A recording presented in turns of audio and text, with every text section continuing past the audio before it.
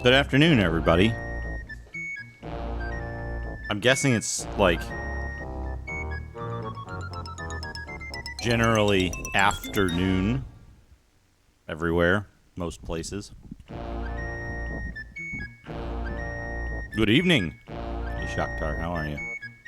I'm a consumer. Thank you for the 4 months. I appreciate your continued support. It's funny when you subscribed because it was updating the numbers. It did your sub thing and then the number went down because somebody else's gift sub expired. I just find that funny. But yeah, thank you for that. 4 months. I really appreciate the continued support. Hey, Zetsubera, Chubo, Shakhtar, Alucard.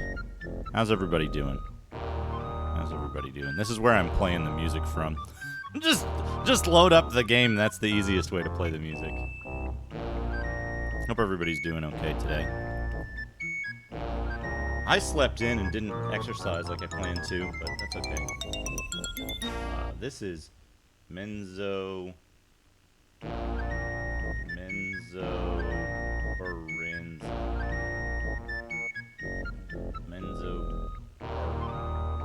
Fucking, how do you spell this? Menzoberranzan? Barenzan?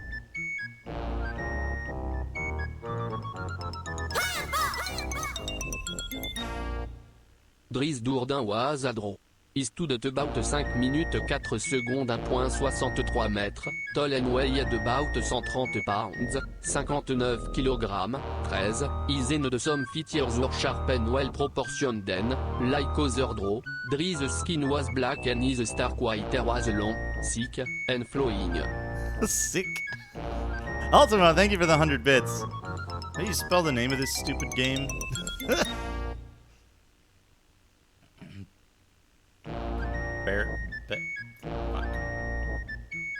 My God, that's fantastic. Menzoberranzan. D, thank you for the host.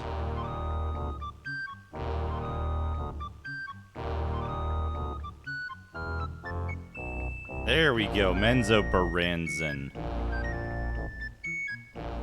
Drizzt fan service, yeah. Alright, quit. Franglish. Let's reboot this. I don't know if Zine will fuck up the MIDI.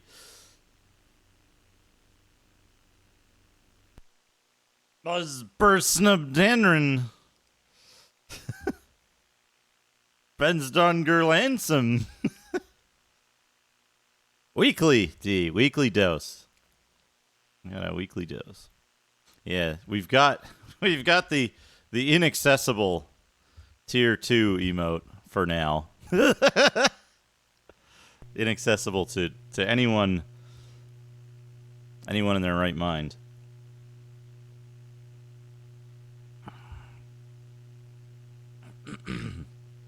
Hold on, let me turn my light on. I forgot to turn my light on.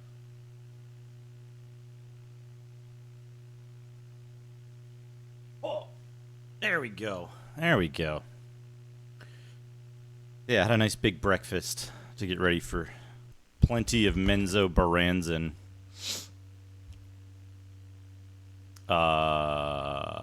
Does this look like the right color? Not quite. Close enough. Now this is the shit. Left Empty, thank you for the 100 bits. Menzo.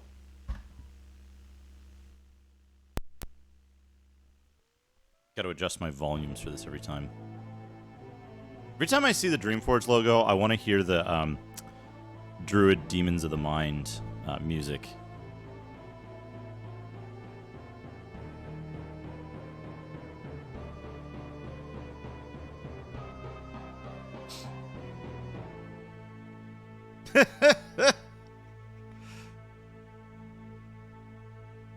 I wonder if Driz Doerden is taken on Twitch.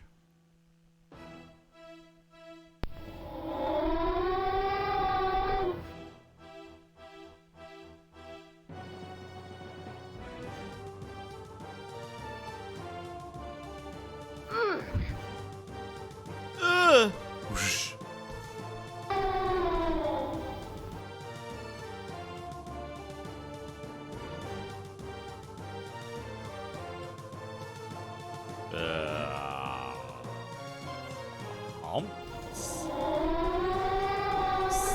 Slowest bite ever. Good.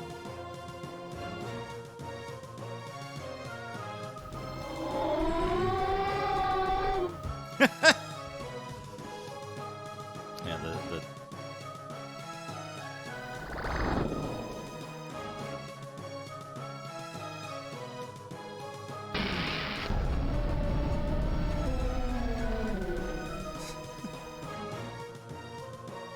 it's dead after one spell. One level 1 or level 2 spell. I don't know which. The beast is dead. In the village, the grateful townsfolk gather. A celebration is planned.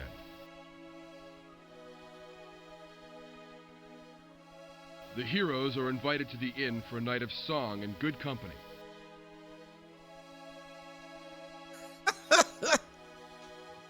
That's good, left empty. Later that evening,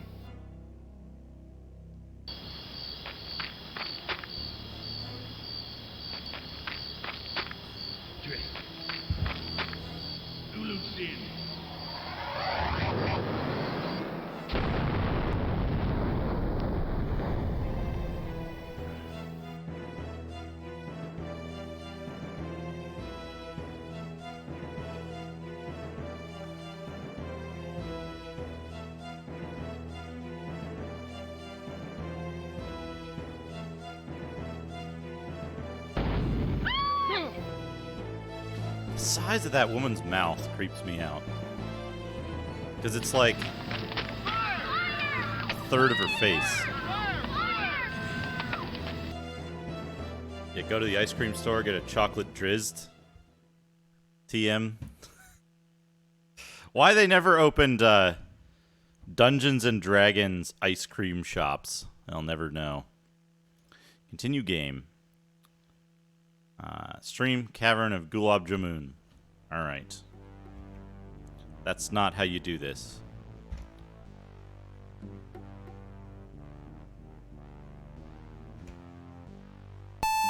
Okay, quick save is working.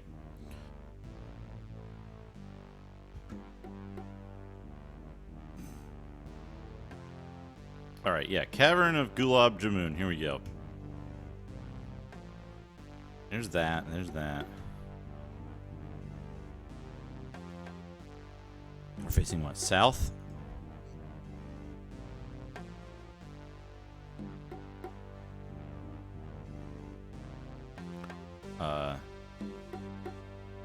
Exit. The beep is probably because it's Dreamforge, probably, honestly. Like, they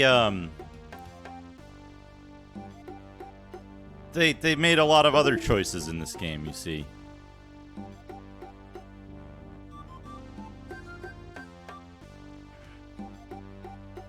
Plate helm. Wait.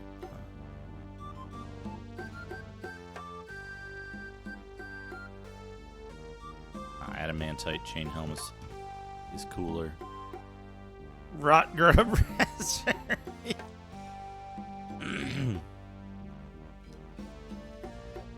This is 3D. I mean the engine, like the moving around here is 3D. The portraits are just pixel art. The icons are pixel art.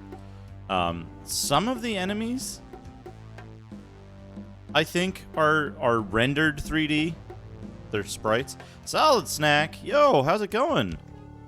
Solid Snack, how have you been, man? I miss your streams. I miss watching you stream. Hope you find the opportunity to get back into it. Like, always good to see you. Always good to see you around. Hey, gimme.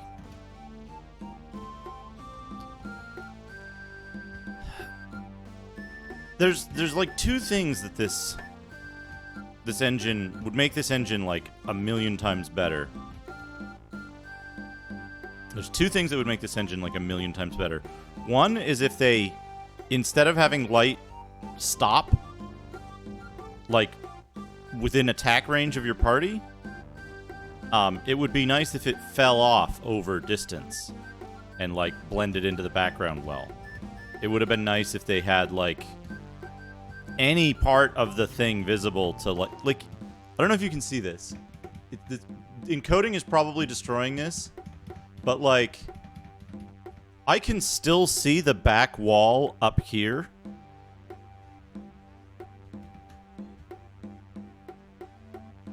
Like, it's still visible. It's still rendering. Yeah, it's still rendering. Like, this wall, right? Still rendering. I think it's even still rendering... I think it's still rendering here, even. Right?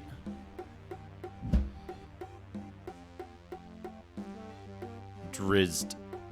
Yeah, it's like... Why... Why...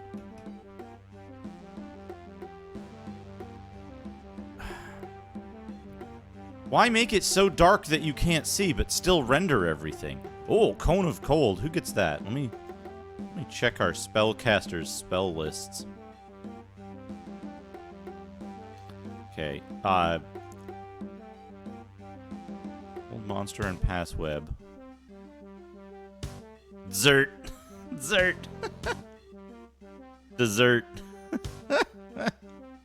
That's good. What was I gonna say? Cone of Cold is level 5, right? Level 4 is Ice Storm. Level 5 is Cone of Cold. I think we want that on Vonar. Then we'll have Cone of Cold and that's good. That's good, Tris. That's good, D. Darkfire. Scroll of Darkfire. Fire. That was an excellent joke, D. I must admit.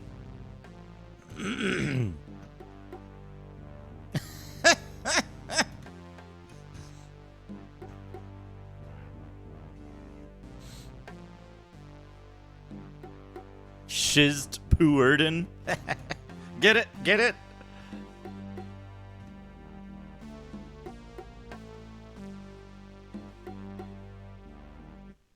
Death by icing death.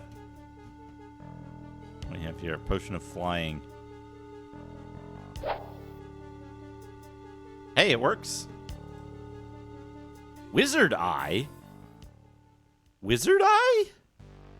What does Wizard Eye do? What level is it? What the shit? I thought that was a spell in fucking Might and Magic. Is this one of those spells that I'm gonna have to, like, constantly cast? Where did I put this stuff? Downloads. Downloads. Menzo docs. Manual. Sorry, rule book. Fuck is Wizard Eye? Dark spells. Mage spells. Protection from evil. Remember when they added a bunch of spells to level 2?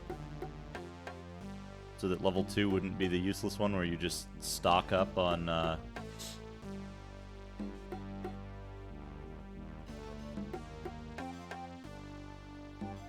It shoots an eyeball.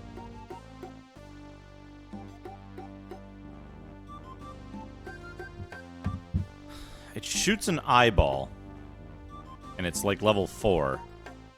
I guess we'll give it to Dad.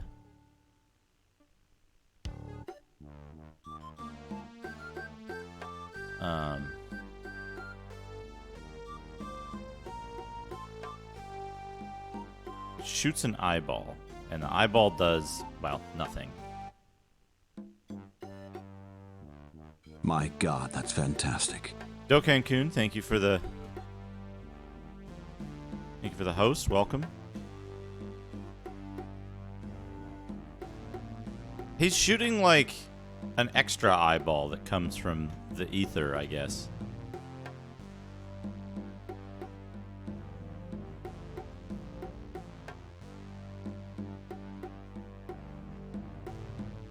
You know, I heard instead of making a 6th edition, they're just going to go to a D&D as a service model where you have to pay yearly.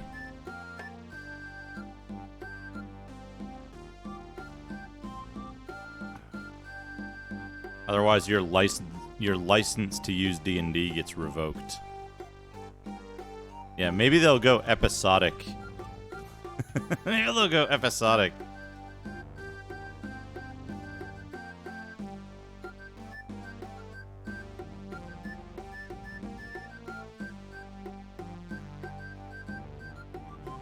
How did I loop all the way around there?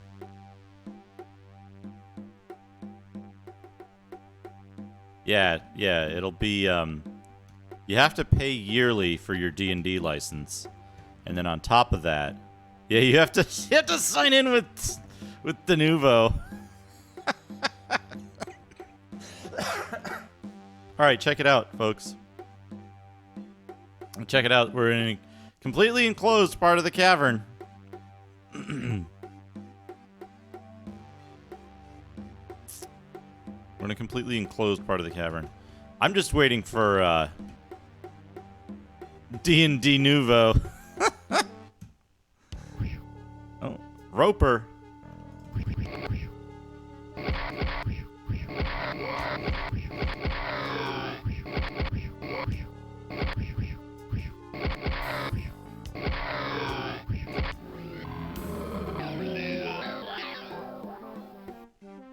Dad gains a level. Nice. I wonder what kind of level Dad gained. Not a cleric level.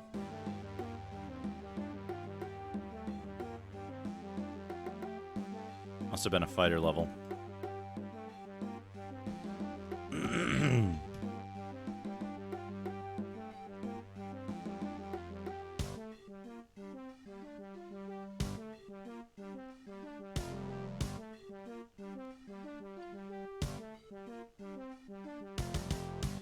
Everything in this game has a fucking weirdo death sound. I don't get it.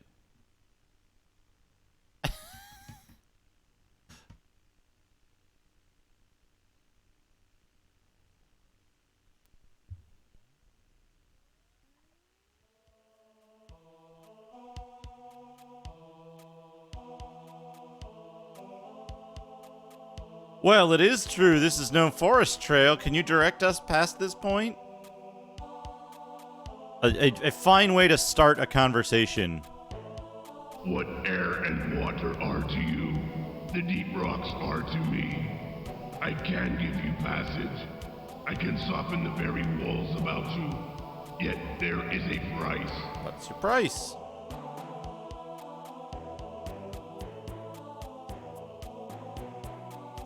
There rests nearby a trinket of stones. It has no powers, no precious gems.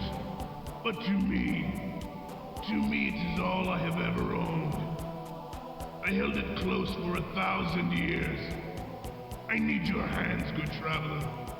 Retrieve the necklace for me, and I shall open a passage.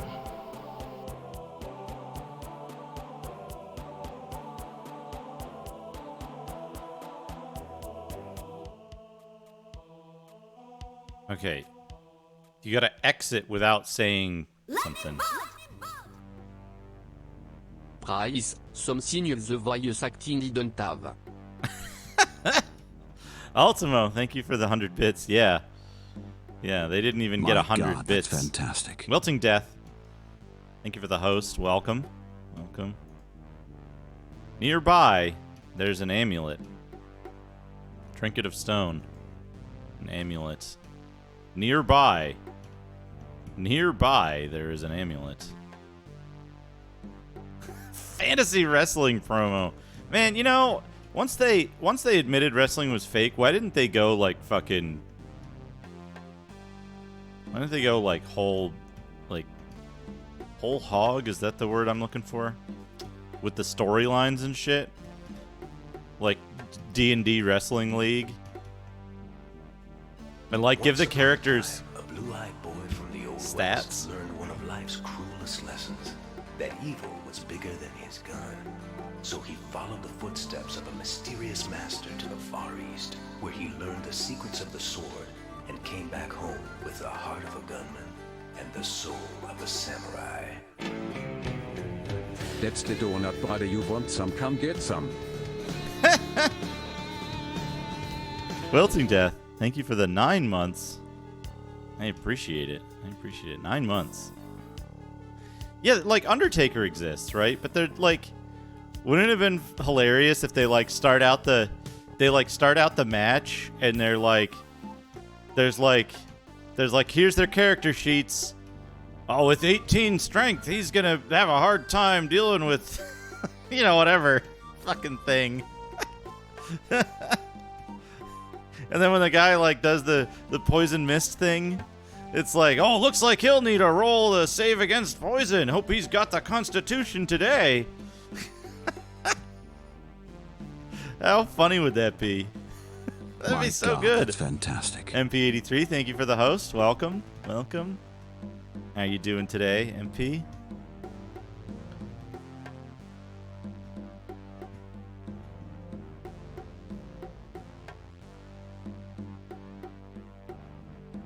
Is that a trinket of stone? No. This place isn't that big, and there's nothing on the ground.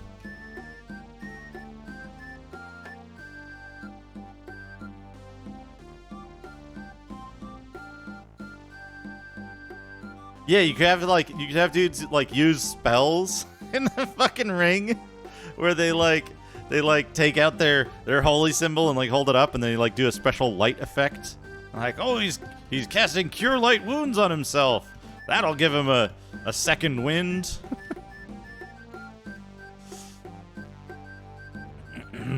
What am I looking for? Okay.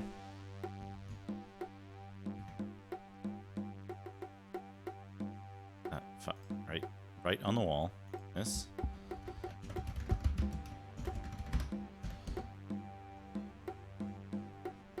Yeah. You have magic missile.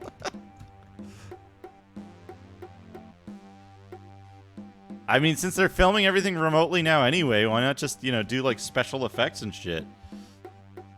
Full on effects crews doing post-production. Like fairly live post-production. All right, we're already going to break out the hint book. Also, I didn't start the timer. Let's add, I think 20 minutes to it. Oops, no, I don't want to...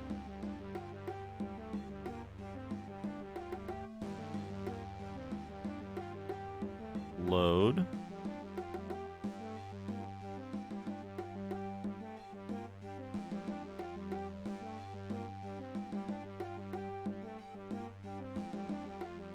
Add 20 minutes to it.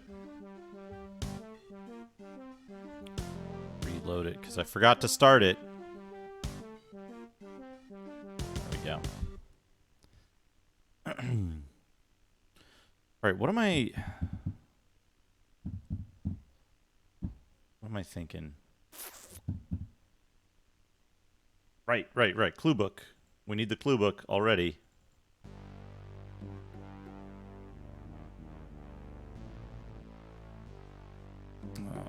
Properties. Are you working correctly? Yes, you are. PDF viewer. Here we go. Wait, you know what? I found... Hold on a second. I think Mokag had a better version of the clue book.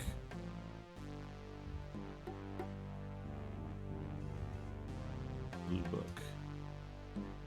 Hint book. Yeah, here we go.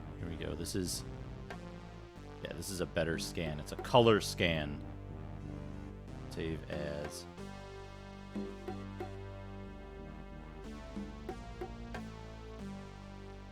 Close that. Just overwrite it with the better one.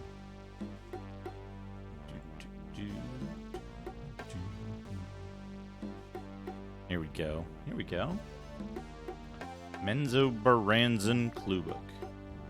Yeah, look how much better this is to read than the other one. Monsters. You can actually see the maps. Dwarven Mines, Temple of Dumathoin, Cavern of Myconids, Cavern of the Gale of Dur. Okay, 7. I'm guessing it's 7. No. 1, 2, 3, 4, 5.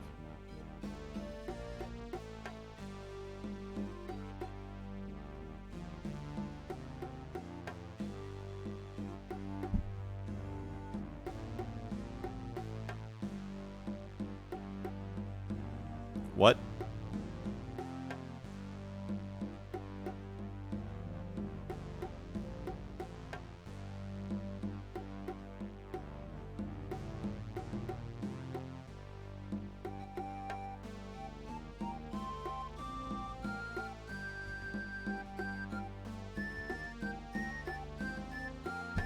What?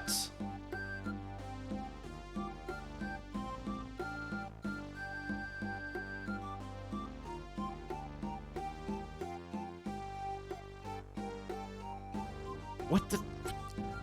What the fuck? I mean, yeah, if you know what I should do, like, I don't want somebody reading... this is why I have the clue book here, is so that, like, you don't need to go, where's the necklace, though? On the ground? But where? There's, like... There's the stuff that I've been collecting down here, and the item that I put by the exit.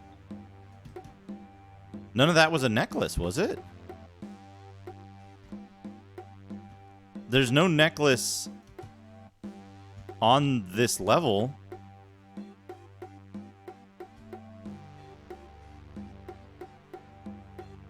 Oh, that was the dead, that's a dead roper.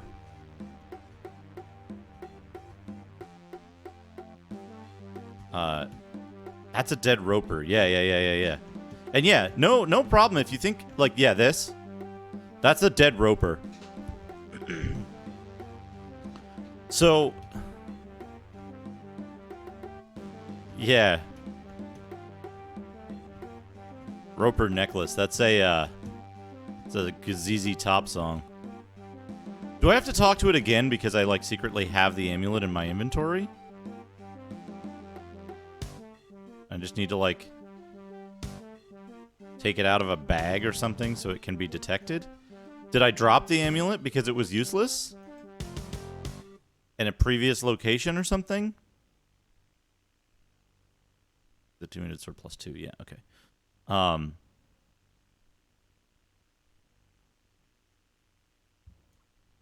Do I talk to you again?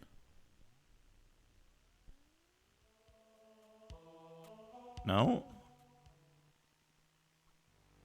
No. Did I choose the wrong conversation options? Yeah, these are all the items that I've found in the level so far. A potion of flying, a potion of pass web, a scroll of dark fire, and a plate helm.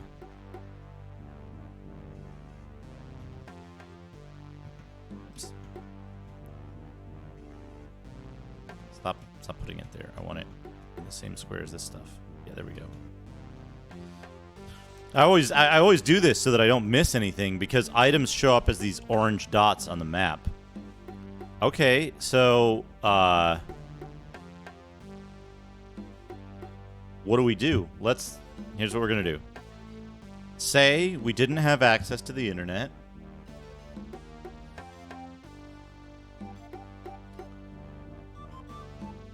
In return for finding a lost necklace.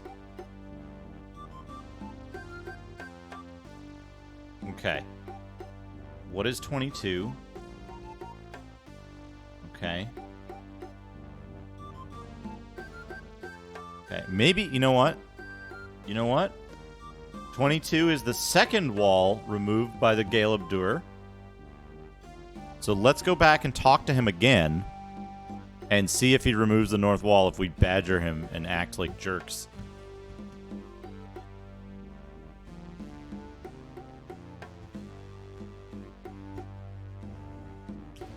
It's the wall.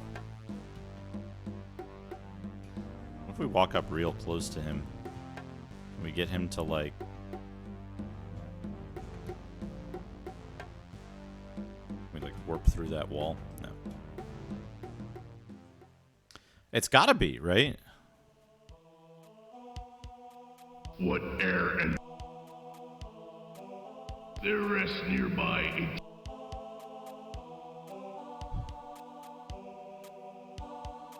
Are you so weary and cynical? The world is deep, good traveler, and life, all life, is sustained by commerce. You wish to pass, and I wish a favor. It is the way of things, is it not?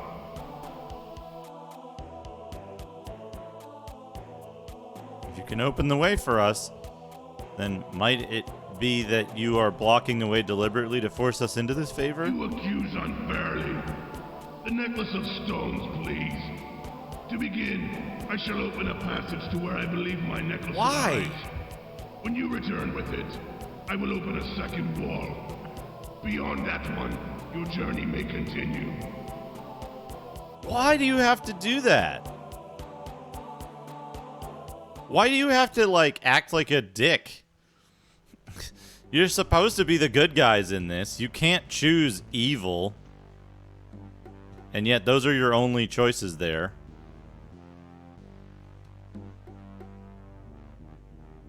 And it sets you up for this earlier by turning an NPC into a Yaklal if you say, like, I don't want you to come with me, instead of just ending the conversation without adding her to your party. Do. Who has it?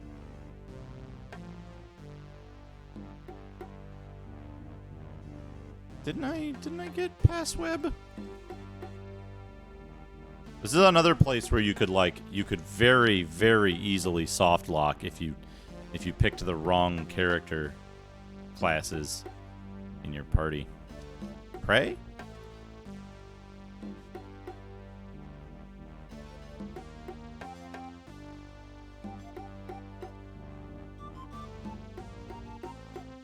Nyeh. Passweb. I like that if you move your cursor to the corner, you can look at this scan in the background.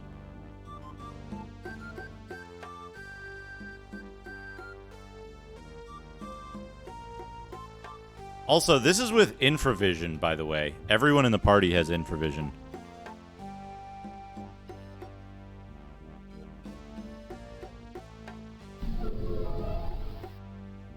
Do you have to cast Passweb on every character?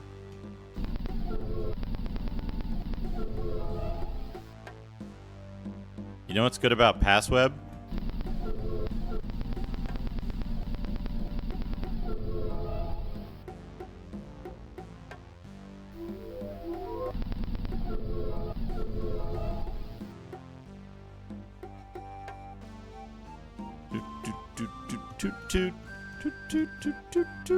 Also, that was one of those walls that showed up as a solid wall when it wasn't.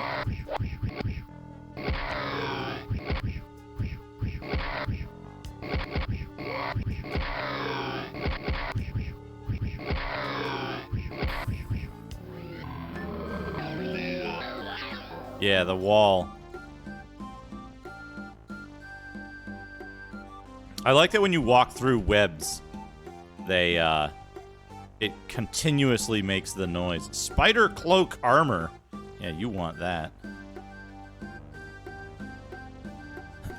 I wonder, can you? No. Whatever these guys are, what are they called? Kenku. Kenku can't wear cloaks, by the way. What am I doing? Right, cast.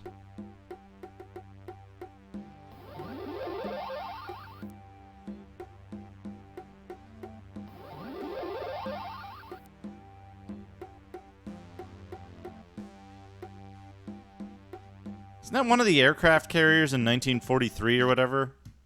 One of the enemy ships that you have to blow up?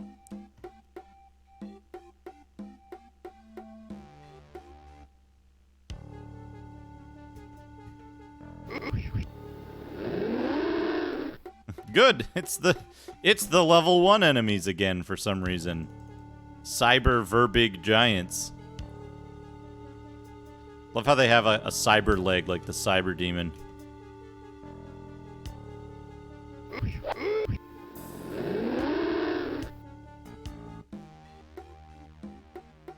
Potion of flying. Yep, it works.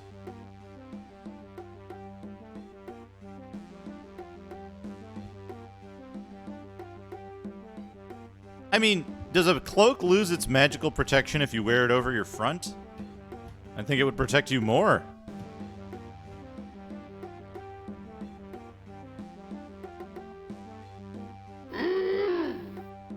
What? That was the jump noise?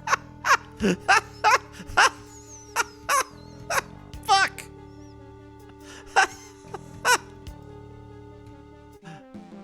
Why did it make that noise when I jumped?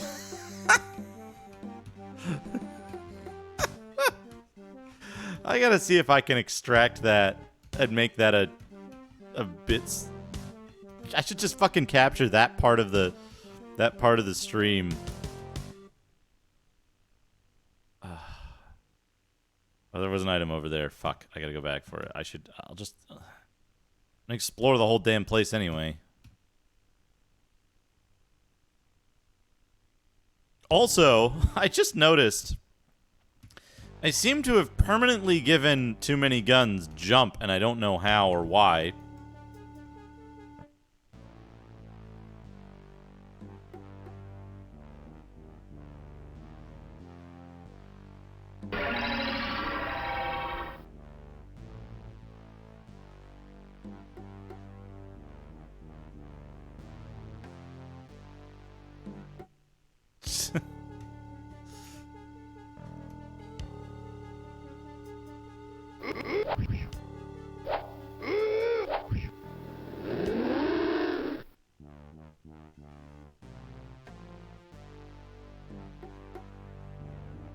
Well, I want it to be just like when somebody cheers.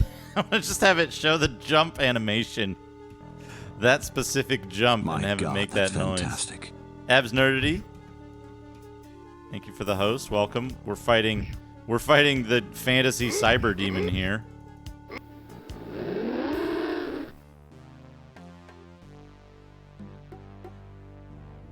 Potion of Passweb, Potion of Flying.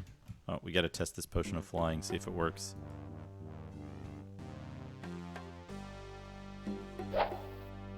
It works.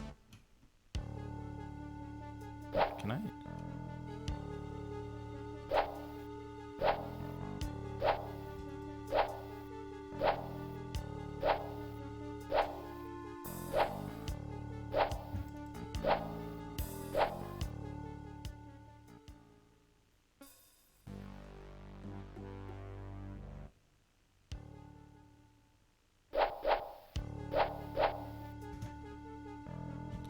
Ropers can't move, right?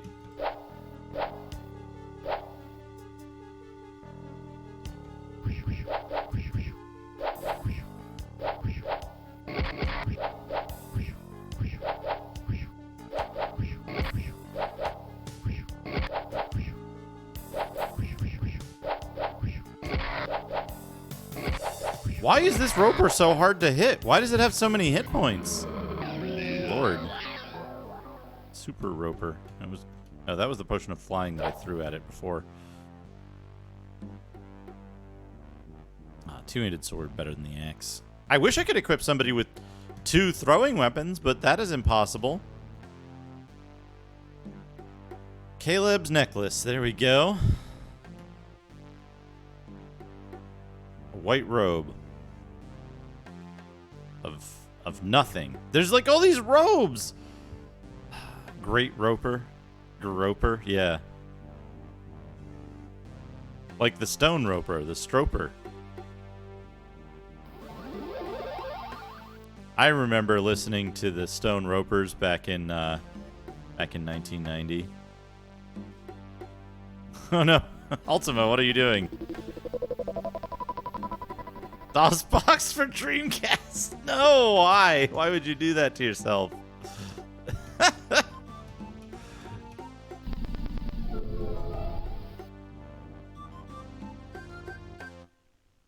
You know what's great about ropers?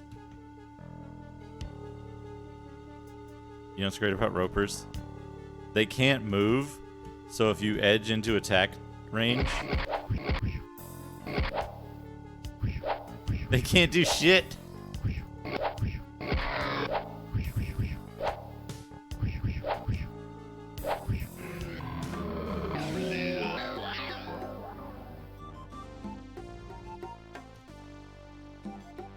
Hey, Jaeger Bombastic, how are you? How are you?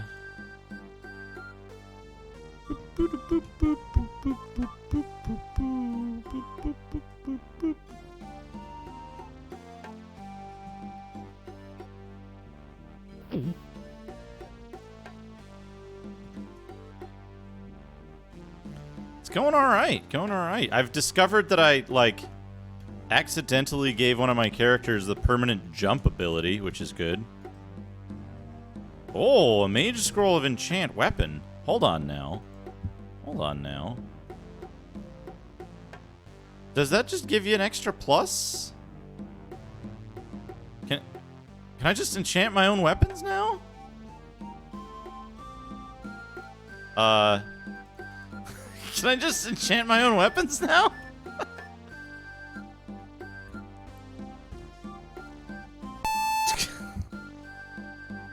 Oh, come on, Choco Socks. Alright, I saved the game. We're gonna rest.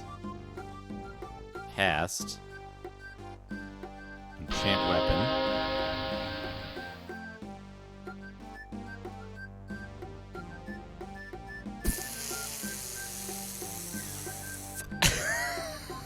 What? What on earth? This is a fucking... Are you serious? Rest.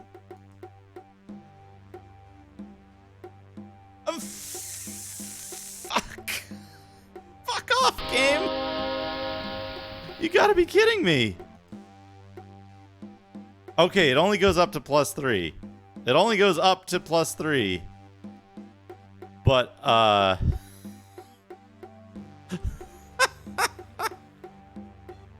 Actually, give me this. Give me this.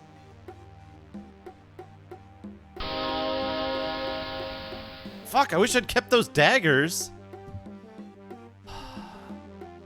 I wish I'd kept those daggers. Shit. I could do the halberd, though. That'll be good for him.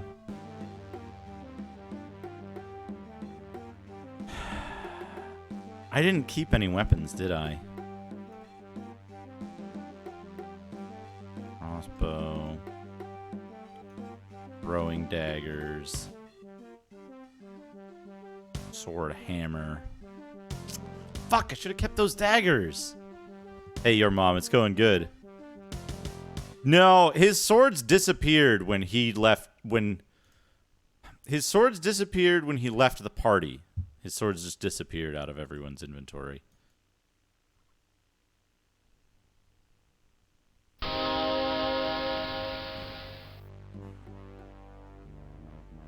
Okay, that there. Let's do the halberd. There we go. I should have kept the daggers, though, because the daggers are fucking...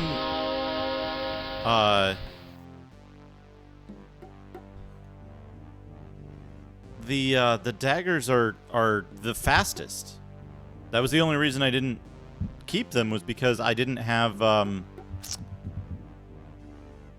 any magical daggers. Yeah, the daggers are the best weapon in the game. I didn't realize you get enchant weapon, and you can just make +3 weapons. What am I doing? This here, this. Fucking I can't figure this out. Okay, there we go.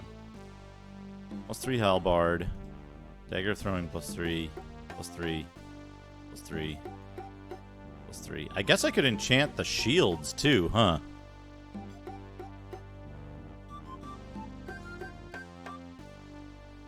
Right? Maybe? Maybe?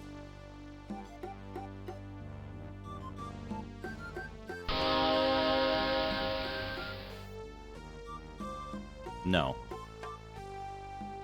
Shields don't count as weapons. Raw fists are better, yeah. So I guess I can ditch all of my non-magical weapons now, right? All of this stuff is garbage. Because we have a quarterstaff +3. Yeah, dual wielding shielding.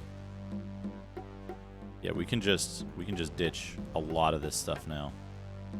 I don't know why I'm still holding this Piffwaffly Quoke, but I am. Two-handed sword is no good. Axe of Hurling will keep. Oh, I can make the Axe of Hurling better.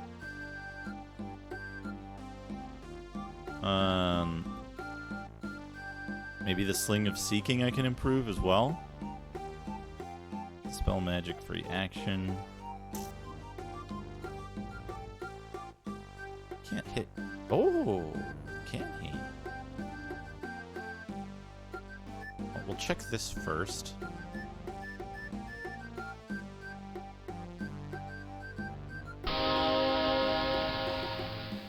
Check this first. Okay, Sling of Seeking you cannot improve. Pickaxe. Can that be improved? Oh, you can enchant non-magical items so they become magical. You totally can. I did that with the quarterstaff just now. Yeah, pickaxe you can't use. Just some items cannot be enchanted. But yeah, now everyone has +3 quarterstaff. Quarterstaff +3, longsword +3, short sword +3, battle axe +3, axe of hurling +3, halberd +3. I literally just need the base items, and I left them behind somewhere. I guess I could go back. I could go back for them. And yeah, permanent jump now.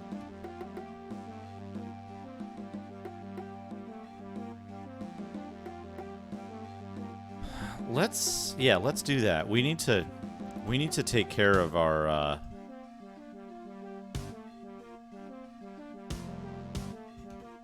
Oops. Who's got it?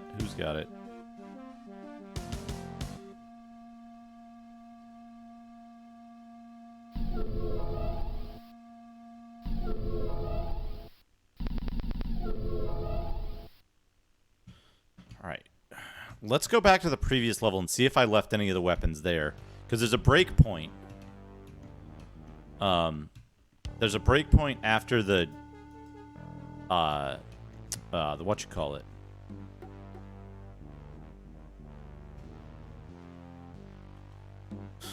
The minecart ride. There's a break point there where you can't return. So I'm gonna...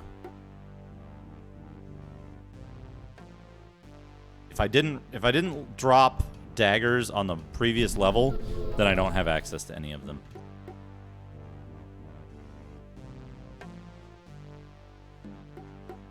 Oops, wrong way.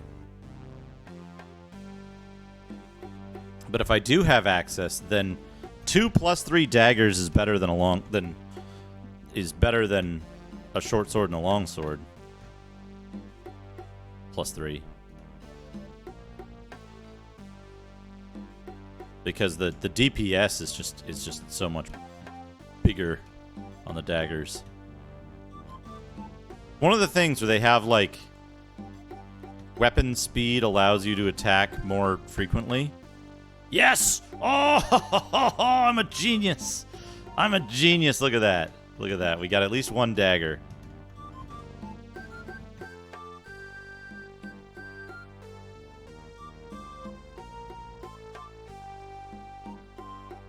right? Yeah. What about this spell Pass Wall that's the same level? Nah, we can't use that. That's illegal. Okay, did I drop any other... Ah, yeah, up here. I got 2... I got 2 things. All right, we're going to do a little backtracking, folks. We're doing backtracking to become more powerful. Wait, was that a... No, okay. Of course, I left my shit at the start of the most maze-like, time-consuming to pass through level.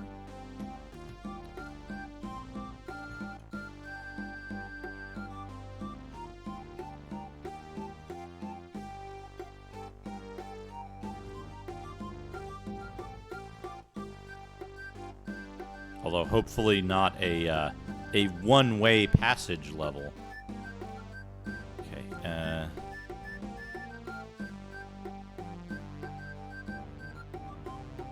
One item there.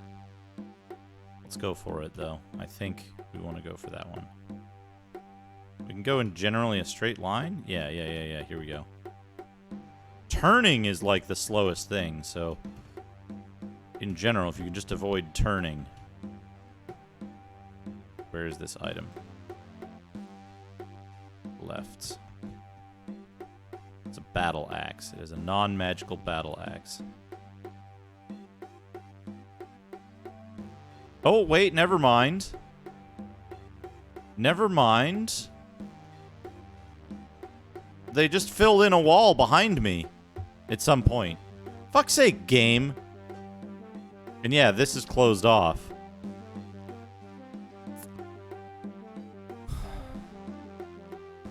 Put your items in a place where you can go back and get them later, it says.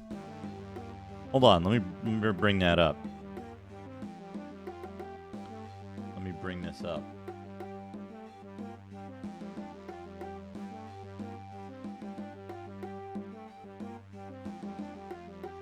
Where is it?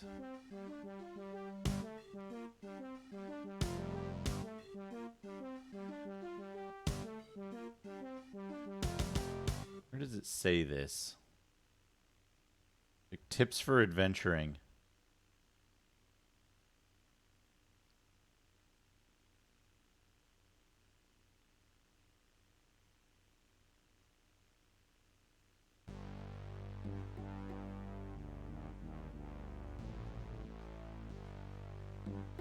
Yeah, I gotta find it. I'm looking at the...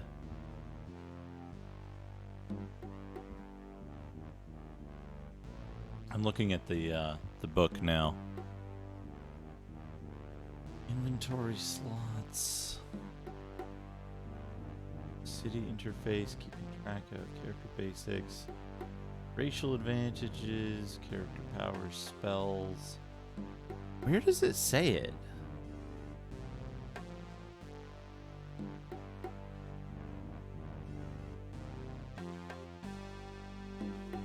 Strategies for using spells.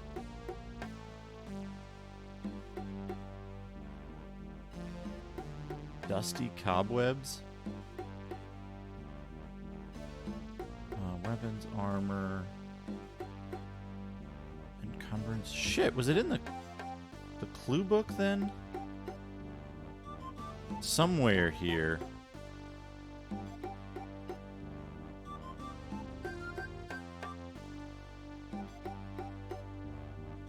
Was it in the clue book?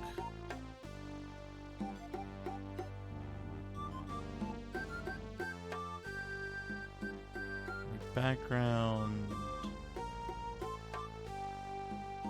No.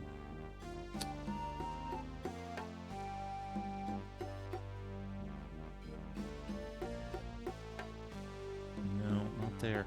It had to have been in here. It was I swear it was in the rule book. Let me see. Is this yeah, this is OCR. So,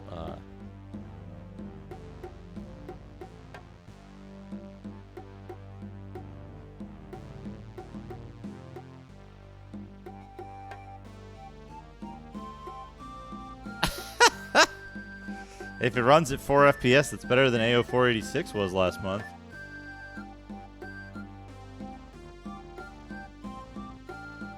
Where is this?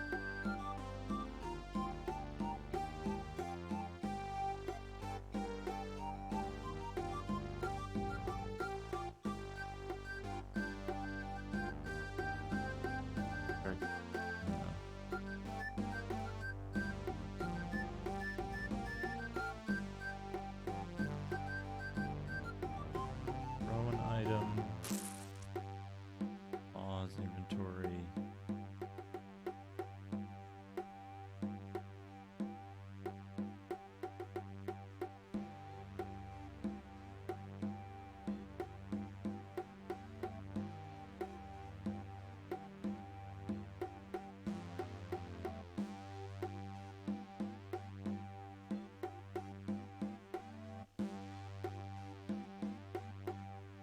Container.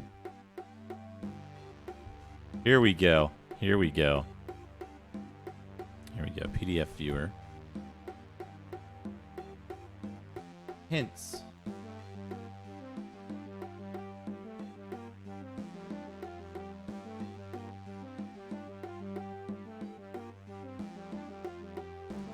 Hints. This section contains hints to help your characters along their way. Carry items with you. You never know when your characters might need something they've found. To carry an item along for the adventure, pick it up and move it into the inventory. If there is no more room in your character's inventory, find a safe and easily accessible location to stash items that cannot be carried.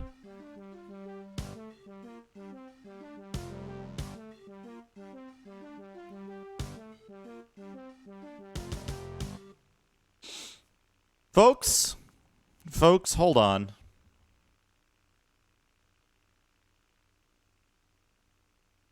Hold on, I need to do something here.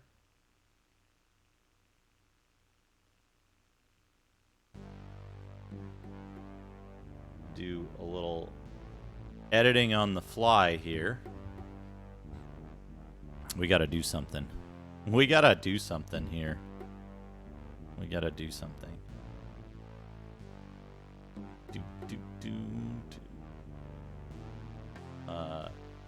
Let's just clean this up a little bit. We'll see. Yeah, there we go. Oh, why is this brush so tiny?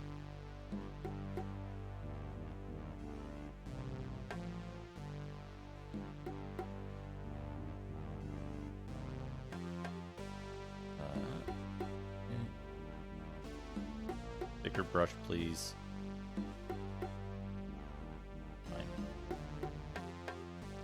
Okay.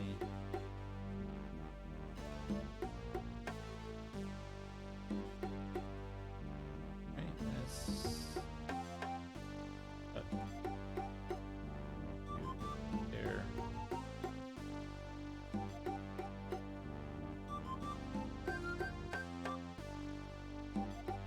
No, wait, not. No. Cut. Fine.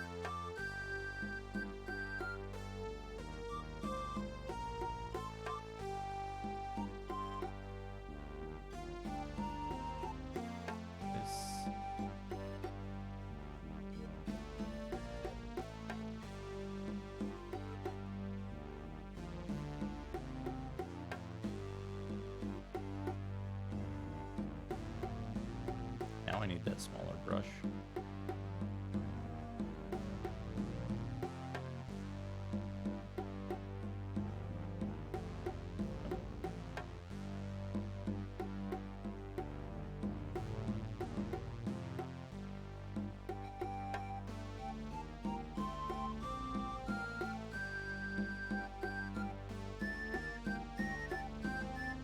Good enough.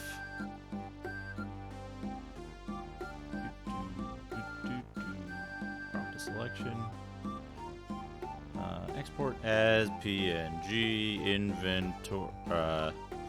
Safe.png on my desktop. Sure.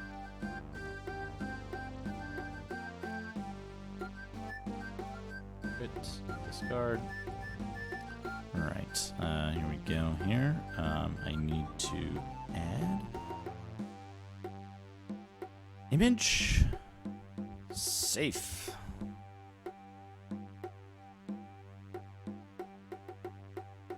Browse. Desktop. Safe. Where can we put this? That's good, right? Does anything important appear in the upper left? I don't think so, right? Yeah, that's fine.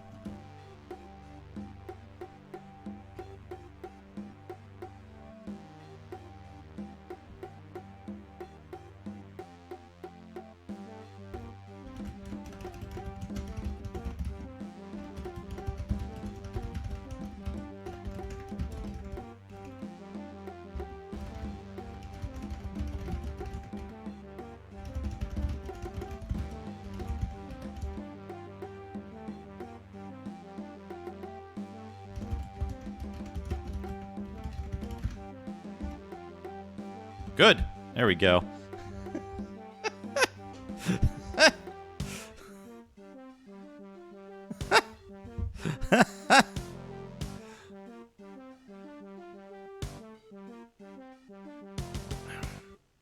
Hello, Amisha. How are you?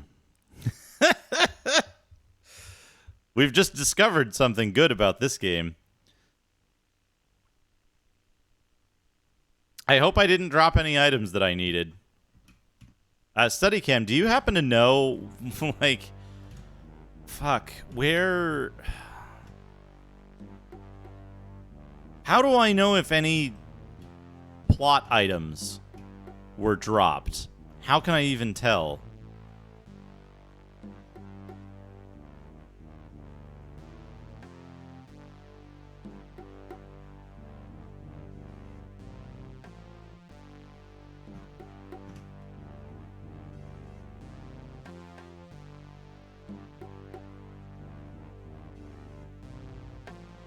Like, I could be soft locked right now by not being able to go back and get that stuff. I was pretty careful about stuff on the...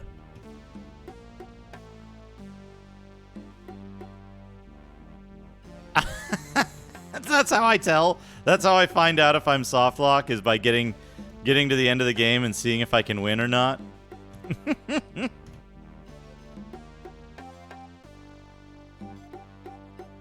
God.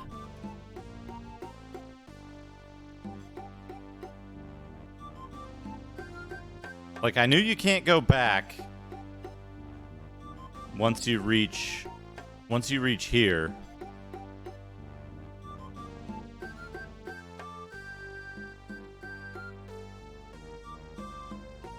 Right? How do I put this? I guess I'll do this. One-way exit rendering previous preview. One-way exit locking out old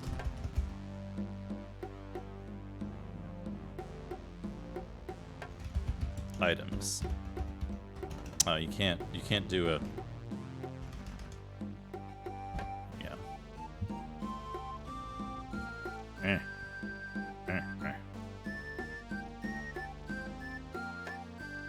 Oh yeah, like completing tasks in Linux is far easier than doing literally anything in this game. Figuring anything out in this game, I should say.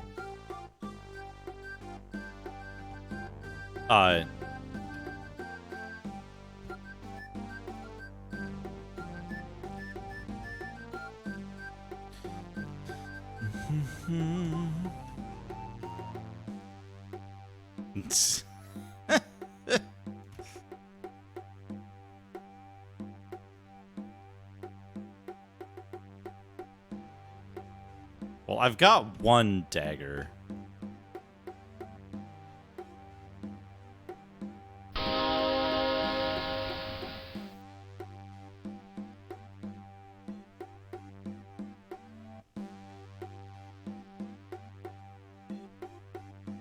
What is it, Study Kim?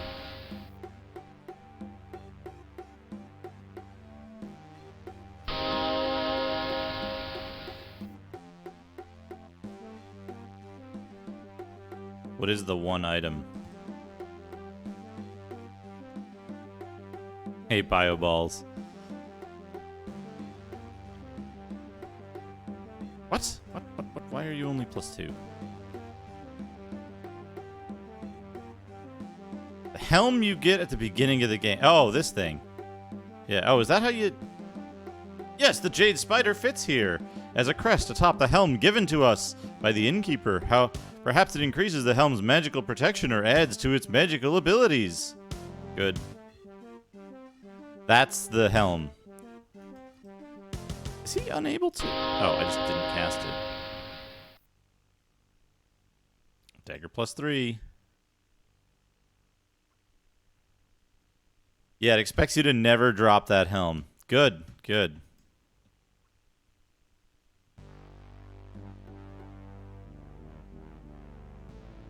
Did it... How did everyone permanently get jump? Yeah, randomly slap a spider amulet on it.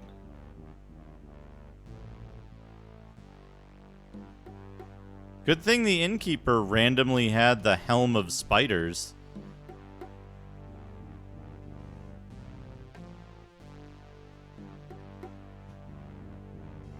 Right? Don't you think? Good. Wasn't there an exit here?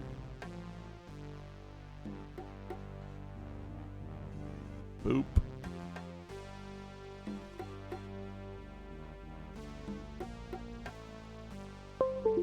This level's darker because it's under darker. Do. I wonder if you enchanted Drizzt's scimitars, if it would also reduce them to +3. All right, here we go. Here we go.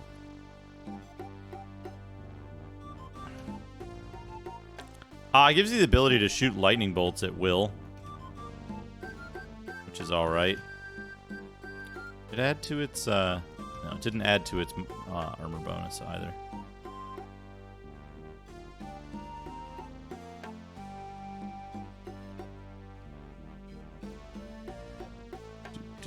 There's a basketball game going on outside and people yelling.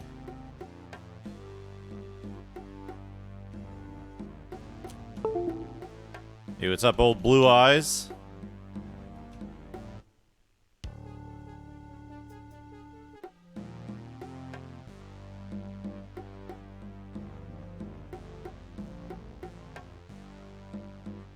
Yeah. Close. Please appreciate the message in the corner now.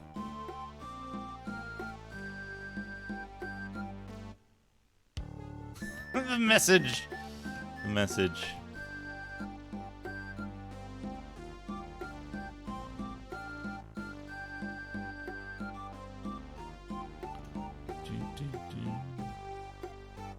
Yeah, the incredibly purple walls here. I guess I should detect magic.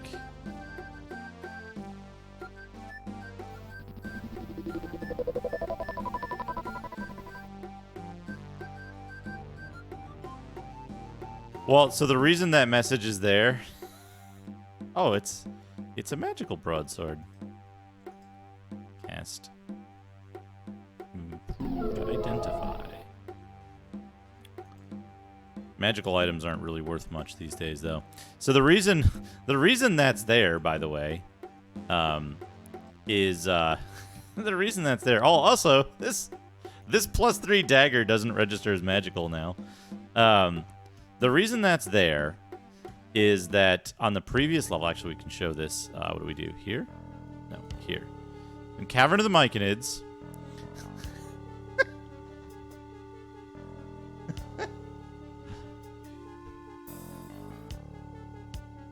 We have this. Oh, there we go. There we go.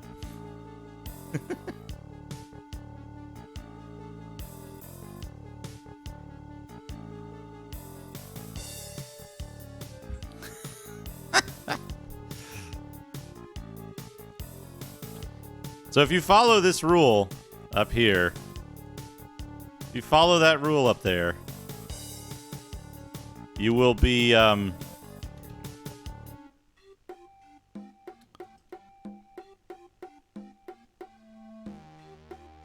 you will potentially be unable to finish the game if you've dropped anything that you needed. Look how fast the dagger attacks, by the way. That's why the dagger is so good.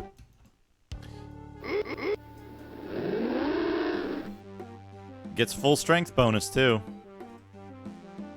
A blue candle.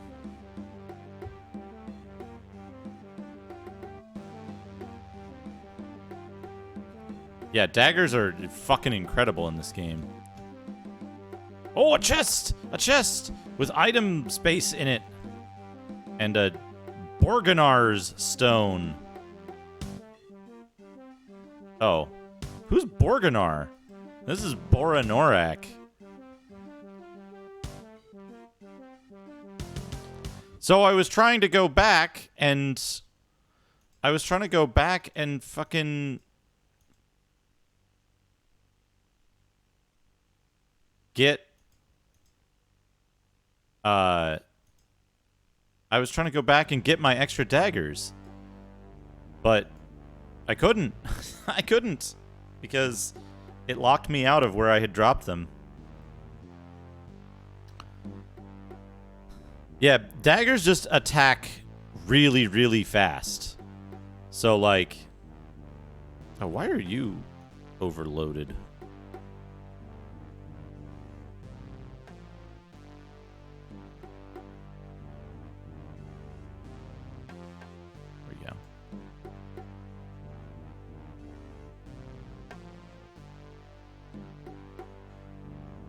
Yeah, yeah. I accidentally dropped my daggers because I didn't know you get enchant weapon. It was like, well, whatever. I'll just, you know.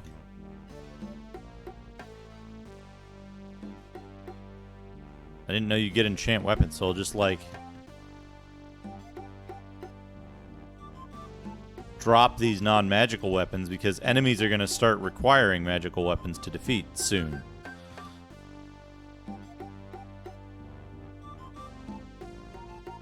And it was like, I just passed through a one-way thing, a one-way portal, so presumably they're not going to put a second one-way portal right here. Exactly, exactly. There's like a cinematic, you'd know what's going on. And like, if I'd thought about it... Are these are regular arrows. We don't need another quiver.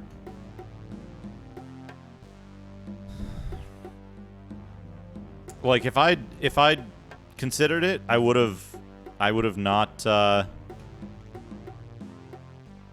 I would have moved all of that stuff and thrown it through that entrance. As slow and stupid as that sounds.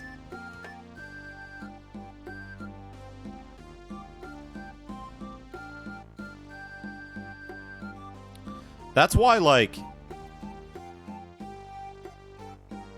I'm hoping that from this point on I won't need any of the... I know I need a candle. I know I need a candle for something, because I like read ahead in the hint book and just saw some stuff. So I know I need 2 candles. The dagger's like twice as fast as the longsword, so its DPS is like 80 million. Acid bolt. Give that to Bonar.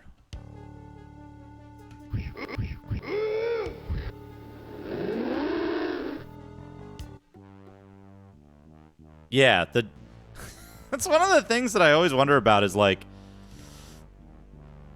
did they just not consider the power of the dagger in this?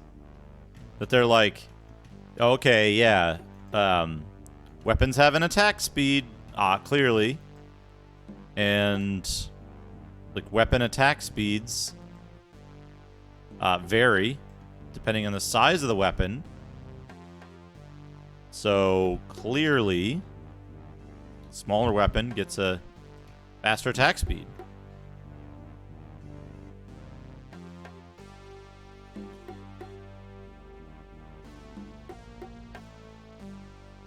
Also, everyone in the party permanently has the ability to jump, and I don't know why.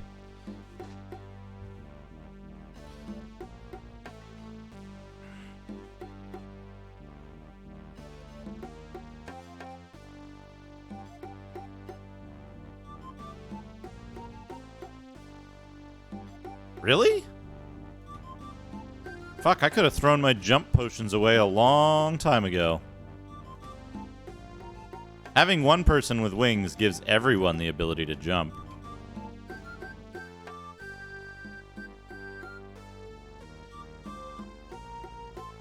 Like, I don't know if I need the pick or the holy symbol or any of that shit.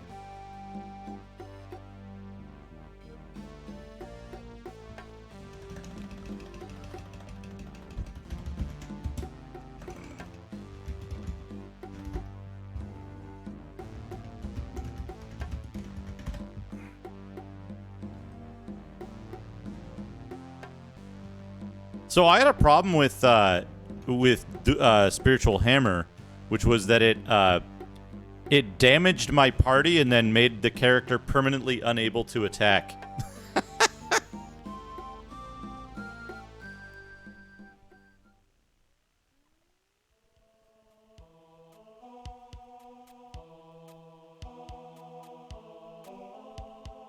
We have returned with your precious necklace of stones. Will you open the way for Precious us? trinkets of stones, so long lost. And my soft friend, so quickly you have returned. I was prepared for another age to pass, for your children's children to finish our bargain. Now the walls will melt away and give you passage. Your destiny awaits.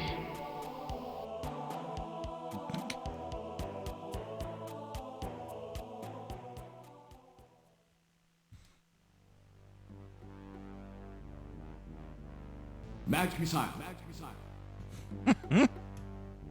Marvin, thank you for the 25 bits. If it's an original AD&D Gale Abdur, those are his toes because they don't have arms. Boop, boop, boop, boop, boop, boop, boop, boop, boop. Just a regular old shield. Hey, you know what? I got this for free. Let's do it. It doesn't do anything because spells are broken. You know it's not broken, though? Hitting enemies just outside of aggro range.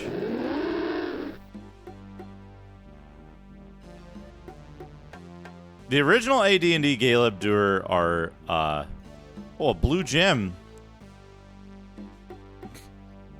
Good. Get that gem.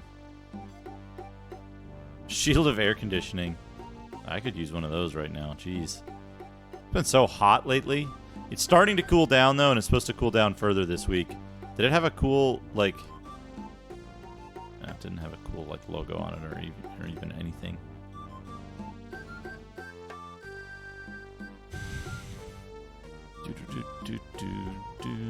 Solid wall. It told me there was a solid wall here. Is this the original guy? Yeah. So those are his toes. Those are for certain his toes.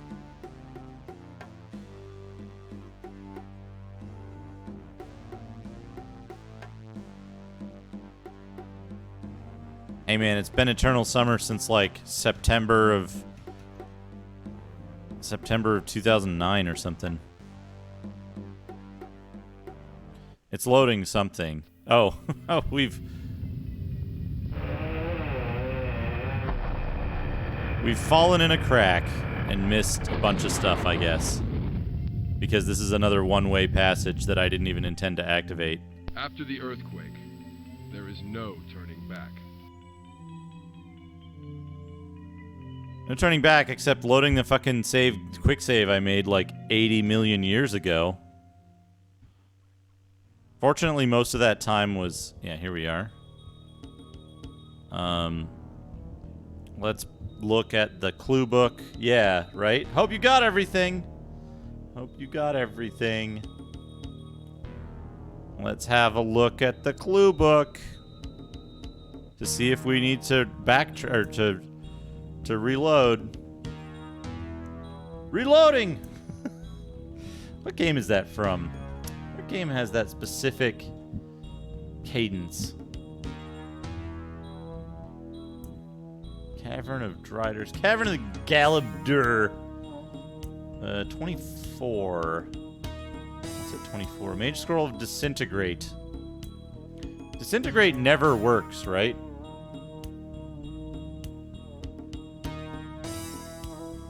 Oh, no. Is it Left 4 Dead? It might be. Yeah.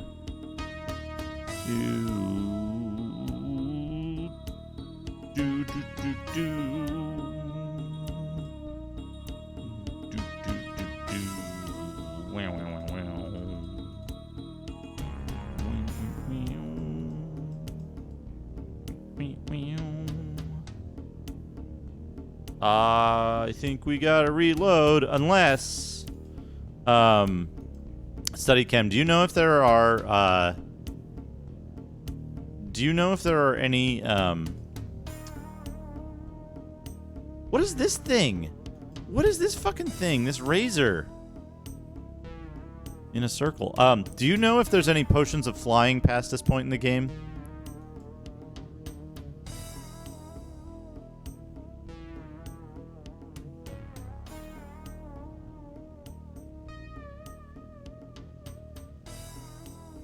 Potions of flying.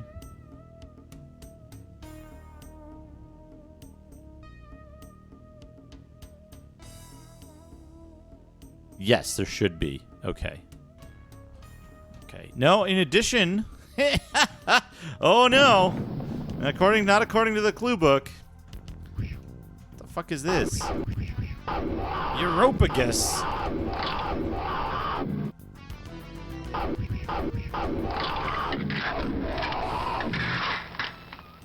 Good noises. There's a potion of flying here, though.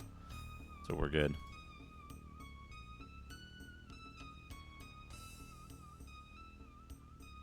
Did somebody get poisoned? You need a potion of flying, according to the clue book. It says, a blue gem, necessary later in the party's quest, and a potion of flying. From here, the party travels west to location 26. If you miss the blue gem before the one-way... Hold on.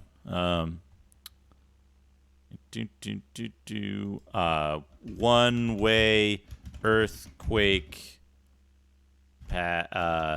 one-way earthquake locks party out of necessary quest items.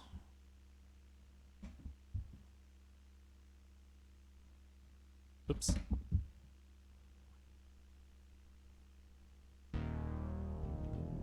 Oh, what's this? What's this? Oh, that's good. That's good. You know what? I need more coffee. Hold on. Let me pause the timer here for a second. Let me put this up.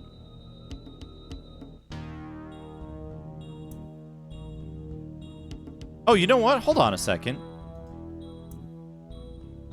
That was not too long ago. Anyway, I'll be right back. I need more coffee.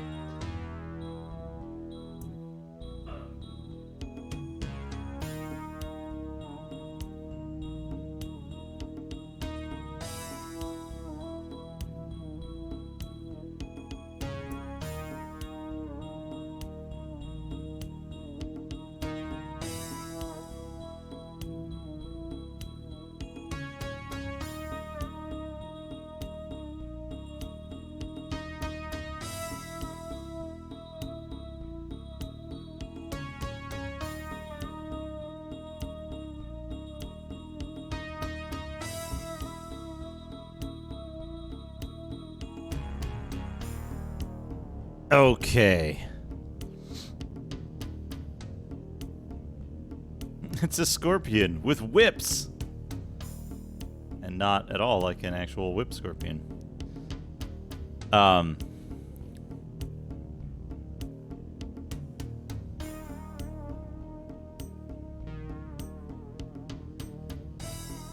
on a second. I gotta set this up. I gotta set up this emote combo.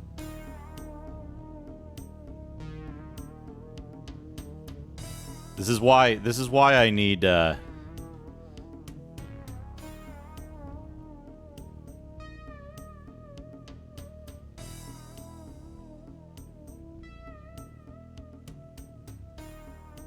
is why I need coffee. I need more coffee. All right, let's get back to it.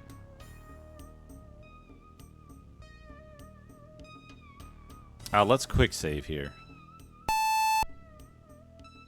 I did make a save, like, later, so there's that. Oh, what's this? An orc? You know, it kind of bugs me that they got away from, like, orcs being good bad guys. Hang in there. The best enemy. What do we got here? Yeah, the flail snail is pretty good. There's better, though. One of the best enemies in D&D is in this game. I like that they put that there. One of the best enemies in D&D is in this game is the whatchamacallit? The Cloaker Lord. What a fucking chump. Drow are fucking chumps. How do they survive down here? They die in 2 hits.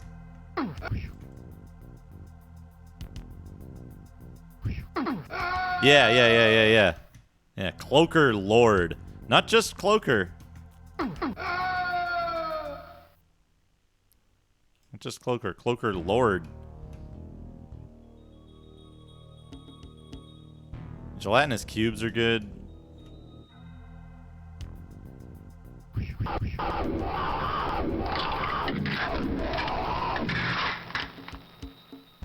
That fucking sound.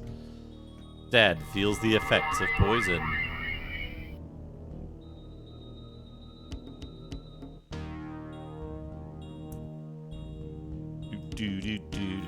Whoops. Hey, Habilon, thank you. This is it's a Microsoft wireless PS2 mouse.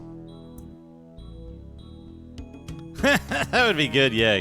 Get a whole bunch all at once. I don't think the game is capable of rendering more than one enemy at a time, though, so you rarely get crowds of enemies. Is that an Umber Hulk? Or a Space Marine? Not really sure what's going on there. Yeah, Vegapygmy. Oh, I should change Dad's memorized spells. He doesn't need enchant weapon anymore now that we all have. Oh yeah, that's true. An Umber Hulk in power armor. That'd be pretty good. What does Stop do? Stop sounds good. Let's get Stop. Actually, no, we'll get Stone Skin. No, Stop. Stop is probably, like, incredibly good. Acid Bolt, perfect. There we go.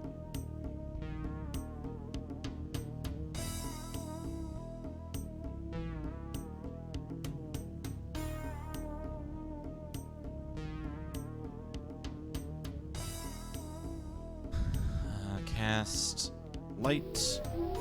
There we go. Why?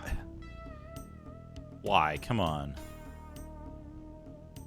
What the shit is going on over here? Looks like a spider is spinning a web. Also, was that a fucking one-way? No. Okay. Not one-way.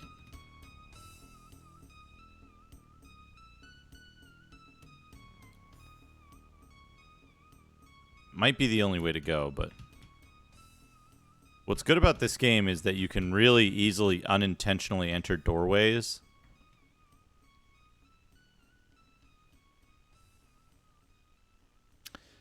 Disintegrate is a good spell because it never fucking works on enemies.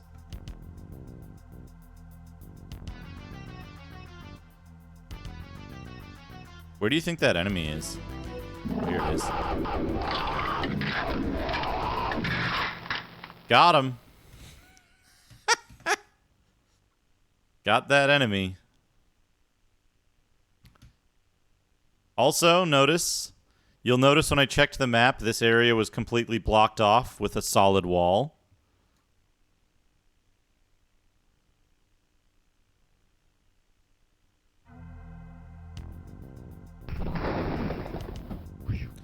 Oh man, that would be good. Where is it?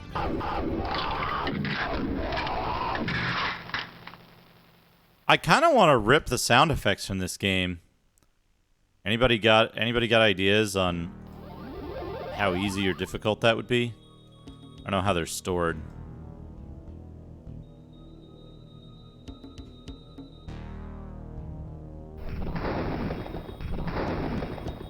Look at a real software.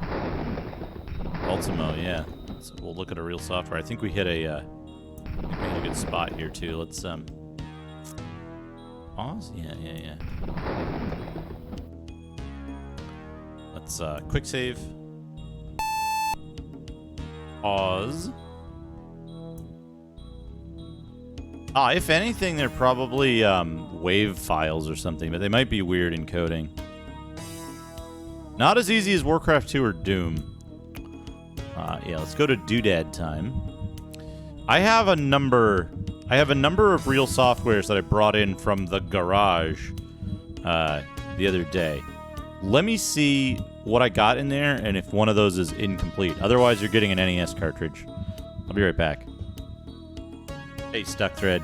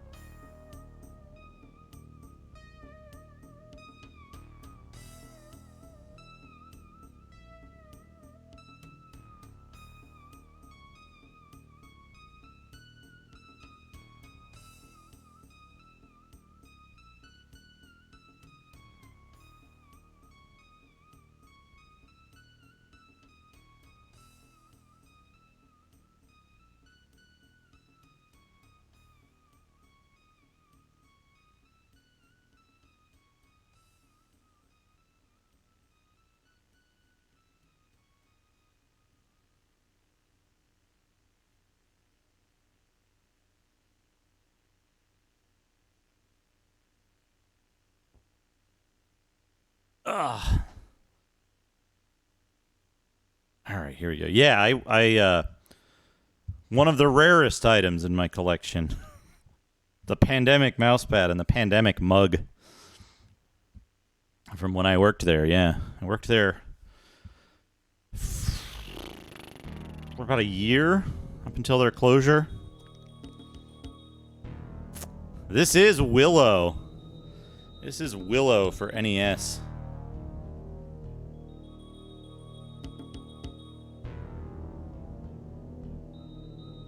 Yeah, Capcom's Willow for NES. Now, funny story behind this.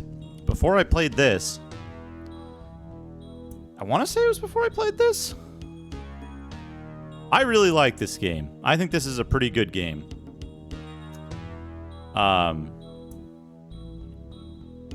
Here's the thing. I was initially disappointed with this game when I played it, because I had played the arcade Willow game prior to it, and then this wasn't the same game, and it was an NES game clearly, so it wasn't a what CPS 2? Is that what Willow is? Arcade Willow is CPS 2? CPS 1?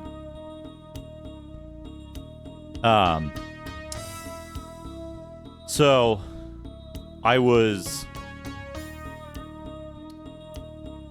disappointed that this wasn't the arcade Willow, but is that for public release already, Abs? Or did what's his face? Is that still like behind the Patreon wall? Oh, awesome. So Willow, this game, the NES game, is very good, I think. I think it's a very good NES game. Some people say it's like a Zelda clone or something, but it really isn't. It has a lot more depth to it, I think, than Zelda, and a lot more of a like plot-following flow.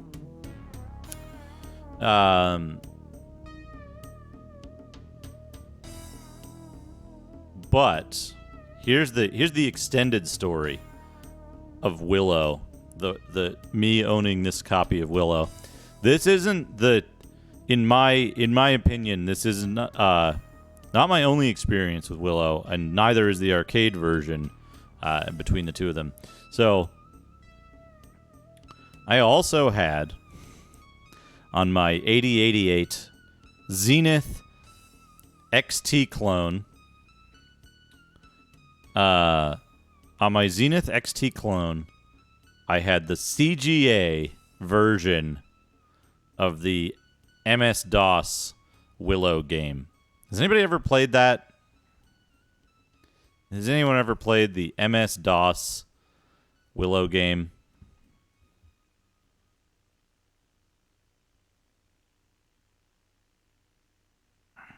There's a version in CGA, version in EGA, and there is an Amiga port of the EGA version, I believe. It's fucked. It is so fucked. It's like a 1989 game, I want to say. So, like, in 89, most stuff, I think there were, like, a few, right? Like, a couple of VGA titles just coming out. Majority of stuff was, I think, EGA. And there was still a decent amount of CGA stuff still coming out. It was 89, I think. So the DOS Willow game, which I no longer have the discs or anything, none of the doodads or anything for it. It's an excellent. It's a sword and sorcery movie at its heart, really, but it's kind of like just given a nice little twist. So the DOS game is fucked beyond belief. Where it's like the first level in the game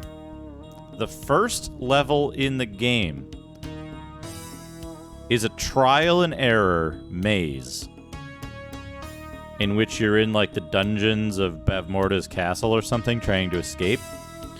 And it's like it shows you a room and you have some exits. Many of the rooms look identical, and you pick an exit and either you die and have to start over, or you go to another room. If you take too long, you die and have to start over. So, like, literally, through these identical rooms, you have to figure out a path of, like, left, forward, or right. Those are your three choices, and you have those three choices in every room. Left, forward, or right. I never got past that as a kid. I never got past the first stage because they decided a trial and error instant death maze was the best foot to put forward. I later played a hacked version of the game where there's a nearly unplayable, like, The only other part I remember was there was like a nearly unplayable bit where you're in like ice tunnels or something, and you're like sliding down, and you have to. It's basically like audio surf, only you die inexplicably for no reason sometimes. Or like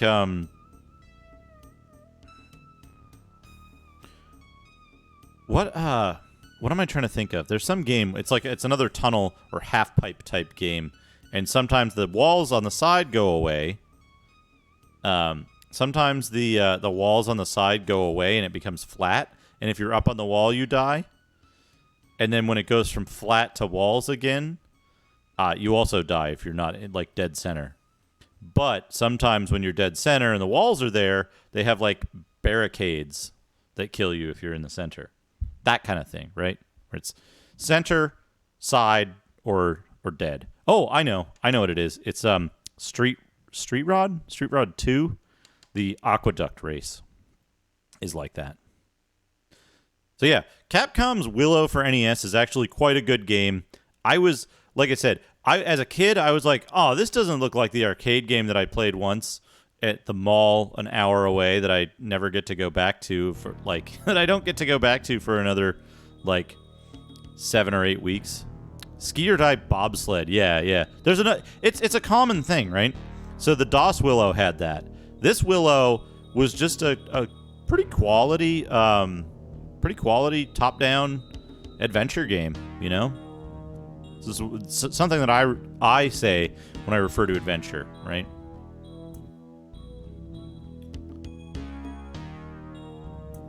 Oh yeah, the arcade version. It's CPS1, Capcom CPS1. So it's on everything. It's on Mister. It's on MAME. But yeah, this is it. This is a good game though. Very good game. And I realized for the complete real softwares, I have a whole bunch of stuff now for complete real softwares. With I got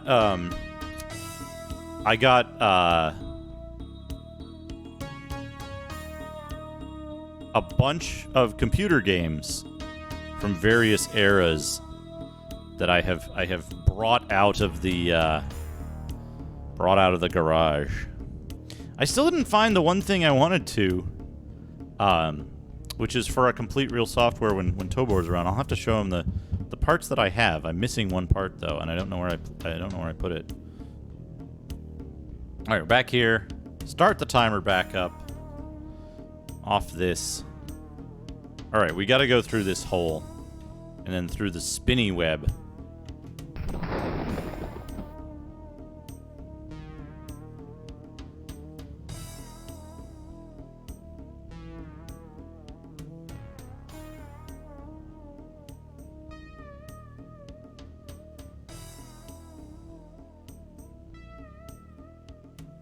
For a bunch of items somewhere. I got the one I need, though. Whoops.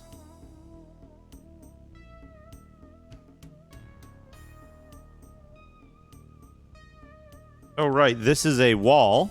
This is a solid wall, where the other one is not. I guess we can cast.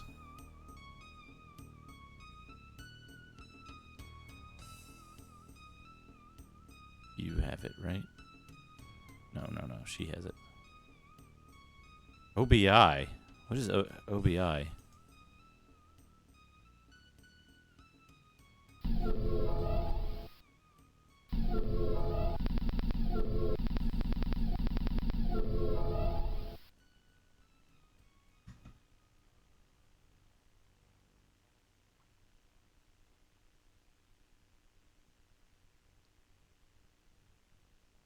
Obi? I don't know what an Obi is then.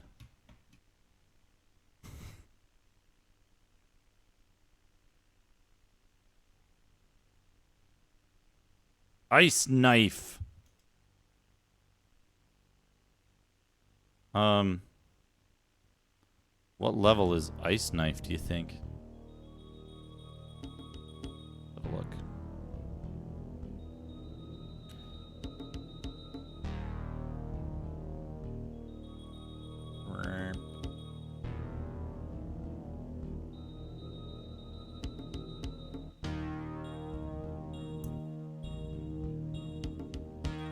Ice Storm.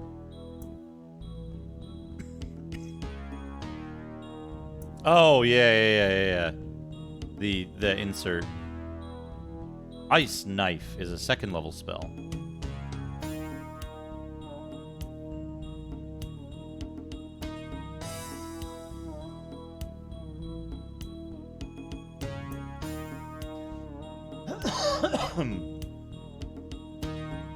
We'll give it to Vonar.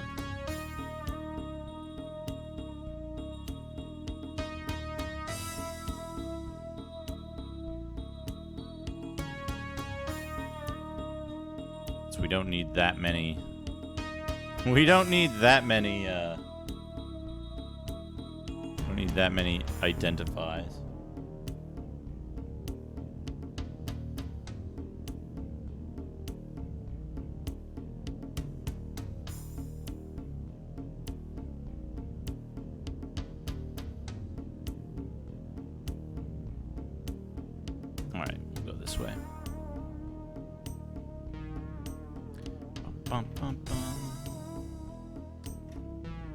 It's funny. Most of the 3DO games that I have those little spine inserts.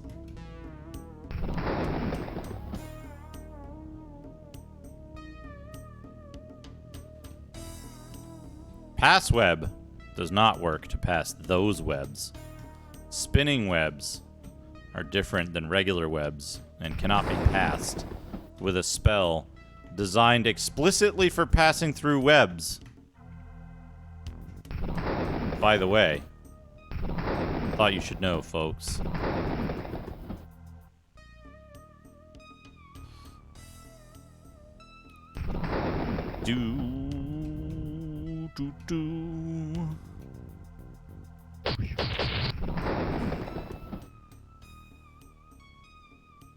The violent fungus is dead.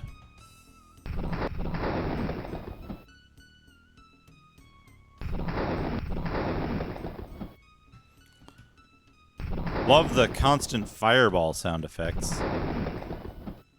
Oh, they give you a replacement blue gem here as well, in case you missed one on the upper level.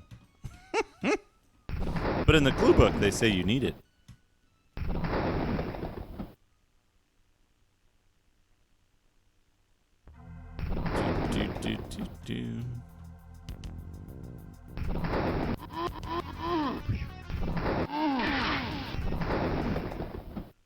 Is it just Driders constantly casting spells at me because, like, they're active?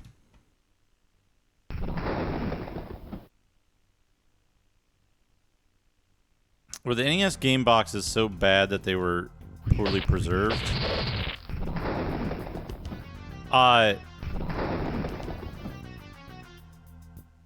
NES game boxes, like, once you opened them... Once you opened an NES game box, it was impossible to close it again without damaging it. So you didn't. And, like, collection culture wasn't really a thing.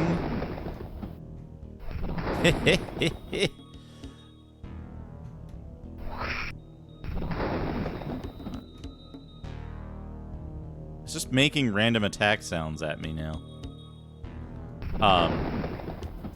But yeah, like, collection culture wasn't really a thing.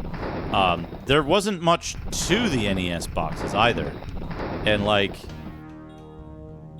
given that NES early on was, like... given that the NES early on was a lot of, like, action games and stuff, the boxes didn't really have much in the way of value to kids. Because, like... Yeah, you got the game, and that was it. That was what you wanted. I think Nintendo's positioning the NES primarily as a toy instead of as a, video game system kind of led to that approach as well. Because it was mostly kids who got the games. And, like, what 8-year-old is going to be like... Oh, I see. There's hidden buttons that turn off the spinning webs. I me see. I'll have to go back to this other area. What 8-year-old is going to be like, I better save the box?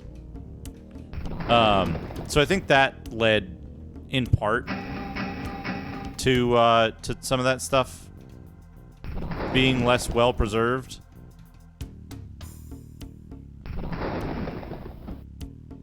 Javelin of Lightning. I had a bunch of these somewhere, but I don't know where they are now. I guess it'll go in this box. No, I can't go in that bag.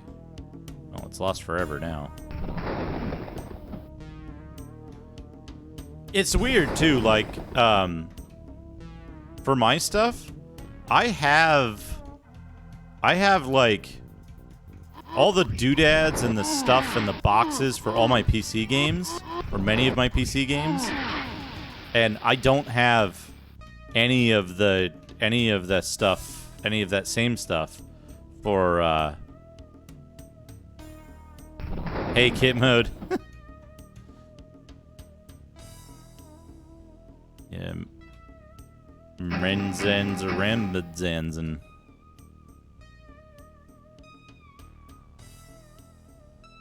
So that's the thing for me, is that, like, I have all my, like, all the doodads and all the crap from my PC stuff. I have. And, like, I have a few of the NES manuals, like Magmax and Karnov. But, like, not many. But then again, like, all of the, I don't know where any of it went. It all went missing. What the fuck is this? Extremely fast carrion crawler.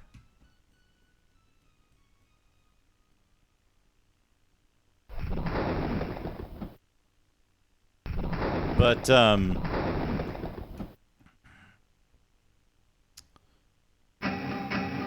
like, what was I gonna say? A lot of the console stuff I just don't have. But the PC stuff, like, I had a huge box of all the PC stuff. All very well preserved. That's why I have this giant box of doodads back here. The discs and the boxes themselves were kind of,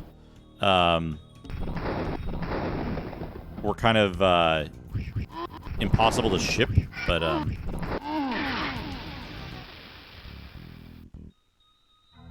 Carrion Brawler.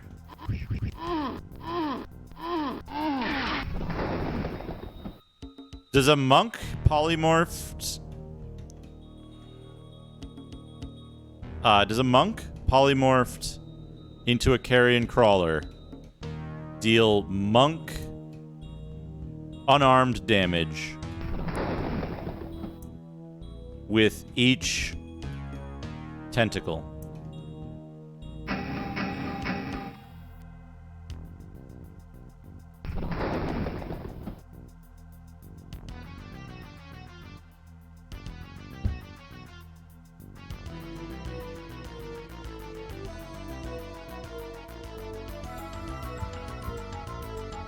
And it can wear rings on each tentacle.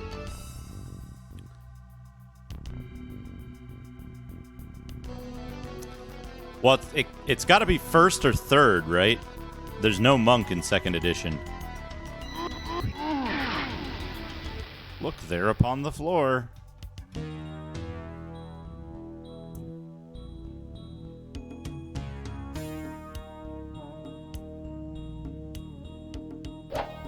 Whoops.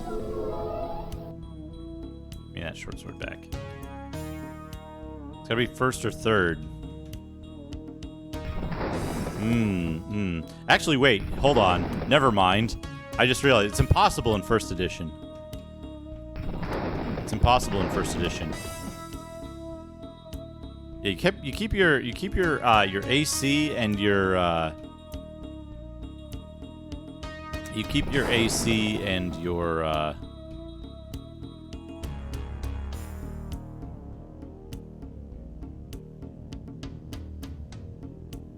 they're not core, and they're missing, like, most of their abilities, is the thing.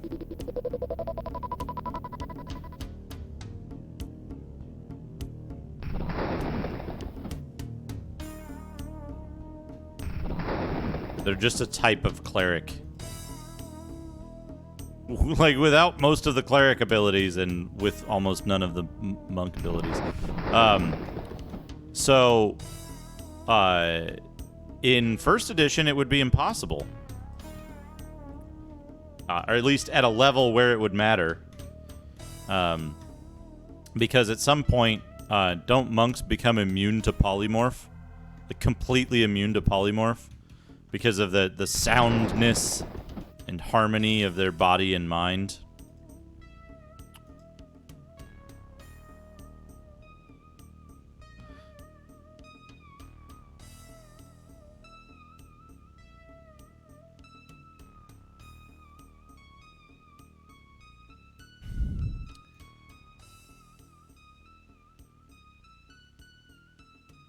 I thought at higher levels, I thought they became immune to polymorph. Or like anything that, any like body affecting thing. What do I need to do? Right. Invisibility 10-foot radius. Stop. Haste, fly, protection from evil.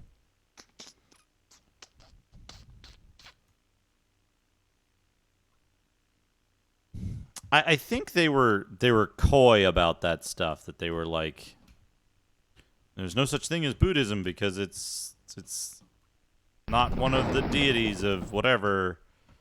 And then they were like, well, if you want to run a character who's blah blah blah, then here's the stats for Buddha.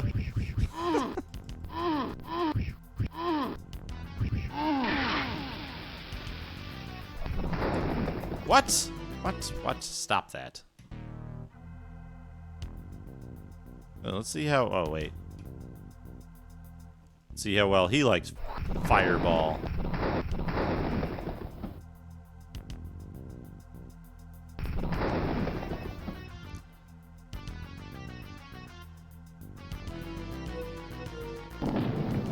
Oh, that just hurt me. And now Vonar's dead. From what? Is he dead or is he just hurt? No, he's dead. Alright, we gotta load.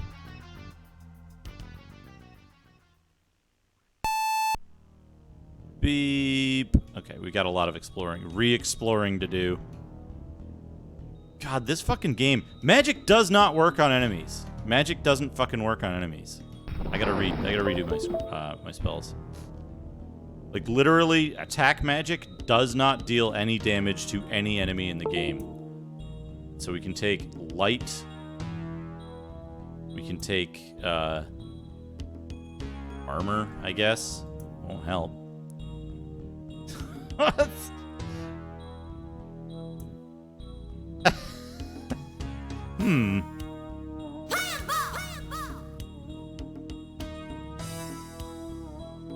Kit mode, thank you for the 100 bits. Yeah, that. Okay, we don't want lightning bolt ever. I guess. Visibility 10-foot radius. Stop is fine, I think. Haste. We want 2 hastes. Fuck it. We'll give him blur. We'll give him 3 blur.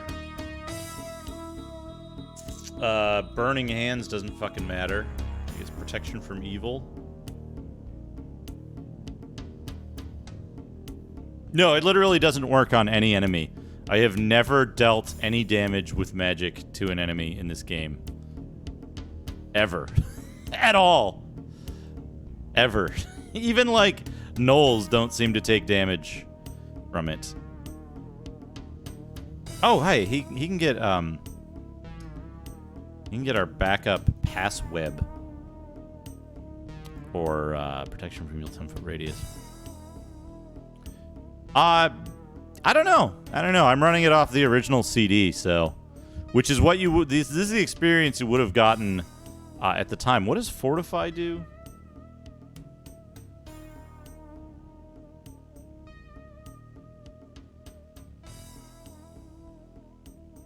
Oh, did the Yaklal take damage from spells? This is the wrong thing. This is, we want cleric spells.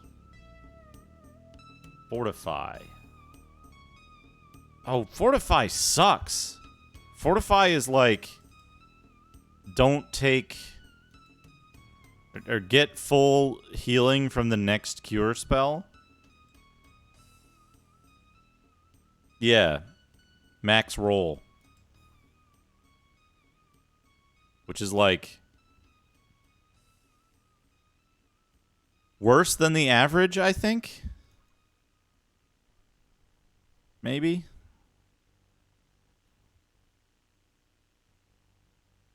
It only affects one spell. And it what the fuck is Borganar's stone? It only affects one spell. It only okay,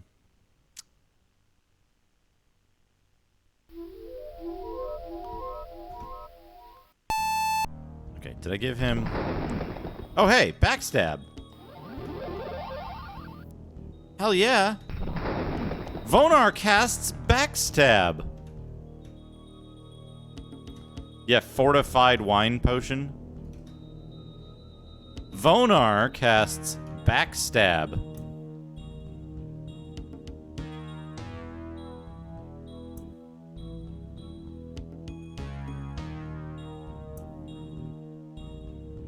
Borganar's... Who the fuck is Borganar, anyway? I mean, like... Why is it named that?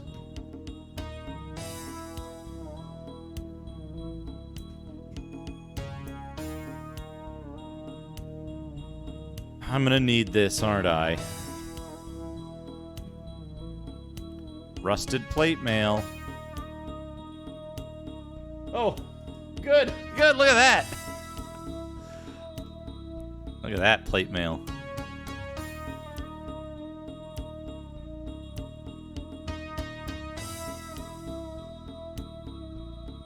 You equip it like a weapon.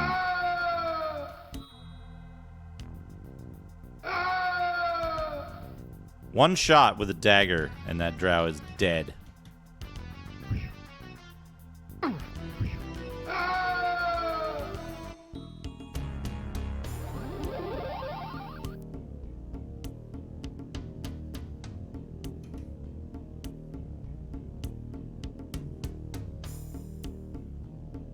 Wait, did I miss an item?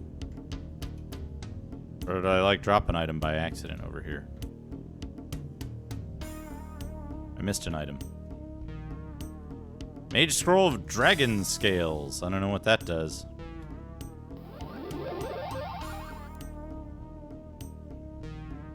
What a good way to incorporate backstab by having you have to cast a spell to use it.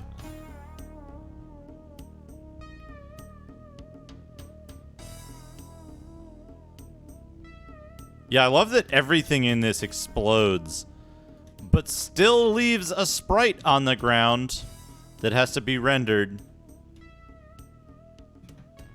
Oh, scroll case. Good. What's in it? Nothing. Free action. Dispel magic. Cure disease. Arm. Excellent.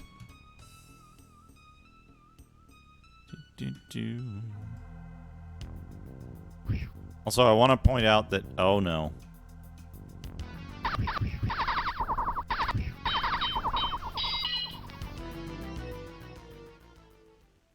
Good.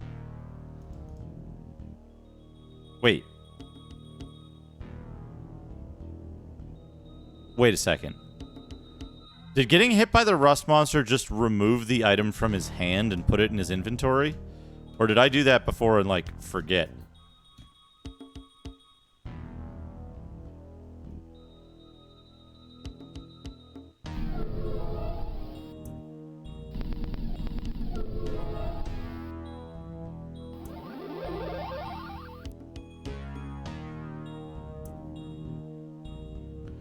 Also, I'd like to point out with what weapon Vonar is backstabbing. Also, we have the find and remove traps ability, which is good.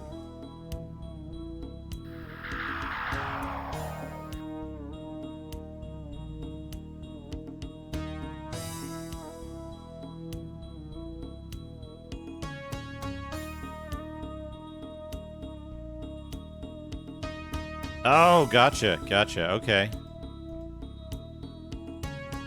It's good that they made those not stack.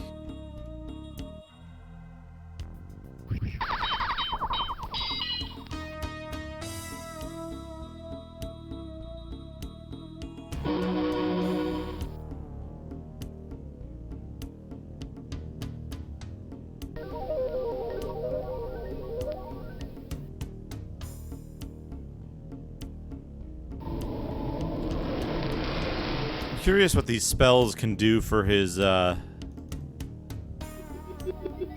people are people. I wonder what all these spells can do for his armor class. If anything at all, really. If anything at all.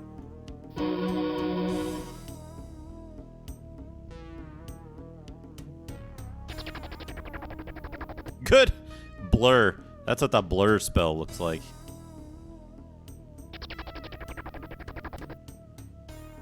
Also, one of the reasons why I don't use buffs in these kind of games... Oh, that's good. It's -3. That's pretty good. That's pretty good. It takes so long to cast... spells. Because they fucking... They made it so that, like, the spells just take fucking forever to cast.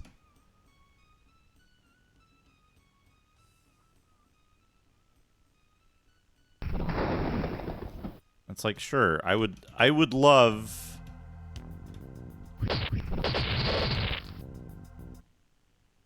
I would love to go around always being... What? Why did they make haste a single target spell? What the fuck? Come on.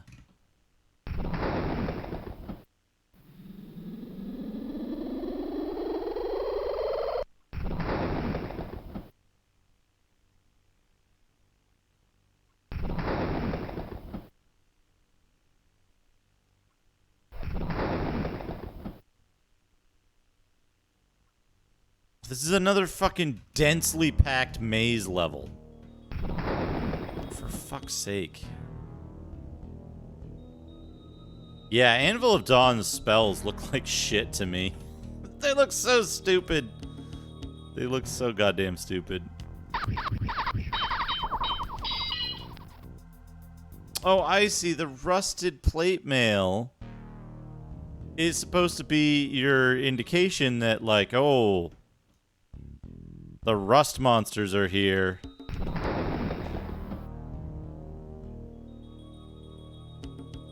Protection from evil. Yeah, why not?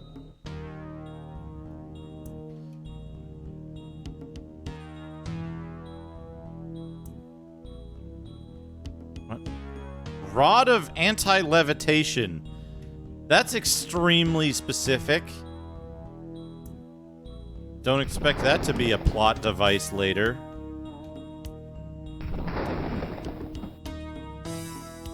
The Rod of Anti-Levitation.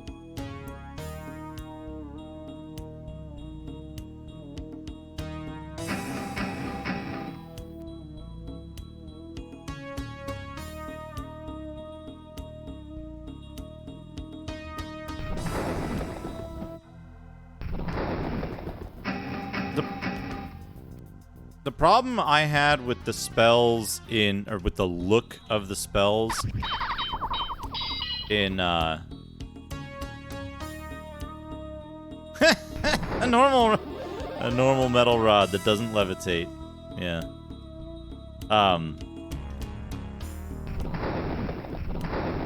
The problem I had with the spells with the way the spells looked in what's that game called?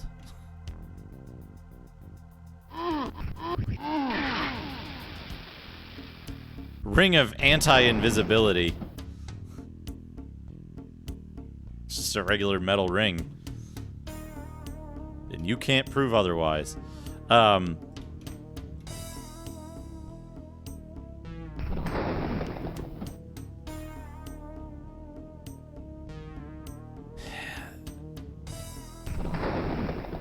The problem I had with it was like there's no sense of scale or increase of power with Anvil of Dawn's spell effects, right? Someone was like, "Hey, we need some spell effects," and the Anvil of Dawn folks were like, the artists were like, "I got you covered. Here's a 3-minute animation where a snake comes out from the bottom of the screen and turns into a tornado, and then the tornado shoots fire and lightning. Okay, how much damage does it do? 1 to 4. Right? Like, come on. It's the like most extreme version of the like JRPG special move problem, right? That it's like it's okay to have the spell shoot a small ball of fire. That would hurt. Yes. It would hurt a little bit. There's no little spells. You know? It's all big stuff. And if everything's big, then nothing is big, you know? I love when they put the button for the door 1 tile back for no apparent reason.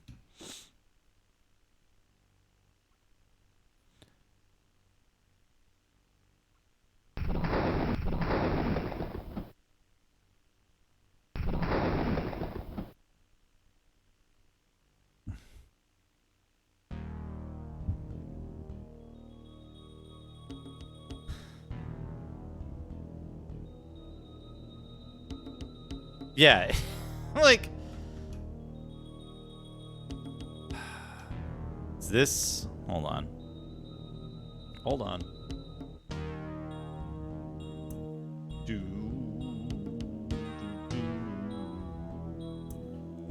Cavern of the Driders, map 1. Where am I?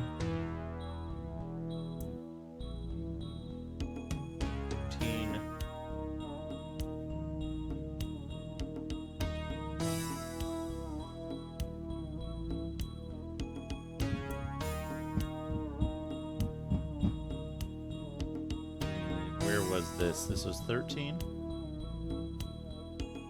Okay. Let me bring this up. So everybody else can see what I'm looking at here.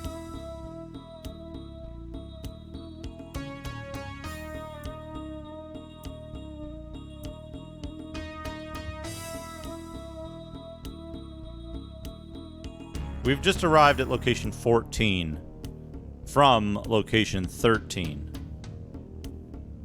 Location 13 is a teleporter, a one-way teleporter to here. So now we have to work out this teleport maze and see if it was one way in that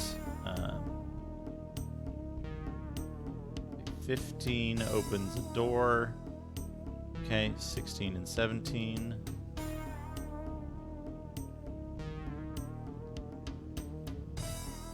West 18. 18 and 19. Location 20. Location 20 is completely disconnected from the earlier locations.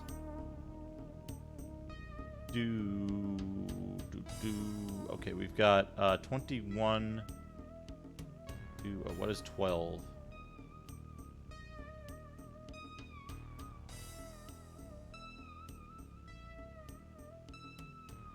Oh, 12 is inside this.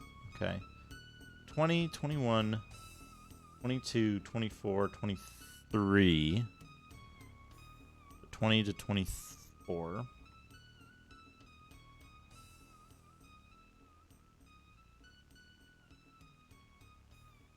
24 opens a door to the west. 24 opens a door to the west. That's 25.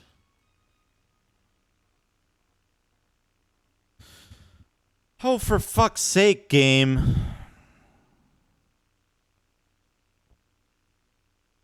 No, it's far worse than Phantasy Star 2. Phantasy Star 2 never... There's no teleport in Phantasy Star 2 that takes you to a place you cannot go back from. So, let me check. This area in its entirety, 1 through 8.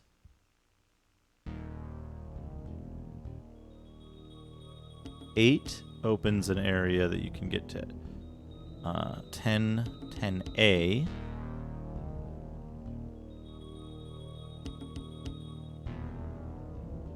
That's all that. That's all that. So up to 10.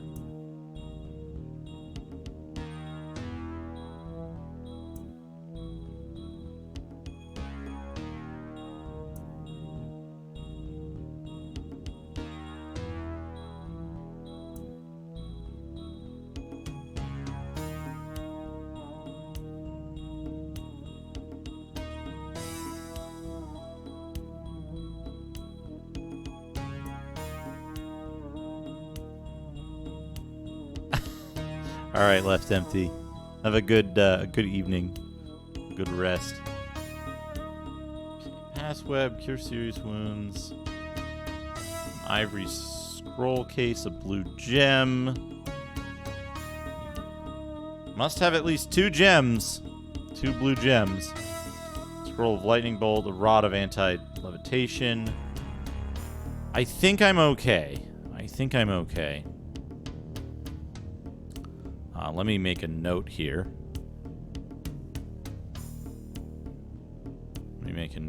One-way teleporter. Rendering items inaccessible. Okay, good.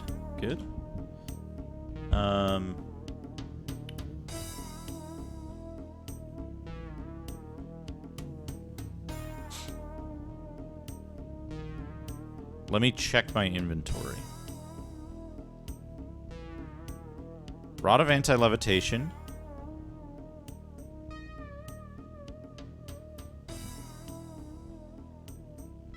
Two blue gems.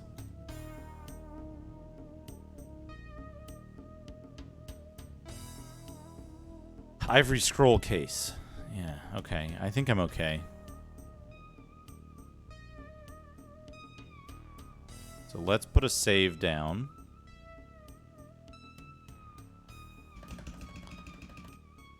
One-way teleport.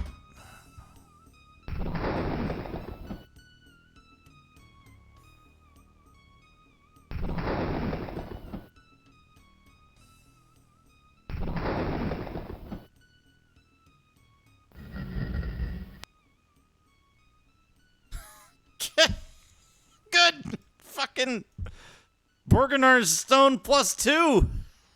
Good. What's it do? Who knows? Who knows what it does? Who knows? It is a mystery. Oh, can you see your effects? Oh, yeah. Stone skin. It casts stone skin. It does +2 stone skin.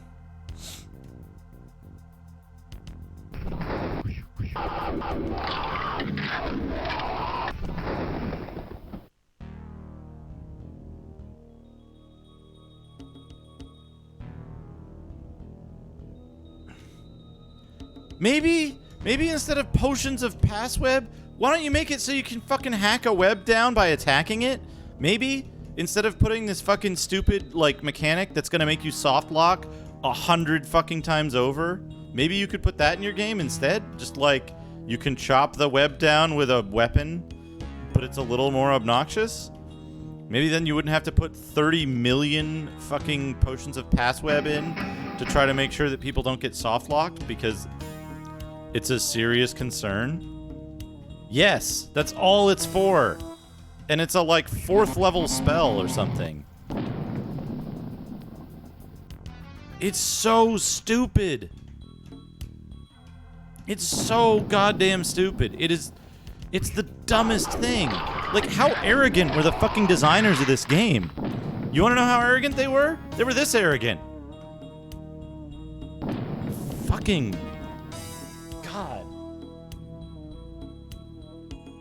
It makes me irrationally angry that Dream, what are these people called? Dreamweb? Event Horizon. They had to change their name because people got wise, but Event Horizon fucking that they were successful at all. That they kept getting work. Dreamforge, there you go. Dreamweb, Dreamweaver.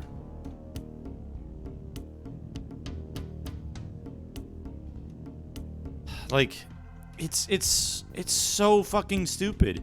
Have you seen the number of potions of flying and potions of passweb that have existed in this game so far? It's too many. And it's just to get through these stupid little fucking... These stupid fucking webs. It's a goddamn web. It's not some, like, mystical barrier that you can't understand. It's just a fucking... It's a heavy web. Like, use your goddamn sword. Use anything you have. Cast Fireball. Cast Burning Hands. Like, how difficult would it have been to make a, like... Good that this is in the same place so that I don't have to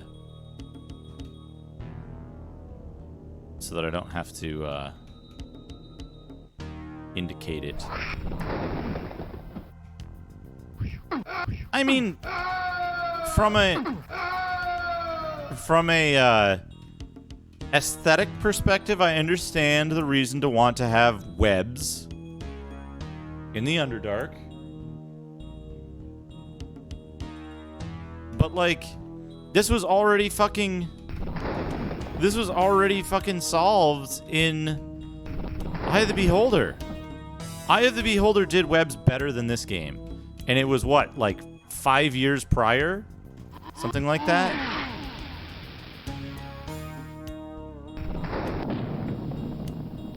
Okay, that's not a one-way teleporter, but that one is. Yeah, they could make it. Also, the teleporters are fucking invisible.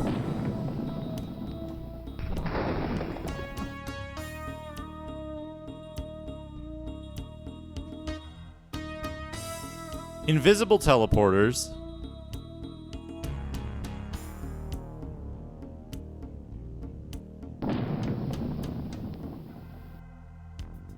It's so fucking dumb. Like, don't get me wrong. Like, I'm the first to give designers of games a pass because, like, you know, designers are overworked. It's making a game is a difficult thing. It takes place over many, many months and requires lots of hard work by many people. And, like, yeah, the web gates, the spinning webs that you can't pass through because they're spinning, I guess.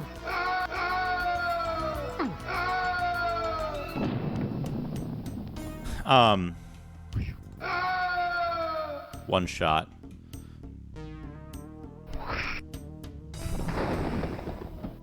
But, like,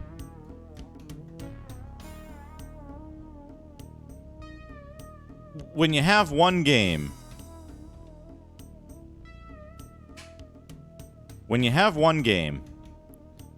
where this is a problem, right? Where you have these kind of problems.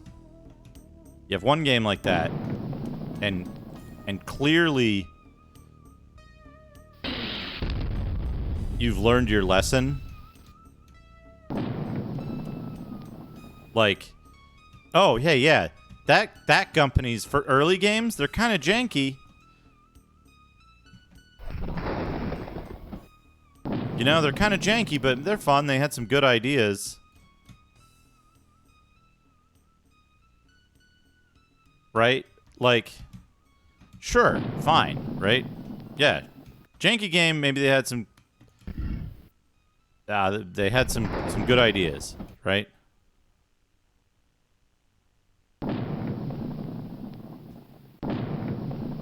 I'm convinced that the people at Dreamforge didn't have any fucking ideas about how to do anything. Look at this. Why? Why would you fucking do this? Why is there an invisible wall, a fantasy wall here, that leads to literally nothing? Why put this here at all?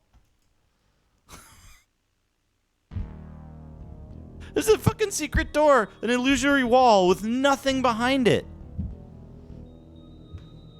Fuck off.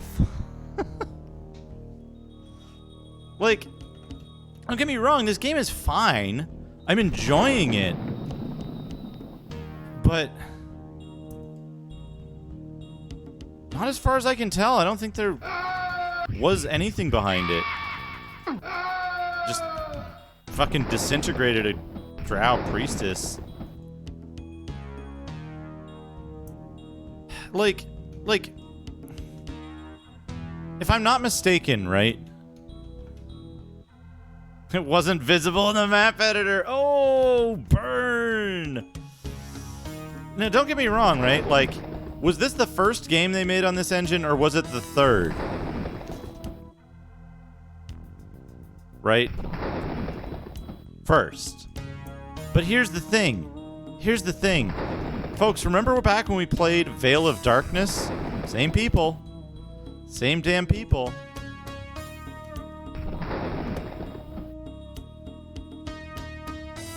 Should I bring up? Hold on, let me bring this up. I'll pause the timer for this one because it relates to a different game. Let me bring this up, though.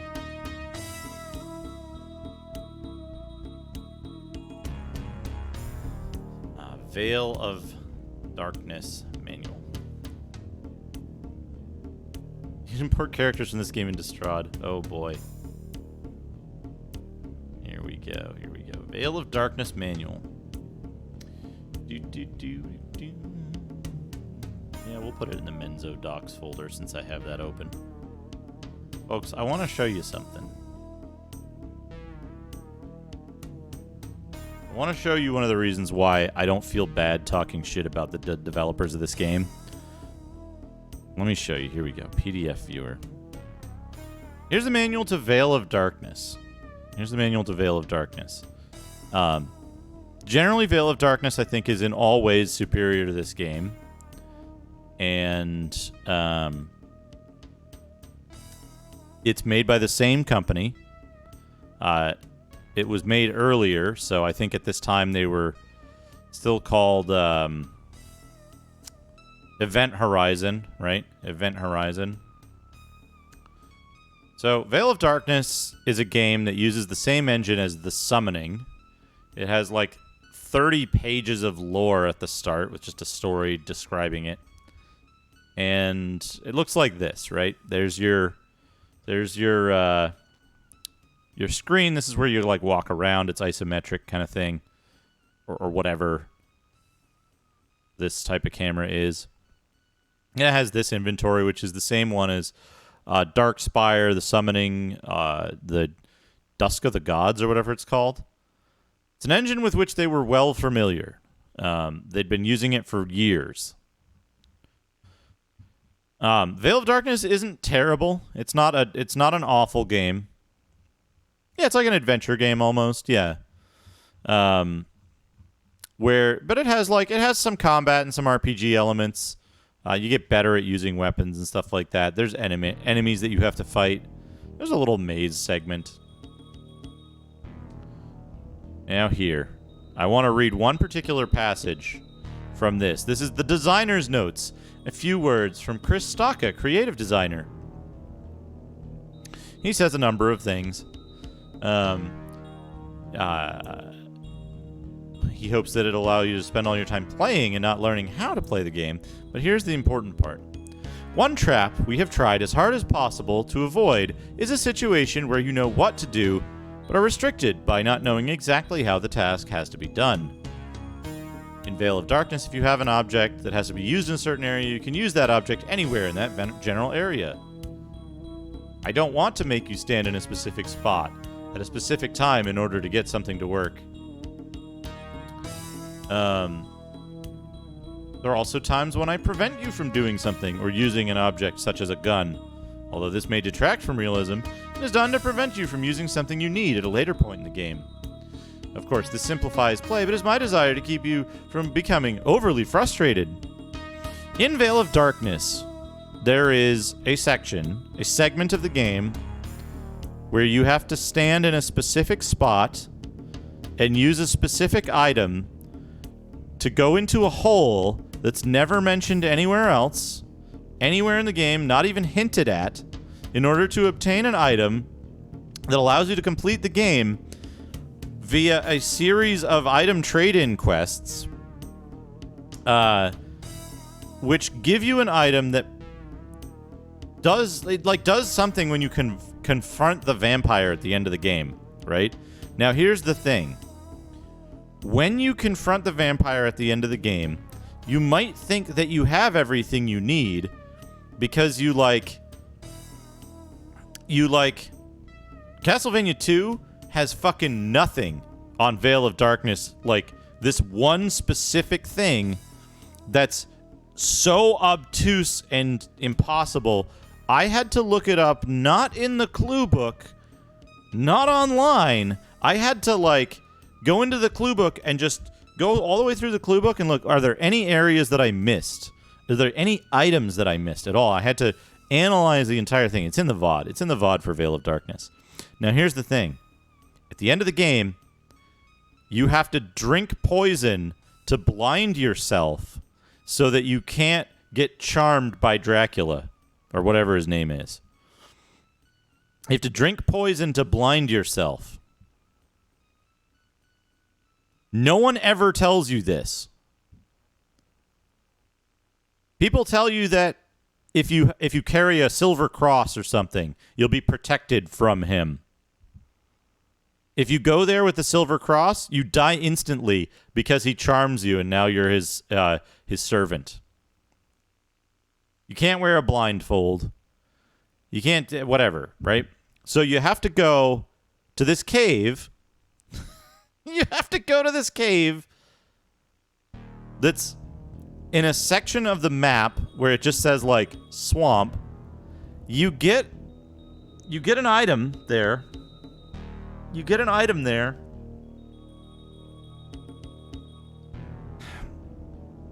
In the swamp, right? You pick up an item. Elsewhere on the same screen, there's a hole in the ground. And your character says something stupid that makes it sound like it's an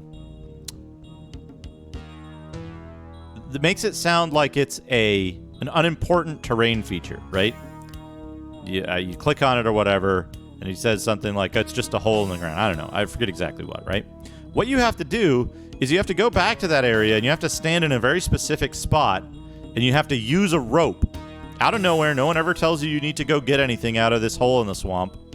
And it transports you to this giant cave system where you find 2 key items for the game. One that solves a quest that's like this whole thing. In fact, look right here. Look at this. This is a cutscene from the results of completing the quest for which you need to do the whole fucking thing. It's right here. Literally, this is it. I didn't notice this until just now. This fucking shit was right here. And you know what? This shit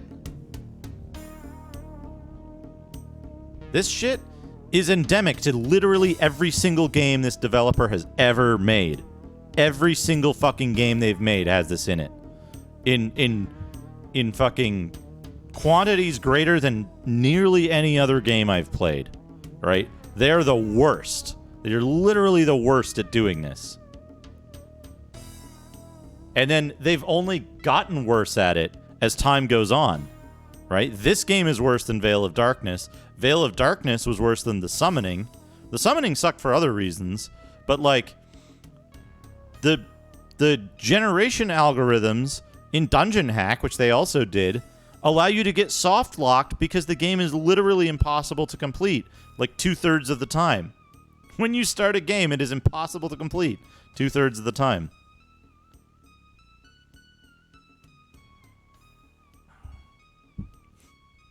Also, look at the shape of the level we're in right now. Yeah, they did Dungeon Hack. Dungeon Hack should have been fine. It was the fucking Eye of the Beholder 3 engine, but you fought normal monsters, except literally about 2/3 of the time the game's uncompletable because the seeds are fucked.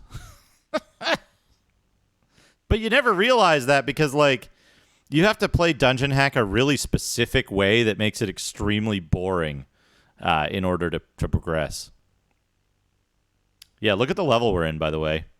We're in a 4 square. There's doors for which there are no keys. There's areas in which, like, there's doors for which the key is behind the door. There's areas that'll, like, often soft lock you by use of, like, pressure plates and stuff like that.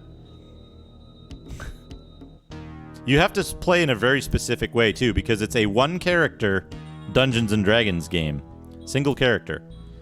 Think about that for a second. Single-character Dungeons & Dragons game. You only have one choice of what class to play, and it's Fighter, Cleric, Mage. Literally, that is your only choice for class. Because otherwise, you won't have Identify, or you won't have Healing. So... it's also possible for it to never spawn a number of the things that you need. Like, it'll spawn stations where you can identify your items for coins. Bard, right. Does it have Bard in it? Bard would work as well. It's possible for it to spawn stations which do stuff for coins and then literally never spawn any coins. It's possible for it to spawn tons of coins and never spawn one of those stations, so you have a bunch of dead weight. It suffers from 4 times the inventory management problems of Eye of the Beholder. It's possible to beat it. It's possible to beat it about 1/3 of the time, but often you'll get into situations where it's like, oh, I opened this door into a room and I got stuck in a room with like 30 trolls. It also respawns monsters constantly, so you can just like grind experience on the early floors. If you have once you have create food, you can grind experience anywhere you want because the enemies constantly respawn instead of the semi-limited respawns of Eye of the Beholder. It is an extremely messed up game, using an engine that should be fine, but somehow saps all of the fun out of it because of its issues. But yeah, anyway, let's get back to this game. We're currently in a room which is shaped like an L. It's 3 squares vertically and then 1 square horizontally. 2 squares horizontally at the bottom and 1 square wide there. It is completely surrounded by walls. How will we get out of this?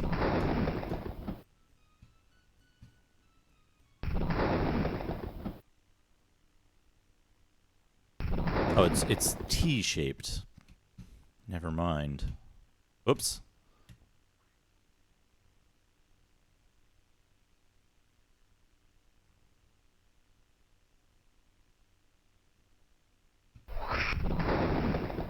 Also, fireballs are being thrown at random. Oh, here we go. Here we go. Oh, look! It wasn't shaped like that after all. It just drew in a wall where there wasn't one. Thanks, game. Thanks. What's this? A throwing knife. Got a bag of throwing knives somewhere.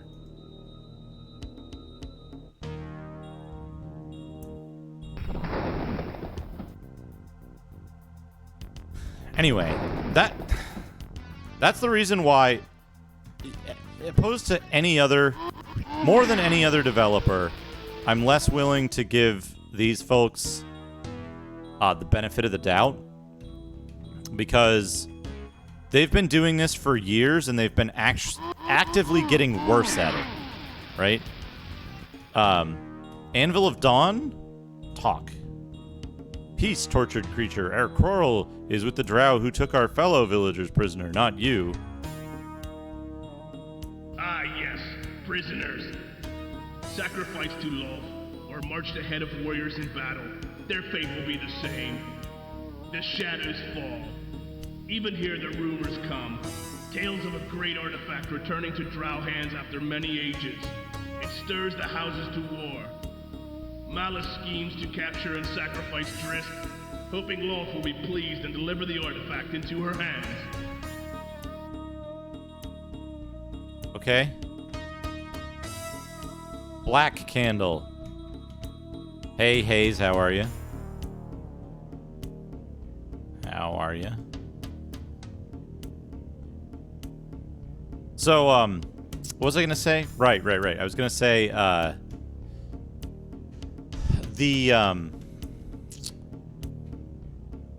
this developer, out of many developers, they've been pulling the same shit for a long time, and they've only gotten worse at it. So, like, you know, I think it's establishing a pattern of behavior.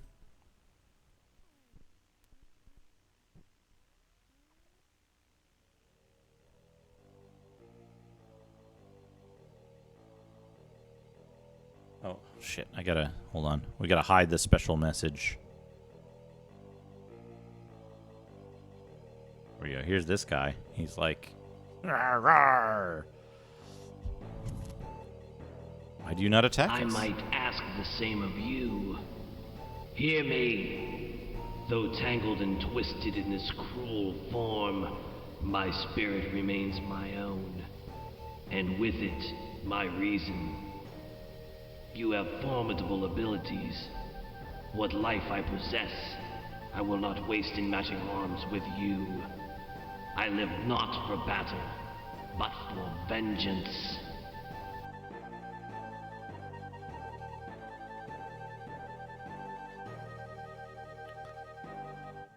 If you will not fight, will you let us pass? Why vengeance? Who lives that you could not injure if you wished? Know you nothing of the Drider's curse? A cruel fate, as cruel as any thought in the mind of Lolth, and who transformed me, but a priestess of my own people, giving me this all too great punishment because I refused to worship Lolth. I would destroy them both, had I means to do so. As it is, I can no more return to Menzoberranzan than a spider can sing a mournful song.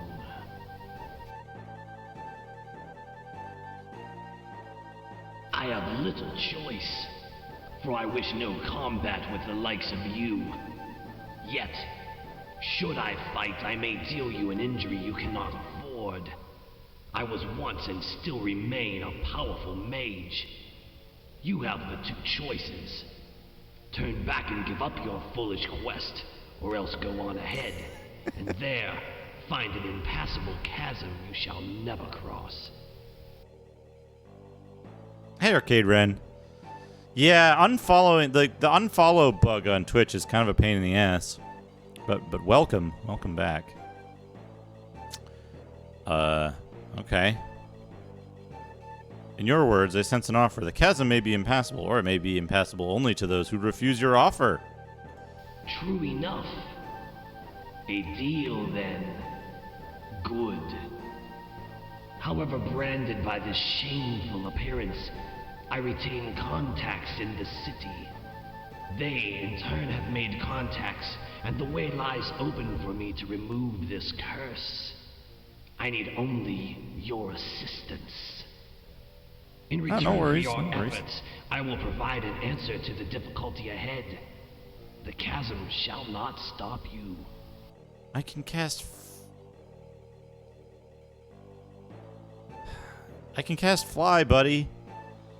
If we help you, it may cost more than you are able to pay. What say you? I say my trade is this.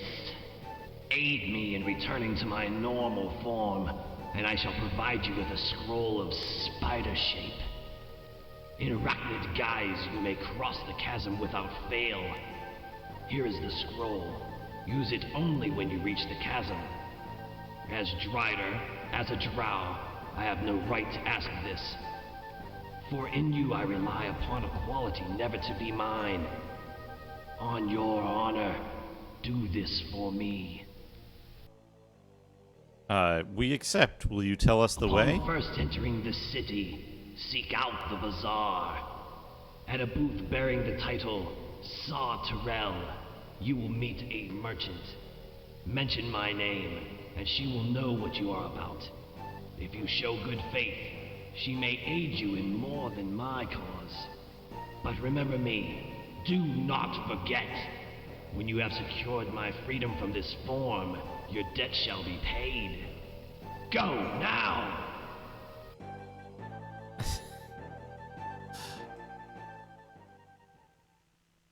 So, how are things going with the game? That's an interesting question. Well, let me show you. This scroll cannot be scribed. Let me show you some notes I've made on my map. Left. Here we go. Here we go. Oh, let me put this note back up now that it's not covering his face.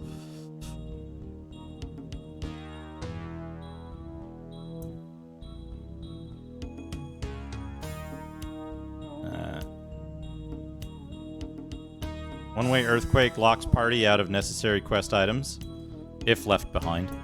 One-way teleporter rendering items inaccessible.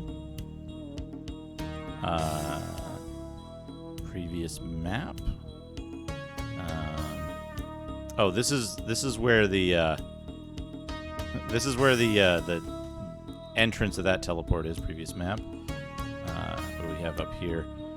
One-way exit, locking out old items. Impassable wall added after the party moves through this area, rendering previous items permanently inaccessible.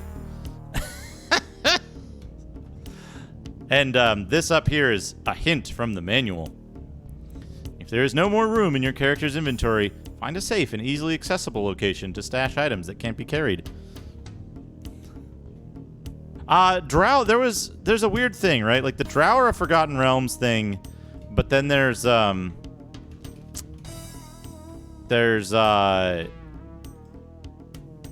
shadow elves in like OD&D or something, right? An extra gem of infravision. Why not?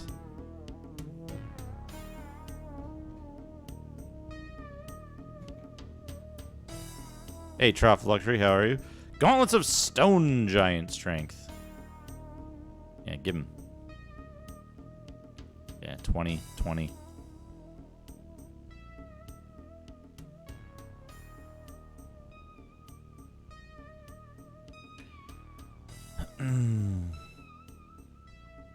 Hell yeah, jelly donut.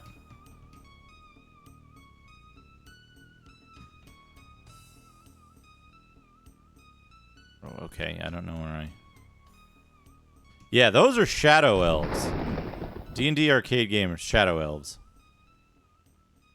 All right, where did I go up from the other one, I guess, then, is the question.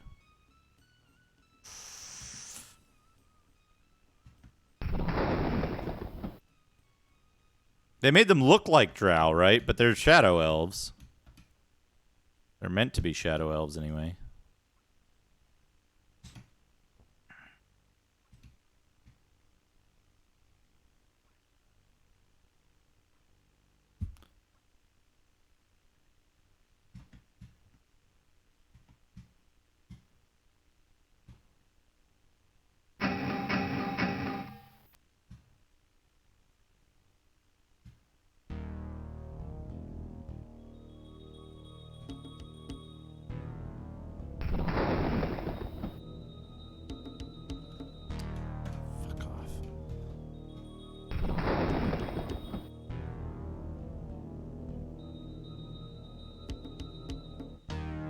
good room.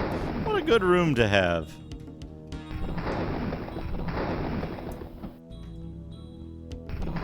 Are these holes supposed to be something you can, like, fall through at some point? Like, do you fall down here from the Cavern of the Galabdur? Because I saw holes in the ground before, but you couldn't fall through them. You just walked over them. I guess maybe I'm under the effects of a permanent levitation spell because I have Vonar in the party? But yeah, to answer your question, Arcade Ren, this game starts out fine and gets progressively worse as you play it because your chance of being locked out of being able to complete the game increase every level and every time you pass a one-way checkpoint.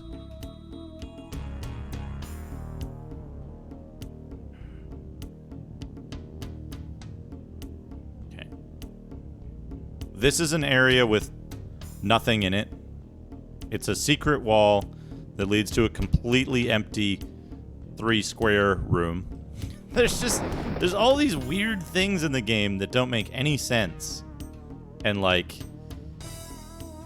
I don't know what changed, but, like, there's a clear progression of Event Horizons, Dreamforge's games getting worse and worse over time.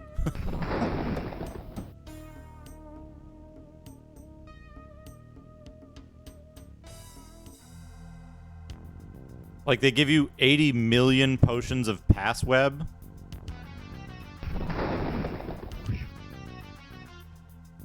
The Night Hunter. Where was that?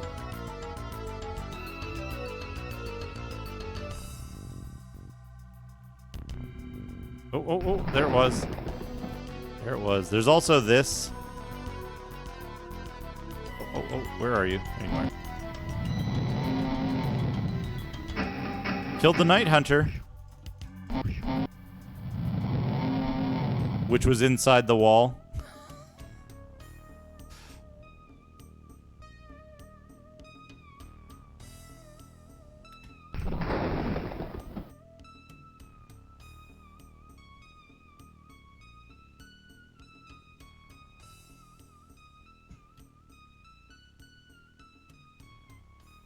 Yeah, one-way checkpoints. There's a tremendous amount of one-way checkpoints in this. There's also stuff where, like, the scroll given to us by the Drider, if we need it anywhere, this seems the place. No more impassable chasm is likely to confront us. This is an impassable chasm, by the way.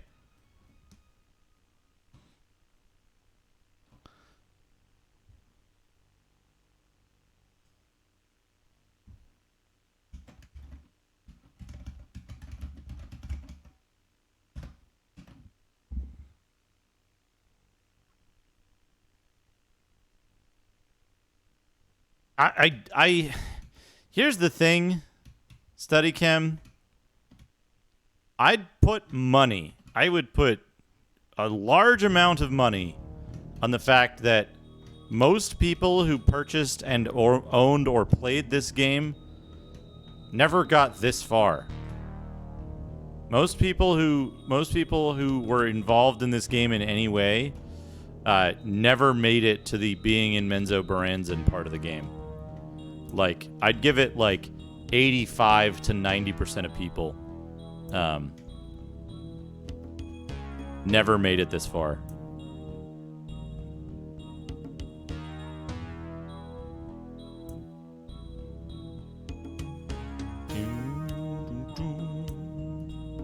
So, like, the game could be fun, but this is one place.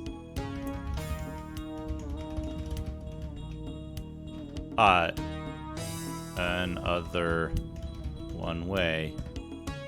Like, there's incredible art. The portraits of the people are great. The paper dolls are really cool. Right? Like, even the engine, right? The engine, it runs kind of slow, but, like, look how far away you can see objects. That's pretty impressive. Right? It's pretty impressive how far your vision actually extends. Right? Like, it's all the way out there. You can see that tiny stalagmite still. It's just your light radius is teensy. Right? Teensy. So, on a number of levels, this game is really impressive. Like, you can see the chasm over there, right? Like, you can still see it this far away. You can see it so far away. It's still rendered. So despite the fact that this game, like, is like, the frame rate isn't great, but it's impressive how far the draw distance is and all this stuff, right? But, like, what am I trying to say? This game's failure is primarily in design, right? It's primarily in design that this game fails. Not in like technical execution, not in art, although, like, some of the art is not great. The 3D art, the texture art isn't great. The monster art is fantastic. The scaling of the monsters is really good.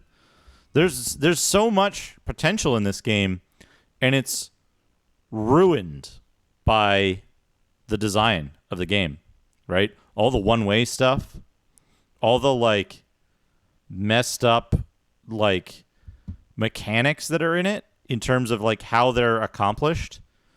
They put webs everywhere, and you can only get through webs with passweb. Literally the only solution to webs is to use passweb. Except for these webs. You have to use a one-time use scroll here.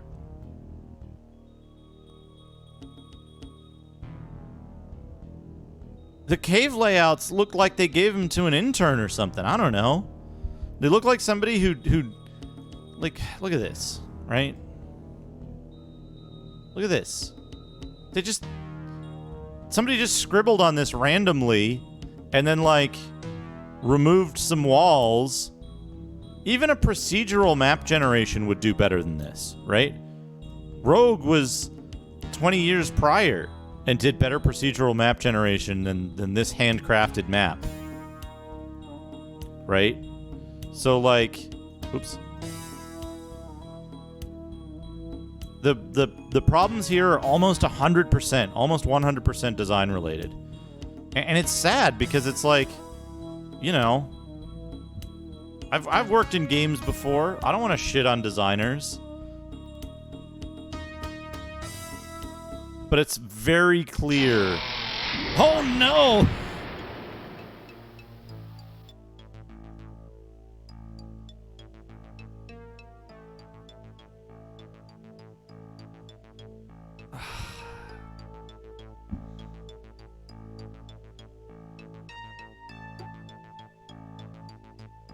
The engine's passable.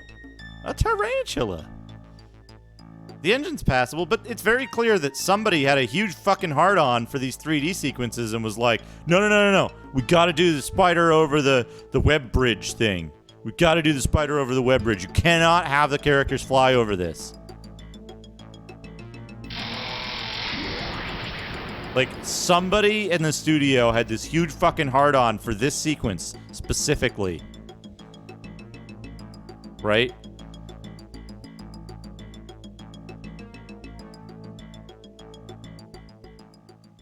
Like, the engine's worse than Ultima Underworld, which came out, what, 2 years prior? But, like, one way, right? It's one way. Can't go back. Can't go back. Because pass web and fly won't get you through that cavern. No siree. Can't get back that way.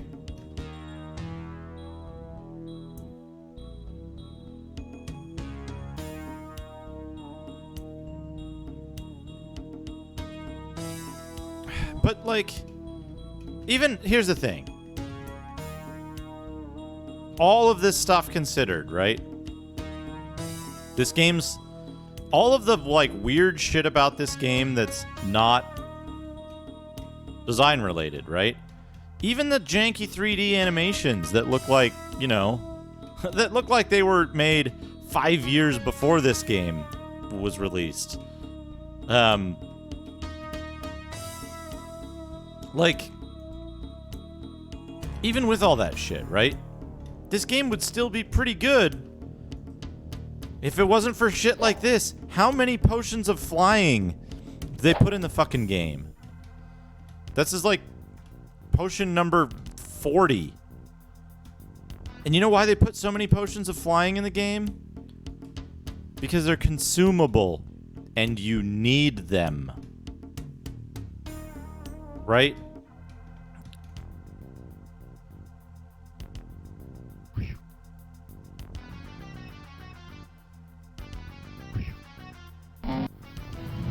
There are some technical issues like that. Right.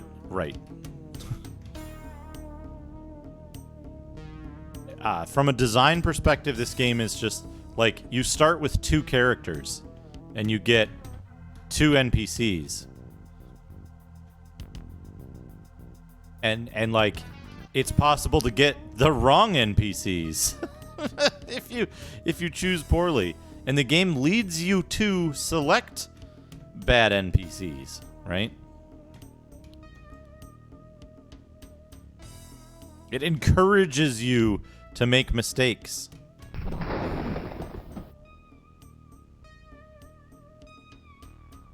Yeah, they added tons of these items.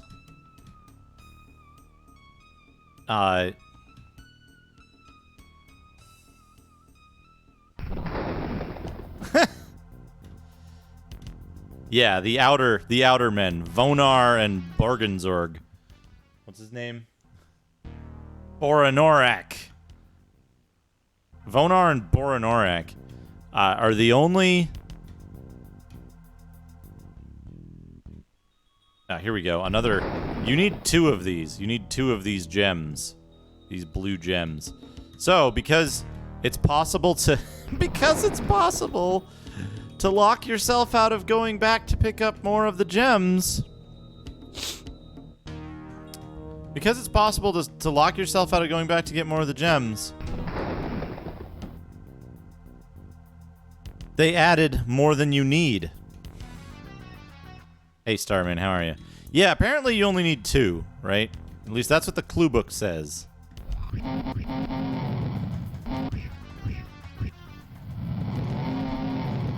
Cloaker Lord.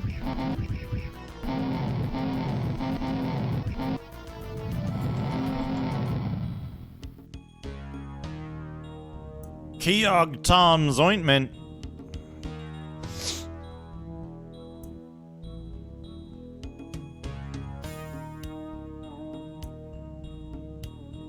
Oh, I'm not sure of anything.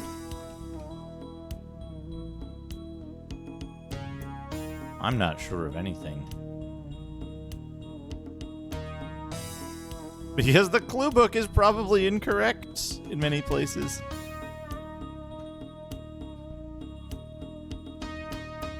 We got here Flame Strike. Who's gonna get flamed or struck?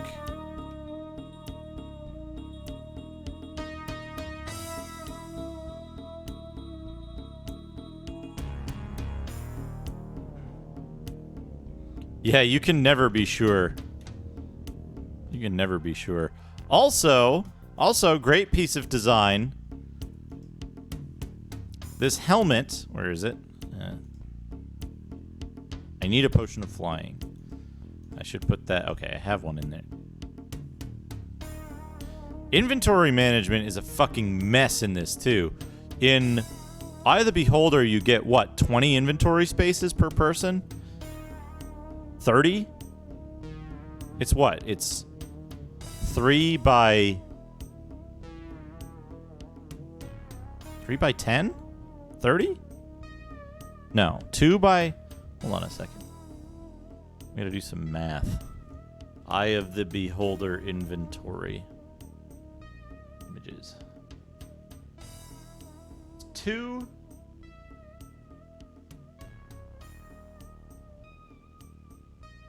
2 by 7, so 14 spaces per character. Plus 3 belt slots.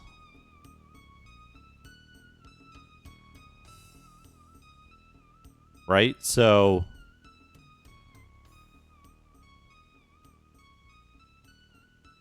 that's what? 14, 17? 17 slots per character.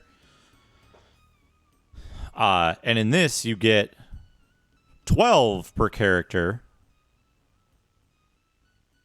I mean, 20 extra inventory slots is a big fucking deal. You know what I mean? Like, it's a big deal. That's a lot of slots. Fucking, is this a useless item? I don't know. You know what? Fuck it. Yeah, you get 6 people. You get 6 people in Eye of the Beholder. Where'd that fucking... Okay, here he is. Here he is. Put that damn scroll. Here we go.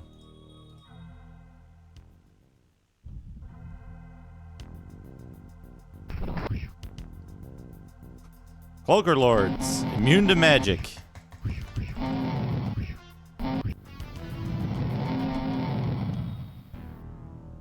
Yeah, Stonekeep, you get infinite. You get infinite fucking... infinite items, right? You can never find anything, but you can take everything with you, and you never, like... I don't know, does Stonekeep have tons of one-way fucking bullshit where you can get soft-locked out of completing the game because you dropped an item thinking you would be able to go back for it? Most of the items you find are fucking worthless in this.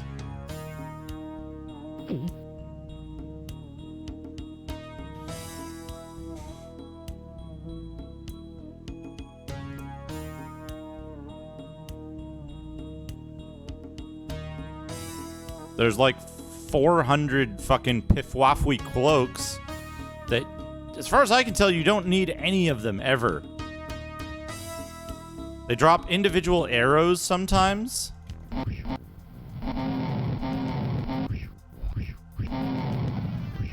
Sometimes enemies drop individual arrows. Whoops. And they drop individual arrows. And every quiver you find starts with full arrows. Starts full of arrows. You know what else? You know what else? Is if you use a ranged weapon... If you use a ranged weapon... You have to manually pick up the arrows off the ground and manually put them back into your quiver every time.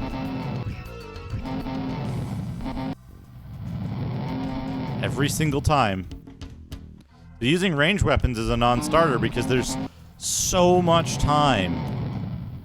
Oh, you can ditch the lockpicks? Good.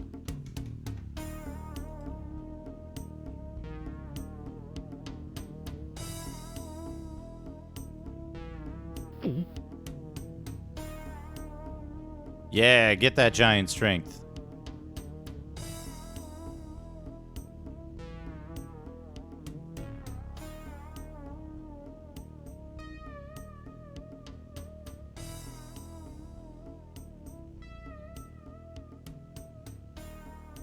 I mean, I guess we go here, right?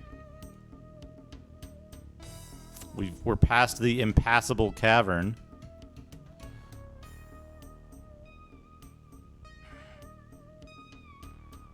Oh, good. They've included a useless item. Do you know if the either of the figurines are used for anything?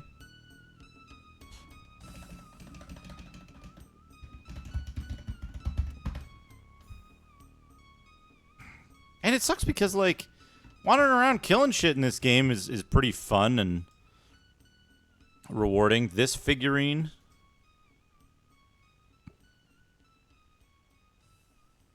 Or this figurine. And you use them to summon a safety razor or a... was this figurine and this figurine.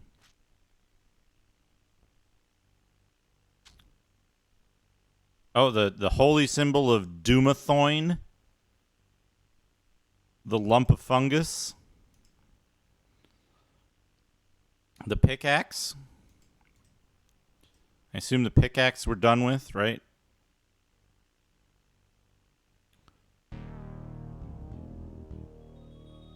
Is oil of fiery burning a, like... Okay, yeah, it's useless. What's in here? More lockpicks I don't need.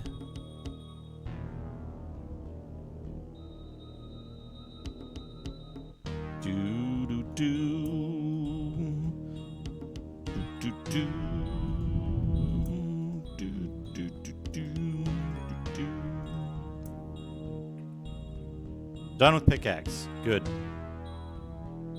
Is the rod of anti-levitation useful at all? Useful at all? The rod of anti-levitation.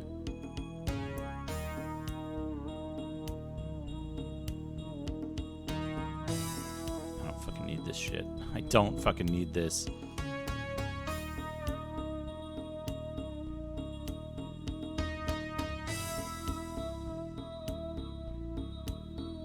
Hopefully it'll start deleting the game if I put too much stuff in one square. Let's do this.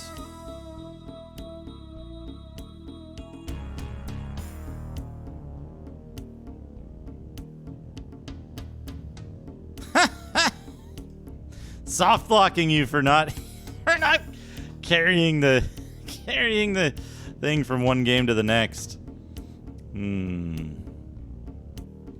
Wonderful. Let's do this. Where's this chest? Good. Oops. Look at a complete real software from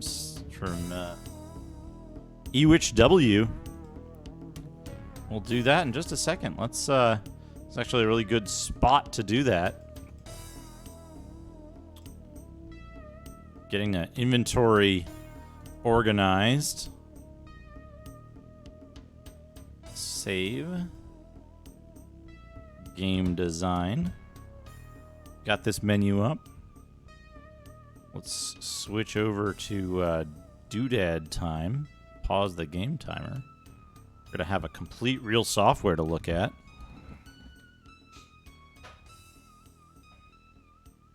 Let me go grab one. We're going to look at one of those new complete real softwares I brought in from the garage.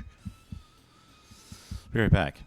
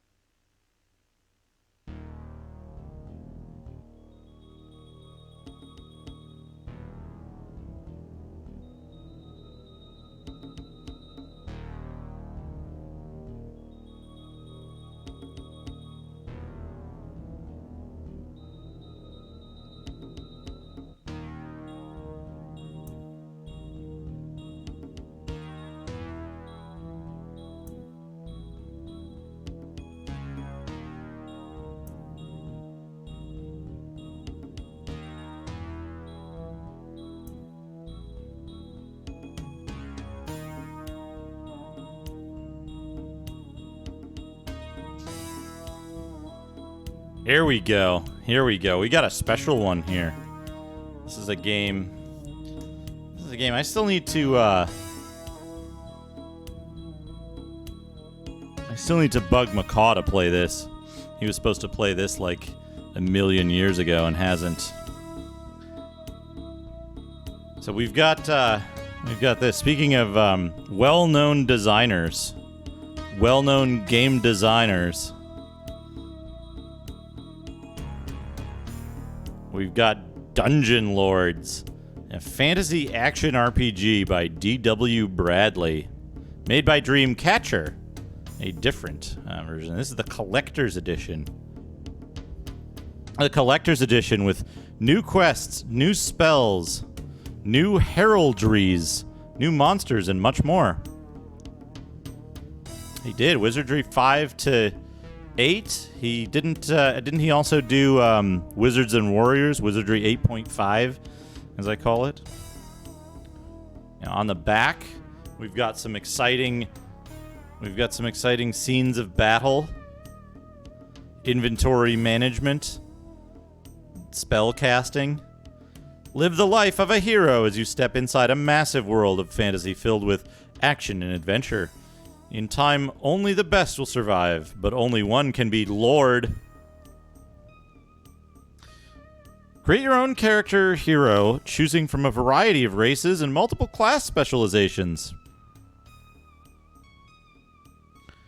In this new Collector's Edition, take your game even deeper with amazing new heraldries and character customizations. Nail-biting 3D combat action featuring an arsenal of attack and defense combo moves, as well as numerous new spells to conquer your enemies. Numerous quests and subquests await you. Full support for both single-player, standalone, and multiplayer group game sessions. Non-stop game action and exploration in full third-person 3D, including outdoor wilderness, swamps, forests, mountains, towns, villages, castles, dungeons, temples, caves, and forbidden ruins. 4 different schools of magic and the ability to create even more powerful spells and effects.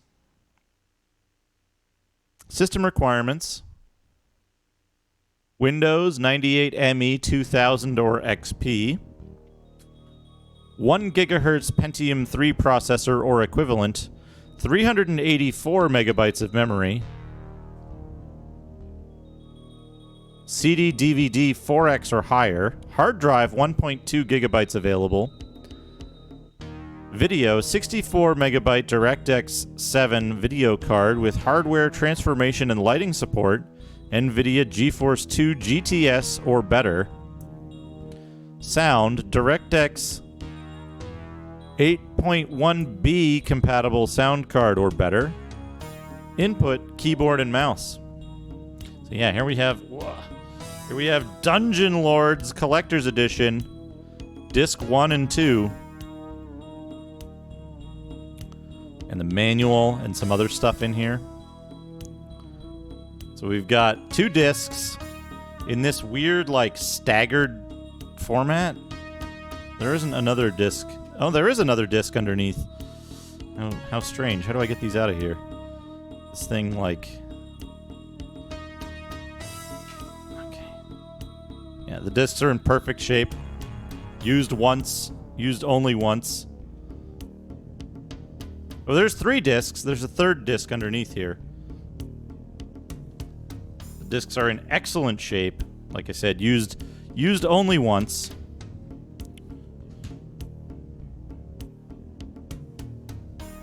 Yeah.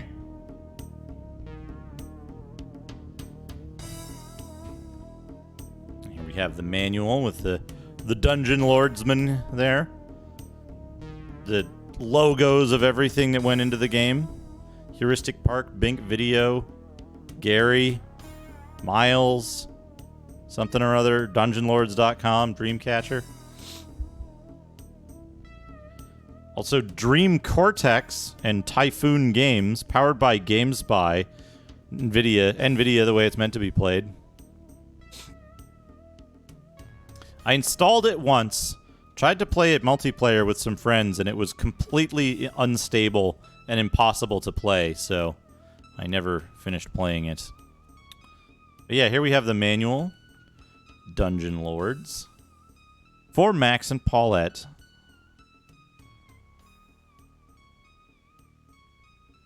Dungeon Lords was created to offer you a true life experience of an authentic fantasy universe. The monsters are real and untamed. Their attitude hostile. The path is often twisted, and the greatest treasures well protected.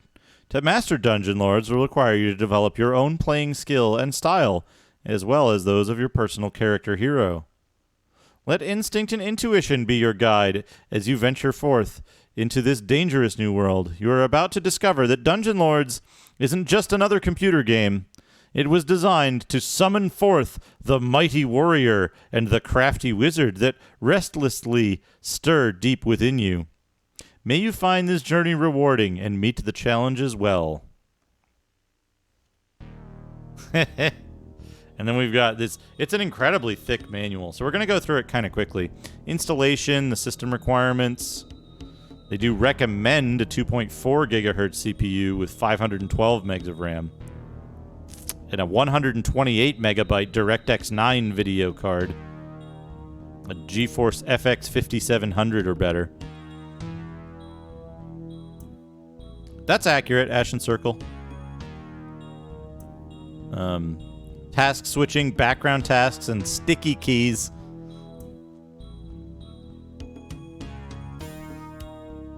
You need to turn off sticky keys. So, game menus, the main menu, the single player menu, multiplayer menu, the game settings screen, keyboard controls, saving and exiting, getting started, the object of the game. We'll read this part. You start Dungeon Lords in the wilderness outside the town of Fargrove. As you explore the vast wilderness, you will do battle with a wide variety of foes, developing your character's skills and your own combat prowess. As you start talking to the various characters who inhabit the world, you will learn of the conflict that grips the land and learn of your own role in the events that are to unfold. In the course of the game, you will take part in numerous quests, many of which will bring you closer to completing your ultimate goals, and others which will reveal more about the world around you and provide your character with the experience and equipment he or she will need to complete the game. That is the objective of the game. That is the object of the game. I want to point out that that mentioned nothing about what your actual ultimate goal is. It's just, you start in the wilderness and you kill stuff. Creating custom characters, you get level, XP, class specializations, ADV points, which are separate from EXP. Next level, race, class, left-handed, right-handed, skin color, hairstyles, hair color. What do we have here? We've got character races description. We'll read these. Human. Humans are one of the most prominent races in the world of Dungeon Lords. They didn't name the world. It's just the world of Dungeon Lords. Humans have evenly distributed ability scores and are reasonably capable in any class they choose to pursue. Oops. I think it's in Win 10, but not on by default, unless you choose to set it during installation. Elf. These humanoids are an ancient race, wise and long-lived. The elves of Arindale are noble and civilized, while some of the other elven clans, such as the Drey, are more feral. They're intelligent and lithe, but also the most fragile of the races. They make superior mages and competent adepts. Dwarf. These tough, gruff humanoids are short of stature and heavy-framed. Dwarves are strong and hardy, but are not particularly agile and hate wearing clothing, making for powerful fighters and tough adepts. Urgoth. These huge, muscular demigoths are feared and respected throughout the world. Strong as oxen and dumb as a bag of rocks, Urgoths can be quickly developed to handle the heaviest weapons and armor with unprecedented ease. However, they are slow of wit and clumsy of movement, so make poor mages or thieves. Wilvan. These wily and cunning beastmen are a fast and often sinister demigoth race. Wilvan are fleet of foot and sharp of wit and make excellent thieves and competent mages or adepts. They are also more fragile than many of the other feral demigoths. Zaur. These reptilian demigoths are feared for their speed, force, and toughness. They have the speed force. Their wide lizard grin is a fearsome sight to many of the more civilized races. Zaur are not particularly bright or sleight of hand, but make up for this with lightning-fast agility, crushing strength, and a tough reptilian hide.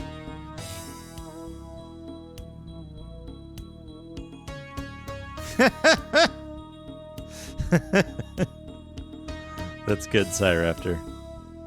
Let's see here. These traits make them impressive fighters and competent thieves. Only go to the... They only use temporary dye to dye their hair black.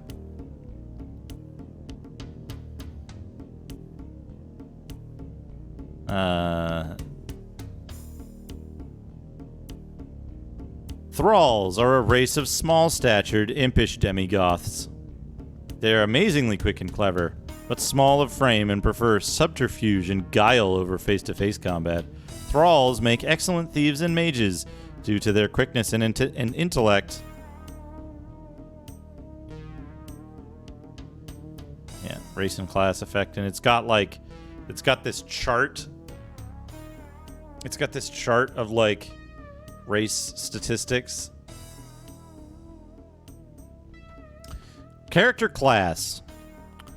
Character class enhances the ability to learn certain skills and skill types, and also grants the character access to certain additional skills and heraldry that might not be available to other character classes.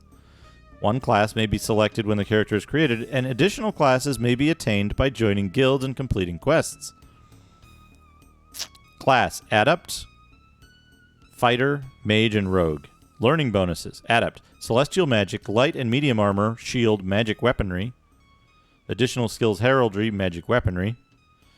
Fighter, Light and Medium Weapon, Armor and Shield, Parry. Mage, Arcane Magic, Magic Weaponry. Additional skills in Heraldry, Magic Weaponry. Rogue, Light Weapons, Throw Weapons, Athletics, Detect, Disarm, Trap, Pick, Lock. And then they get Sneak, Steal, and Identify.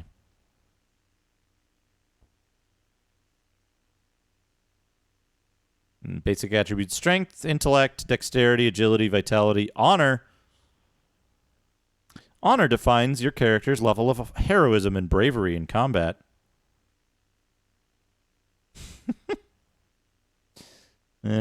Health and combat statistics: Life, Strike, ability to hit, okay.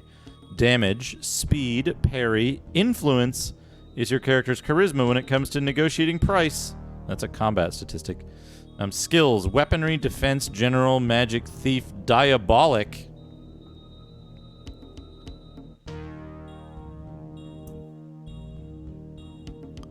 Let's see here. Ow. Heraldry: Symbol, the Acrobat, Athletics plus 10%, Speed plus 10%. The Fool of Fortune, effect, Luck. The Lady and the Lion, effect, Strike plus 2. The Magician, Arcane Magic plus 10%. The Astrologer, Celestial Magic plus 10%. Playing Dungeon Lords, the game screen. We get a little screenshot there. Inventory. Equipping your character. There's a corresponding slot for each item type in the left display. Are you ready for the list of item types you can equip in Dungeon Lords? Check this out. Trinkets, belt, helmet, rings, shoulder, armor, pants, boots, gloves, shield, primary weapon, alternate weapon. They went all out. Magic inventory: Potions, Invoke, Combat, Identifying items, Combat, Melee combat, Combination attacks, aka combos. Chop. Move back and attack. The chop is a single high damage attack useful for attacking while backing away from an opponent. It is an effective strike against flying creatures such as bats. Standard strikes, advanced strikes, ranged weapons, spellcasting, blocking, evasive maneuvers. Combat damage. Oh, here's all the status effects. asleep, afraid, silenced, paralyzed, blind, choking, poisoned, charmed, diseased, cursed, frozen, vined. Tips for combat: shield, know thy enemy, learn your attack combinations, mix it up. Evasion in combat, know your attributes, use the quick menu. Revive carefully. If you die and are surrounded by monsters, they will become disinterested in your lifeless body. Wait for them to wander away if you need to before reviving yourself. Obtaining treasure and other items, chest, barrels, and crates. Disarming traps. Oh, right. This has a little, like... Ow. This has a little mini game for disarming traps, which is, like, kind of the same every time, I think, and... Trap, Gaze of Death, level 1. When device active, click button. There's, like, ways you can disarm traps. Moon bridges. Moon bridges. There's a moon bridge. Moon bridges are mystical constructs that allow the player to travel great distances through teleportation. Certainly, they're nothing to do with Ultima. Very different from that. Obtaining information, conversing with NPCs, buying and selling items, quests, guilds, magic, arcane, celestial, and rune magic. Nether magic. And then they've got this gigantic fucking list of material components for something. Putrid flesh, rat tail, shrunken head, vulture beak, Grinch weed.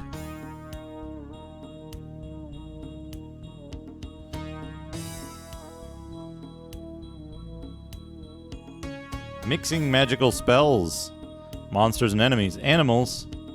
Bats, rats, wolves, snakes, scorpions, spiders. Creatures. Dungeon ghoul, mummy, skeleton, slime. Denizens. Soldiers, elves, goblins, thieves, trolls. And they've got some pictures here of some stuff. Here's the other problem with this game. Fucking come on. Come on, camera. Yeah, there we go. Goblins. Dungeon ghoul, mummy, skeleton, slime. Here's the problem with this game, though. It sounds real cool. And they're like, here's some examples of monsters you might face. Right? And then there's this one. Bats, rats, wolves, snakes, scorpions, spiders. You think like, oh, this is a partial list, and there's probably a lot more stuff than that. But I think... if I remember correctly, this is like an exhaustive list of all of the monsters in the game except for the end boss and maybe some stuff in the last level. Like, there is not a lot of enemy variety, and you fight a lot of encounters. This is all how to play multiplayer stuff. And then credits.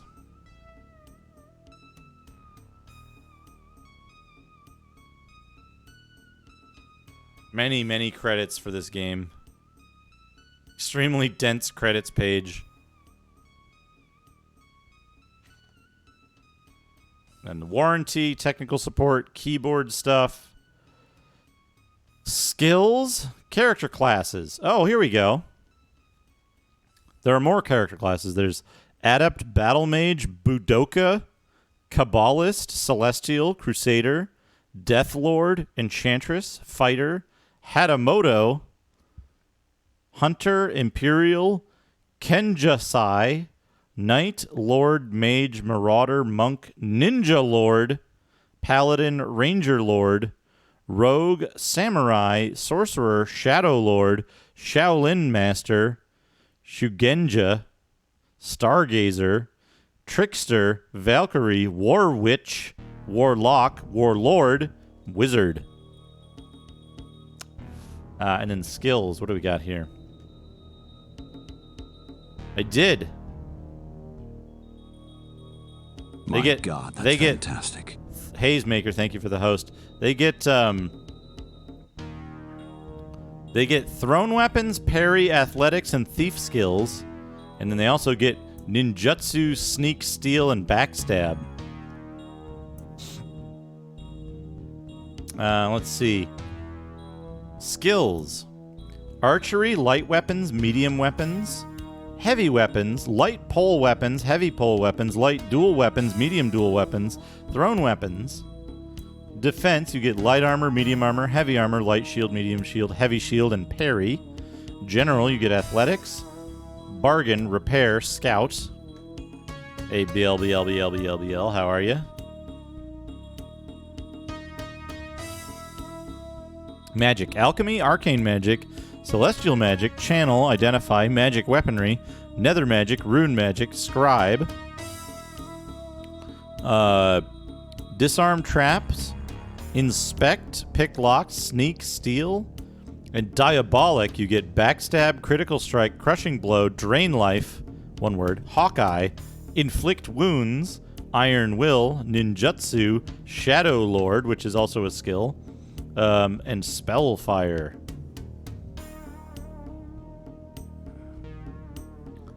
So you can be a shadow lord who gets the shadow lord skill. And then spells, what do we got? What do we got for spells? Freezing touch, shrieking star, fire mines, magic missile, burning hands, blasting winds, fire burst, wall of fire, fireball, freeze, shooting sparks, zap, burning vapors, ice shards, whirlwind, blast nova, flamethrower, ice ball, freezing vapors, pillar of fire, fire missiles, ice nova, firestorm, ice storm, fire nova, and cataclysm. Cataclysm generates a large nova-like explosion that radiates out from the target and devastates any other nearby enemies.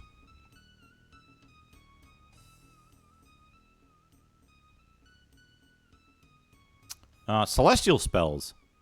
Heal, pacify, dispel undead, divine radiance, mystic vision, silence, solar ray, time warp, unpetrify, blink, dispel evil, restoration, ward of fire, lightning, radiant heal, resurrection, levitation, prismatic rays, breath of air, purify, divine strike, divine cure, ward of ice, blessed spirit, regeneration, ward of petrification, illusionary visage, divine intervention, and divine grace. Divine grace, caster becomes temporarily immune to all damage.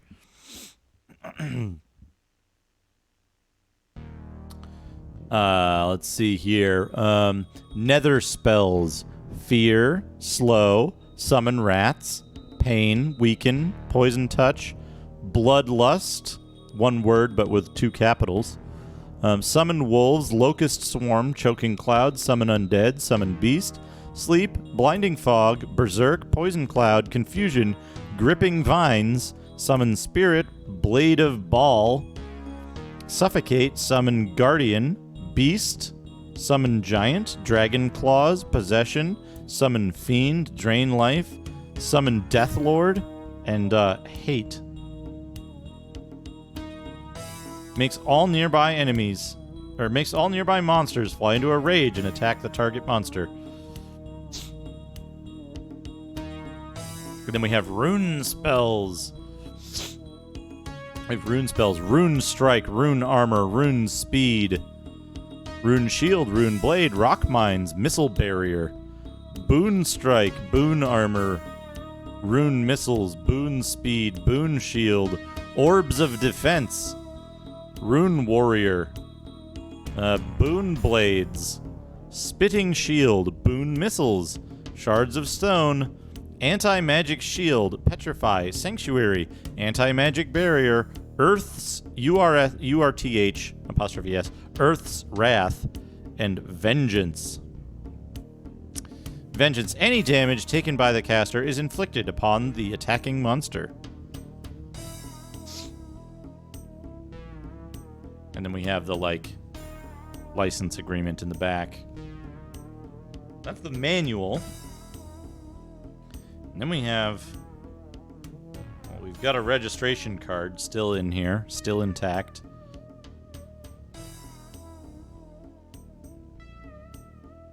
And then we've got this.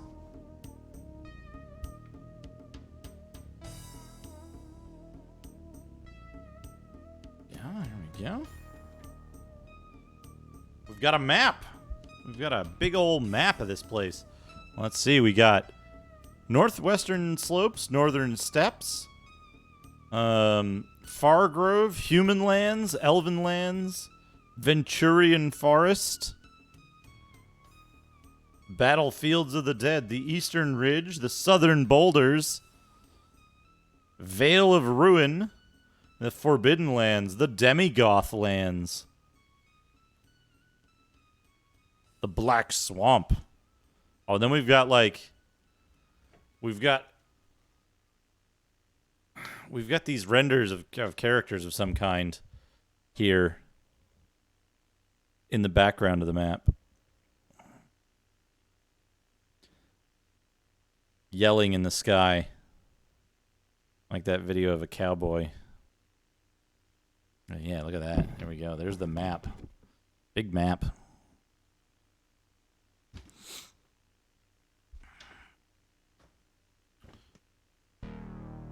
More interesting than the... Yeah, you can ascend to Ninja Lord. Hell, I'd like to see it, Mortis. The thing that strikes me is that how long could it possibly take to walk to Japan? Yeah. The thing for me is that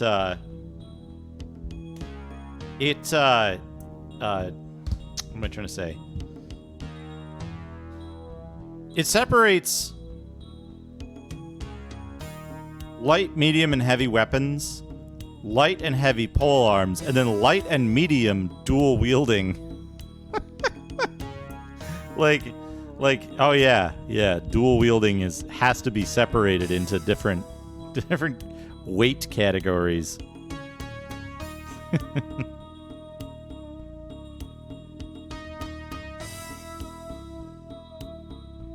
All right, so that's done. Well, now we gotta. While I was doing that, we've got Nico Jazz with a look at something else. Now, fortunately,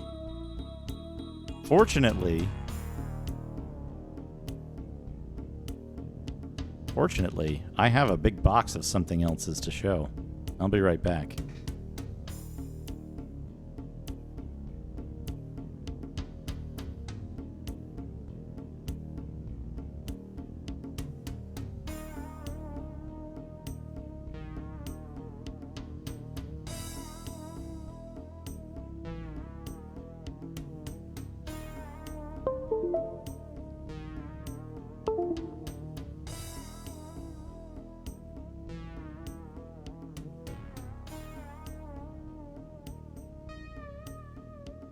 We got a movie this time.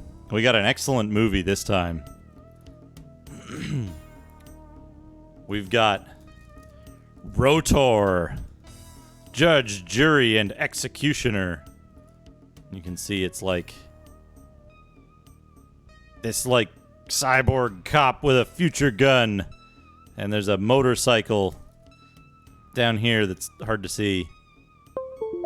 Rotor. Yeah, Rotor.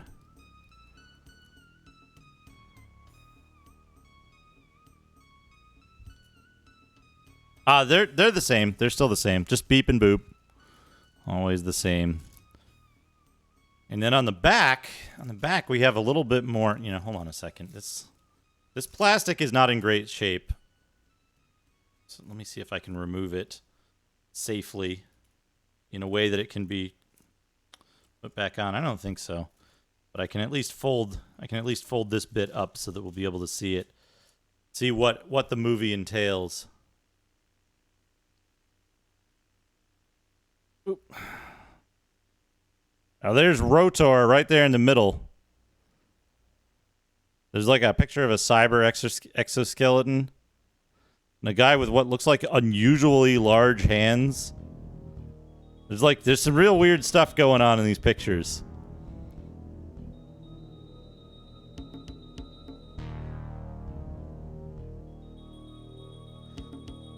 But, here we go. Rotor. The city is in chaos. Society's scum are running rampant. Murder and rape are on the rise. A special unit to develop ROTOR, Robotic Officer of the Tactical Operations Research Unit. That's what ROTOR stands for, by the way. Robotic Officer of the Tactical Operations Research Unit.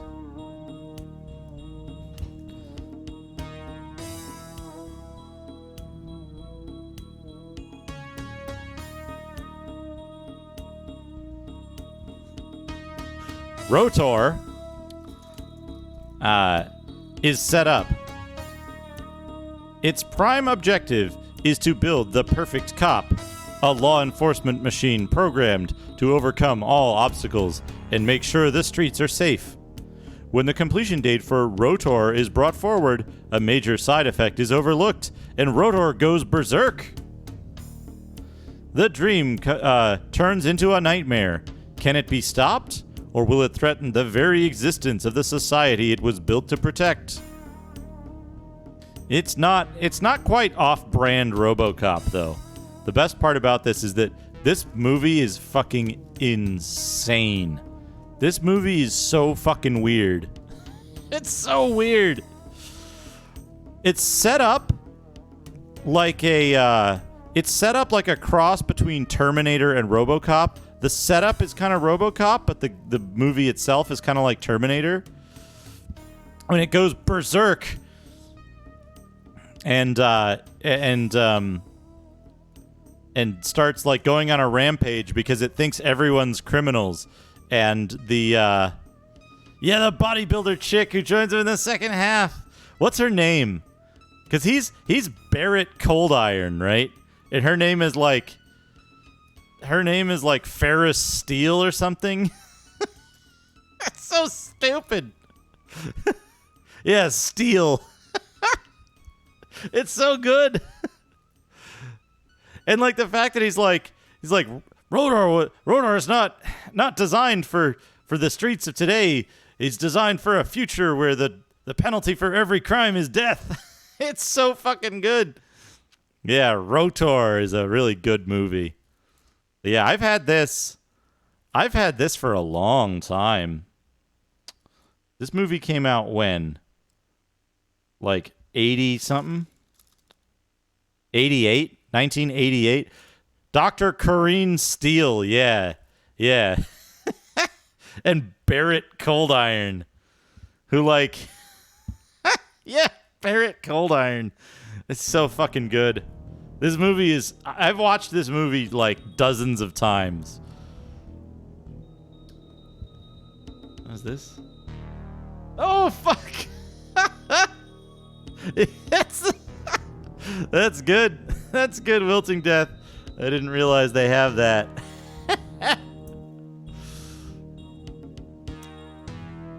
Yeah, the sad cop robot.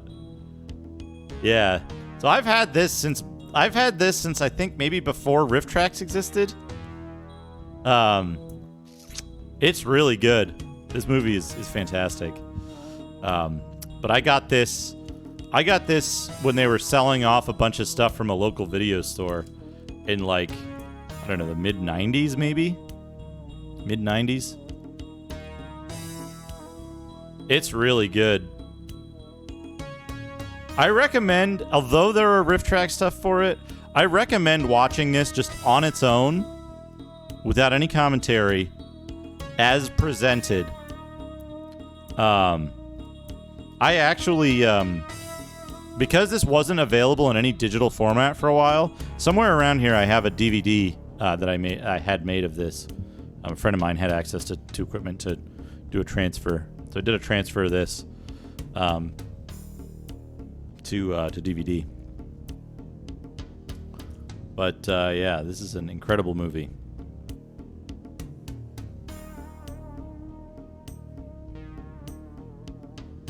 So there you go. This is something else. This sure is something else. Rotor with the plastic still on. Yeah, the sassy cop robot. There's so much good stuff in this movie. And the fact that, like, the future of law enforcement to them looked like this mustachioed motorcycle cop. That's the best part to me. What does the future of law enforcement look like? A mustachioed motorcycle cop who just shoots everyone. Well, you know, not that far off from reality. Anyway, there you go. There's your something else. There's your something else, which is a VHS tape that I own, that I've had for a long time. Yeah. Barrett Cold Iron. And Barrett Cold Iron and Dr. Corinne Steele.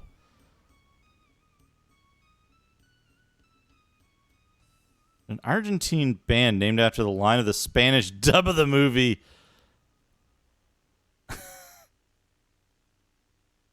Yeah, the fucking gymnastics robo-skeleton. We've got that on the back, too. On the back of the box. He killed a motorized cop. Yeah.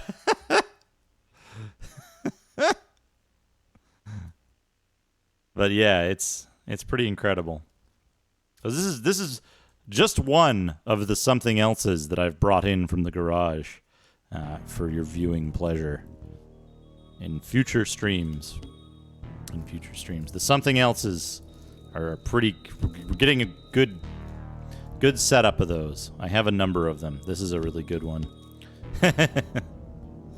Garage is kind of a mess. It's just boxes of stuff. I haven't organized any of it since I moved. But welcome. Gamer Chris, thank you for the 10 bits. I love how subtle the animation of Animagnum is. It's very good. Anyway, let me take a quick break.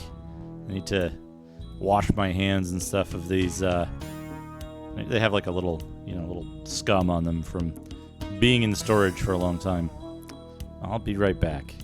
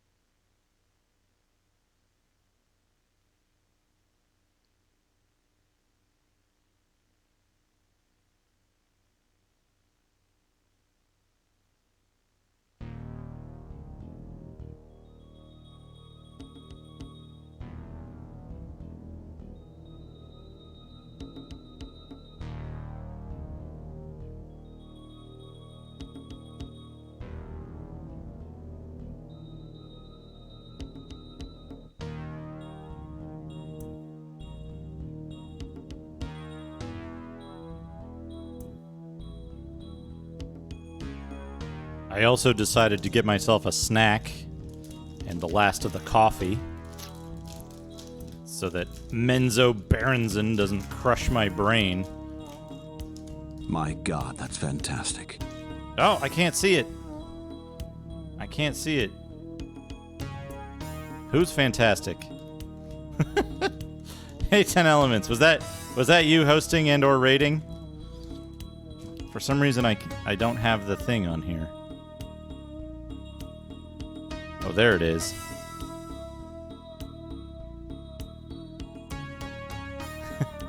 All right, welcome.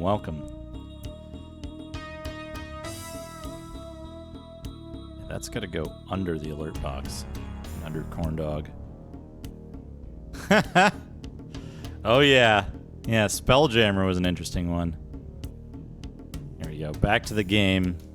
Ask your doctor if Menzoberranzan is right for you. So in honor of motorcycle cop Rotor having a chocolate sprinkled donut themed protein bar.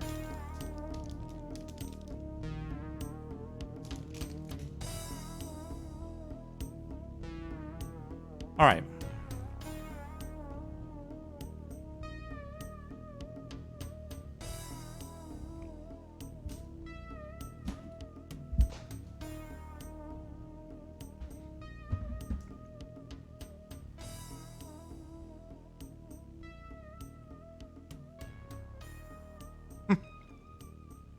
Nice. You just missed it. We were looking at a VHS tape here. We're looking at Rotor.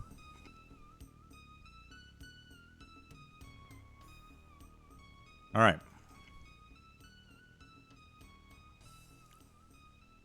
Just the case and all, not.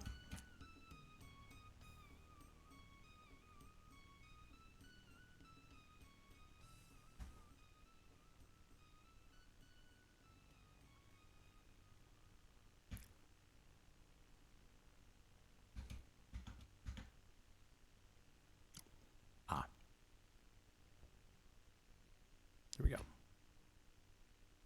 Just the case and all. We weren't actually watching Rotor. That'd be good though. A fun movie to watch. Oh, we're in a caves, underground river.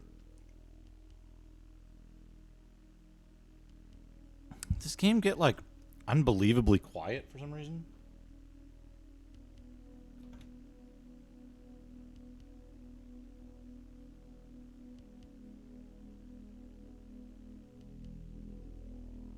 What the fuck is this shit? What are you doing here? Charon. Yeah, that's a cool dude.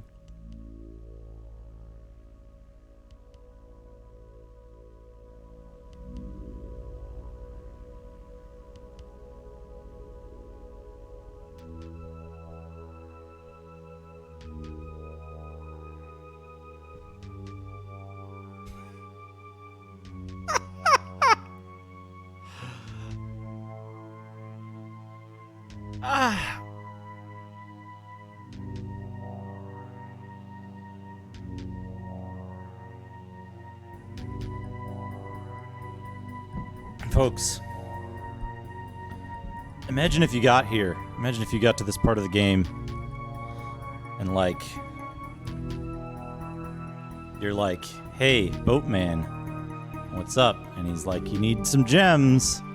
And you're like, "Hey, where do I get the gems?" And he's like, "You better have brought them with you because they're inaccessible now, idiot."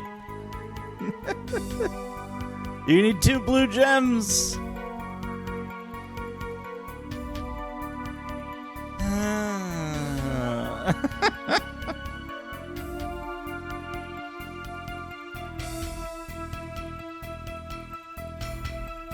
Just fucking...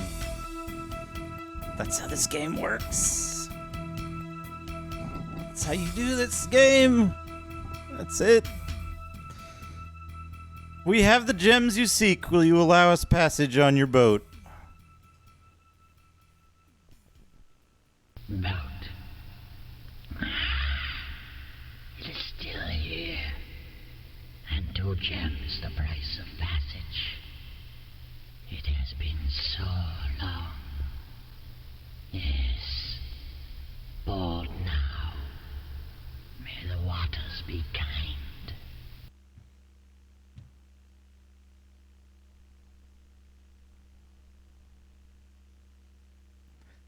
Fuck off, game.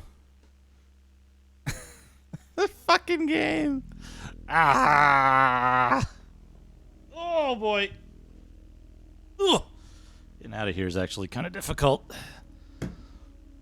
Ugh. Ugh. But yeah, that's this fucking game all over.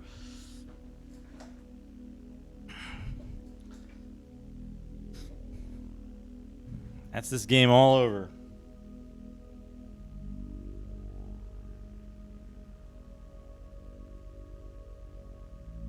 I'll deal with that later. Not important now. Anyway, yeah. So you get here, and the blue gems that you gems that you could have missed.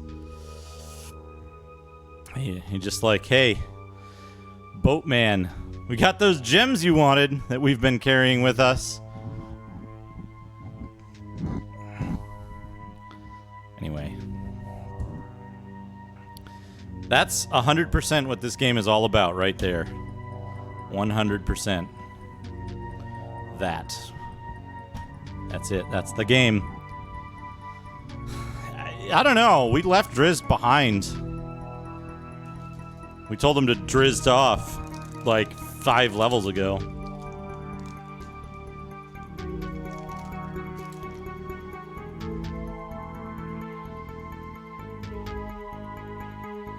Drizzle Durden.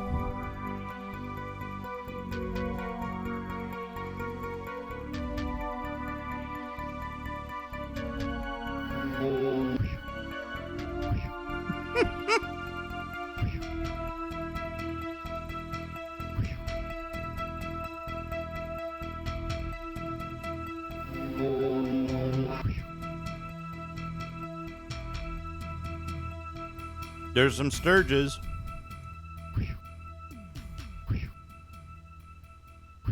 And some night hunters.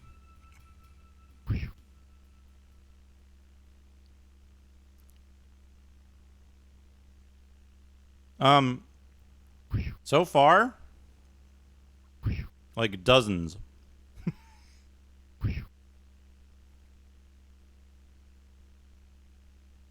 We made it.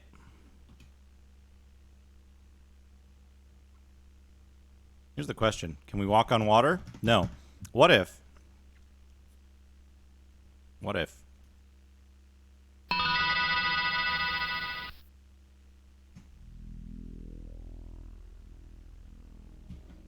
What if we jump?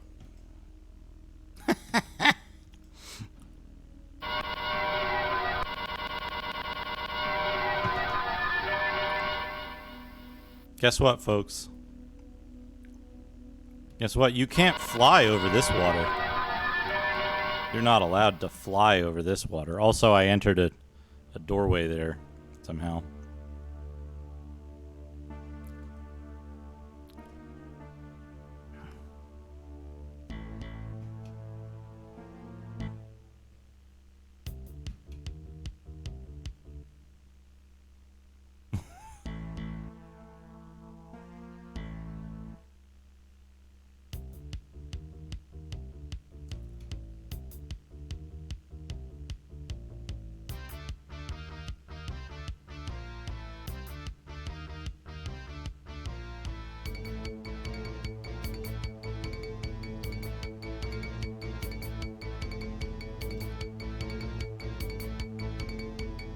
Yeah, spinach dip is great.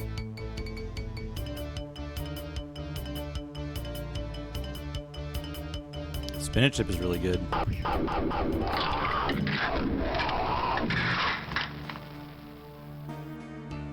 That's a good scorpion noise. That's the noise that scorpions make in real life. Except in real life it's higher pitched because they're smaller. Also, was that...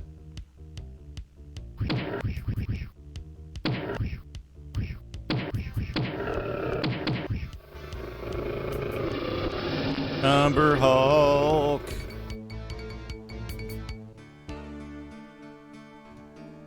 Is the Umber Hulk the only monster that, like, falls down when it dies and doesn't, like, explode in some gigantic conflagration?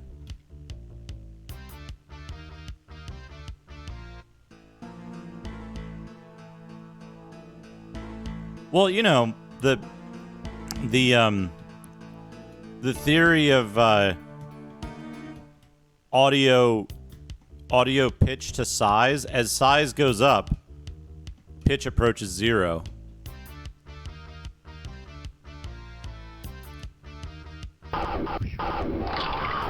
Like, those things melt.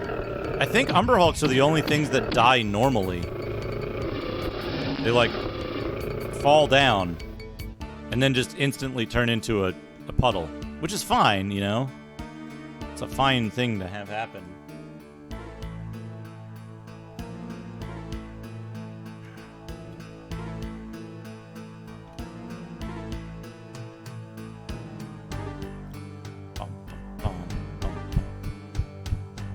Approach to Menzoberranzan.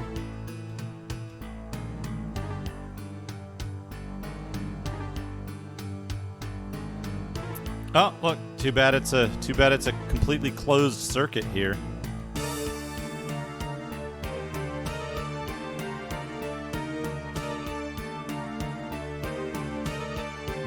Oh wait, it isn't. It isn't. They just drew an extra wall on the auto map to confuse me.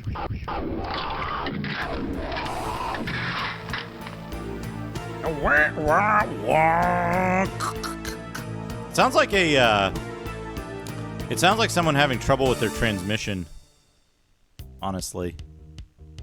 Hey, Catharis OG, yeah. We picked Dad for his excellent mustache. And we picked too many guns for her incredible hat. Is this the thing?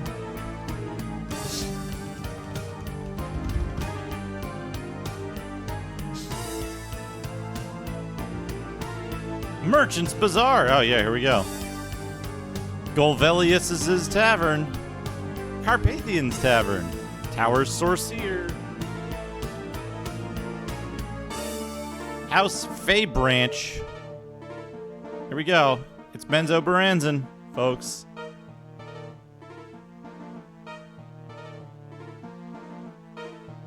We're supposed to go to the Merchant's Bazaar and talk to some merchant.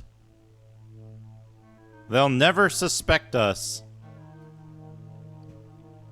They'll never suspect us with our light spell. They just let us waltz into their fancy-ass city.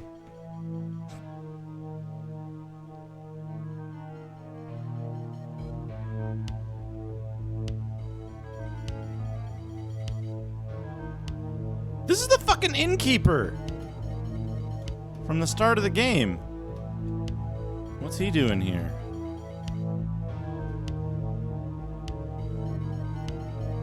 Why can't I interact with him in any way? Why is he running in place? Oh, here we go. What is the fucking... What the fuck? Why is it abandoned?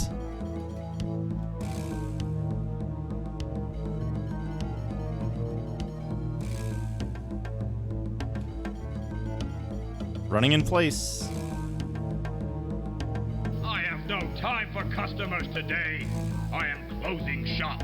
Please come back another time when the city does not tremble at the thought of open battle between the houses.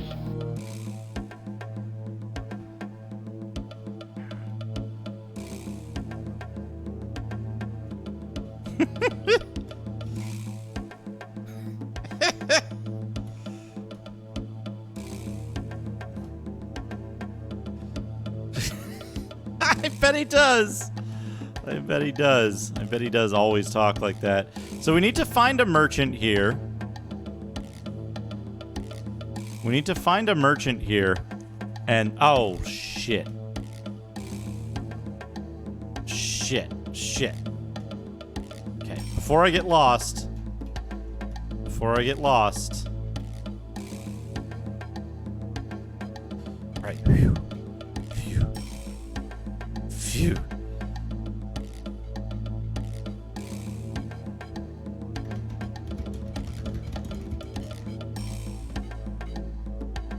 Hey, Dratson, how are you? Whoops, whoops, whoops. Alright, I needed to mark down the location of the exit. Oh man, I want nachos. I don't have the right cheese, though. Wait, I do have that 6-pound can of nacho cheese in my car. Or maybe it's in the garage. It should still be good, right? How long does it take a 6-pound can of nacho cheese to spoil, do you think? Can it spoil?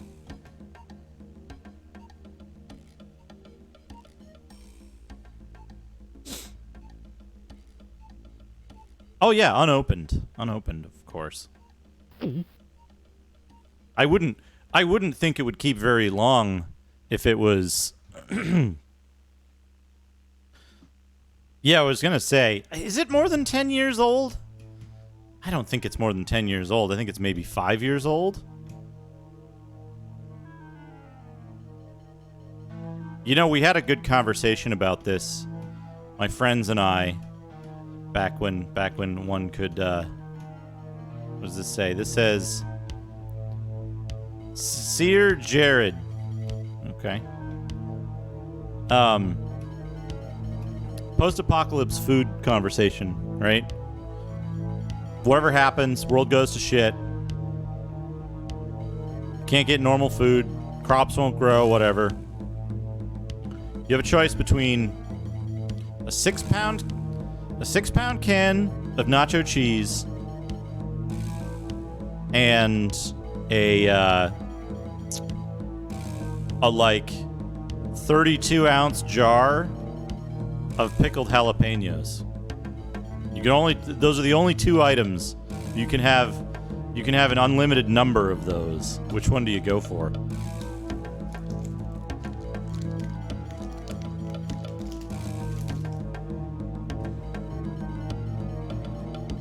I'm firmly on the cheese side as well.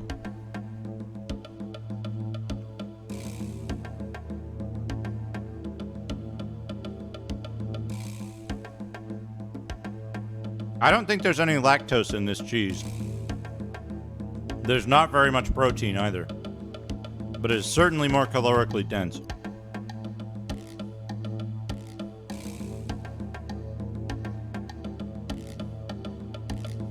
Yeah.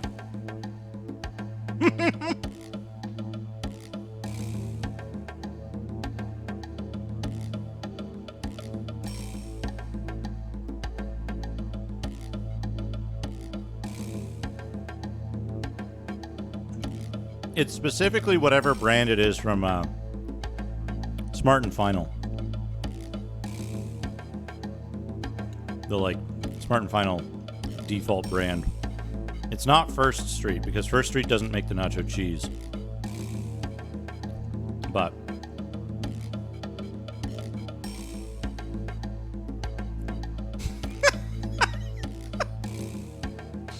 suitably warm.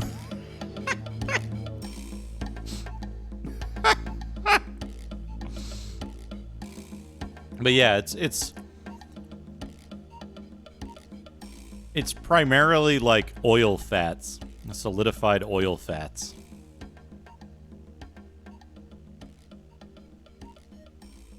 But there isn't much lactose. There's probably some. But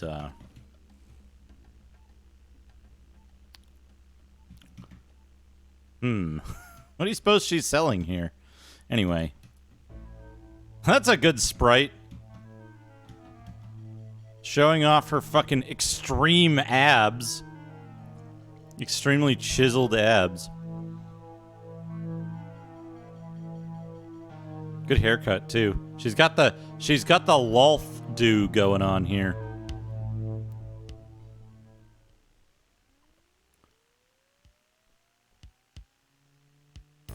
Oh, let me turn off this.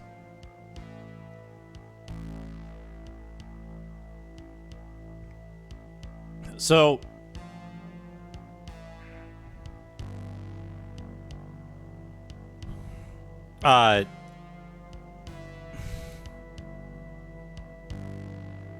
what I want to point out here is we talked to a Drider who told us to search for Sar Terrell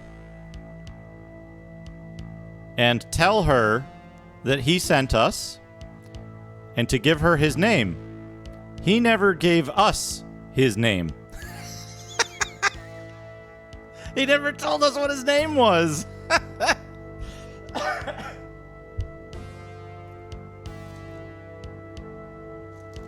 I mean, I guess, like, a Drider that wasn't completely homicidal and feral told us to go find you?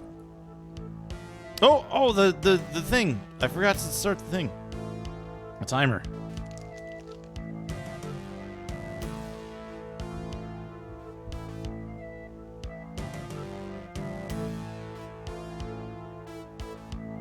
Alright. We search for Sar Terrell. Might you be the merchant of that name? Of course. And from what far corner of the Underdark have you heard my name? It is often flattering to know what great distances my reputation has traveled.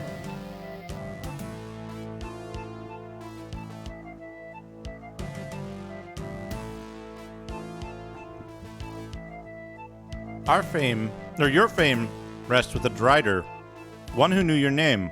Do you remember Mednafen?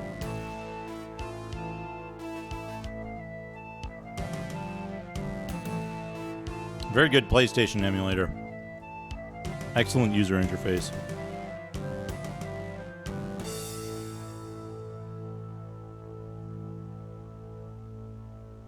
The name is familiar. Maznafine is mine, my love, and they had no right to take him from me. Is he well? If he has sent you, the time must be right. All that we had worked toward can begin. She does nothing! Nothing happens! Come on! Our path has led us through many a twist and turn. What might you have for such weary travelers? Many jars and bottles adorn my shop, finely crafted containers for the mystical goods within. But my profit comes from information. What I know best are the comings and goings of the drow nobility. For such information, some are willing to pay with their lives, or the life of a friend.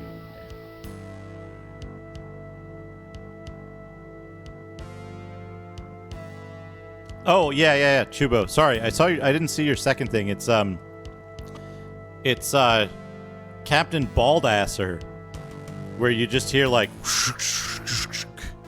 crinkling paper every time he speaks. Ooh. Whoops! I'm trying to push myself back, but the tabletop is too slippery. It's like forced perspective when I do that, though. I love what it looks like in the camera.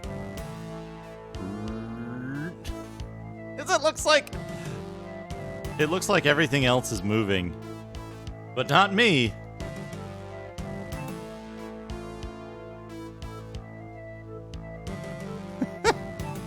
Yeah.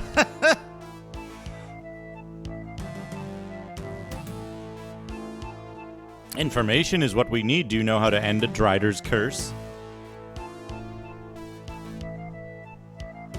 Whatever quest you call your own, know that I may inform and enlighten it. Information I have. But first, Maznafine, if you are the ones to free his spirit, you must be on your way. Speak to Jalenfine, the Spider Mage. He resides in the Tower of Sorcerer and has worked to prepare a magic scroll for just this occasion. Remember, seek out Jalenfine and free the spirit of my love. Then we shall talk again.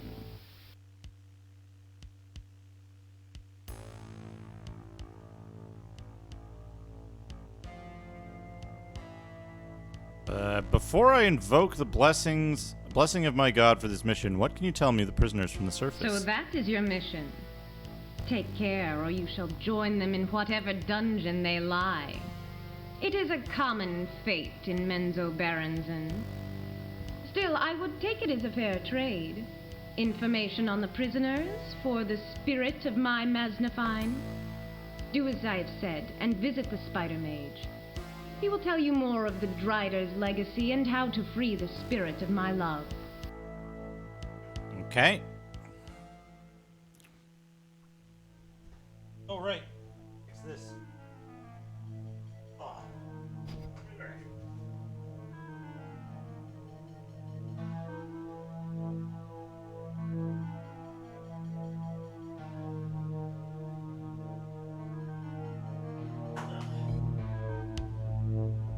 Too many cables. All right.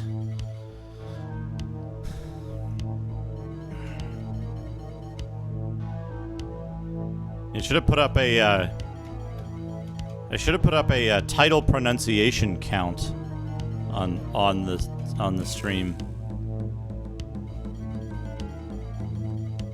What do we got here? Potion of levitation. Good. Literally never need it. I guess you can. Oh, right. Even if you drink it, you can't levitate most places. Did you know that in Menzoberranzan they use levitation to go from the through the many myriad levels of the city? It's almost a necessity, and they use fairy fire to light their lamps.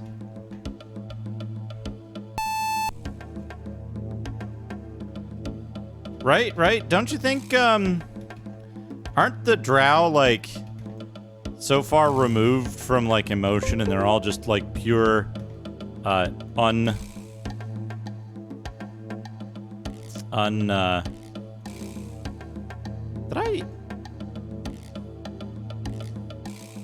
When did this shit wear off? when did the enchant weapon thing wear off? Or did I have to go to a save before I had done that?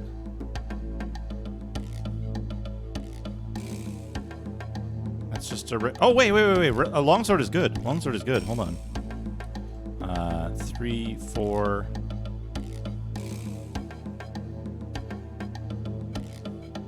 Yeah, right? They're total assholes. They're all, like... What is it, neutral evil or something? Completely neutral evil. Yeah.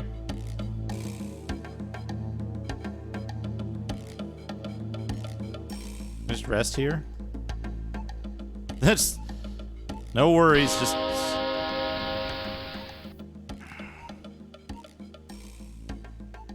chaotic evil. Yeah. So they would know and speak nothing of love at all ever. It would be an emotion entirely unfamiliar to them.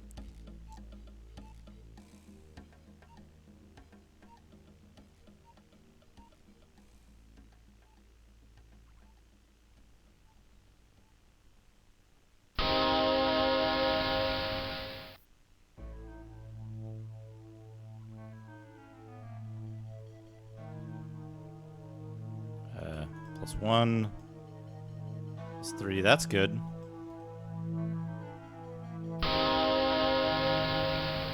I don't know when this shit wore off. Maybe when I loaded game?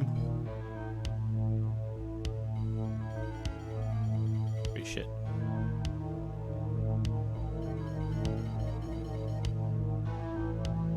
Almost clicked on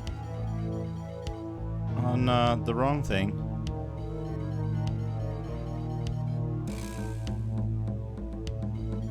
Let me just rest a few days here in the marketplace.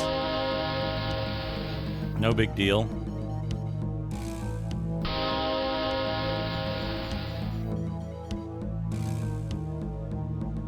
Bong. Do it. Halberd +3, quarterstaff +3. There we go. Save.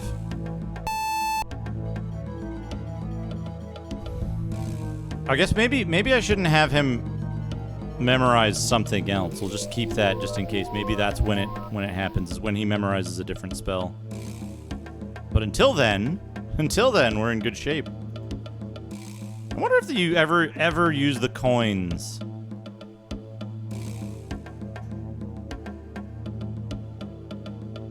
That you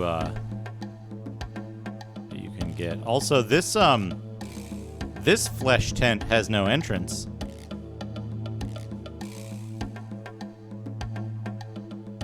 Let's see if this one does.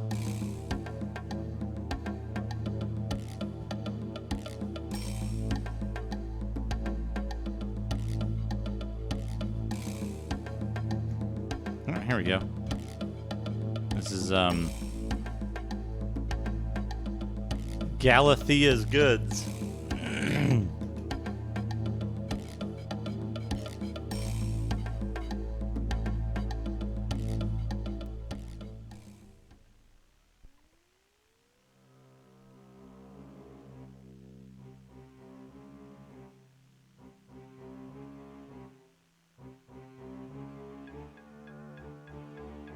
Good day, merchant. Quiet, yes.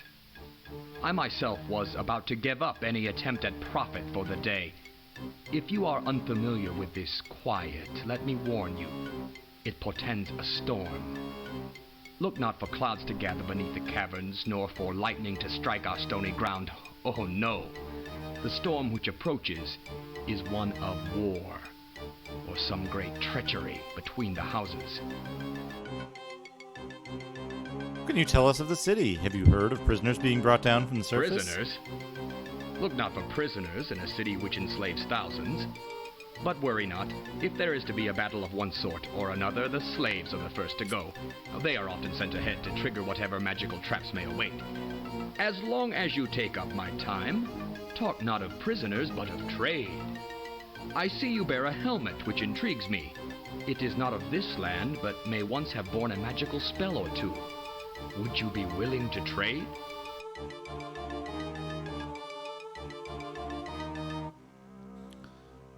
Am I supposed to not trade this? Study Kim, you know this, right? Do I need to trade this to get a, like, item that I need?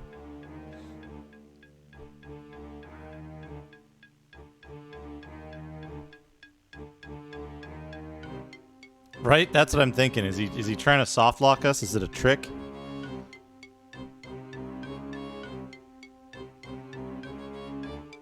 Okay, we have to trade. You speak of the helmet given to us by an innkeeper.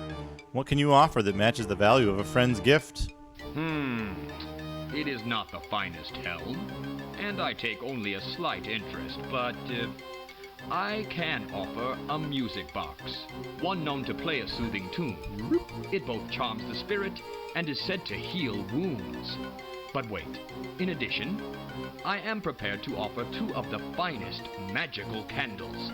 The candle of brilliance will prove itself in the darker corners of the city, and the one of darkness is an effective taper. Instead of light, this candle creates a darkness, blinding those in the area and all who enter later.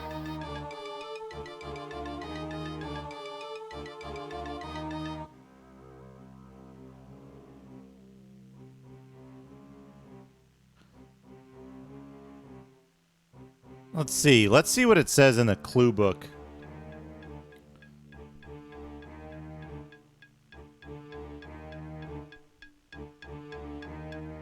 They don't see perfectly in darkness.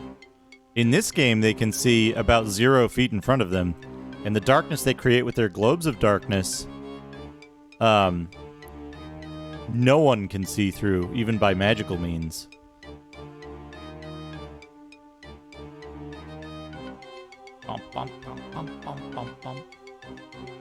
Imagine you go into a shop and the guy's playing this. I don't, but it might say something.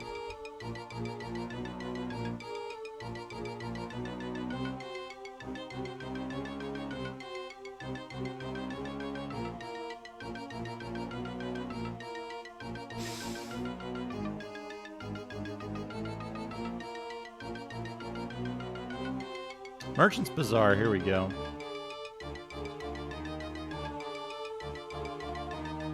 Tent.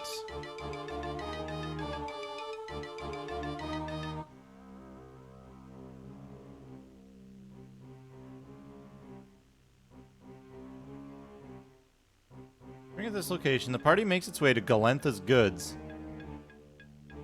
Galentha offers to trade the party a music box and 2 magical candles in return for the helm given to the party by the innkeeper at the start of the adventure. The party accepts the offer and makes the trade. Upon leaving Galentha, the party moves into the southeastern corner of the region to location 4. Note, if the party refuses to trade away the helm in its first encounter with Galentha, the second opportunity is available after visiting Jalenfine, the Spider Mage. The party can return to Galentha and once again be offered a trade. Should the party refuse to trade the helm, a third opportunity presents itself. Galentha is willing to trade the music box for Tricinia's gauntlets, the gauntlets themselves known to be lost somewhere in the mantle caverns of the city. This last offer is a red herring, as it distracts the party from a more direct course to the heart of the quest. Should the party wish to retrieve Tricinia's gauntlets, which act as gauntlets of dexterity, it must search for them in Mantle Cavern 1.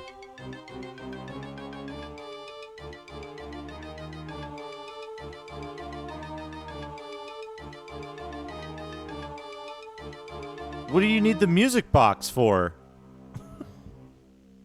Music box. Jalenfine, the Spider Mage, resides in the Tower of Sorcerer. This is a scroll of Drider Wish, one capable of transforming the Drider into his normal drow form. The trade Jalenfine requires in exchange for the scroll is a music box known to be in the possession of Galentha. If the party has the music box, the trade may take place. Otherwise, the party must return to Galentha in order to make the trade for the music box. Why is that it must trade Galentha's music box?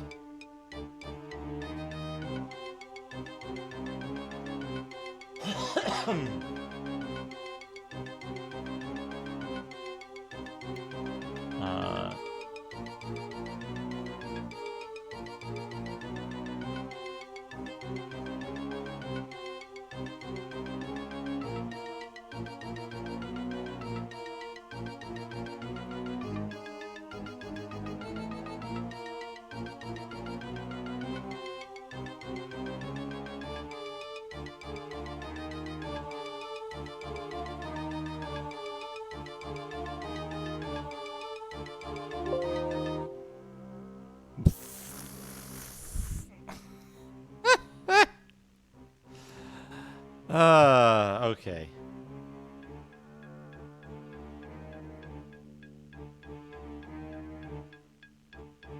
From the dangers we've seen, your offer of healing and the candles makes sense. He who gave us the helm would approve of this trade. It is done. A fair trade indeed. The candles and the music box will serve you well during the coming storm. Few survive in Menzoberranzan without powerful magics at their command. But please, continue your shopping tour. Any merchants brave enough to sell their wares in these troubled times deserve your patronage.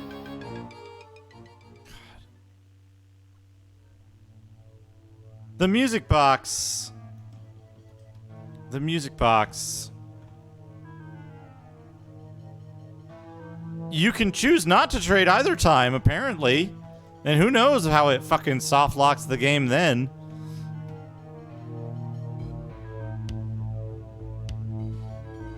Okay. Tower Sorcerer.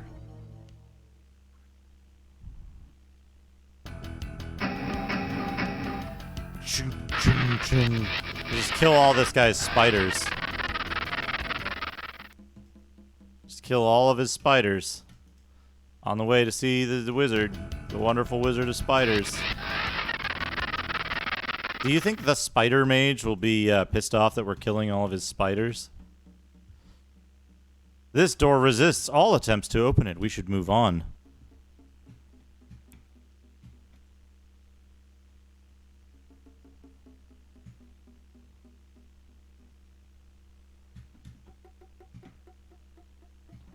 What's this, a teleporter? It's a teleporter.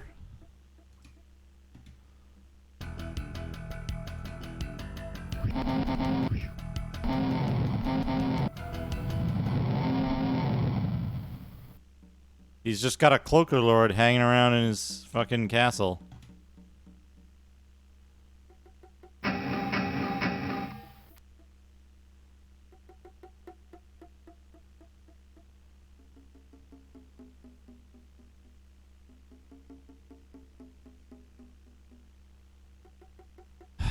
A blue robe.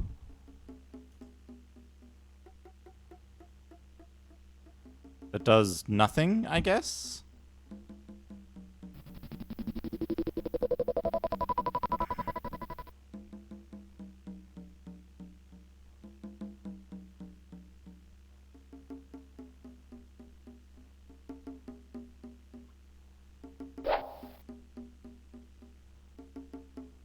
Sometimes, like all the fucking time.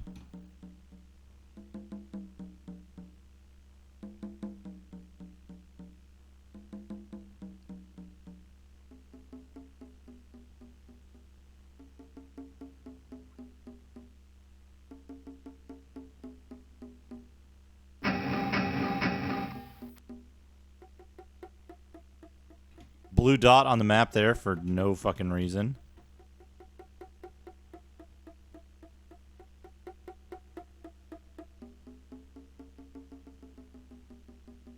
Is this... Are you just a fucking random dude that I can't talk to? Why? Why are you here? Why? Murlochar. Yeah, imagine if spiders made that noise when you killed them. That's not even him. It's not his house. It's some random dude in the other guy's house.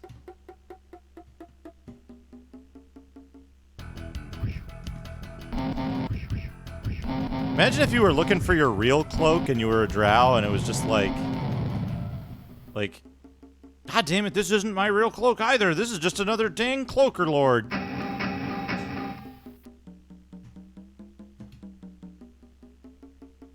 Oh, that's a good something.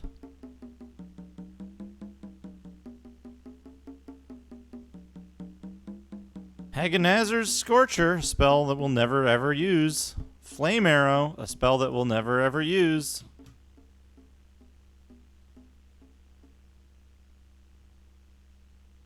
Non-interactive items on a table. A whole bookcase full of, yeah, he's got a good... It's either shaved into his hair or tattooed on his head. We may never know. He's got a good mustache, though. You know, I think that, hey, name is Sofa Kingdom. To be honest, you don't have to worry too much about supporting me. I just do this for fun. I've got... Oh, that's a good... Is that a gremlin taking a dump on somebody's bed?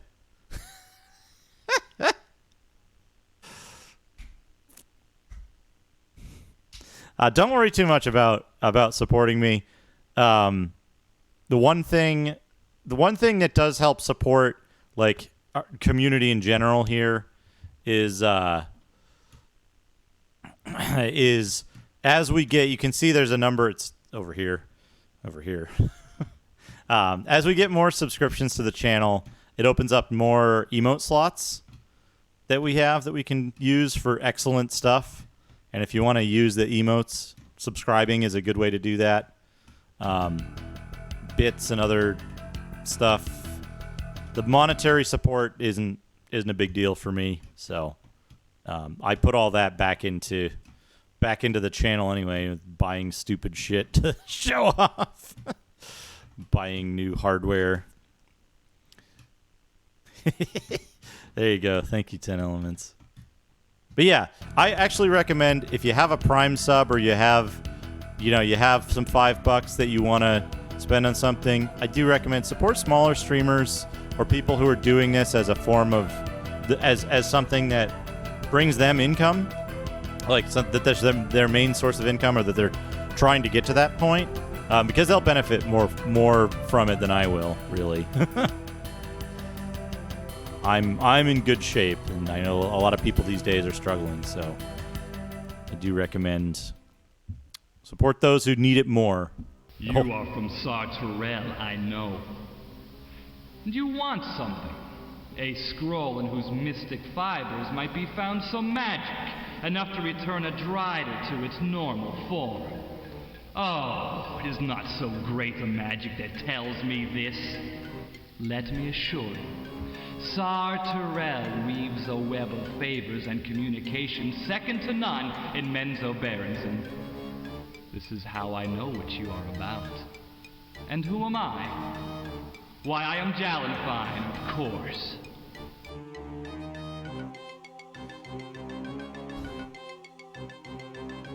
He just told us this!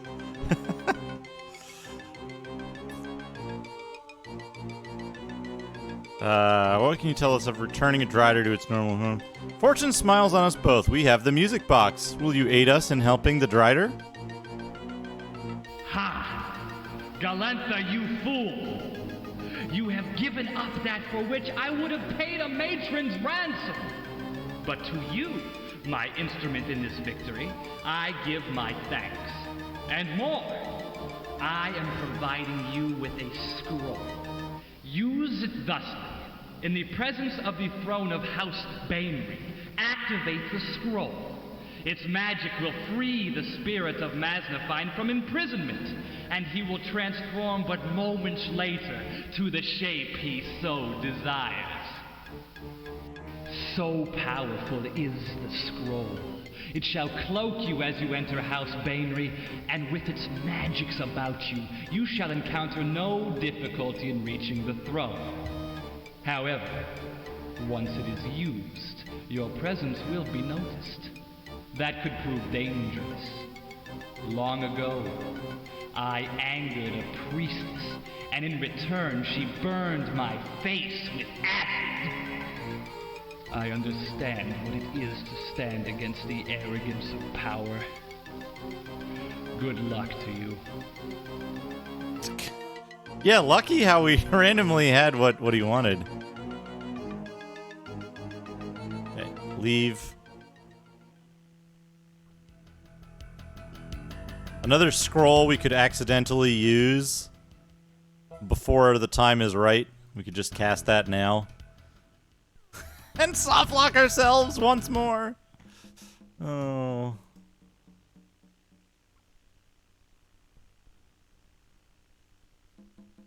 House Boehner. It's possible. Hey, Empress Moth, how are you? Where the fuck? There he is.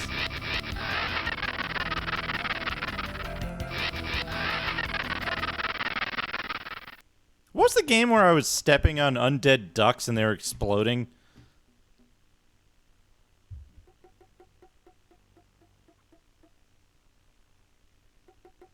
Killing Time, there you go. Folks, spinners in a real-time game.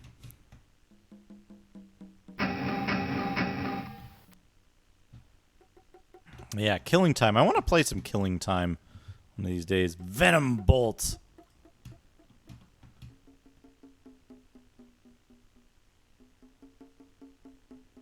Cyberdillo. Yeah, I still haven't tried Cyberdillo. There's a number of games. There are many games I haven't tried. But fear not. I will one day. Yeah. You know what's going to be interesting is rating this game against the does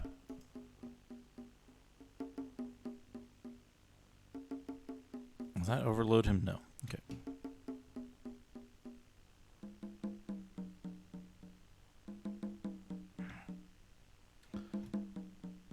Is it a problematic game to stream? I thought it was fine. Killing Time should be like, you know, I thought it was normal.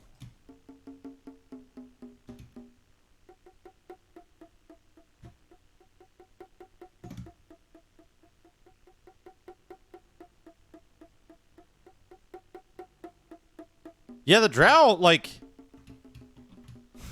The drow seem to not not give a shit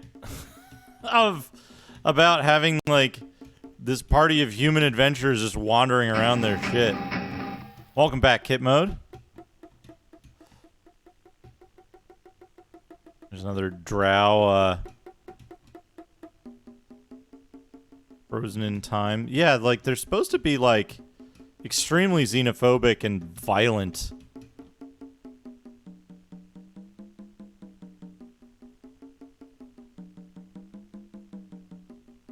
Yeah, the 3DO killing time it sure is something.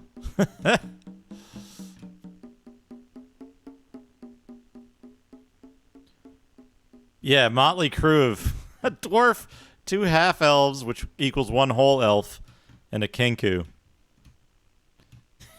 It's like how if you get 50 jugs of 2% milk, you get 1 whole milk.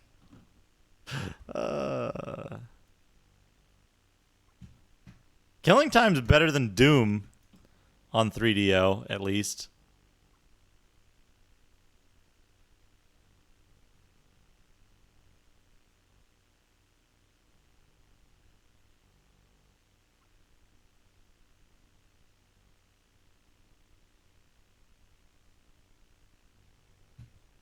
Yeah, the music is good.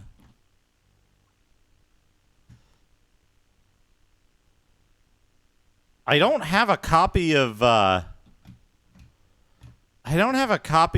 Knob that I can play. I haven't figured out like how to pack an ISO correctly.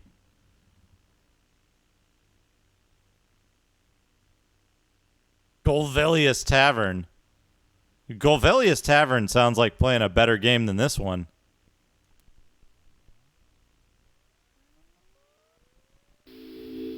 Oh, here we go. Good cutscene.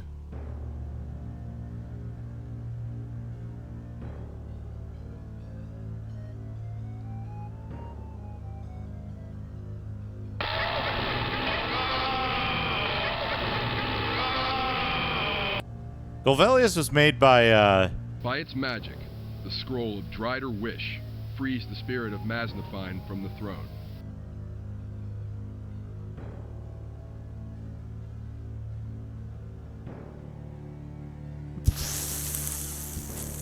Far away, in the cavern of the Driders, Maznafine returns to his normal form. New drow game. Compile, yeah, compile. My patience with you, innkeeper, ended the moment you failed me. Where is the helmet? That was the only reason you drew breath and walked the earth alive, to recover the helm of spiders. Deliver it now, and you may yet leave House Benry with eyes to see and a tongue to plead for your worthless life. Matron Bainry, no, please! My life is a poor one, and every moment I spend away from your service cheapens it ever more. Only in answering your will am I made whole. Only in serving you do I find my worth. The helmet you seek was sent to you with my blessing. I placed it in the hands of the fools myself. You could not have missed them. That much is certain. I could not have missed them. The fault, then, is yours. Elvidenvelt, my Illithid, my mind flayer, take him away. Elvidenvelt! Oh, by the gods, wait! There, standing within the chamber. The one I entrusted with the helm.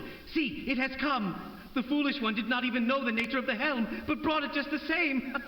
I knew your path would lead you to Matron Bainry. My wonderful fool, you have saved me. I see no helm. I sense no helm. There is no helm here. Be quiet and stop sniveling. Yes, my matron. You, yes, you who interrupt the peace of my chamber, Where is the helmet this idiot entrusted to your safekeeping? We traded it to a merchant in the bazaar for some candles and a music box. Good. Good. Wall of fire. Wall of fire. I would love to shake the hands of these voice actors. Kit Mode, thank you for the 100 bits. I want fucking Matron Boner to be a fucking TTS voice. I would love to shake the hands of these voice actors. It prints the conversation. Well, steal it back, you dolt. Wherever it lies, in whatever house, do not rest until the helmet is again safely in my hands. And believe you this, my eternal patience with this innkeeper shall not extend to the likes of you. If I must send agents of my own house to retrieve it, then you shall pay the cost of their efforts with your blood. Go. Go without a word. Go without looking back. Go. I don't think so. Also, there's no option to fight her. May I please have the innkeeper? It is my pleasure to serve. I do not mean to be impatient. Your thoughts are filled with impatience.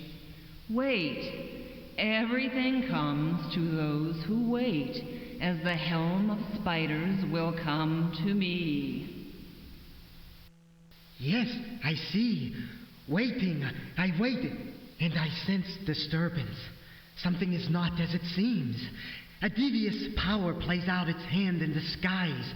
Someone nearby seeks something more than is apparent. A mind moves quickly to decide on its next course of action. Enough. If that is an example of your patience, then keeping you busy may be easier to endure. Elvidenvelp, take the innkeeper to his doom. No! Please! No! No!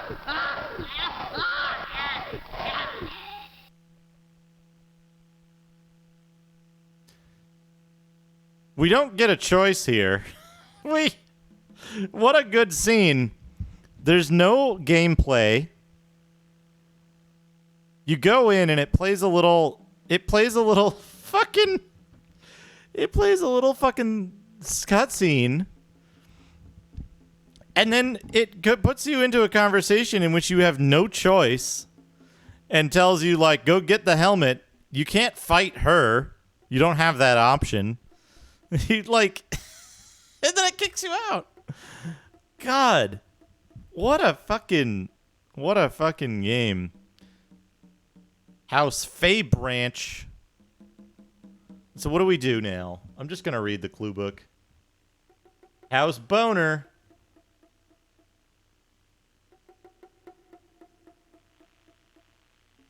Moves quickly, hidden from blah, blah, blah.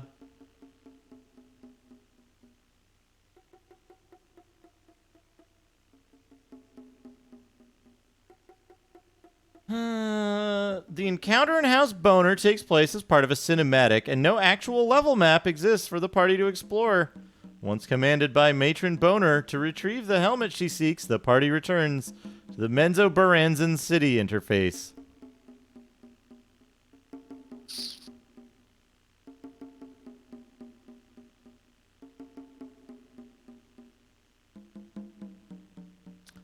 When the party returns, okay. Yeah, right. Get the helm so that she can kill you anyway. Merchant's Bazaar.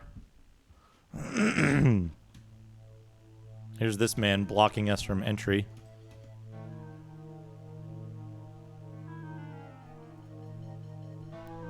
I hear the CD-ROM activating. What?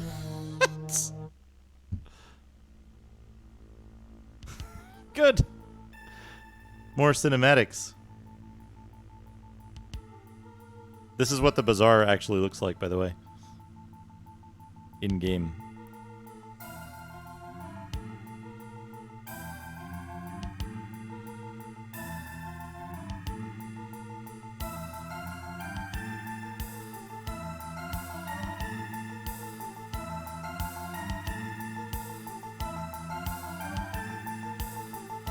I don't know what I'm looking at here. I can't see this shit.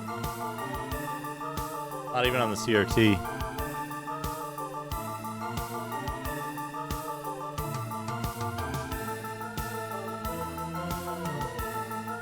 The helm of spiders has been stolen. And before the thief can be caught, he reaches the safety of House Duerden. Helm of Spiders was stolen, and before the thief could be caught, he reaches the safety of House Duerden.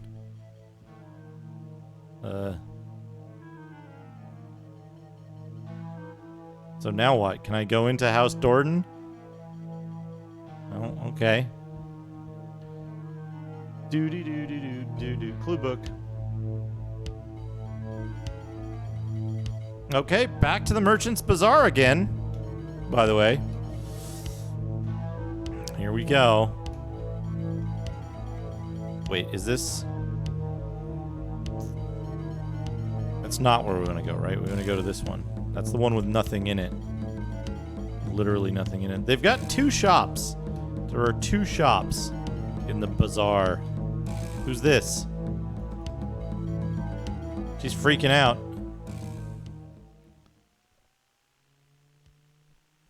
We have freed Mednafen's spirit. Have your magics revealed this to you? More than revealed. For once Masnafine regained drow form, he made his way here to my side. Of the prisoners you seek, he has news. You have kept your word, and I am free of the Drider's curse. Though the words sound strange, I am grateful. It is not something a drow is trained to say. For your trouble, know this. The prisoners you seek to free are being held in House Duerden. Seek them out in the commoners area, where the slaves are kept. It is said Driss, too, has been taken by that house, though he will be kept elsewhere, if he is not already destroyed.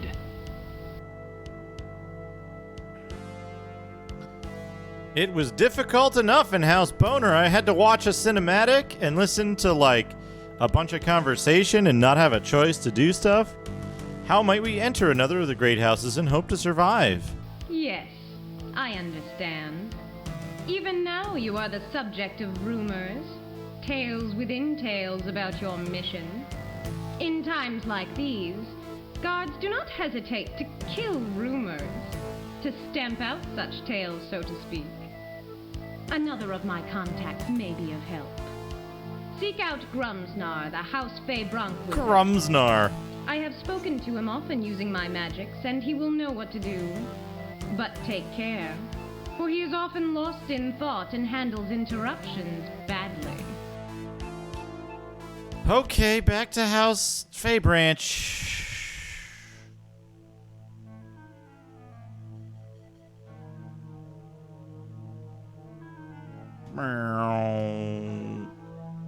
Where's the exit? The lady with the crazy hair is Sal Terrell. Yeah, I was getting to the exit. Soft lock coming up. Soft lock coming up. I mean, you could say that for any part of the game. Soft lock coming up.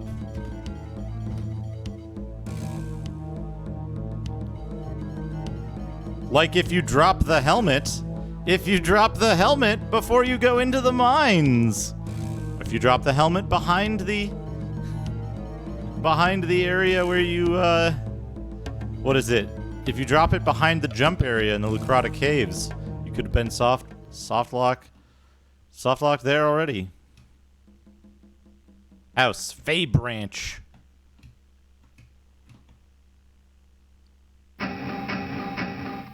Oh, am I missing something?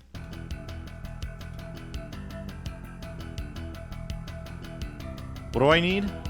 I'll just look at the clue book.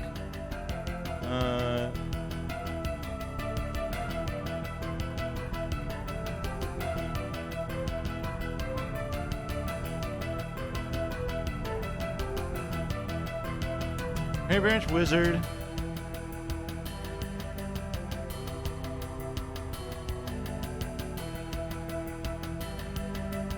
The gem.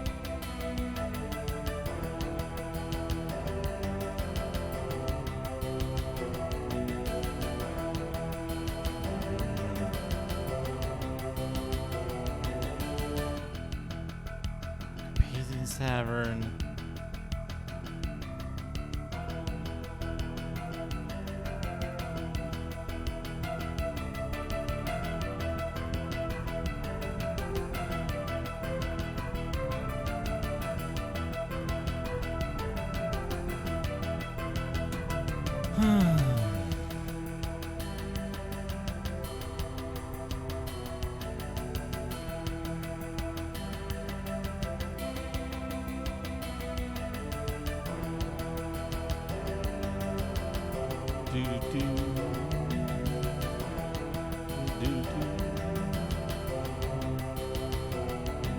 Yeah, they set it up in such a way that it's intended specifically to softlock you.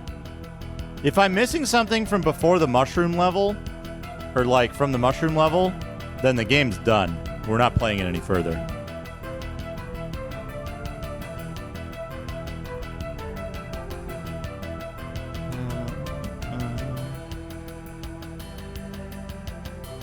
Do we have to go somewhere else in Menzoberranzan?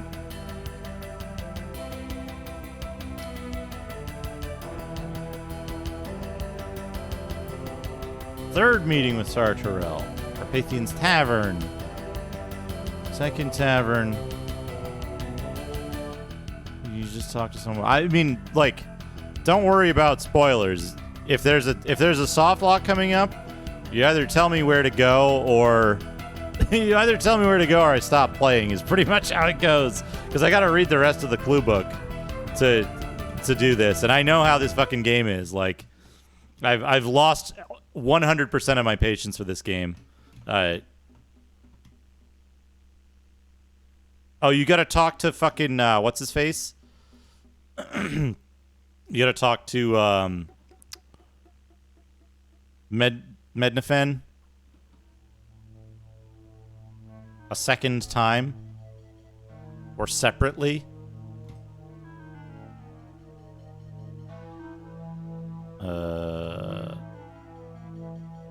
Not there.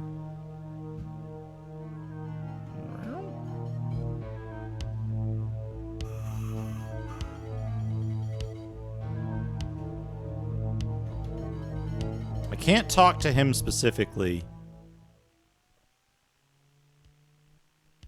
More than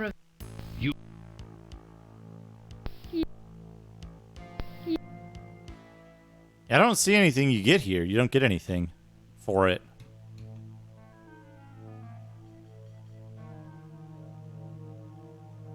Yeah, I know. I'm probably going to finish it today. Because it's there's only a couple locations left. You got to talk to... So you got to go here, talk to the wizard. You need to go to House Faybranch, talk to the wizard here, or something. And also fight a Yocklaw at some point, apparently. You need to talk to the wizard here. And then, did my stuff revert? It did! It reverted again! Who knows how that works?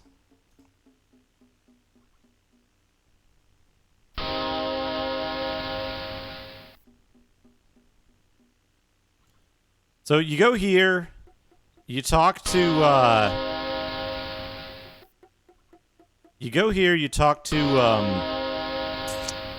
I actually know exactly what it's doing and why this is wearing off.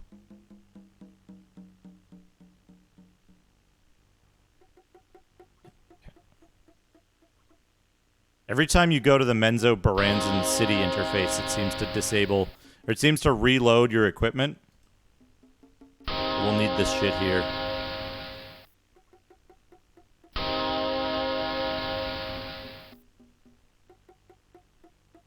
+3 dagger.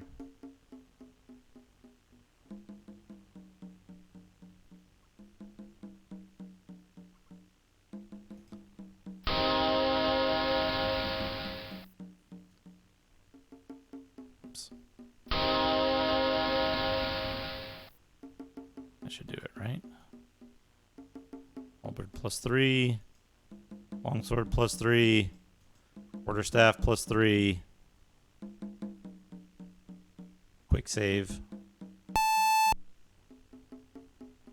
Light. It might be when you load the game. Guys just hanging out. You gotta talk to the wizard here. Then you gotta go back and talk to Satharel. And then you gotta go back and talk to, then you gotta go to the tavern.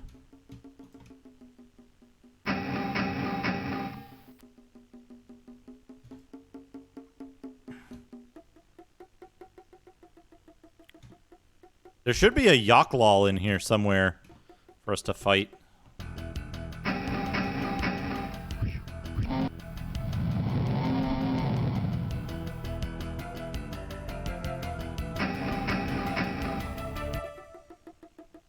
Yep.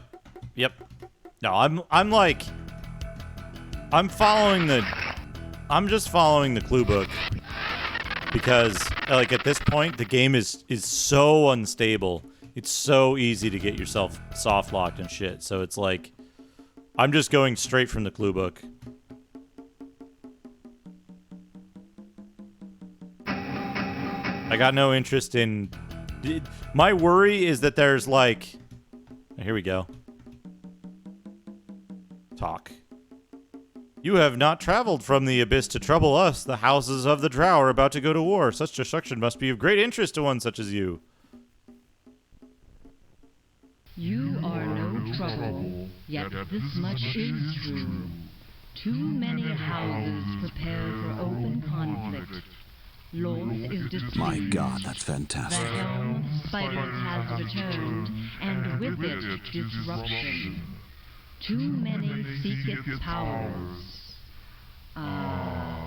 Let not the fate of the Drow trouble you, for I am your fate.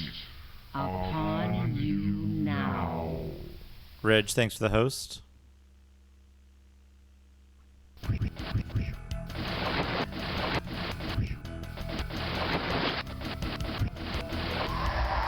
Easy. Easy. Dad gains a level.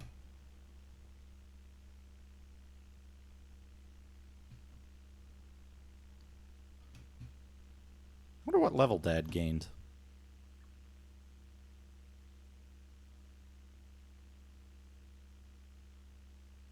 Maybe a mage level. Yeah. We can get stop. We can get stop. Good. Venom Bolt, a level 3 spell that doesn't do anything worthwhile.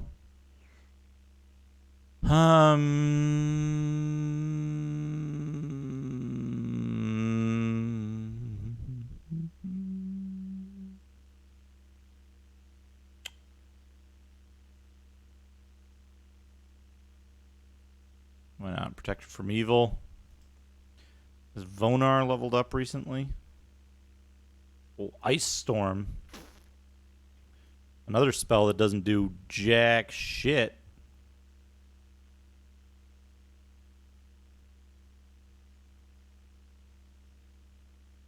Oh, we got another one of these. Another neutralized poison, I guess.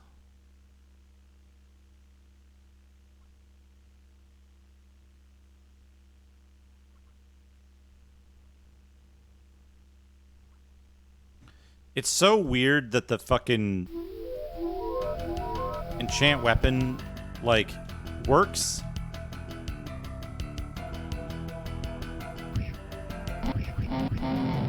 It works until you load game, basically.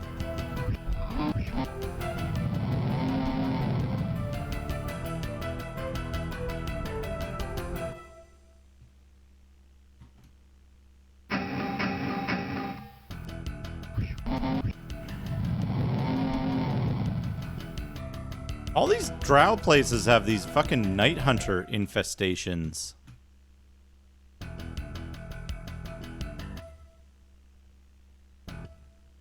Burp.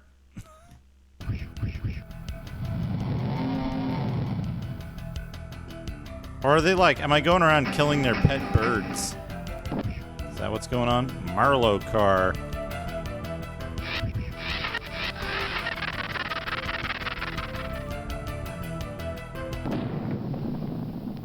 Why is this area so big and empty and devoid of any kind of design? Super Mirlo cart.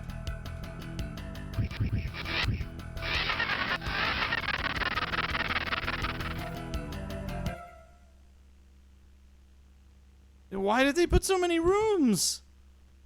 Like, you could have just had a cinematic for this one. We're going to see the wizard.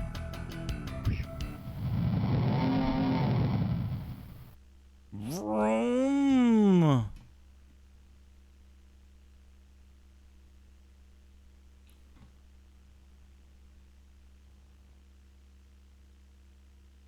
Oh, is that the wizard? That might be the wizard down there.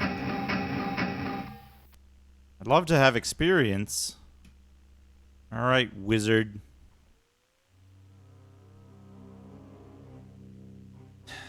You must be Grumsnar. That is your name, is it not? Yes, I am Grumsnar. And you are Interruption. I know you have been sent by Sire Terrell, but though I owe her much, I have no time. No time. The crest and the helmet may already be into Erden's hands. Loth cannot allow them to gain the gem as well. And if she will not, I will not. We were told you could help us gain entrance to House Duderden. Is this true? Yes, true enough. Sir Terrell has sent me a prize indeed. Oh, I am aware of the prisoners you wish to free, but that is no concern of mine. Are you aware Drist has been taken as well? They shall all soon be but memories. Yet it is your wish to enter House to Erden which holds the most value. To Erden. By doing so, you shall provide a remarkable diversion. You're not answering our question. How can we enter House Durden? You will need the password, of course. For that, I shall send you to Risen Duerden, a man now in the employ of my house. Seek him out in one of the local taverns, either Carpathians or Govelius. Sending word ahead, I shall have him prepare a map of House Duerden for you. By your use of the term sanctuary, Risen will know I have sent you. Boop.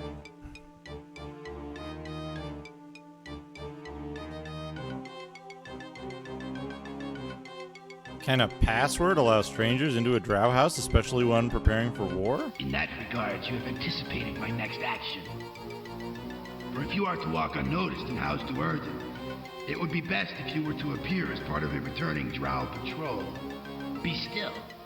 My magic already works within your bones, along the contours of your skin.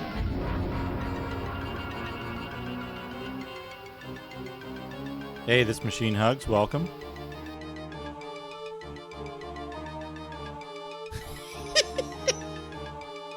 Oh, no! All our faces!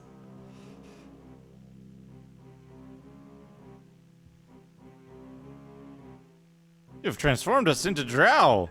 Why? How? The why is because you asked for a way to enter House Duerden.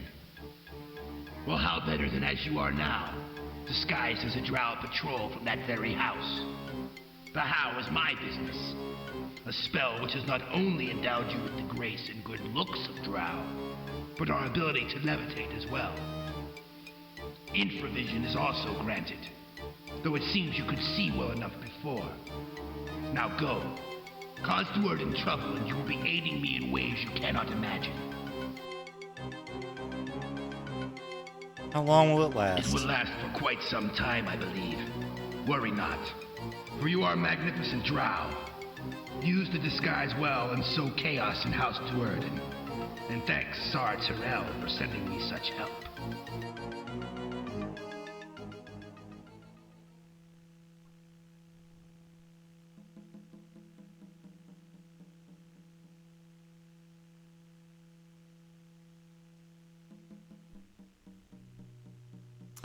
We need to return to Sar Tyrell. Grumsnar mentioned a special gem sought by House Doerden. Perhaps Sar Tyrell could put us into contact with Vermulian by using her magic. If so, that wise old man may hold the answer to the gem.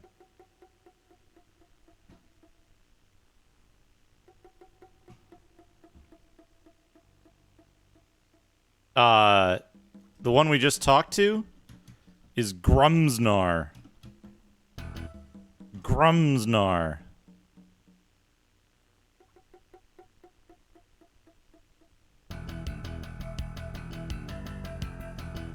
There's this. Yeah, everybody was fine with 2 half-elves, a Kenku, and a dwarf. No fucking problem. Just wandering around the house. Oh, fuck off.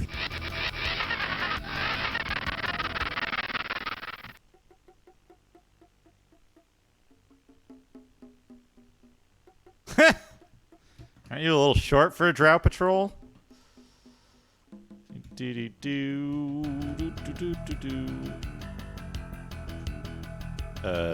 Wasn't this the entrance? Guess not.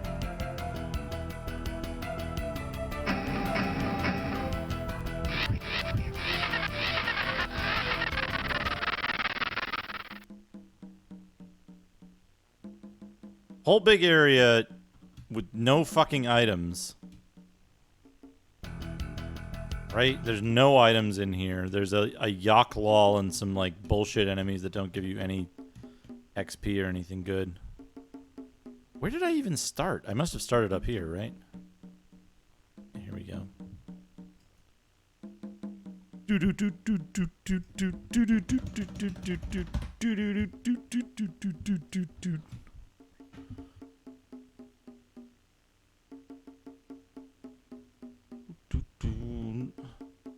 Menzoberranzan House Flipper. A fucking game coming soon to Steam. So, let me check here. Okay, Carpathian's Tavern. God, okay, we gotta go to the Merchant's Bazaar. The Dwarf Mine was okay, right? It was okay. They had the thing where you, like, read Dwarven with an ability that was all fucked up. But, like, other than that, it was, like, it was kind of alright. Hey, Texamosis, how are you? Look at her shadow. She's got an impressive shadow.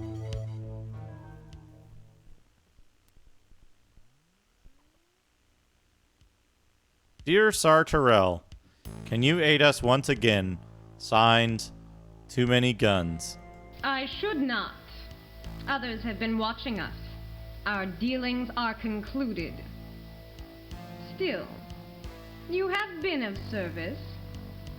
Speak. Have your say before I turn you away. In our dealings, you've spoken of communicating by magics. We must talk to Vermulian, a wise old druid on the surface. Can you help? As I say, I should not.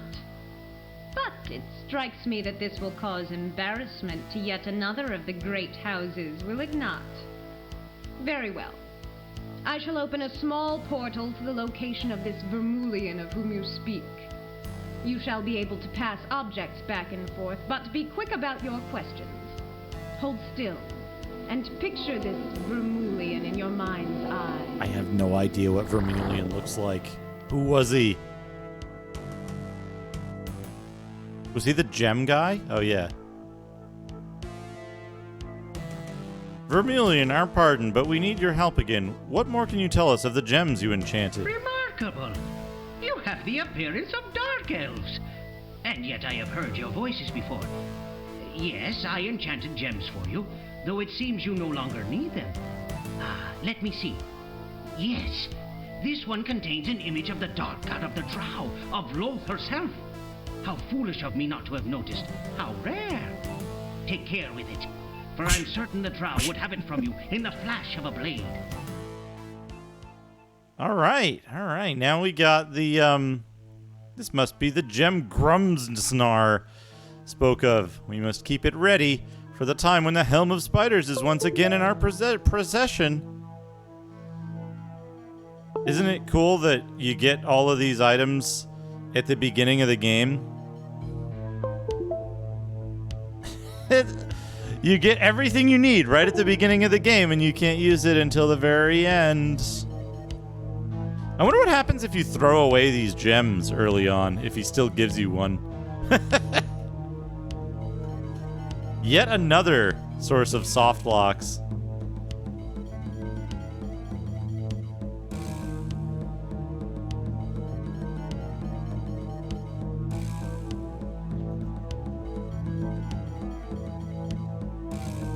Also, what incredibly trashy writing.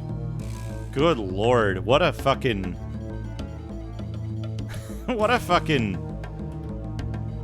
What a shit piece of writing. The helm I gave them, I knew they were gonna go into the Underdark and bring the helm to the house. Also, this gem that you just happened to get from a Lucrata's cave to fucking... Fuck off, game. Like, what a piece of writing. What a piece of writing. Let's go to Carpathian's Tavern next. It's worse. It's rare you'll hear me say that, but it's worse than M. Night. Yeah, I didn't notice this was a plot device before. Here's the tavern, by the way. They've got one jug on a table.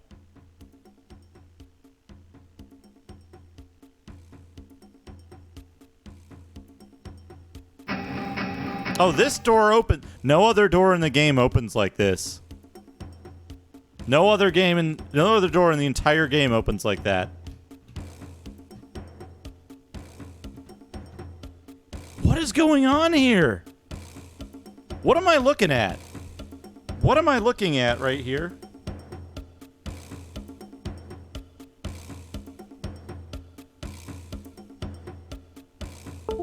Are they... She's sitting on a box? Okay, there's a chair. I got it. I see now.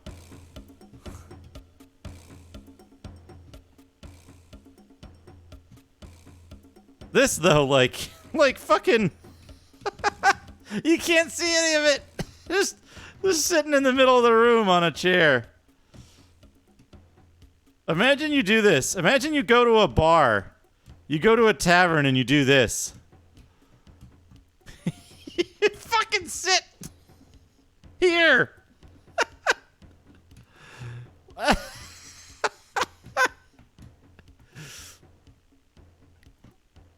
Oh, God.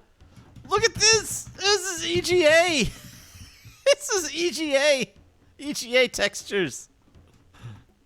It's literally EGA textures. Fuck. You're seeing this, right? Carpathian's EGA Tavern.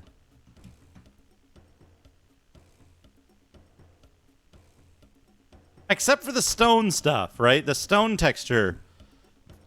Now entering Ken's Tavern.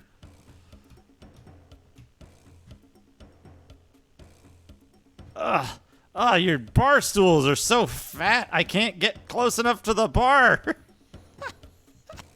And he's standing like 10 feet back from the bar, admiring his work. Oh, boy. Boy, oh, boy.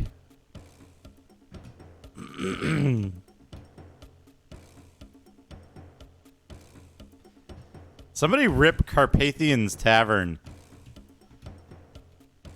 out of this game, that logo, so I can put it in the slideshow with the fucking with the what you call it, with the spell with the jammers.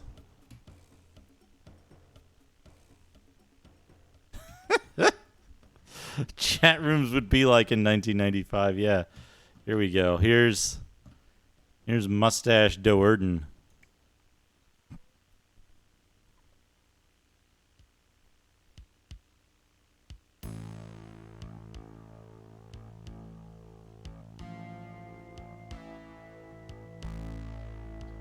Partner interruption. He's just standing there with his sword out in the tavern.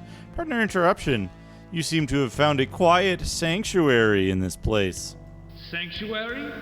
Yes, perhaps so. Though I rarely use the word. Others passing through have whispered it from time to time. The name Groomsnar comes to mind. Yet how might anyone find sanctuary? A proper map is needed. The road is difficult, is it not?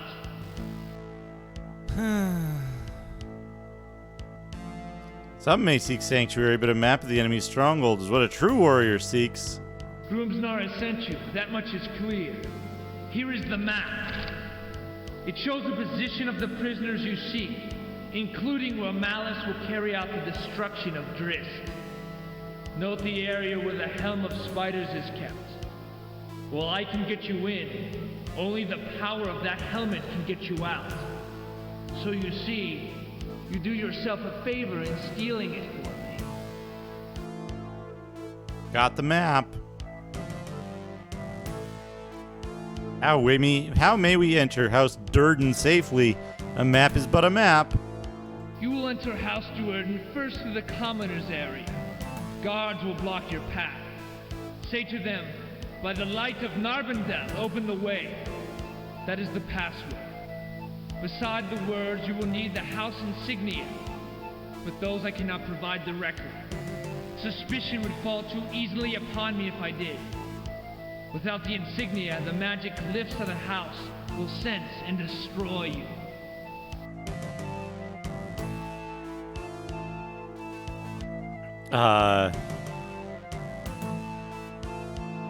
You cannot provide the insignia to your own house. Who can? There is only one thief, one rogue, whose fame is known throughout Menzoberranzan and the Underdark. Seek out Jarlaxle, leader of the Bregandere. He no doubt has the insignia. Take care, though, for his price will be high. Be careful of him. Let not his reputation for treachery stop you from your goal. Okay.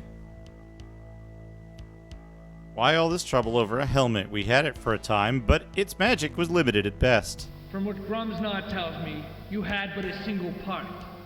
The Helm of Spiders holds a spider crest, which you have not seen.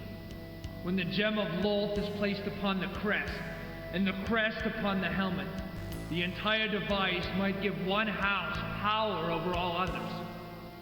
That is, were it in the possession of a high priestess. Yet even in its present state, it will have powers enough to get you out alive. My party got covered in Drizzt, yeah. Some wizard drizzed all over my party. Okay. We got a map. Let's see what the map says. We'll use the map. Villagers, levitate up to house. Enter. Drizzt Malice. Down. Up. Teleporter. Helm somewhere here.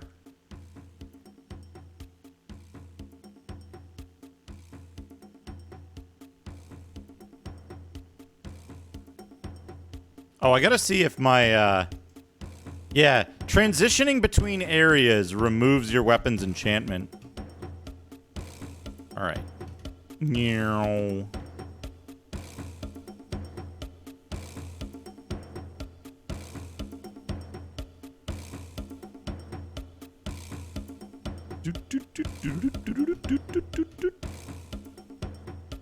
Fortunately, we won't be using that map. We'll be using the map in the clue book.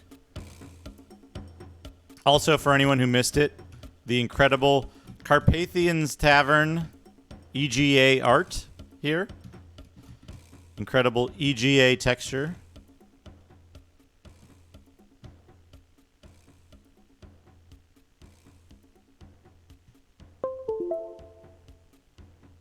quick save.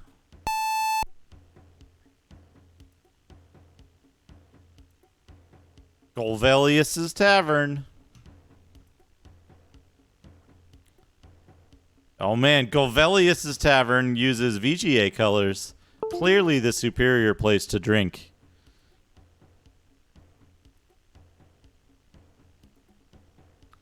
Oh, one more door that you just click on. The only two in the game. Advanced. Oh, look at this! Golvelius! Somebody rip this this texture out of the game for me so I can have it. This is like Amiga art right here. It's got 32 colors maybe. What a Christmas box.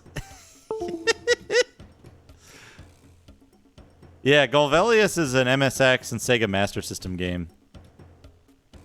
In the back left.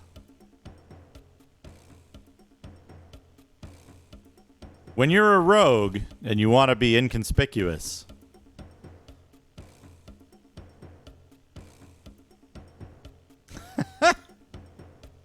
No, I need to rip the texture so there's no distortion. I need to rip the original file. Yeah, gift of beer. Step bravely before Jarl Axel of the Brigand Earth and be prepared to deal. Let's make a deal! We've been sent by one who claims you can provide us with the insignia of House Durden. A bold request, but one to be expected in these uncertain times. You understand, house insignia are not easily acquired. Yes. I shall have the insignia for you the moment you return with what I desire.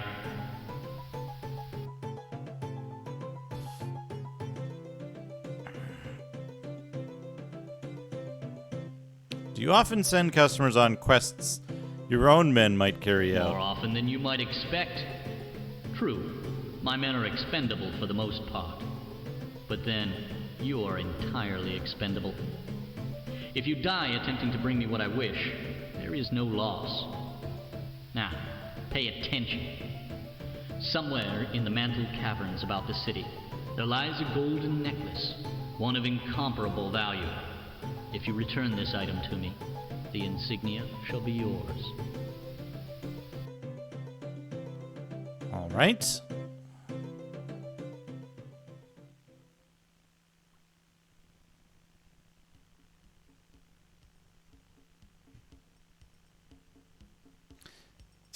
Yeah, he's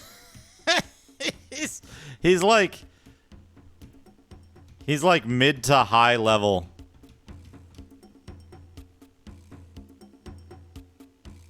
Mid to high level, and like he found a bunch of magic items. And like those are just whatever blues he found. Mantle Cavern. Here we go. Ring of Wizardry. Scroll of Wizard Eye. A pouch containing 4 light pellets. A bunch of garbage that you literally don't fucking need. All right, where am I?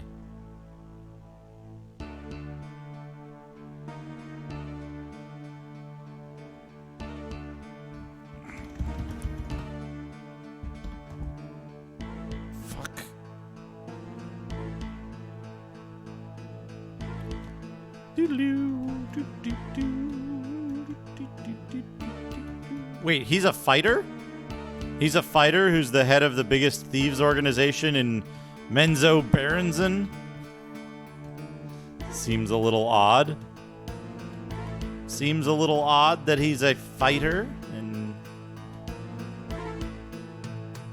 alright, what? Where's the fucking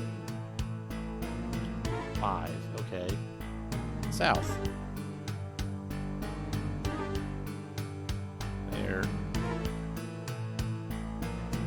On to the right.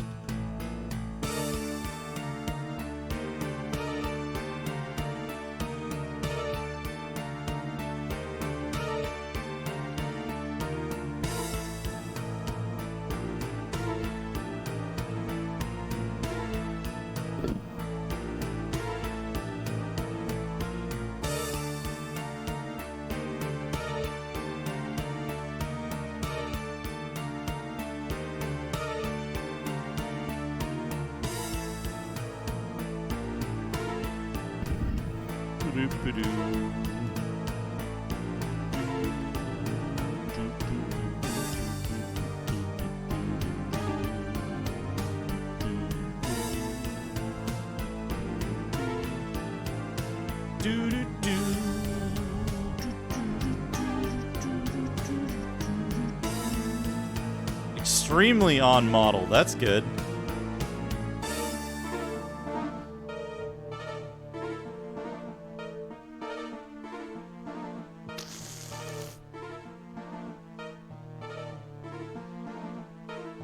Sure looks like a dark elf to me.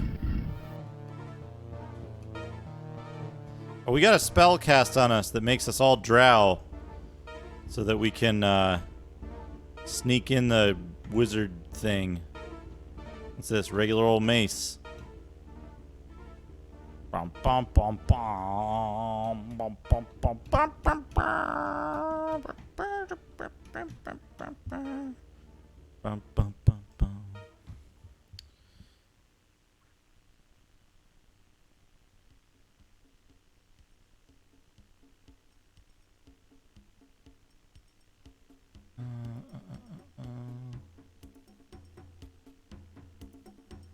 Okay, yeah.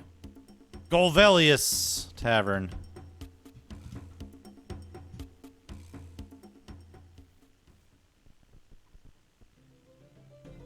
We've returned with the necklace you seek. Where are the insignia?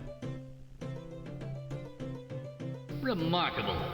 I never expected you to return, you know. But then again, now that you have, well, it might be more useful for you to enter House Do'Urden after all. If you were to cause sufficient trouble, it could benefit my backers in House Benry. Even for Jarlaxle, a deal must be a deal. Where are the insignia? I'm afraid the insignia are not here. No. Rather, they stalk and prowl the shadows, in places which I might point the way. But that is all. Insignia neither stalk nor prowl. What madness Insignia is may this? neither stalk nor prowl, but those who wear them do. It has come to my attention that a patrol of young drow nobles from House Do'Urden is making its way through the Mantle Caverns even now. If you catch them unawares and prove their betters in open combat, then the insignia they bear are yours. Go to the Mantle Caverns northeast of House Bainry, above the dark expanse of Donegalton Lake. Do do do do do. Ba, ba, ba, ba, ba.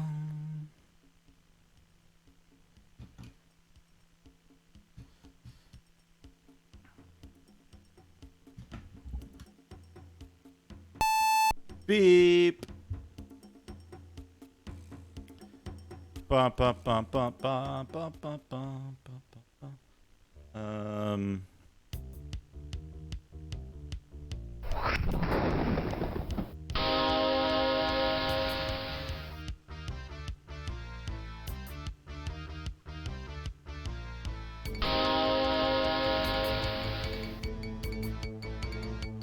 Shit, I fucked it up.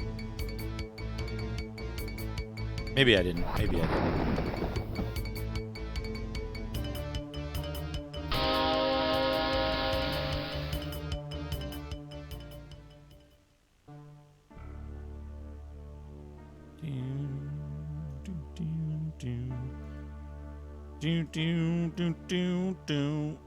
Oh! Oh! Oh boy! Oh boy, oh boy! Fuck! Oh, god damn it, game. Oh, this game is so fucked. This game is so fucked up beyond belief.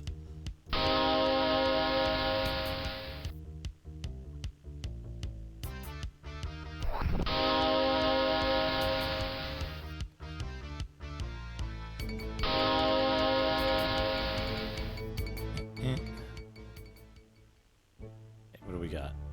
Good. Good. This.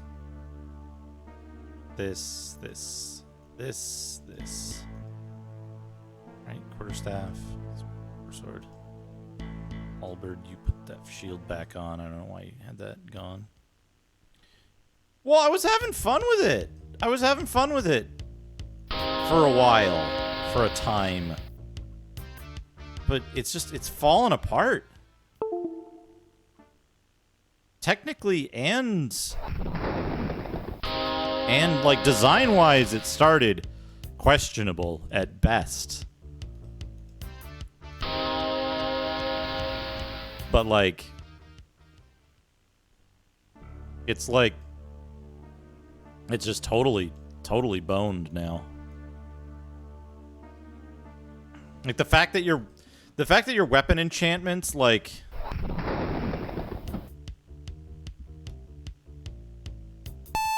there we go. There we go. One of these walls seems, well, unusual. Cast light. Okay. 13 is a red candle.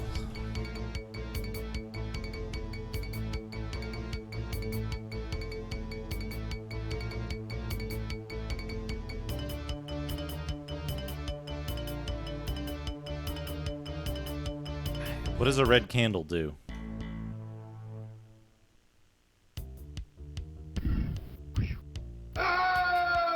One shot with a short sword. What a fucking chump.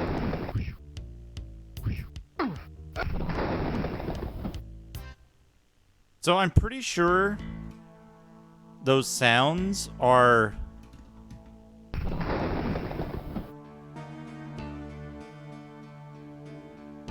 I'm pretty sure those sounds are the, they're enemies casting spells in my general direction from an infinite range away. Oh, there's another thing. Oh, there's Driders in here. Fine. This is good. This is the first gameplay we've gotten in a while.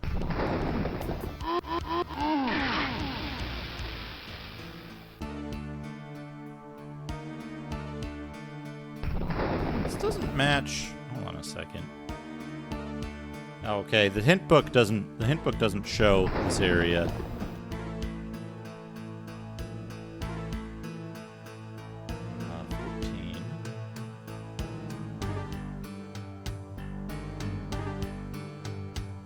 Straight south from here.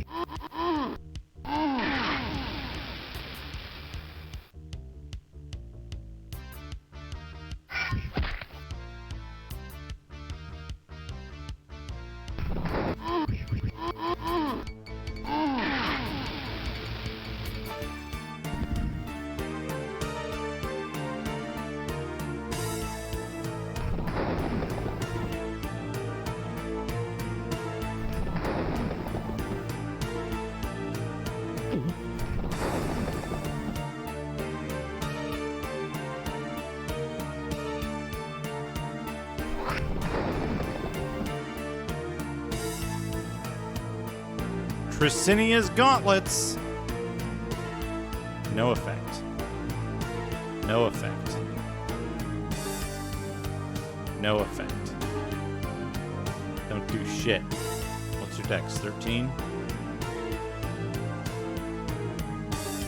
Tricinia's gauntlets. A red herring. Famous red herring. That distracts the party from its quest.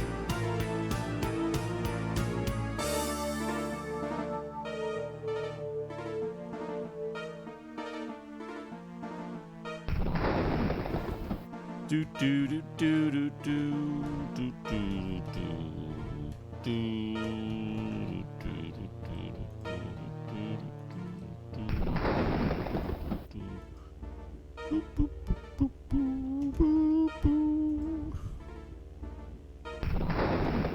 Okay, teleporter.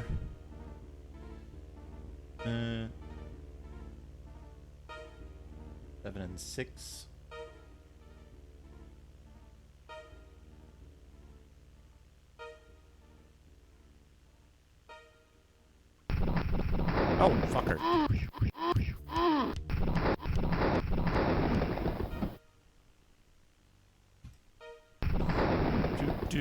do. Do, do, do, do, do. There, upon the floor. There, upon the floor.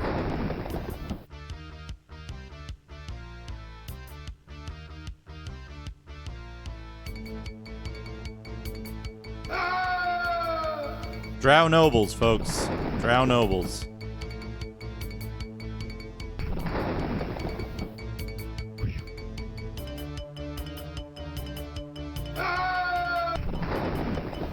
Drow nobles. All right, let's distribute these. You know, when we were chasing that thief who stole the helmet and he levitated up into House Doeorden, why didn't we use this on him in the cinematic? What is this for? Who fucking knows? Who knows? Also, he can't use, even though he's drow now. How now, drow cow?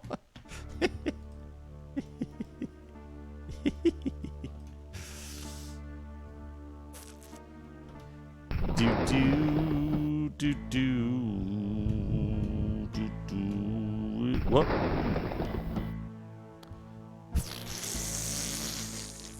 Oh boy. Okay. All right.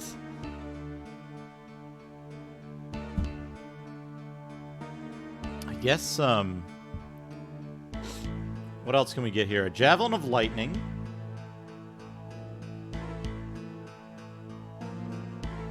And literally nothing else. A javelin of lightning and literally nothing else.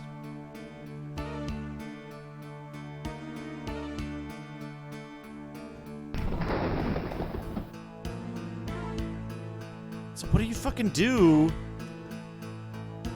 What do you do if you're here without the fucking thing? Like, without the helmet? What is the plot here? If you come here without... Oh, shit. I think I almost hit it. Yeah, there we go. Okay, save. Beep.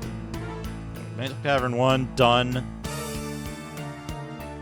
House Doeorden.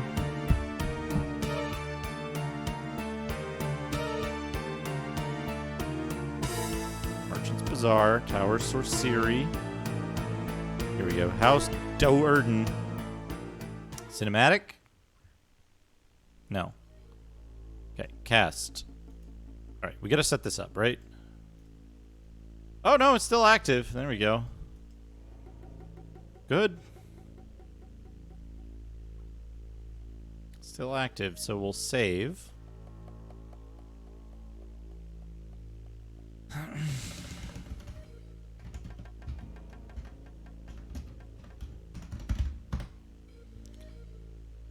Do.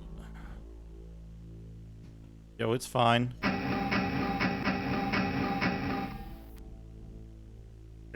Are you fucking kidding me? Okay, good. One cannot complete the game without using stepping mode to get past these one-sided guards who simply don't exist from this angle.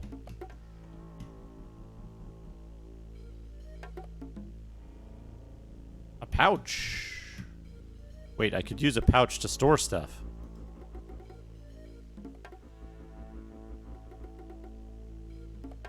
I could put 4 candles in a pouch. No, wait. Wait.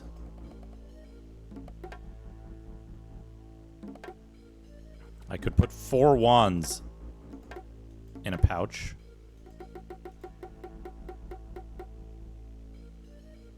Because this is more important. What I'm making right here is more important. Folks, do you see what I've made here? An incredible 1990s reference is what I've made.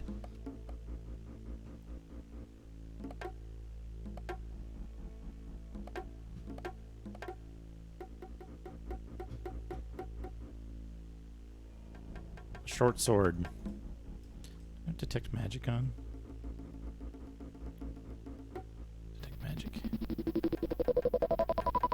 Non-magical sword. Oh, a scimitar.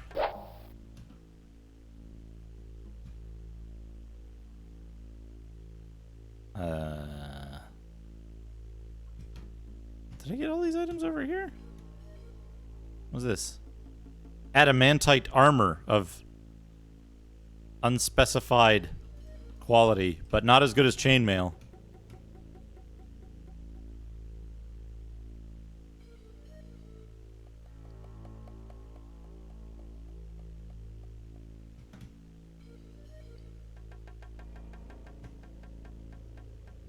You see, I've made a candle box. The drow have no defense against that.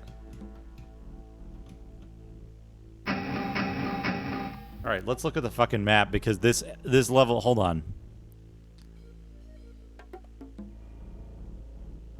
Doodly-doo, doodly-doo. Let's look at the map for this fucking place.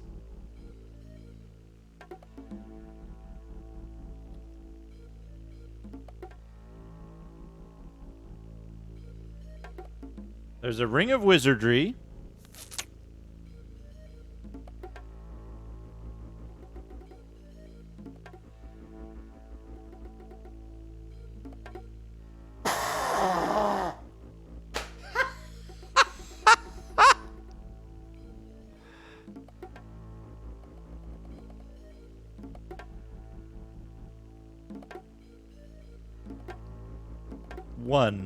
Yeah, here we go.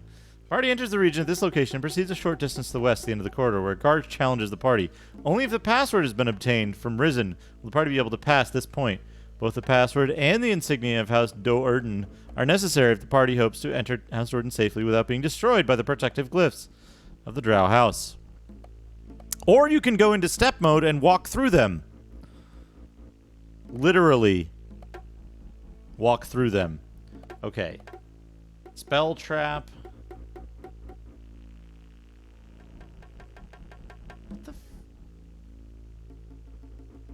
I don't give a shit about a ring of wizardry.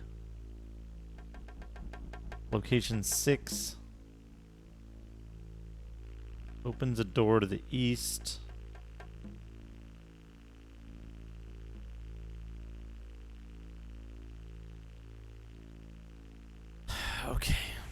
Okay.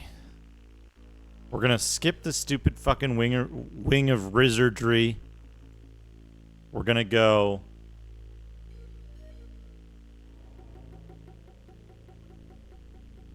west and then north. We probably need that key is what I'm thinking.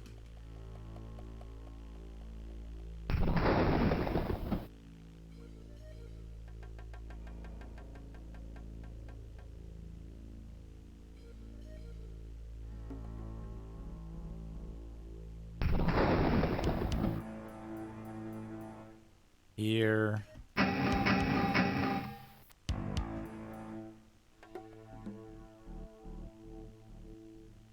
Key? Key? Northeast corner.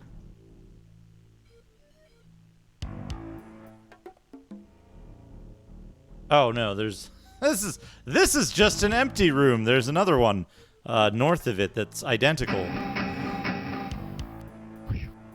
Oh. Bugbears. Monsters from the beginning of the game.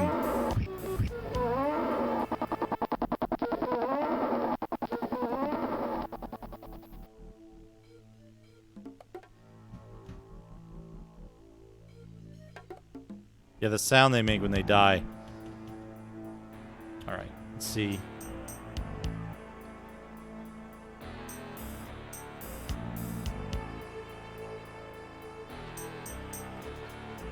This is a fucking...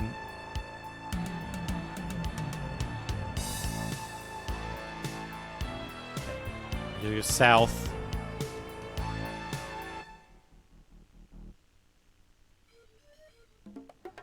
Where am I now? Here. All right, I gotta put this in here.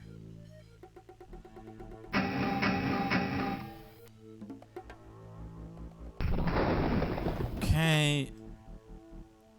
House Doerden constantly launching fireballs. There you go. Here?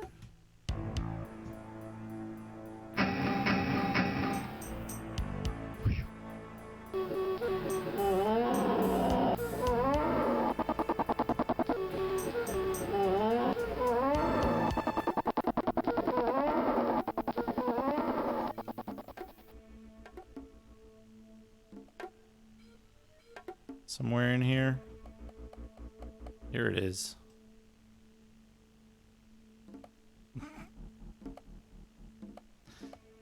Smart. Smart.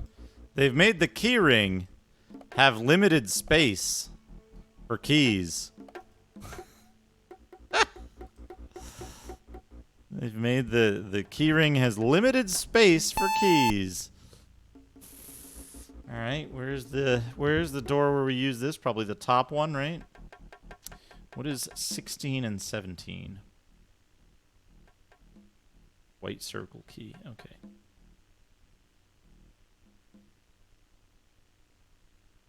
$13 is... Yeah, okay, so we just go all the way up. 14, 15. A key ring, yeah. Can you imagine what a disaster this game would be with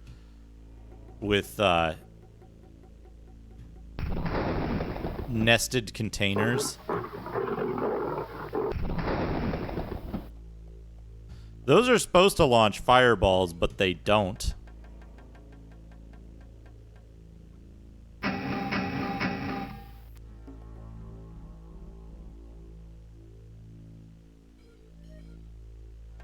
Yeah, we go in here.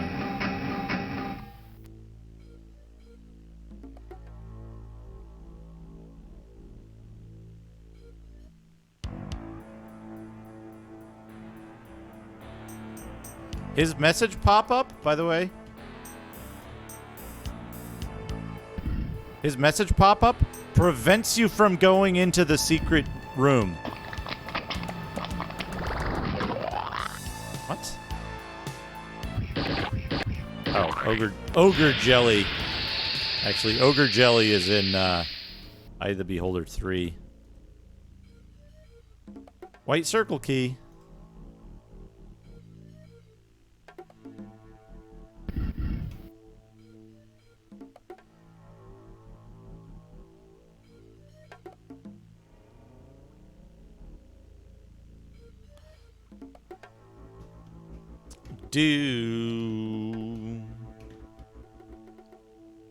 Okay, so I want to point out of this level, this enormous area, right?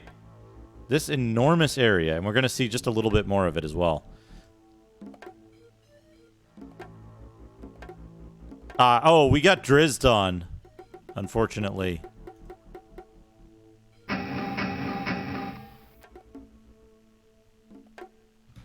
I think it is, but it's fucked up. So,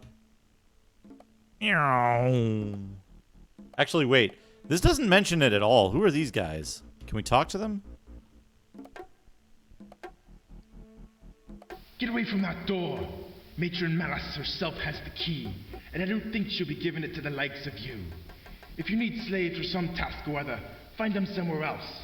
These are the ones from the surface, and Malice wants them left alone for now. I hear one of the patrols called Drist, that traitor. Soon Loth will accept his sacrifice. I wish I could be there to see the dagger bite into his rotten flesh. Glory to Loth. It looks as if we will not be able to release the townfolk immediately, not without help. Both Drist and the Helm Spiders lie somewhere within House Doerden. We should find them, then return. But it's not marked on the clue book map, so, you know.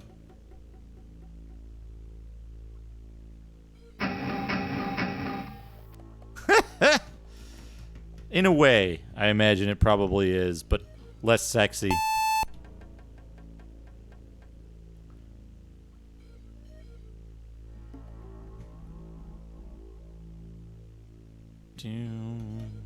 Oh, I walked too close. Shit. There was Hall of Mirrors behind there. But right. I was gonna say,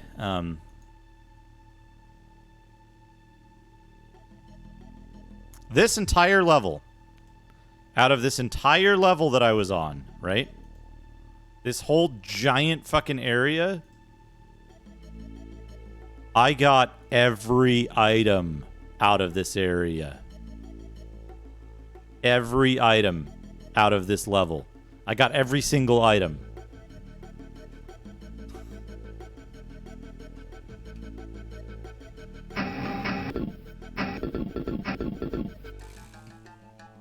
Oh, they have weird, like, ball sack knobs here as well. Alright. Party enters here. That's nothing. Did our weapons revert? They did not. Okay, good. What's that?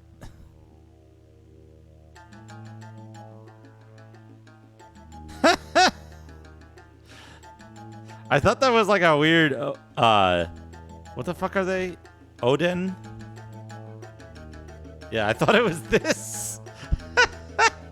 Why did they make the otter emoji look like Odin?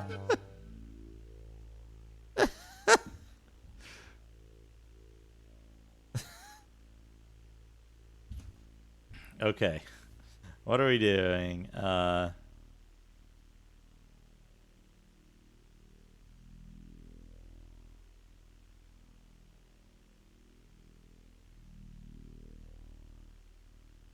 Doing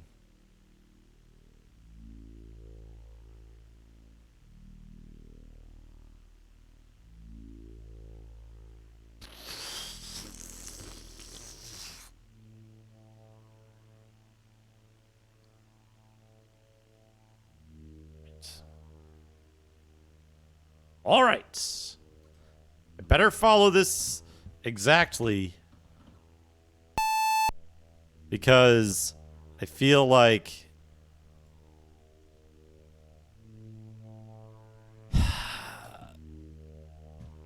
okay, you gotta go talk to these guys. You there! Where do you think you're off to? None passes this door who don't have the patron's key. If Risen didn't give you the key, he don't want you passing the door. Now step away! Well then, if Risen has forgotten to give us the key, we should find him and remind him of his oversight. He has no doubt returned to House Doerden by now, we say to the guards. Hey Rain, how's it going? This game is a real fucking piece of work.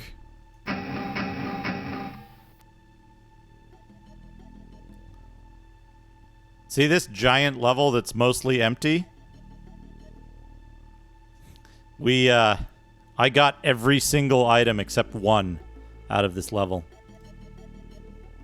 Every item except one.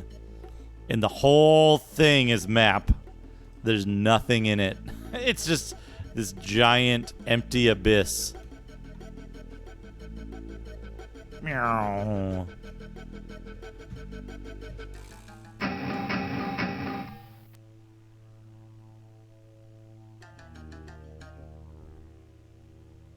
Aww. No cat treats.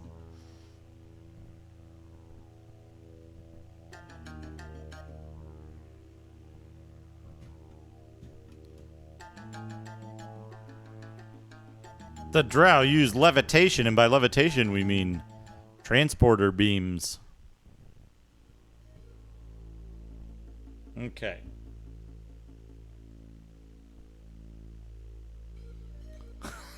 That's adorable. Pat. I want a cat. I hope to get a cat someday. Now, let's see. Enter here. Where's one? Okay, go north.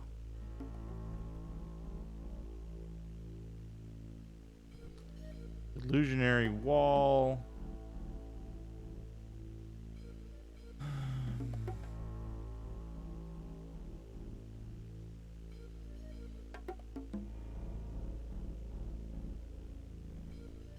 Or to the west.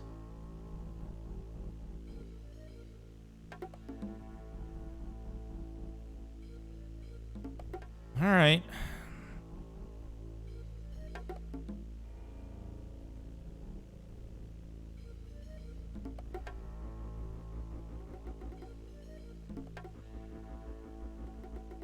All right.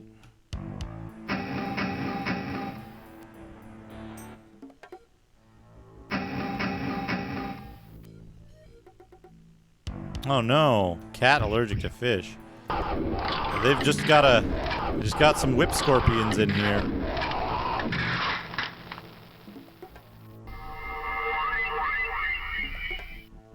I don't think I'll ever need pass web again.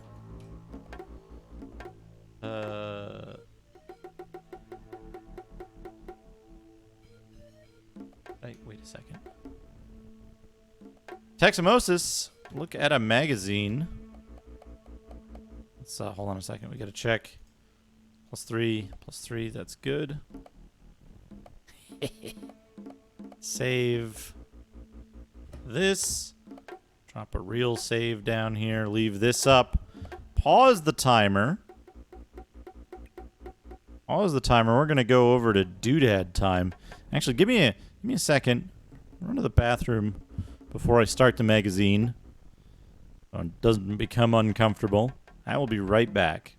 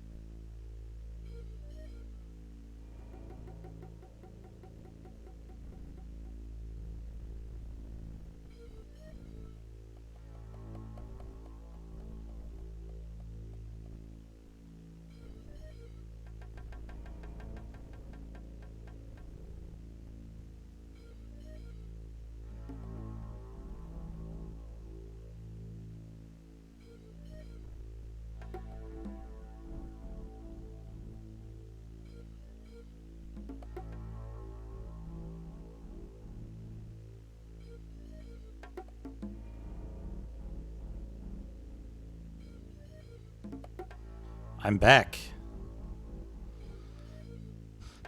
Hey, Ashton, sir. We looked at a Dragon magazine yesterday, actually. Oddly enough. But we're probably gonna get Nintendo Power because I have many of those and fewer of the other magazines. But let me see what I got. Let me look through something.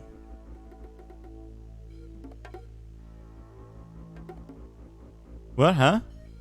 Who, me? I'm playing this until it's done. God, the fucking Galadriel doll. Fuck that thing. It's horrifying.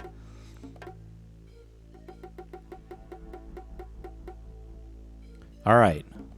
No worries, Fragmental. No worries. We got a nice group of people here, so no worries about hosting. Let me see here.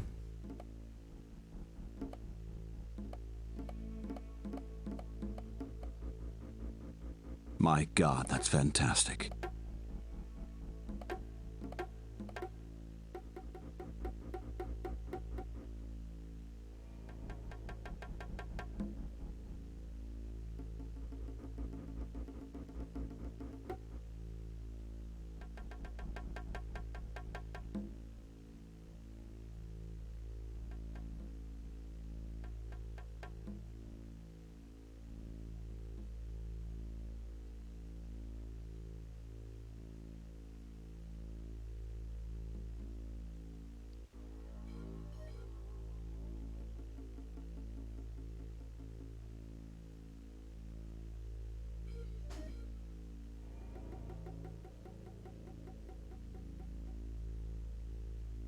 The buttons on it seem big.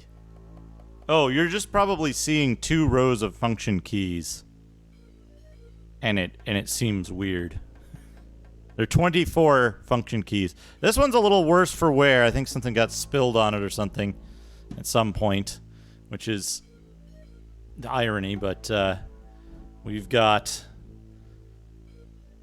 Nintendo Power January, February 1990. with Batman Explosive Special Feature, Super Mario 3 Shadowgate, Double Dragon 2, World of Nintendo Catalog, and a 16-page Tetris tip book.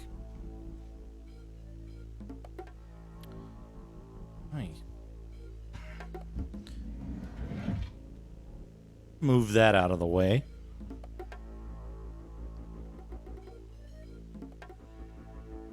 What do we have here? Get a free Team Power tip poster and help a friend earn his wings. You can get this little metal pin with the buddy system. Yeah, they lost value. They lost value real quick. All right, here we got Batman, Shadowgate, Willow, Double Dragon 2, Super Spike, Vabal, Clash of Demon Head, River City Ransom, The Making of Super Mario Bros. 3, Game Boy New Games, Super Mario Bros. 3, Burai Fighter, Alien Hordes Attack with the emphasis on long-lasting challenge, Astyanax, Dino Wars, and then a bunch of video shorts. Nothing particularly interesting in there, except Archon. Pack Watch. Let's get into it.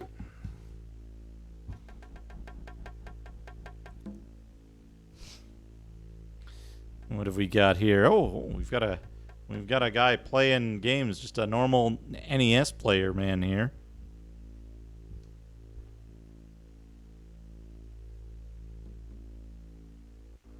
I can't help but notice something interesting about Mario.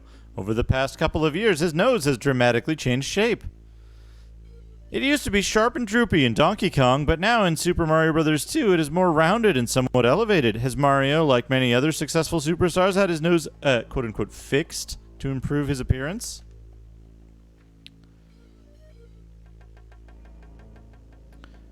Game career opportunities.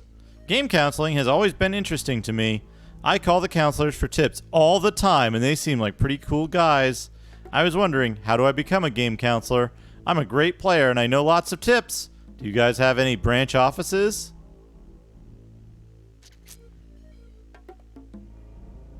I recently read about Super Mario Bros. 3 in the Japanese Super Famicom in a competing magazine. I want to know why these things haven't been in Nintendo Power yet. Were you scooped on your own stuff?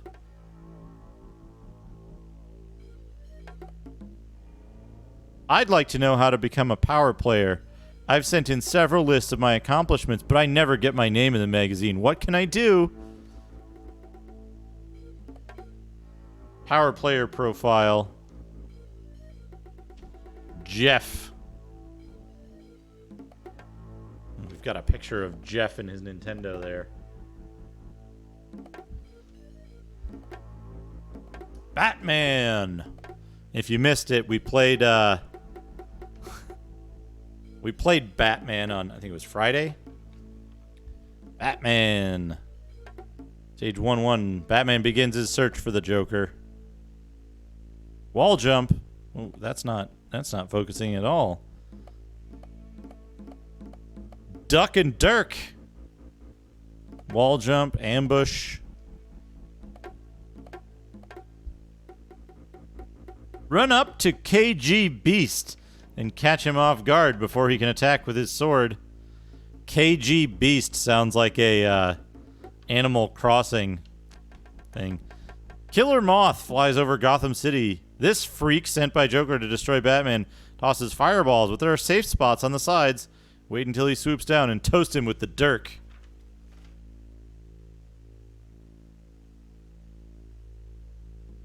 The Machine Intelligence System that Batman must destroy to deactivate the factory's main power. Batman breaks into Access Chemical.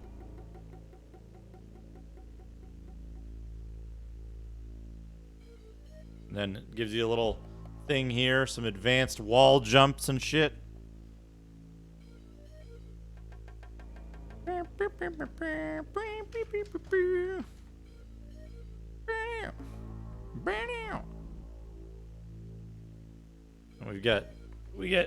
There's the Joker in a cutscene up there. We got maps, full strategies here.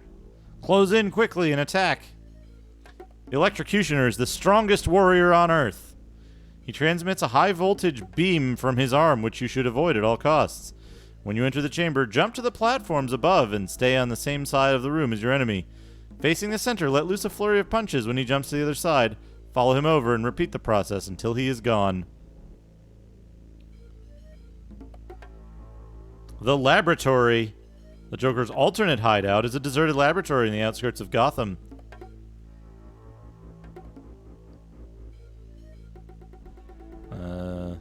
The Confrontation. Gotham City Cathedral. And then we go to fucking Shadowgate with some incredible art. Incredible Shadowgate art. A brooding mystery in an ancient castle. From the world of PCs.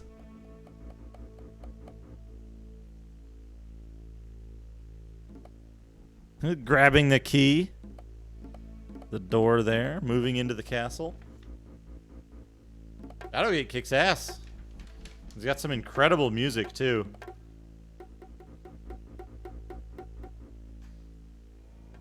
We get a little map of where the early stages are. We get a cool picture of this guy punching the wall, punching the stone in the corner. Let's see if we can refocus this.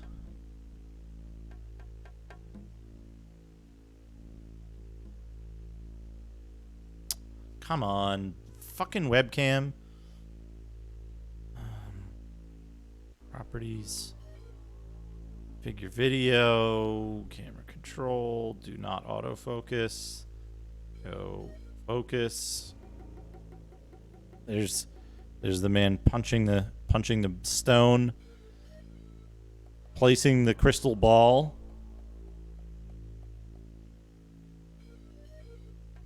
Looking at the gems.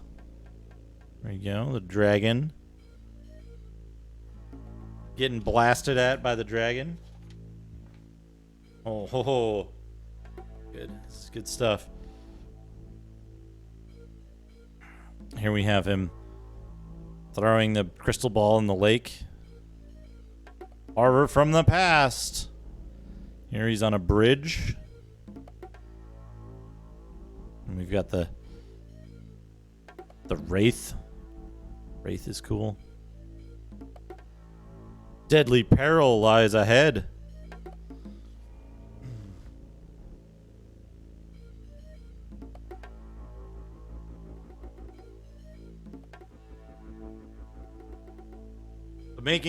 The making of Super Mario 3. Super Mario is terrifying his compatriots there. Luigi, Toad, and Princess are running away from them. And we have all the alternate Marios, including the rare statue Mario.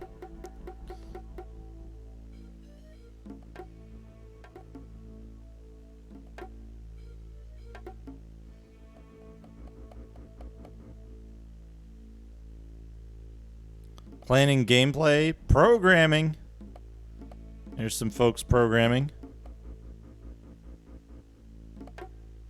Designer profile, Shigeru Miyamoto.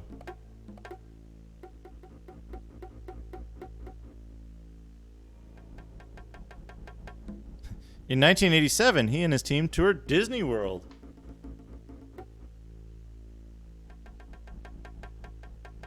Oh, here we go. We've got Willow. We've got some cool fucking art of the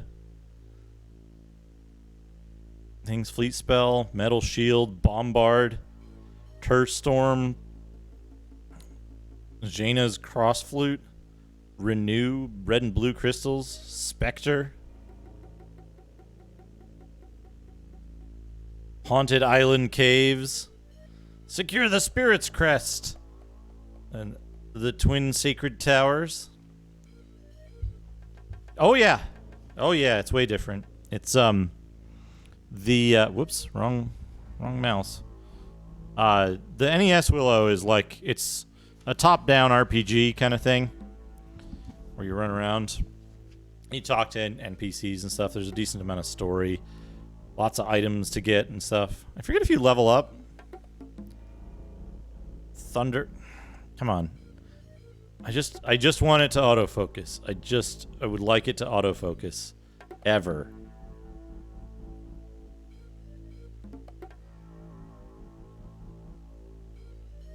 But yeah, Thunder, what do you have here? Tail Shield, Heal Ball, Witch's Shoes, Wing Sword, Key to the Castle, Fury Shield, Spirit's Crest, and all kinds of maps here. You go up a mountain. Oh man, items. Here we go. There's more shit here. You get the Powder of Unrequited Love, Kaiser Sword, Wonder Sword, Battle Shield. How do I enter Nockmar Castle? How do I beat Bev Morta? Oh, we got some good stuff here. Hold on, did I miss anything in these pages while I was like trying to... No, okay. Here it is. Here's the important stuff, which is the art. If I capture you, I will take the Spirit's Crest to my mother, Bev Morta. And we get the images of the items. And then over here, we've got Bev Morta and Val Kilmer.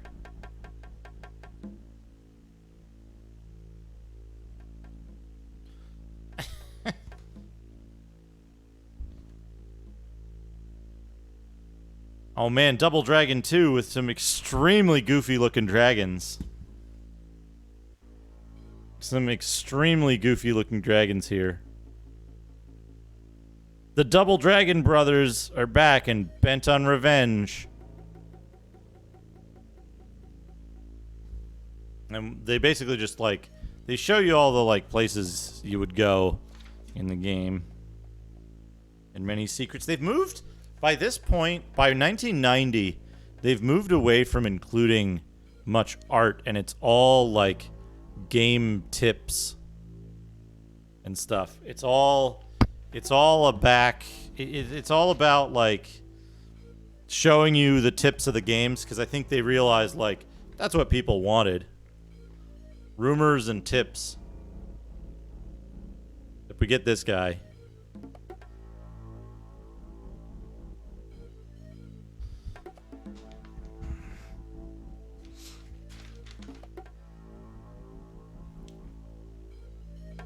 There's Super Spike Vabal here.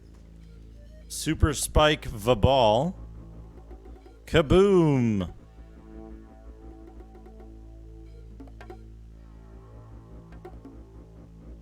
Strong spikers. Well-rounded. Roller skate.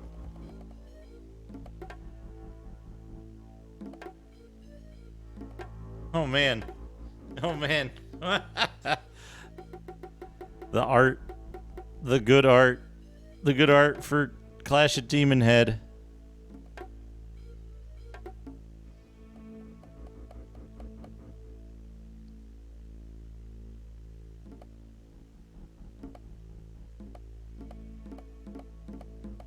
The man and the mission. The route map. Like where to find a bunch of stuff. And there's some... Collect the governor's medallions. Contact sprite fascia. Yeah, it looks just like the graphics in the game.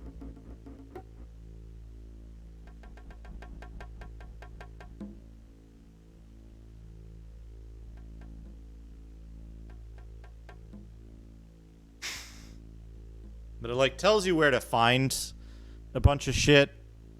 Objective, the magic stone. Operation Hermit Rescue. Objective, the Sword of Apollo.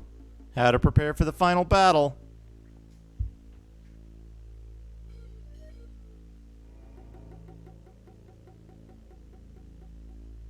River City Ransom. Can't make it alone. Better get some help. Think you're good enough to take us on? We'll see. All the different techniques and stuff. Power up or you'll be sorry. Ugh. They show, like, where all the different bosses are and stuff. Warehouse Master, Rocco, Double Trouble, Benny and Clyde, first boss Moose. Head of the zombies, Thor. Hey, didn't you already beat this guy?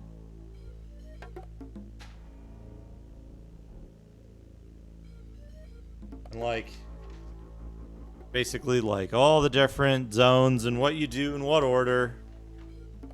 I think that's untrue, D, but you're welcome to your opinion. All right, top 30. Top 30 with the vibrating people, but they're not like unsettlingly vibrating right now.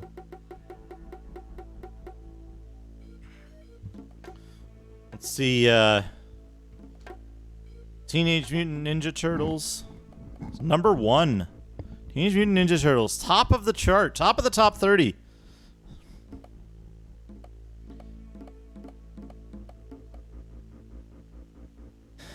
Zelda 2. Yeah, there's a lore master. There's a lore master now. Very long nose and a bald chin, yeah. And someone who has like a flap of skin coming off their forehead. Teenage Mutant Ninja Turtles, Zelda 2, Super Mario 2, Ninja Gaiden, Dragon Warrior, Mega Man 2, The Legend of Zelda, Bionic Commando, Fazanadu, Blaster Master, Tecmo Bowl, Nobunaga's Ambition, Super Mario Bros. 3 is in 13th place. Was it even out yet? January 90? January, February 90? Marble Madness, Strider, Bad Dudes, RoboCop, Mega Man, Batman, Metroid.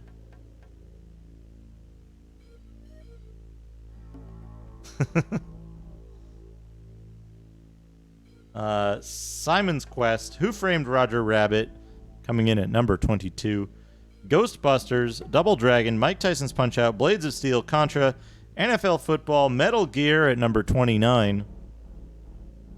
And the Guardian Legend Metal Gear, notably 28 places behind Teenage Mutant Ninja Turtles.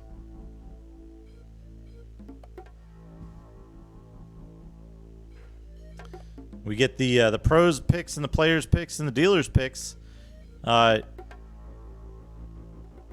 pros are now wearing tiny, tiny glasses, and the dealers have giant noses and small ball chins. Tetris. Some of us don't need any practice. The Howard and Nestor Tetris blocks, and this is a giant fucking strategy guide.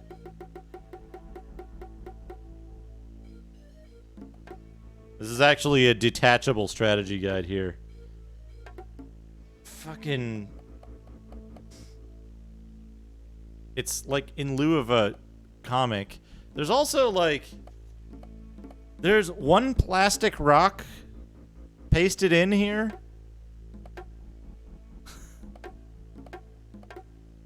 And like some weird shit going on here.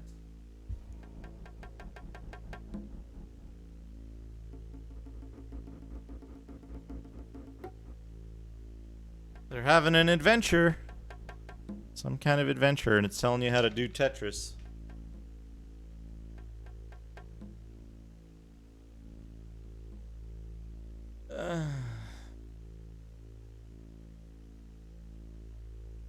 Like how to correct from like errors of certain types.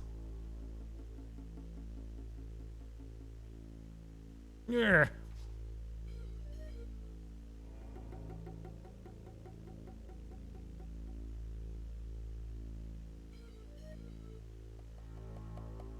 Oh man, they got these questions. What do you put where in what order?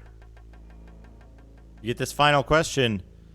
Right, I'll let you go.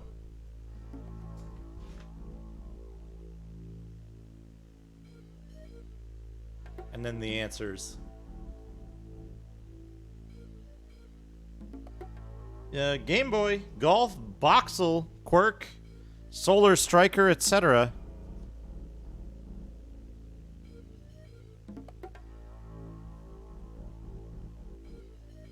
An extremely distressed Mario water golfing here.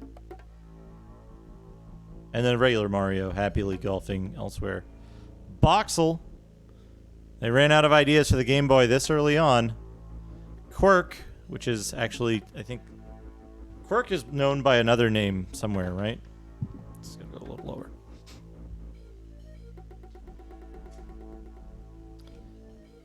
Previews for hot new games.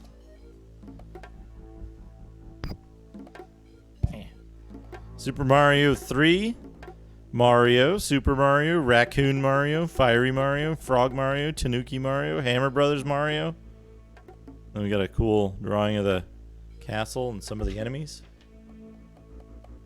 Oh, this is good. This is good. Up here. If it'll focus on it. This airship thing. There's literally nothing else for it to focus on. It just won't. All right, here we go. There we go. Yeah, look at that. Look at that. That's a cool airship thing up there. The matching game.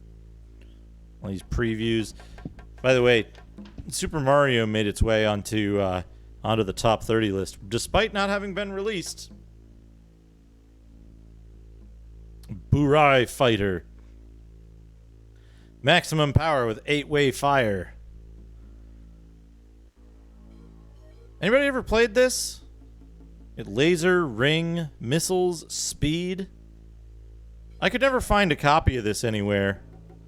And I thought, oh wow, that looks kind of cool. It's like a shooter, but you shoot in different directions and stuff. It's borderline unplayable in my opinion. Oh man, this is good. This is good. Look at this. Astyanax. Trapped in a deadly fantasy world. Look at that.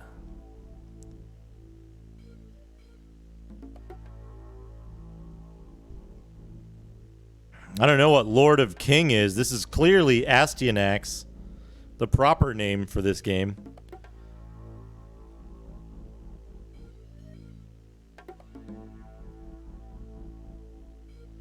Yeah, that guy's shoulder is going to be in pain.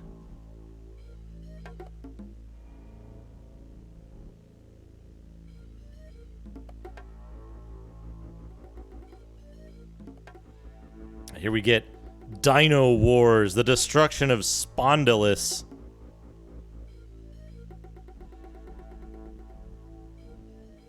Let me get this cool fucking thing. 3D Dino Wars.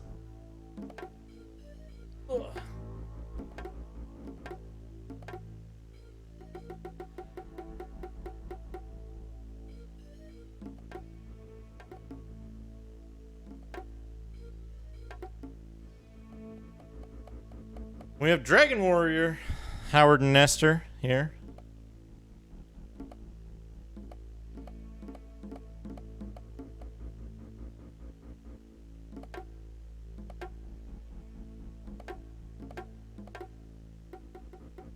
Look, he's got a giant drill.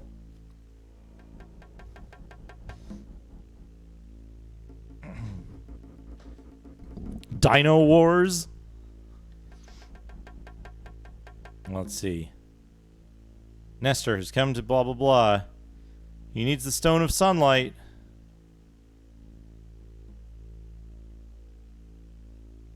You tried going out the back door and walking around the edge of the castle? There's an entrance there. No, he tries a jackhammer, dynamite, magic, a drill. Doesn't work. Bring back Nestor's mom, yeah. Who framed Roger Rabbit? Where are the magical buildings? How do I get past the warehouse guard? Where is the will? Legacy of the Wizard. How do I defeat the enemy that appears after I find the 4th crown?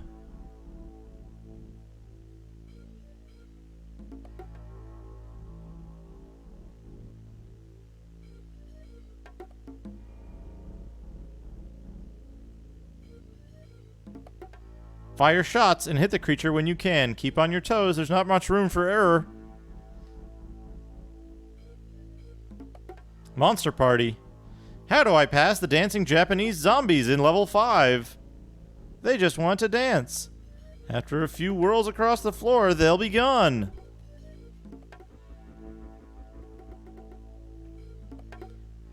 Faxanadu.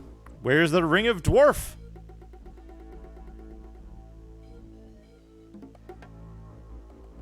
Adventures of Lolo. How do I get through section 7-3?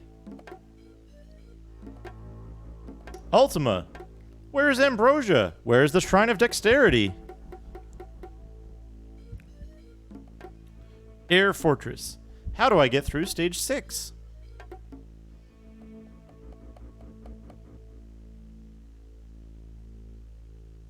Classified information. Here we go. Stars sprout wings in Mega Man 2. Hold A and B when you press start. Kid Icarus.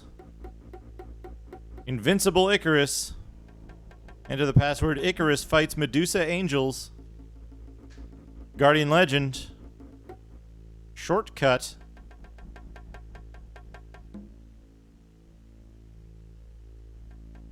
What? You'll be able to play through the space scenes and skip the labyrinths, entering the initials of the game as your password. Oh. Arcade mode, basically. Ring of Dwarf is the fantasy version of Ring of Red.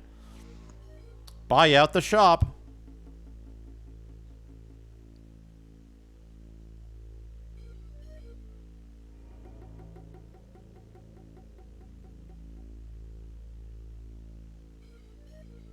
Usually, only one item can be purchased at each shop in the Guardian Legend. If you have enough chips, though, you can purchase all 3 items in the shops with the new technique. When you enter a shop, press the start button repeatedly to pause and restart the game, or activate slow motion if you have the NES Advantage. As the action is moving slowly, step up to each item in the shop and purchase them one at a time. You'll get all 3 items. Godzilla Uncanny Codes.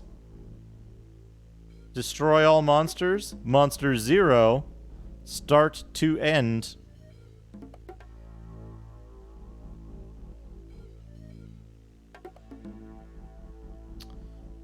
Bad Dudes. Powerful Punch.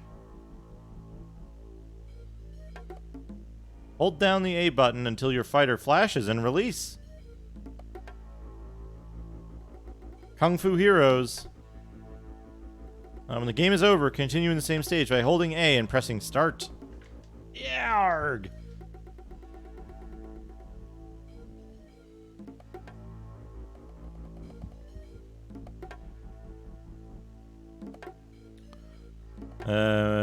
Coin collection.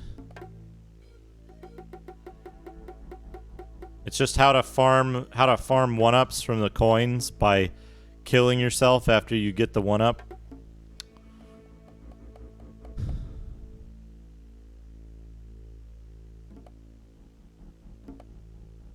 Enter this password. It's just a password for Rambo.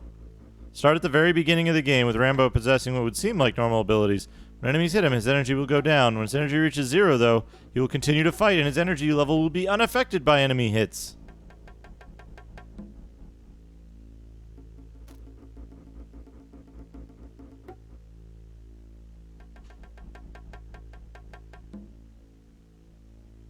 At the end of the game, Rambo will have a final confrontation with the sly Murdoch. Our agents have found that Rambo can change Murdoch into a frog. We won't tell you exactly how he can do it, but since Rambo has limited means of communication, you should be able to figure it out. Extra items in Faxanadu. Unlimited continues in RoboCop. Bobble Bobble Stage Select. Baseball Stars Well-Balanced Team.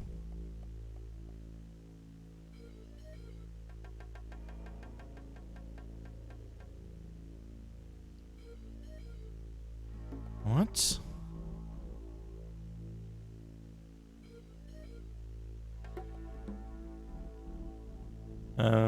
POW 21 gun salute.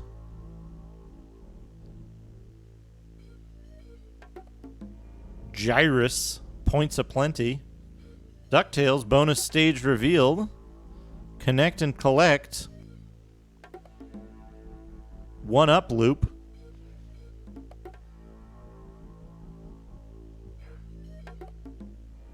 New games now available.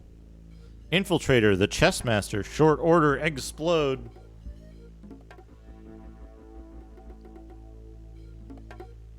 This is good.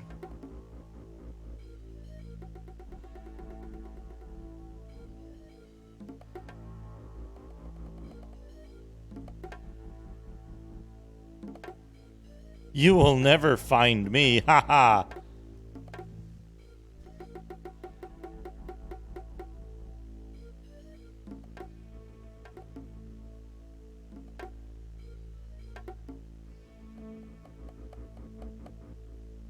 The Chessmaster. Oh, and then we get Short Order Explode, which has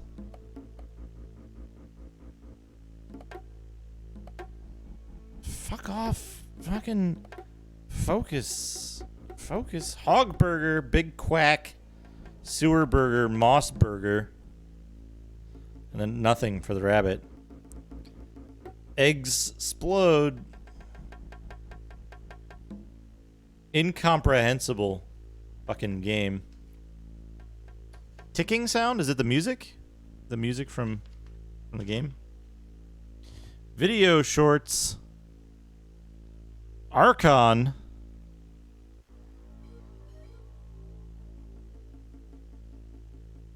All Pro Basketball and Road Blasters. Look at how good Archon looks in this art.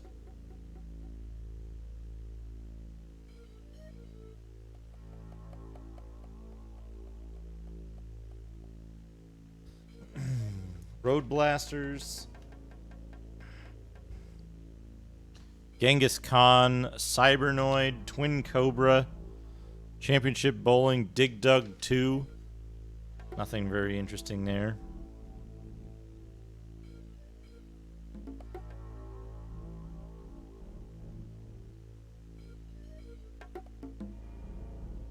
This guy is under assault by flying nines.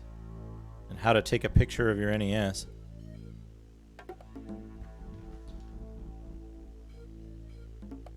NES Journal, players poll winners, whoop it up.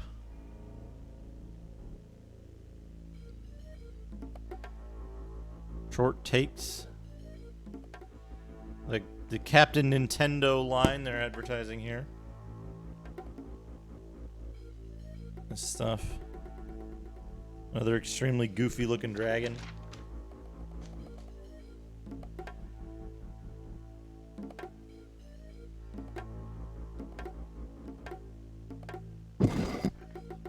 Stephen First.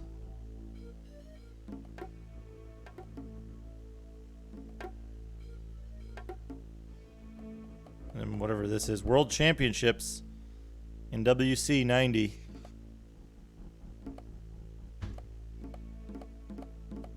That's the one with the extremely expensive cart, right?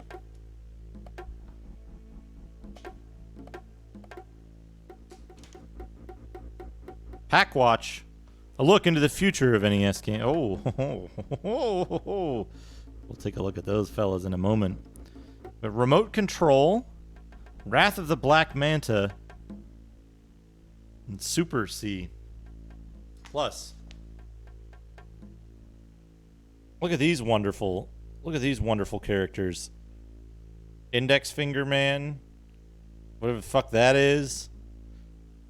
These two blobs in a car.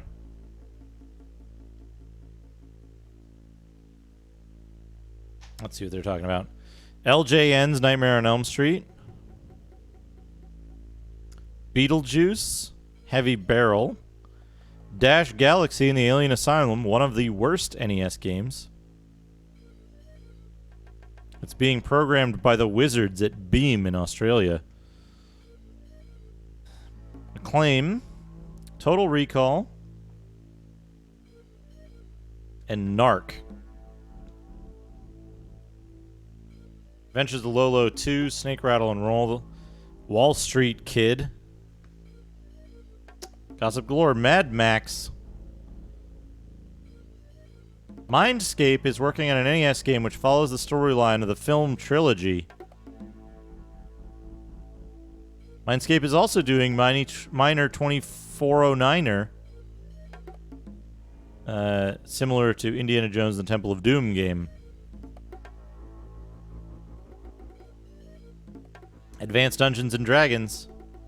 FCI, who brought you such great role-playing games as Ultima and Hydlide, is working on a version of Advanced Dungeons and Dragons. Oh no, Miner 2409er. Not 2049er, 2409er.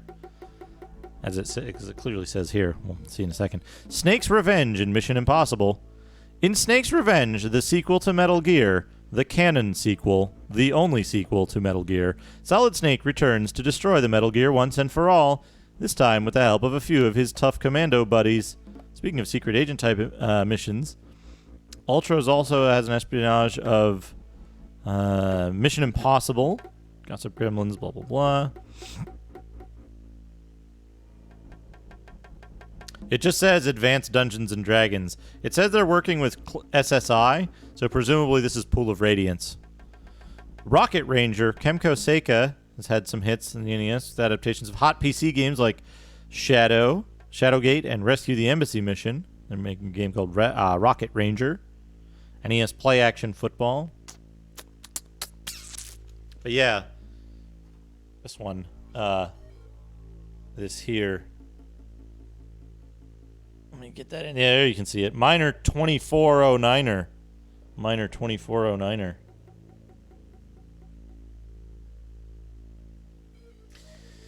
Let's see here. A Boy and His Blob, an NES planner. January. A Boy and His Blob, Archon, Battle of Olympus, The Chess Master, Double Dragon 2, 8 Eyes, Everett and Lendy's Top Players Tennis, Genghis Khan, Magic of Scheherazade, Pinbot, Puss in Boots, Rescue the Embassy Mission, Road Blaster, Rockin' Ball, Short Order Eggs Explode, and Twin Cobra. February, Bases Loaded 2, the second season, Batman, Win, Lose, or Draw. March, Abadox, Adventures of Lolo 2, Al Unser Jr. Turbo Racing. Astyanax, Baseball Simulator 1.0.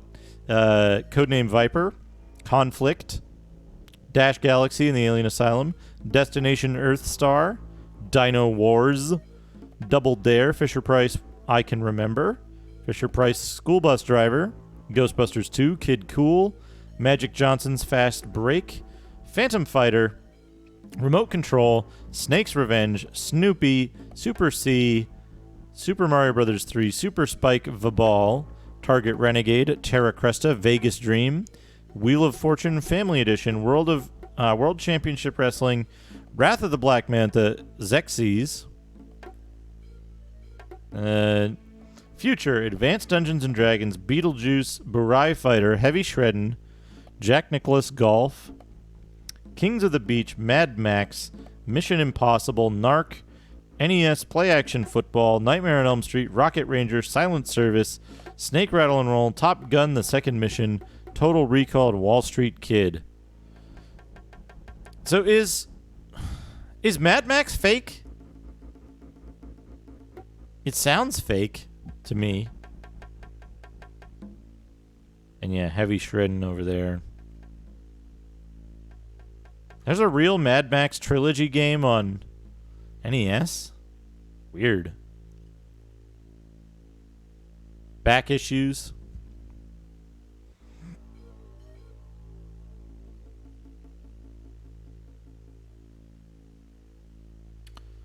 There's some stuff. Nestor Awards. Super Mario Bros. 3. Deluxe Game Pack Directory. A Boy and His Blob. Skip that.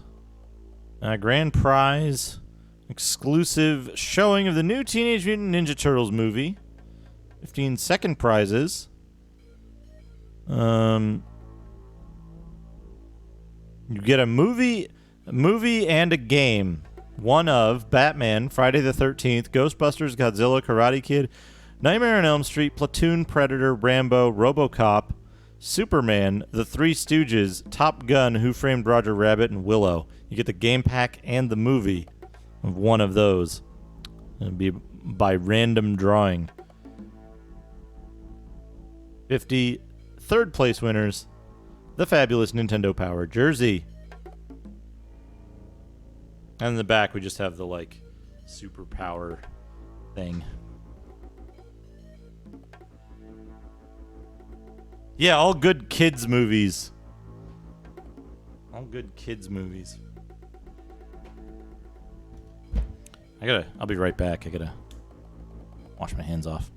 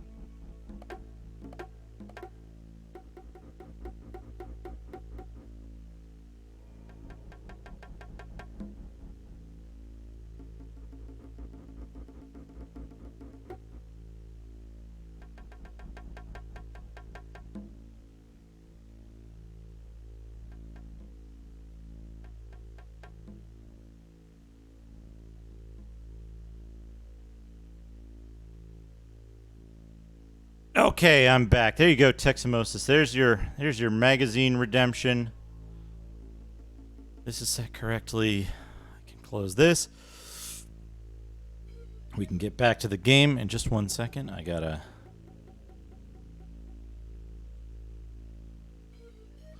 check my messages here.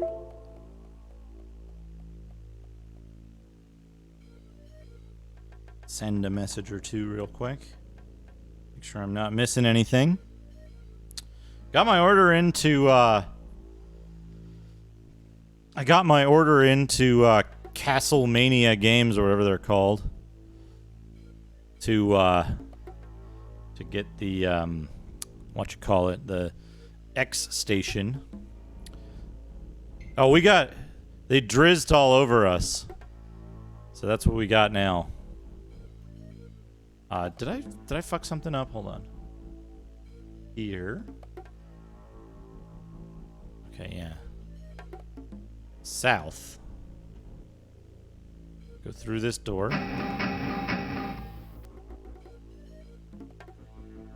By the way, there are like illusory walls on the map that simply aren't there in this version. 6, 7. Can we just go this way? Instead, yeah, we can go this way instead. Ba-da-ba-ba.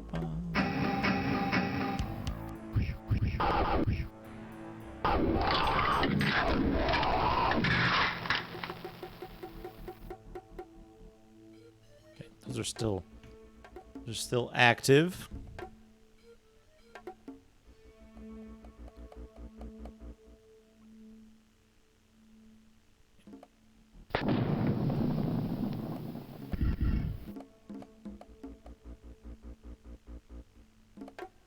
Potion of speed. Music box of healing. I wonder how many charges it has.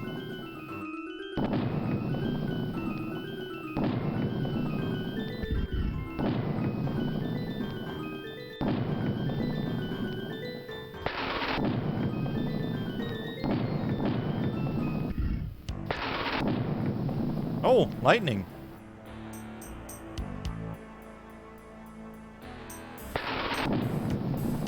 Not hitting us, fortunately.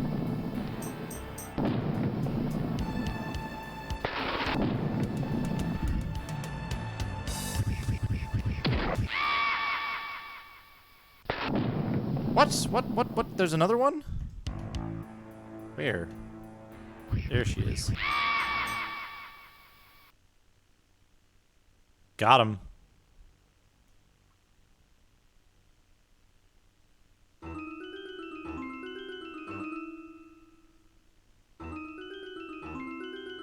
you think they even implemented charges?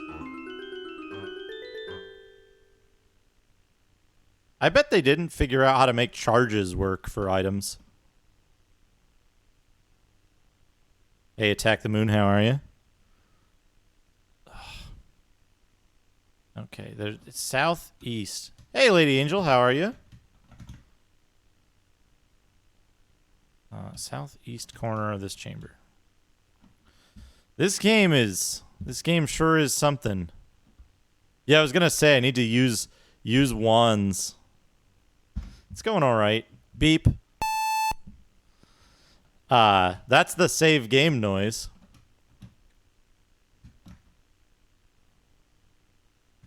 What the fuck? Oh, northwest. When they said southeast, they meant northwest. Oh, a wand. Wand of Frost. Yeah, let's see. Let's see if this works.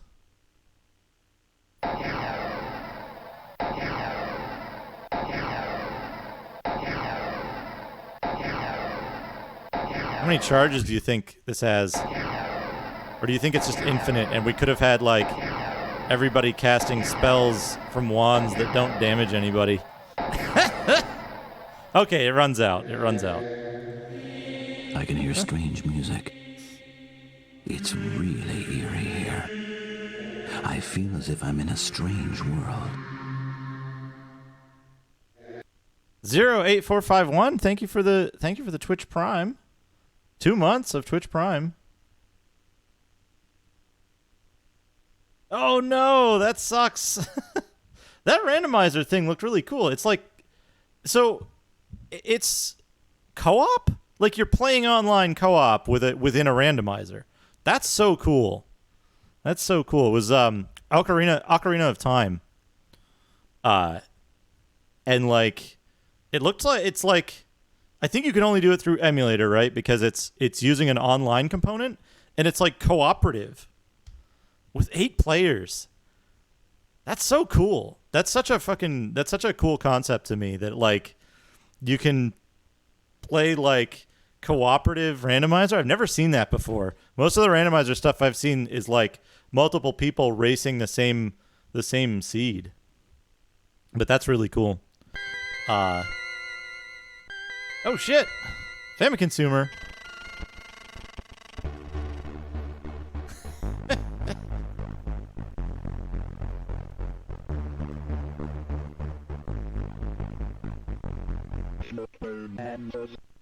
Family consumer, thank you for the raid. Welcome. We're all disguised as drow, but as part of the disguise, it's also given us like fairy fire, globe of darkness, and levitate. We got drizzed. They drizzed all over us. All right, quick save, beep. There's the good beep. This is a teleporter, by the way. This is a teleporter. We've teleported into a different zone. 10. Yeah, okay. We're at 10. By the way, I'm just using the clue book for this game because like the last parts of the game are so the last parts of the game are so unstable. It's so easy to like get to a point where the game is unwinnable just by missing one thing or going to the wrong location in the wrong order. Also, the majority of these levels are completely empty. Completely empty.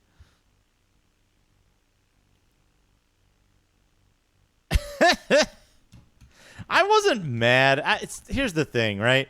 I'm not upset about the game other than like its wasted potential. It could have been so good. Could have been so good. Where's... There's got to be a button for this door somewhere, right? Good door button there. There we go. It's true. It's true. People are like, I think that's the intent is when I don't have to do anything. I play whatever I want. Like I said, if I had to go back to the mushroom zone, I would fucking what do we got? We got a scroll of flame arrow. That was a good place to go. If I had to go back to the mushroom zone, I would have fucking I would have stopped. This game would have been over. I also think I'd like saved it over the mushroom zone save like right after that. There's so many opportunities. Oh, I don't know if you could see that. Like, yeah, I've come this far. I want to finish it, which is why I'm like sticking strictly to the clue book. 15, 16. Bracers of protection. Okay, I could do that. Do bracers of protection. So at the start of this game, your characters are like at a village. They kill a monster and save the people of the village. And then the village gets attacked by dark elves. And after, like, the village gets attacked by dark elves and they take a whole bunch of people hostage. And so you, like, set out to follow them. And you run into famous character Drizzt Do'Urden, famous dark elf. And you have to get involved in the intrigues of Menzoberranzan, the dark elf city. Okay, that was just some extra combat and experience, which, you know, combat's been a little scarce. So I'll take it. So yeah, you make your descent into the Underdark, trying to rescue these villagers. Bracers of protection. Yeah? Yeah, we can give Vonar that. And then Drizzt gets kidnapped, and like you find out that the Helm of Spiders is this super artifact that the innkeeper gave you as a gift at the start of the game. And this is where it gets weird, right? At the very beginning of the game, the innkeeper gives you a helmet. Now, you can drop this helmet many, many places and leave it behind, and you get totally screwed. You get totally messed. Like, you can't complete the game if you drop this random magic helmet they give you at the very beginning of the game. Because it turns out this random magic helmet is a powerful artifact called the Helm of Spiders, which you need to win the game. There should be a button around here somewhere. What does this say?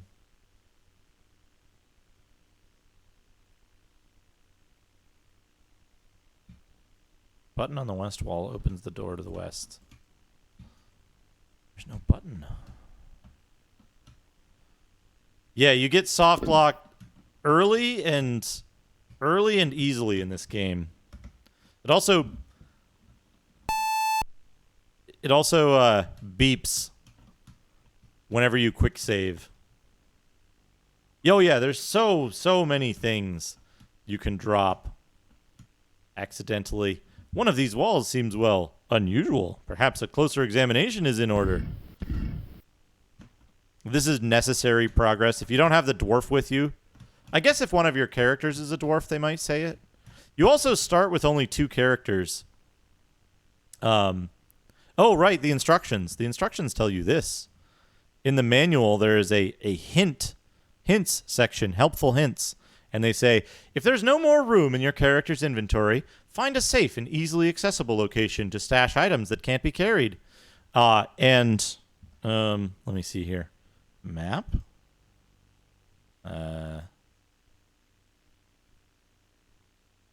Here we go. Wait. There's two different versions of that. Okay, so Underground River. This is a one-way trip. One-way trip on the Underground River. The Impassable Chasm is one way. This is a one-way teleporter. I guess none of that is one way. Cavern of the Myconids has two one-way sections. If you drop items,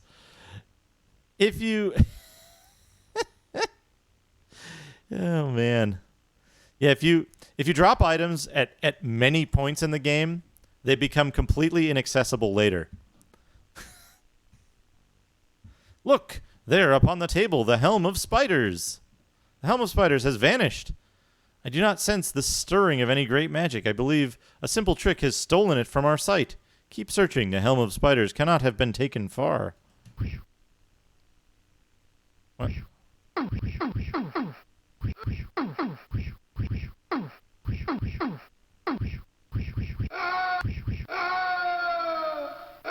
Also, the drow are pushovers. I can one-shot them with my offhand.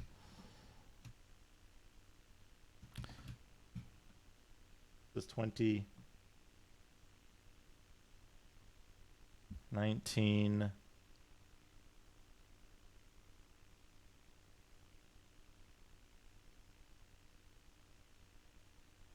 You couldn't even see the helm from where we were.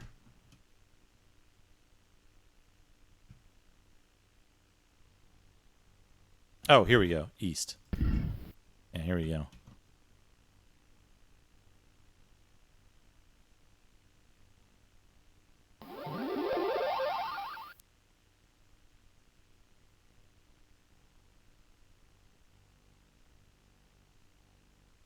Put that shit back on.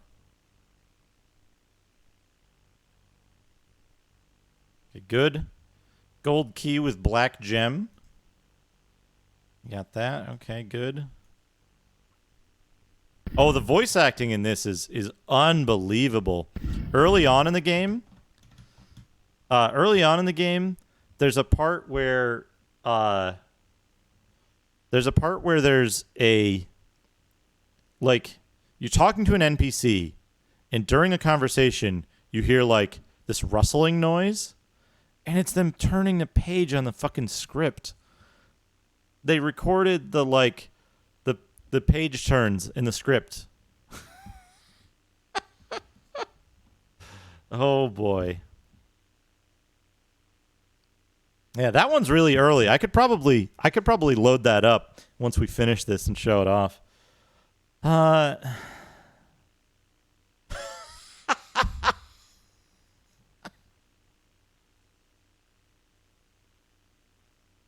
Oh boy. Oh boy. Check this out. Check this out. So, you know how we went through this illusionary wall? And there was a tiny item on the ground? There was a tiny item on the ground? If we had accidentally run past that, we would have to retrace this entire level to go back and get it. And it's necessary. Oh. Many scorpion things.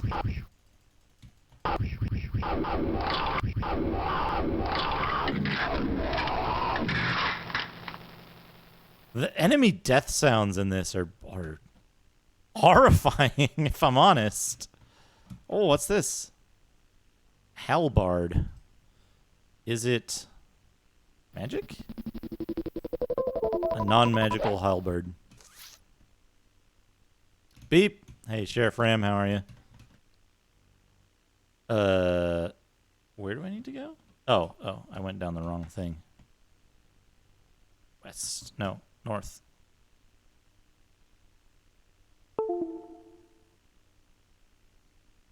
Beep boop. One of these days, I keep saying it, one of these days, I'm going to get the randomized beep boop and the randomized vintage beep boop so we can get like some ICQ sounds in there. We can get some Discord sounds in there.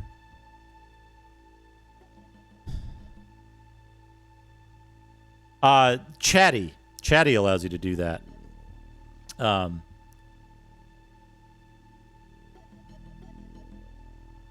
Right now, right now, Chatty allows you to do one sound per redemption.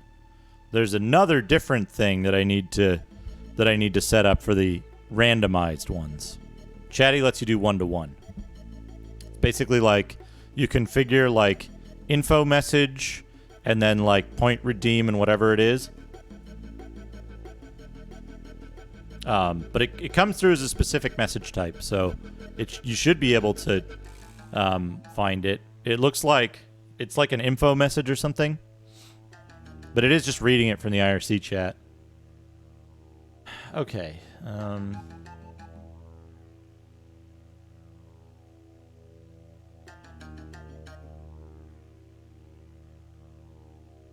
Return. Okay.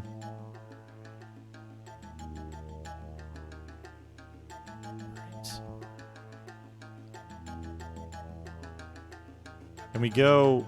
Alright, where are we? We're here. What's at 26?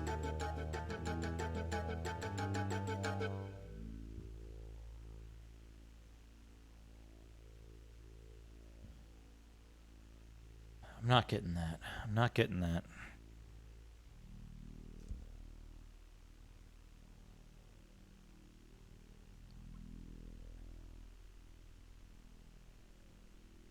We go around here, go south. Here we go. Whoop! Here we are. Oh, sorry, Easy. I didn't see it. The Infinite Grimoire, that thing, I switched that manually. There you go. There's the Grimoire. I got to work on getting that automated as well.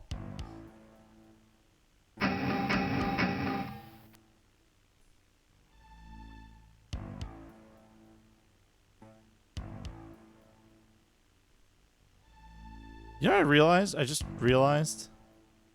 Okay. This is the map we were given of this area. Okay, enter. Levitate up to house. Villagers. Helm somewhere here. Teleporter. Okay. Up, it says here. Drizzt and Malice over here. Okay. So can we go straight to them? Let's find out. Also, I gotta see if are my weapons still... Okay. Enchant... There's an ability to enchant weapons in this game.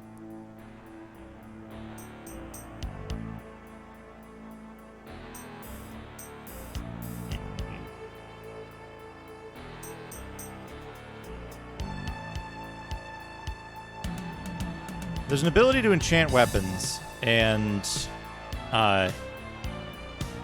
it lasts for some unknown amount of time. Alright, what do we have? This is regular. This is +1, so let's swap those. But it lasts through rest periods.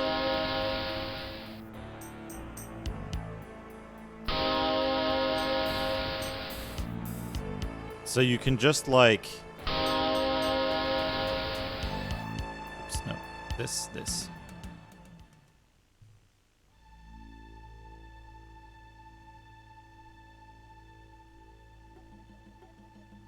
No.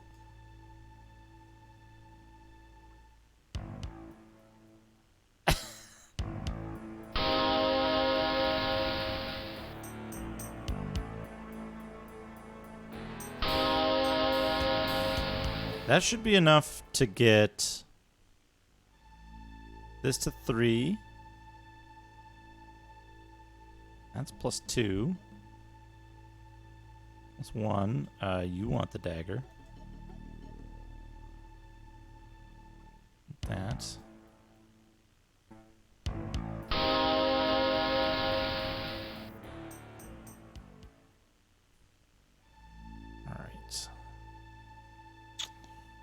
Nothing else I can make better enough with this. Did I mess something up here? Yeah, I did. I didn't put these candles into the candle box.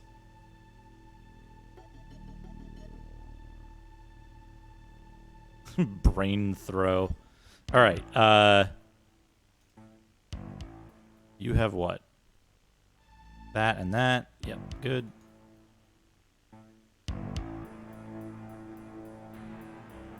Rest. Chant. Chant. Good. I think. Is that done, or do we need one more? +3. +3. +3. The dagger is still +3. All right, there we go. So now everybody has +3 weapons. Put your shield back on. Let's quick save. Beep. Oh, I didn't hit it. I hit it too quick after leaving the inventory. There we go. There's the beep. Light. All right. Let's see. Anything between 12 up to 12. Let's see. Keyhole requires the gold circle key. Gold circle key is at 8.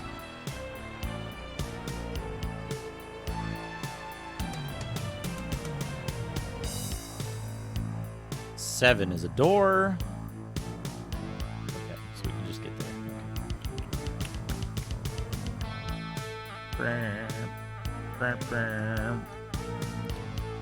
Eusebius. So, at this point in the game, your characters are sneaking into House Durden, and they've been disguises. They've been disguised as drow. They're not actually drow. We've got a dwarf, a kenku. We've got a dwarf, a kenku, and 2 half-elves. Meow.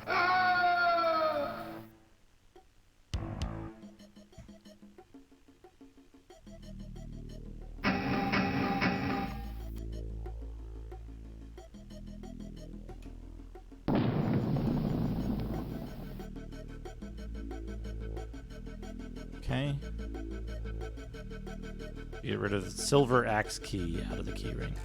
It's fine. They give you a key ring item.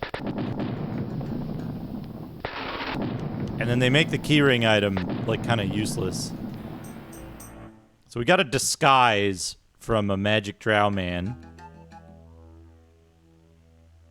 Okay. That's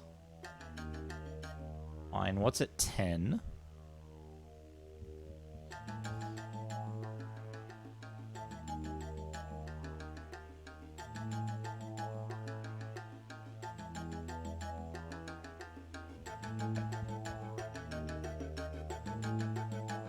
Just go straight north. What's 19?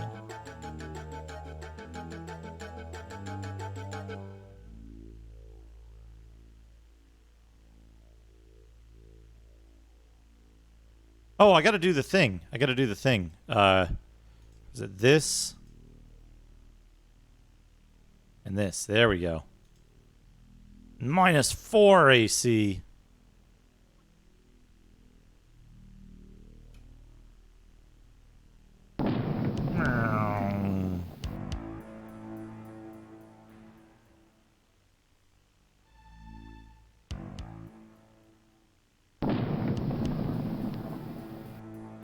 Okay, we can't use that on that door.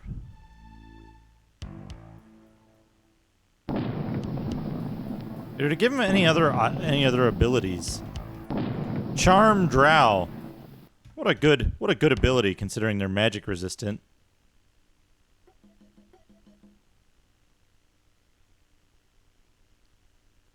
Meow.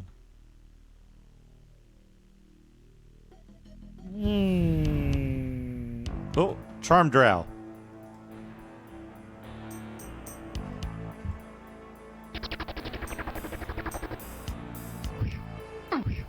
which you cast on your own characters. Charm yourself. Charm yourself with Charm Drow. Good, good. Wonderful. All right.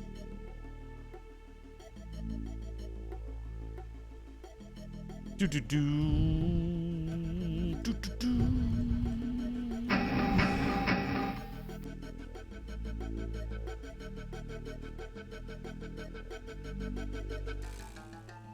I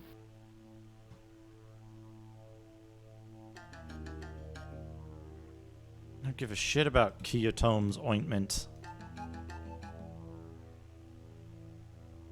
I guess I'll pick it up, though.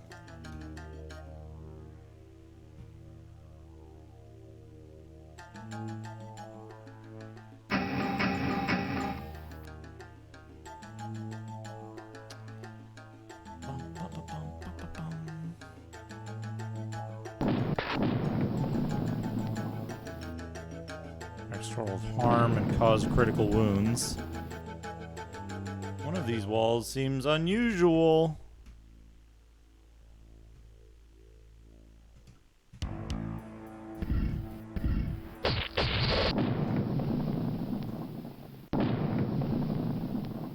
A ring of wizardry. What's he got? Ring of regeneration, ring of protection. Let's swap those around and give him the wing of wizardry. Wand of magic missiles that I don't give a shit about.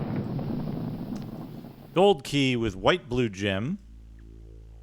Blue gem. Iron circle key. Okay. Good, good. Dagger is still +3. Save. Beep.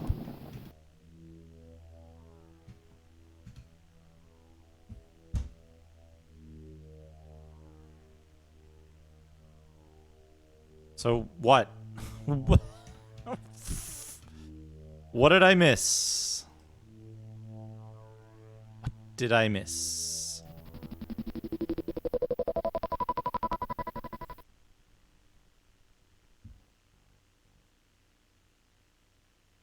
$16, right?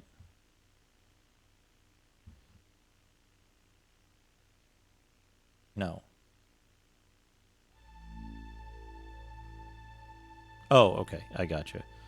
20, 21. 20 and 21. Okay, so I gotta go there, gotta go there. Okay. Where's the key? The key was what I needed from here.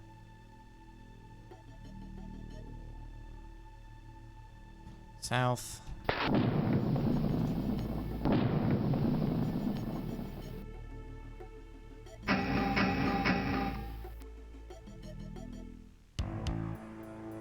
Save. Secret with the ring of wizardry and the, I don't know, some other shit.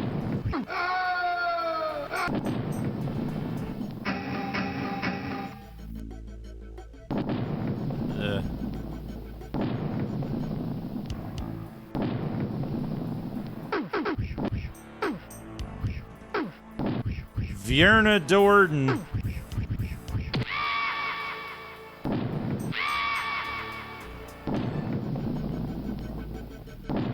What'd you drop, Vierna?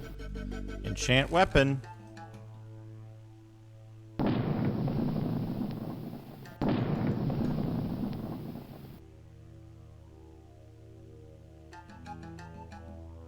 Birds with arms. Excellent. Guess that's that.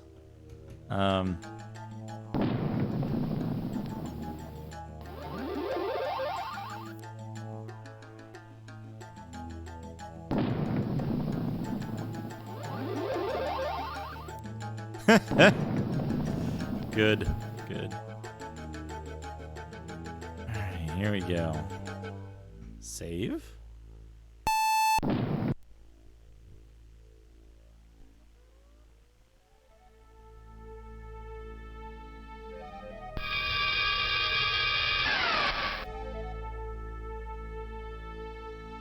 Matron yacht Malice wall. prepares to sacrifice Drist.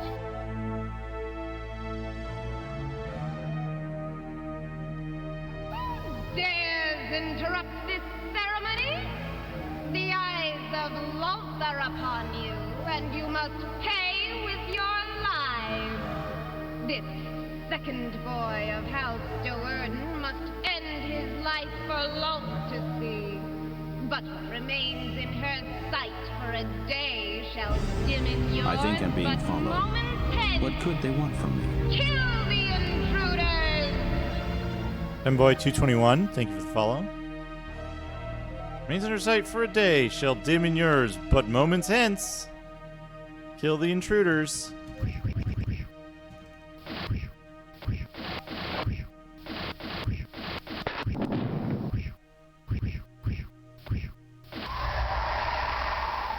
You didn't count on me having a bunch of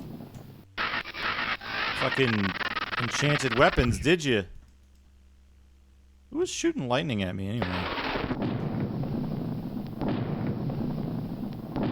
What am I getting hit by is the question. Malice Doerden. Where the fuck are you, Malice? Oh, there she is.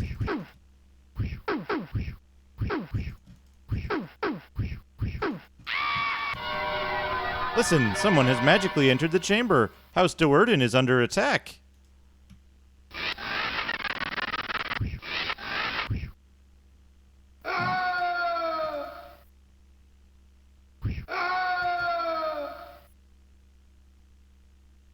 Where was Drizzt during all of this?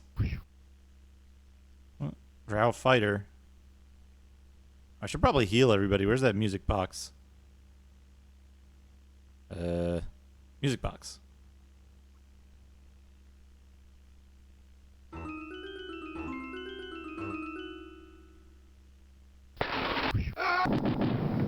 Oh! You killed Vonar.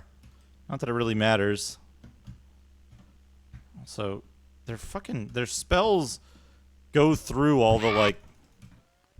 Okay. My thanks, but waste no more time on me. The townsfolk must be freed. Quickly now, I will do what I can to delay any pursuit. The townfolk must be freed.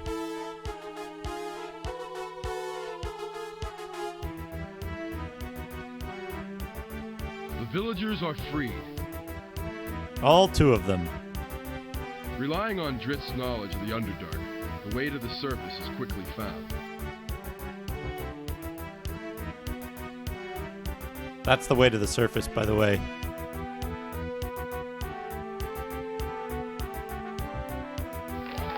I could see under the terrain there.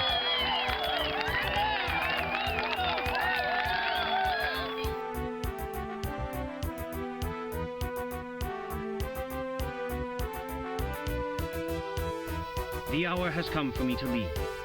Yet I shall not forget what was done here, nor the acts of courage I witnessed in the Underdark. Until we again walk the same path. Farewell. With Matron Malice slain in battle, House Doerden falls to its enemies.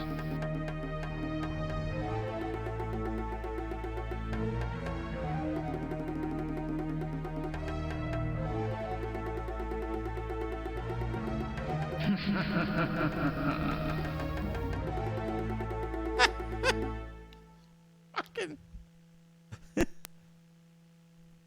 Oh. That's it. There you have it. Menzoberranzan. Menzoberranzan. We get to see the excellent intro movie. Again. Let's take a moment for the excellent intro movie.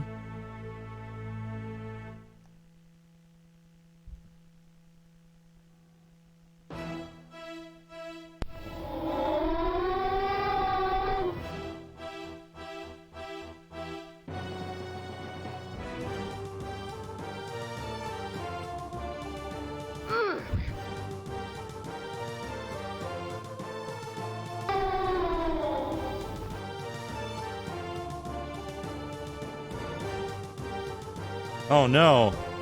He's mad. He's angry. He's gonna take a bite out of one of these adventurers. Chomp! Got his legs.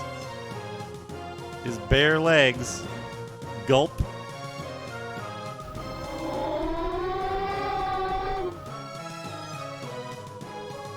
Cast soak bubble of destruction.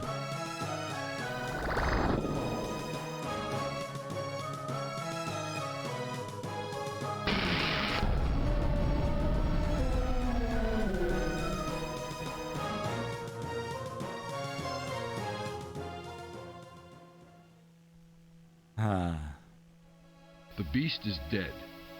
In the village, the grateful townsfolk gather. A celebration is planned. Oh, this is before Maya came out. The heroes are invited to the inn for a night of song and good company. 4 years before Maya?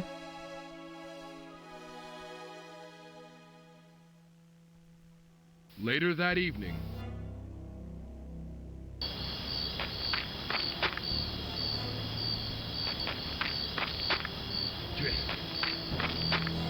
Lulu's in.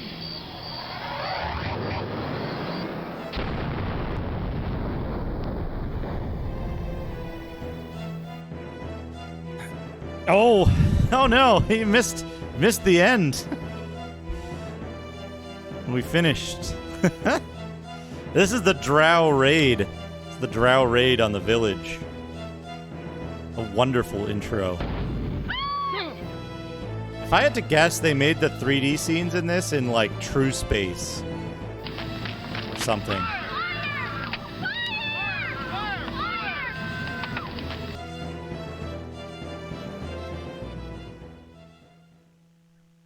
So I said this before.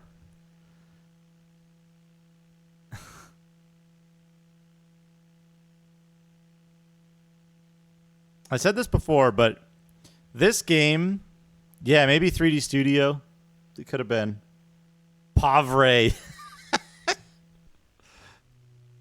So, I said this before, but this game, we said this right at the start, 16-something hours of gameplay ago.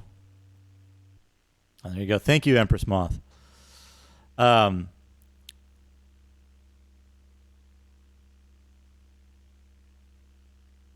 The game starts in the way what they say, start as you mean to go on, right?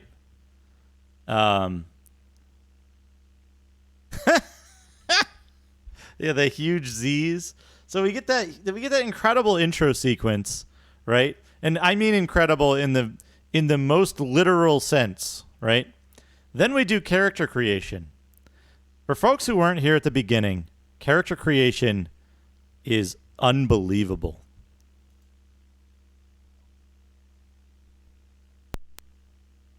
Let's have a look. Loth, hear me. Our enemies hide among the shadows. They move in ways we cannot understand. My queen, have we displeased you? I am here. Matron Malice has set fate in motion. Her warriors seek out Drizzt, Duerden's traitorous son. In this, she does more than she knows. A fateful hour approaches. Drizzt shall return, and with him intruders from the world above. These surface dwellers are the greater threat. My queen, I hear and I obey. Now, come to me, my servant. Approach and begin the search. Reveal for my eyes these surface dwellers. One by one, reveal the sex, race, and class of these unwelcome visitors. Oh, I already won. In this way, we might best prepare. I already won, D. I think Empress Moth has a clip of the ending. Reveal the sex of the first character. All right, we'll go female.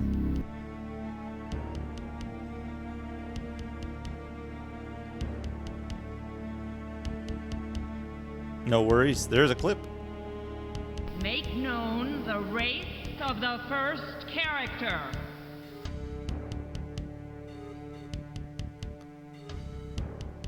Oh yeah. We're gonna see the script flipper. Let's go with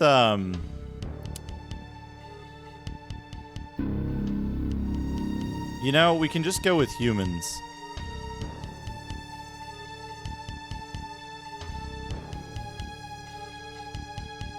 Yeah, the characters. Microsoft 3D Movie Maker. Show the class of the first character. The class. Right? Yeah, give me a fighter. Reveal the alignment of the first character. Chaotic good is fine. Make known the face of the first character.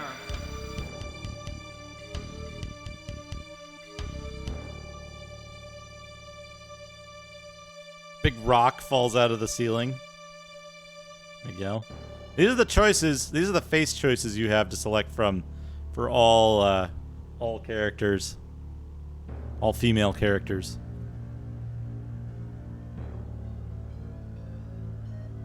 Look at this one. This looks like a fighter. She looks like a fighter.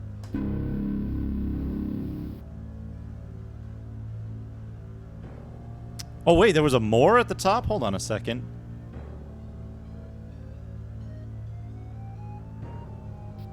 She doesn't talk about the attributes. Do you hit escape? Make known the face of the first character. More? Oh, more. Oh, here we go. Here's some other faces. I didn't notice the more before. Good eye, Abs.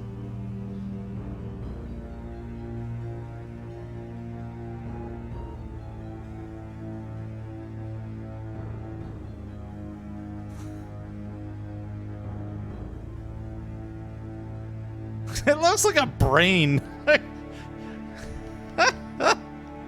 The girl with the exposed brain. Brain Lord. Okay, and then we're background. So there's 3 pages.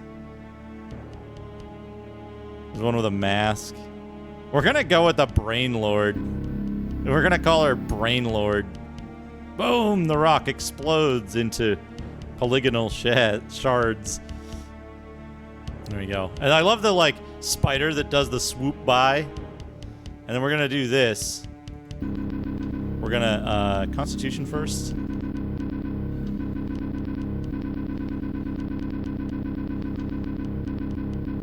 PC98 and FM Towns?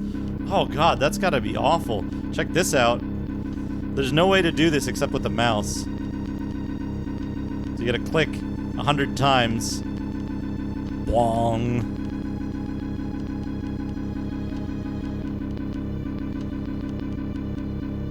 It's not cheating. It's not cheating at all. These games are balanced to, These games are balanced towards, characters built like this. It's an integral part of the game. Reveal the name of the first character. Brain Lord. Bong. Or delete the first character. Keep or delete the first character. Alright. I thought you could skip these animations. Reveal. Yeah, you can. Okay. No, wait. Shit.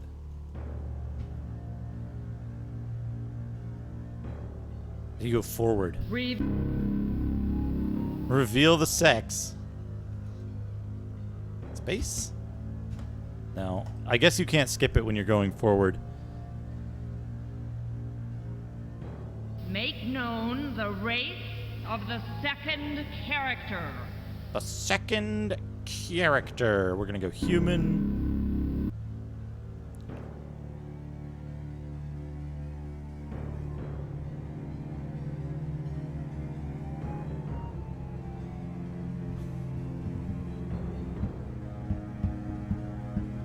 Show the class of the second character. Character. Thieves are completely useless in this, by the way. Mage. We're going with mage for a reason. Hey, you can't make 4 characters. The alignment of the second character. You only get 2. Make known the face of the second character. So mechanically, the way they've set it up is, in order for backstab to work, you cast a spell on yourself every time you attack. The spell itself takes several times longer to complete than the attack itself. So you can get 4 attacks in for the amount of time it would take to attempt 1 backstab. Second, there are no locks to pick anywhere in the game.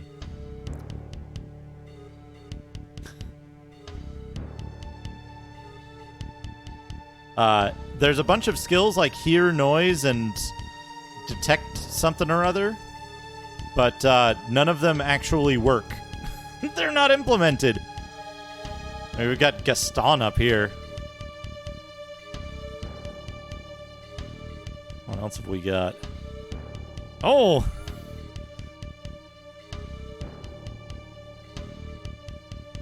I like this guy. This guy's a good guy. It's a good wizard. Another brain lord. Yeah, find and detect traps. It literally says there's a trap on the chest. Oh, look at this guy. Let's do this guy. Let's do this guy. It says there's a trap on the chest with the helmet in it. There isn't. All right. No extraordinary strength for the mage. Just 18.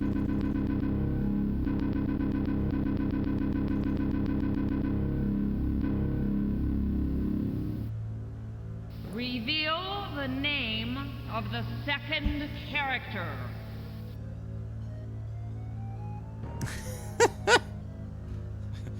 Huh? Oh, you can't do...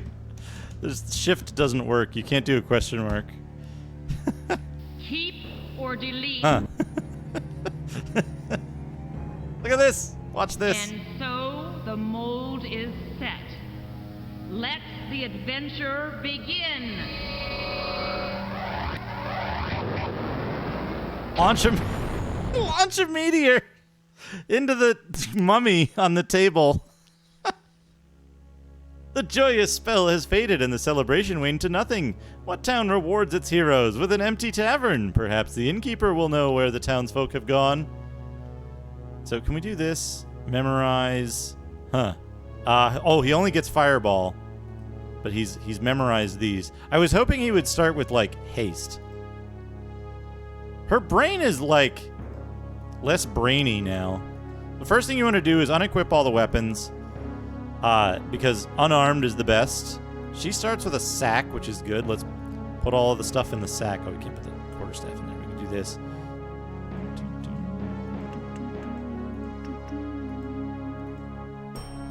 Spell Shocking Grasp and Hold Person. Put those in spellbook.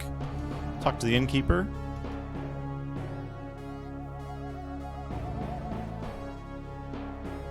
Dear fellow, our victory this day to an end on such a note of silence? Why do we stand in this all but deserted place?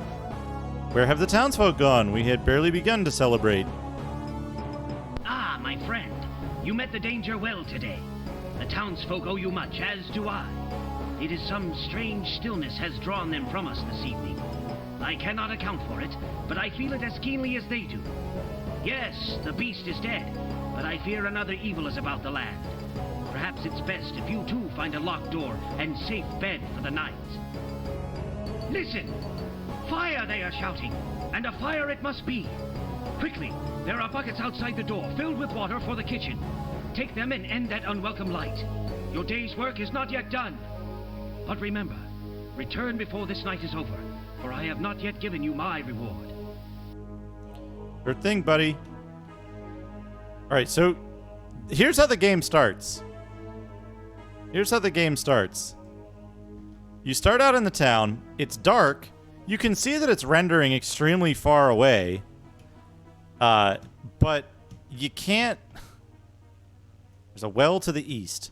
But you can't see anything near there. We'll pick up some buckets.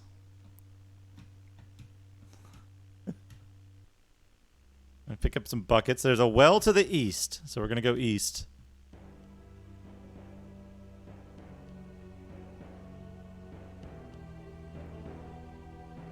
There's no well. If we check the map,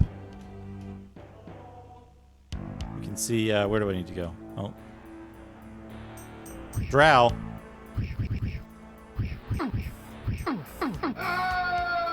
Unarmed is the most deadly weapon in this game, but it can't hit creatures that require magical attacks. It's fine. Is this the Is this the well? Here are enough buckets to something or other. So we're going to grab all these buckets. You know, like I say, this game starts as it means to go on. Oh, you know what might help? You know what might help if we cast light? Oh. Well, that doesn't help much at all, does it? Shit! Where do you suppose the well is? Here's the well. Here we go. So now... our next task is to equip everyone with buckets. As many buckets as they can carry. Use the buckets on the well. Put the buckets back in the inventory.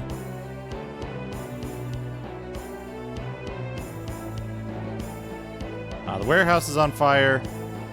I think it's like over here. There it is. There it is. The warehouse is on fire, so we're going to go put the fire out. What a thrilling start to an adventure. Bucket Brigade. Being the Bucket Brigade to fire that doesn't illuminate the night. Also worth noting, we picked up every available bucket. Every available bucket was picked up by us and filled. Whoops. That's fine. There's a little corner of fire over here, and we're doing this very carefully so that we hit as many pieces of the warehouse fire as possible. Is that part on fire? No, this is this here. I'm like, only get that and that. Oh, we're out of water, and parts of it are still on fire.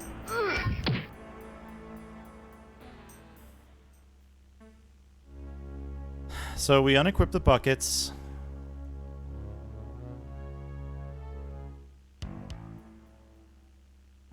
Unequip the buckets. Oh, there's more drow. Punch some drow. And now we need to go west. West northwest. Oh, there were some more buckets along the way, but we didn't find them because they were hidden somewhere that it didn't tell us. All right. Now we fill up the buckets. We go back to the warehouse. We can be a little less precise this time. There, the fire is out. Now we must find the captain of the guard, Bald Asser. We'll need our help. Know I anything of that loyal man? 'Tis this, alive or dead, he'll be at his post. To the guardhouse. They don't actually tell you where the guardhouse is. I happen to know, though, so that's fine. Straight north. Here he is. Get ready. Is everybody ready? Everybody got their popcorn? Are they ready for the incredible voice acting session? My God, that's fantastic. Cortland, thank you for the raid. Welcome everyone. You're just in time. We finished the game. We're going back to have a look at the highlight. The highlight of this game's voice acting. Listen for a strange rustling sound that sounds like pieces of paper being turned over. The fire, is that under control? How terrible. Drow raiders. Driss has walked among us for so long I had forgotten the evil of the rest. Brainlord, the fire is out, our friend Baldasser. Baldasser. Now let us rout these dark intruders, and if Driss has arranged this evil night, let us end his days about Icewind Dale forever. Yes, this was a Drow raid, but I cannot believe Driss has done us harm. No, not that one. Not him. Baldasser, our friend, where are your men? Where are the villagers? The sound of this struggle. The sounds of this struggle are fading quickly. Many of our friends have been taken away to be hostages or slaves. The Drow moved quickly. My men are scattered, confused. Terrible. Terrible. Turn the bit. Terrible, terrible.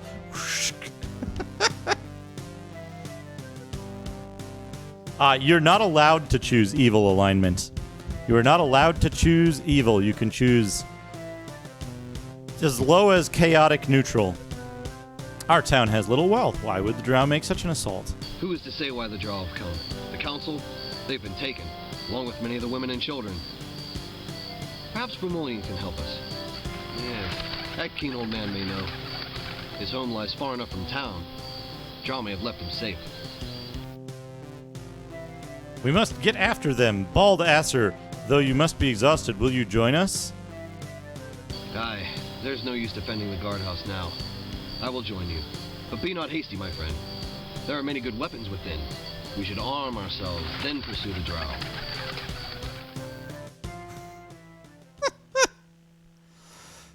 Baldasser. Yep, we can get Baldasser in our group. Now, something of note with this game is, notice how his weapon went dark as soon as we went indoors? Something specific about this game is that when you're... And if we equip him with a spear... Oh, can we do this? Aha! Okay, so spears are very good.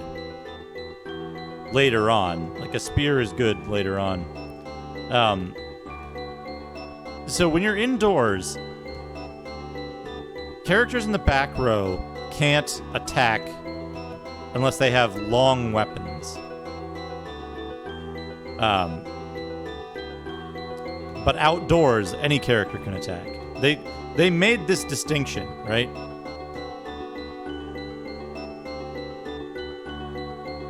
Okay, get after the Drow, he says. All right, let's get after the Drow. Remember, the innkeeper had some bauble he wished to give us. Best not to leave without seeing that boon. What boon he might supply. Well, what if we want to just leave anyway? What if we want to go? Meow. What the fuck is this? Somebody didn't hit the button to close the town gate. That's how the Drow got in.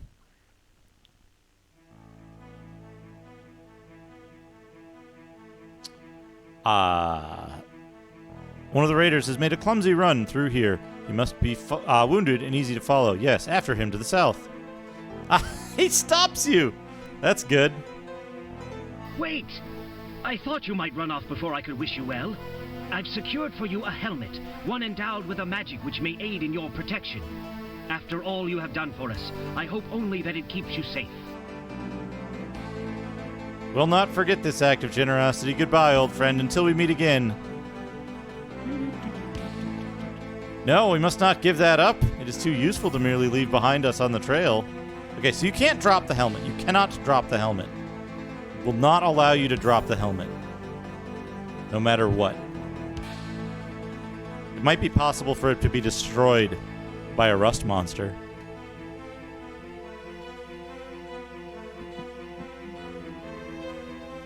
Got a knoll here. You know what's cool? Skeletonizing the knolls. Did you start a new game? Hey, kid mode. I was just showing off the page turning in the voice acting work in the start of the game. So yeah, you get this helmet, and it's like a huge plot point. It's a huge plot point to get that helmet.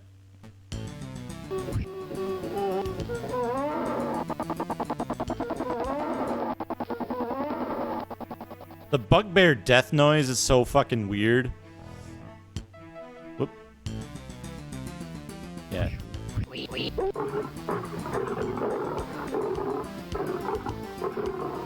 just fucking disintegrate. They turn into skeletons.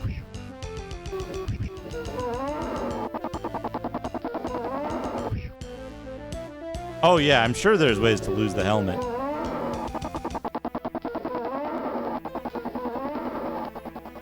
Oh, you know what I bet you could do to lose the helmet? Put it on an NPC and dismiss them.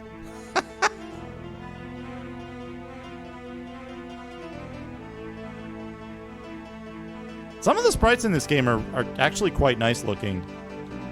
Alright, let's see. What do we do here? We're gonna get, where is he? Where is he? Hey, Centaur. Oh, Centaur. Brings you this close to the village. Few have not heard the name. Drist. It sounds almost of fire or of some eruption from the earth. I know him. We're gonna skip this to try to lose the helmet.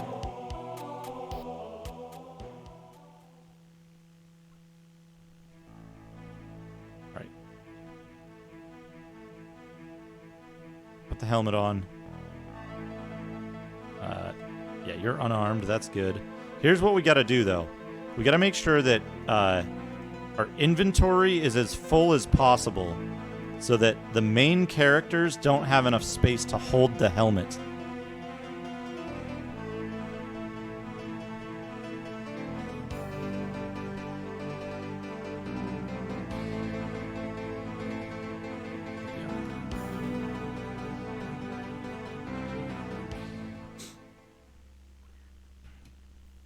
And if we go down here...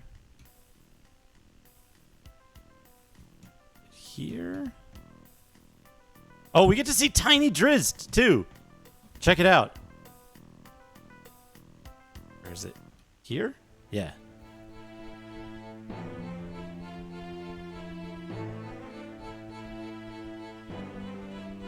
Look how small Drizzt is!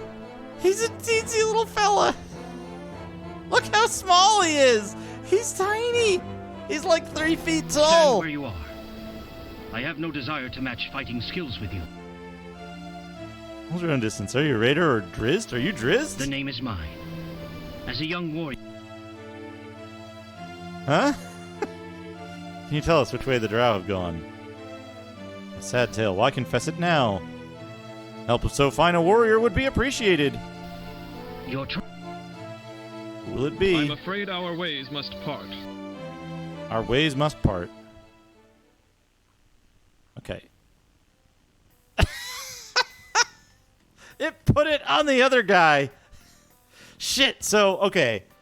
In order to lose the helmet, you need to have a full inventory on everyone, and have everyone have a helmet already, and have an item on the cursor. Right?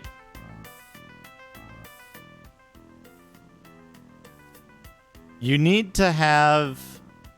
Yeah, I'll bet it can be done, and it'll drop it on the ground at your current location. I think that would be the result.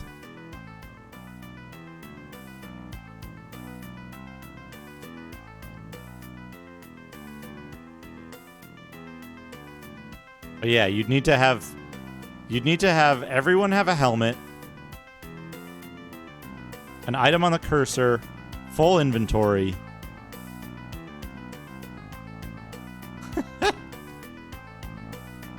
Yeah, you can drop everything else you need. Everything else. You can soft lock yourself. There's another way to soft lock yourself. Where is it?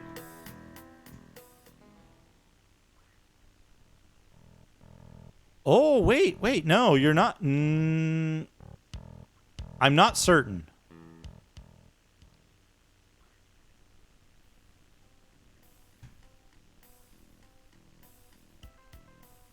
Yeah, take the potion outside. But you're not soft locked there. You're not soft locked if you fuck with the jump potion, right? Because you can, like, here's the thing, right? If we go over here, just ignore that giant. Here's the cave, right?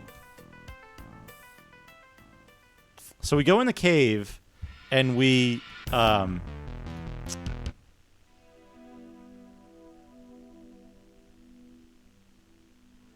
find the jump potion where the fuck it is. Now here's why. So you can dork with the potions as much as you want and still these are good.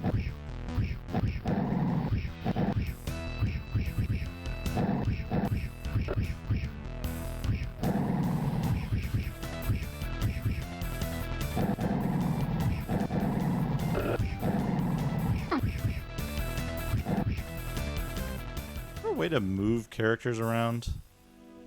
Click on the name. Yeah, there we go.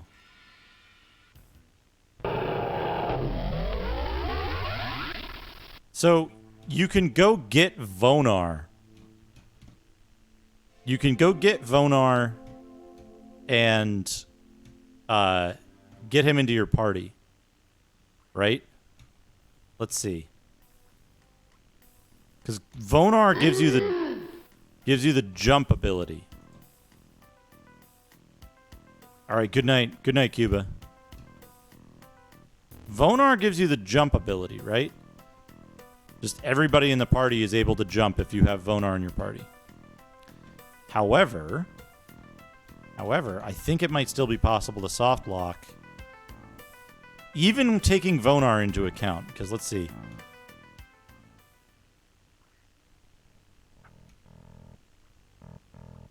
Here.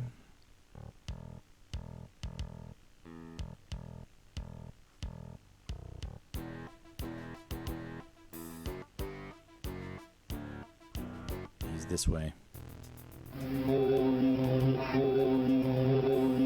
What a good noise. What a good noise to hear. Vonar. Drist, my friend Drist.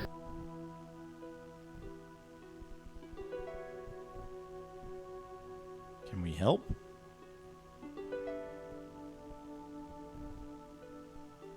Yes, my...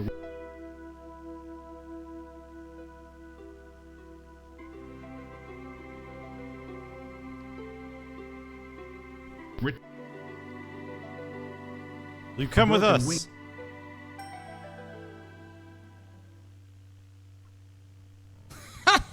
We just fucking dropped. We dropped our dead mage. Can we do an all NPCs run?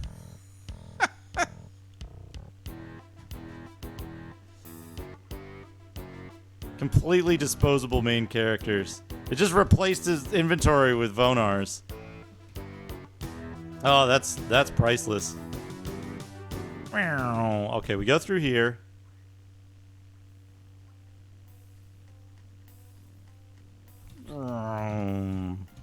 Now, I think we got to do this in a particular way.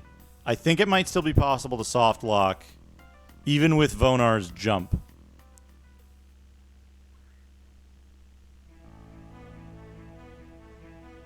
Yeah.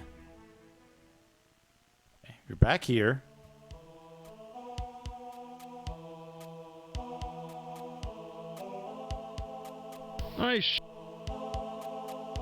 I agree. This is a good place to part company, says Vonar. And he is now permanently deleted from the game until you get, like, halfway through the Underdark. Right?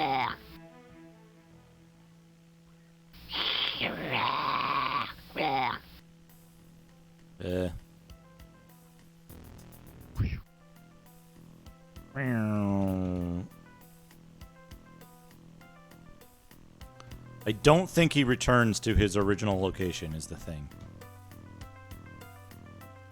That's what we're checking. We're checking if Vonar returns to his original location in this area.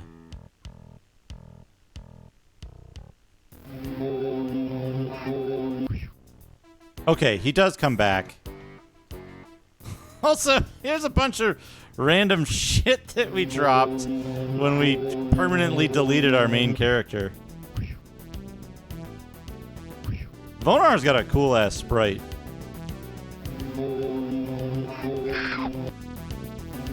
Okay, so you can't softlock. You can't softlock because Vonar always returns to that spot. And you can,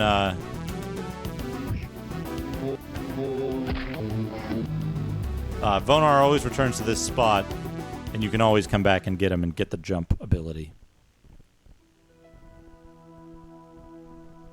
Nothing more has happened. Come with us.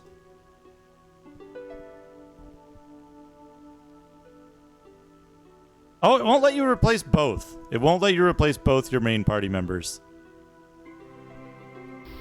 You are now more... I think I'm being... Get rid of Driss right away. Immediately. Immediately. Joey's Bites, thank you for the follow.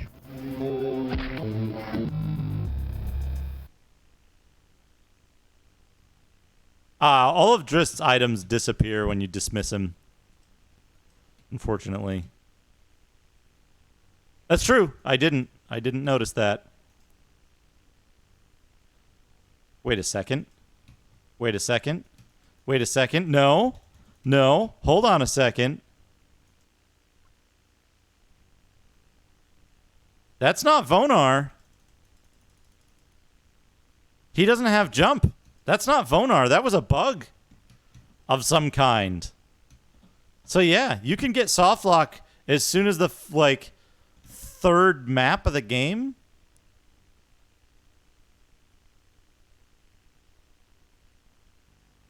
Oh, this isn't the right place.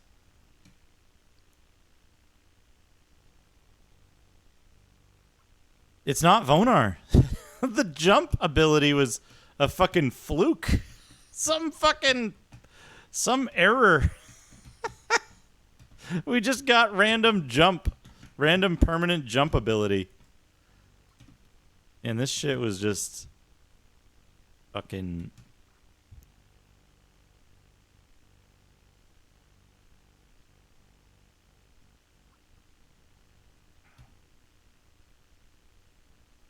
It looks like you can randomly get jump somehow. Ghost Vonar.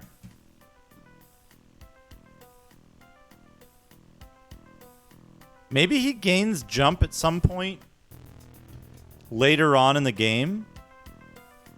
Like after you're supposed to encounter a group of Kenku, but you don't because they don't exist. I mean, we'll try it. We'll go in a cave, but we'll check.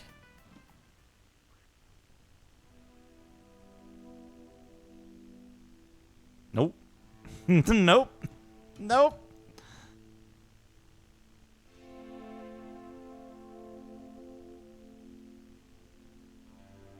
Yeah, so if you fuck around with the jump potions in this cave, you're soft locked. You're dead. You're stuck. You can't get past map 4. Here's one. Now let's see here. Put it in hand. Whoops. West, south. Also, I don't have a magic user anymore, so I don't have light. Okay. The potion does survive. Wow, it jumps really far. It does survive daylight. Drinking it gives you jump.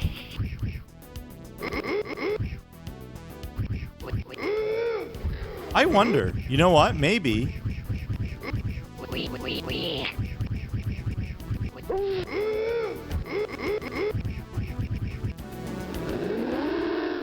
maybe. Oh, it's destroyed when you go back. Oh, I ate it.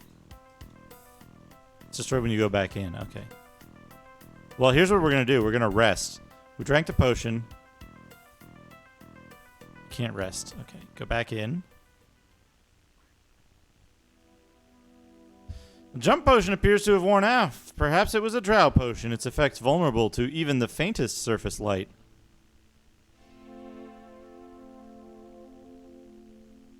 And yeah, we no longer have jump.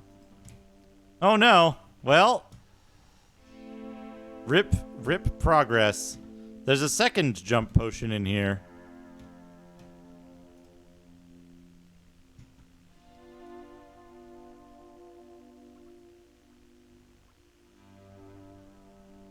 There's a second jump potion in here, but you can do the same thing with it.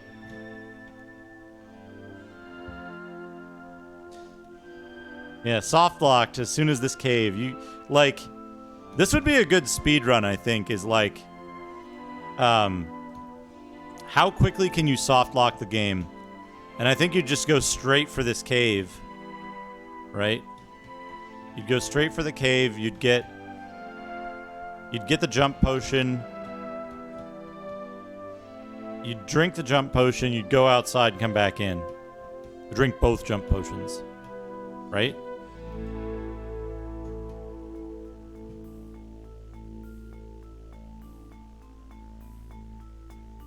I think there's only 2, right? Yeah, soft lock category. There must be a way to reach that opening.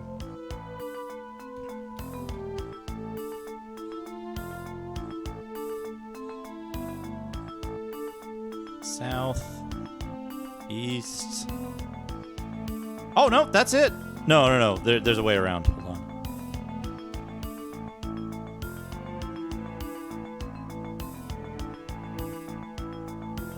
Where am I? I gotta use the map heavily because it's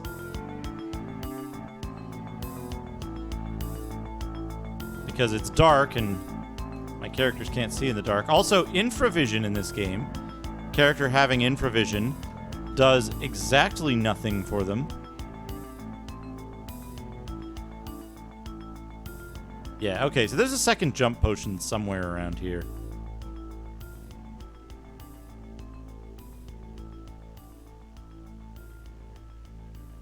I think there's a lot of games. There are many games that you could do like soft lock % runs on.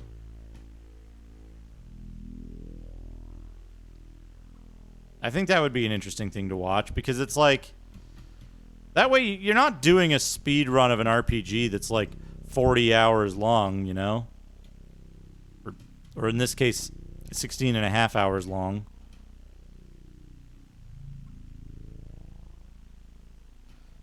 Probably what? What do you think? 4 hours would be the speed run for this? 25% of the full time?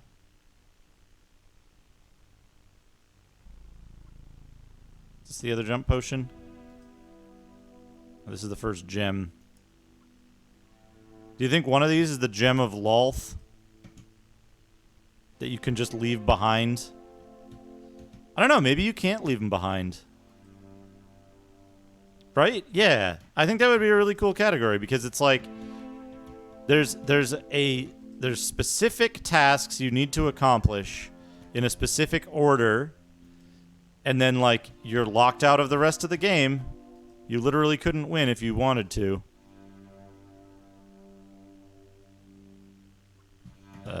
Here? No, south? A micro twist.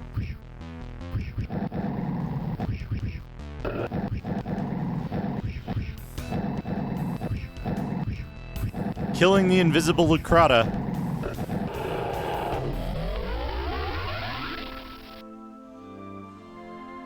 Killing a Lucrata through the wall.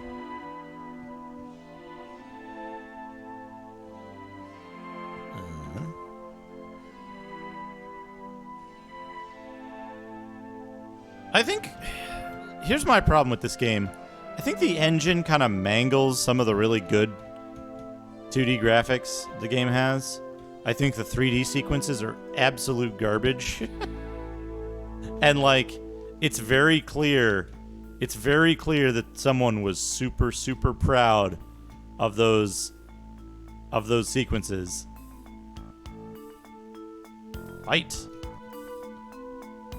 Have you, Jim?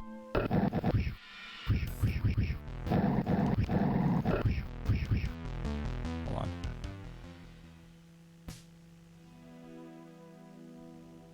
Gotta switch in the centaur.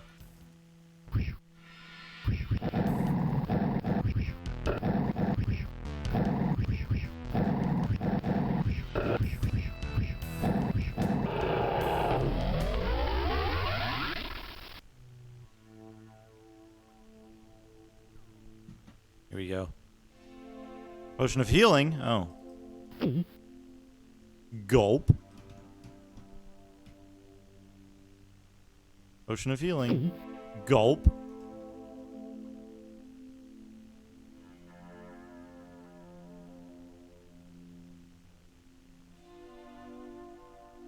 Ring of protection.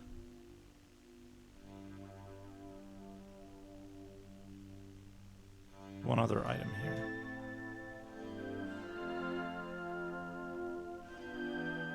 Mage scroll, burning hands. Wait.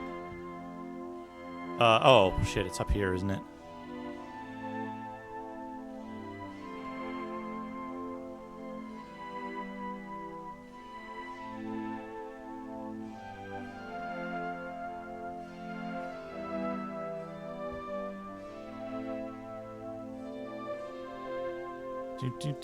So, for anyone who's wondering what's going on, I finished this game. That's why I'm not running the timer over here. I finished this earlier, just a little bit ago.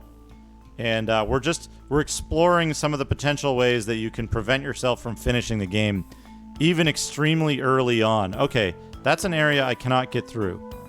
Okay, so there's 2 more areas I can explore here. I don't remember where these items are exactly, but there are 2 potions in this cave. The potions are potions of jump, is what they're called. Potions of jump. And so what they do is they allow you to jump up and go through some areas where there's an entrance higher up on the wall. One of the places where you would go higher up is right here. There's a gem there. You have to jump through that area to get a gem. You need 4 gems in order to progress with the story of the game. Somewhere up here, here it is probably. Somewhere up here there's a potion. There's a potion of jump. You can use the potion, now everybody gains the ability to jump. However, if I'm like, oh, you know, I don't think I should be exploring this cave just yet. I should go outside.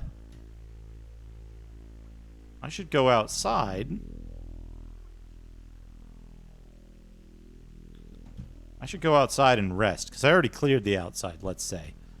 Right? Or maybe you say, oh, my characters are hurt.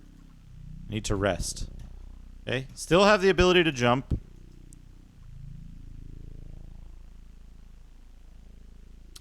Still have the ability to jump. Let's go outside. I forgot something outside, perhaps. Okay, got the thing I need outside, let's say.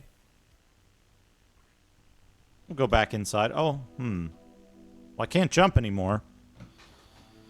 And now, I can't get to this item that's necessary to progress the game forward.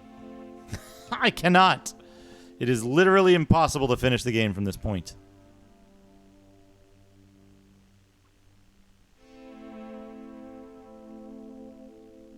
Yep, game over. So, the thing is, honestly, this game is pretty well programmed. The engine is fine. It does a number of things well. It's got some problems in programming. The failure of this game is in design. This is a poorly designed game, more than anything else. The art is fine. In fact, you know what? The engine itself is actually pretty impressive. Let's take a look. If we go outside, it's dark out, so let's rest. Oh, we can't rest when there's enemies nearby. That's okay though. Let's turn around. Like, the frame rate isn't great, but it's an RPG, you know, it doesn't really, whoops.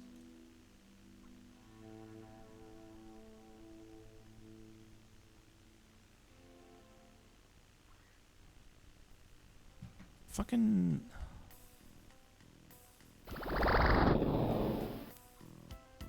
It won't let me rest because of enemies.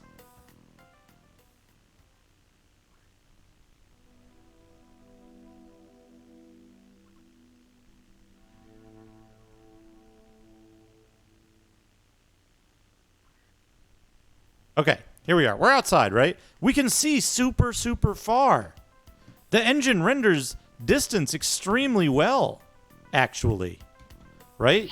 I think that was Knowles. You can see enemies really far away. Right? It handles scaling really well. The engine is not bad. It's not too poorly programmed. There's a number of really good things about the engine. But the designers said...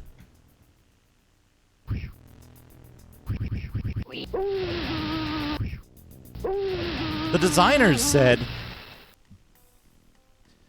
we need to make it dark.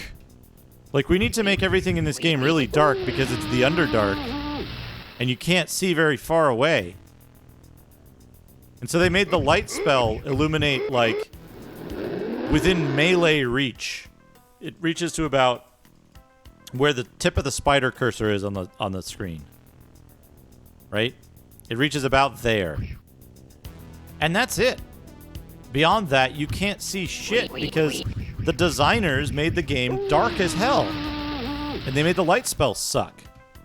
Right? It would be trivial for a programmer to say, make the light spell extend further, make it taper off so that it gets progressively darker away from the party. But no, that was a choice. They made a choice to make, you know, a certain distance away be fully bright, and then beyond that be fully dark. They chose to do that. You can tell the engine itself has, like, it has shading and stuff.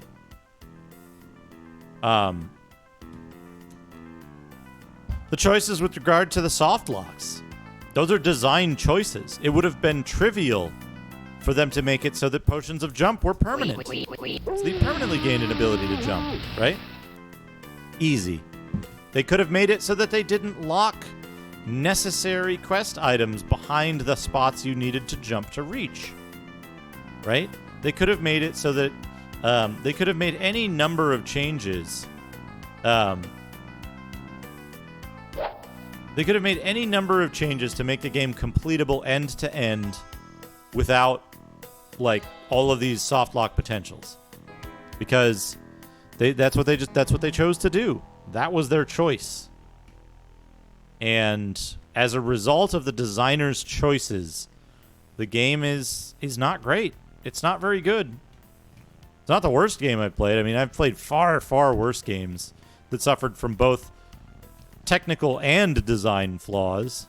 But this game, from a technical level, if this was a well-designed game, I think it would be a fine game to play.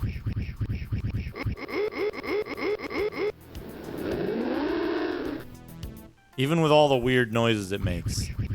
And enemies getting stuck in walls. It's the worst I've played. I've heard there are worse. Actually, no, wait, never mind. Spelljammer Pirates of Realm Space is a Forgotten Realms setting game, technically. 'Cause it takes place on Toril. You launch from Waterdeep. So Spelljammer is definitely the worst.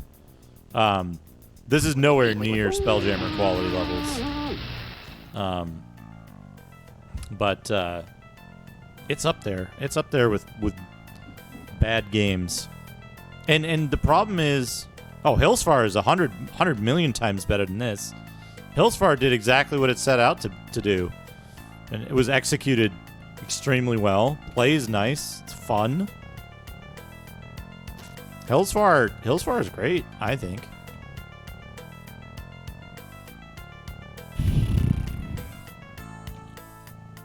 But the thing about Hillsfar was that, like, it was explicitly meant to be, like, a little side adventure to your characters, to characters between Pool of Radiance and Curse of the Azure Bonds or something, right? That's what it was designed to be, is like a bunch of D&D mini games, and I think it succeeded very well at that. It's a small thing. The scope was small, but I think it was well designed for what it was. Yeah, random early Westwood game. Hey, Tanu Kitsune. But this game doesn't know what it wants to be, right? Like,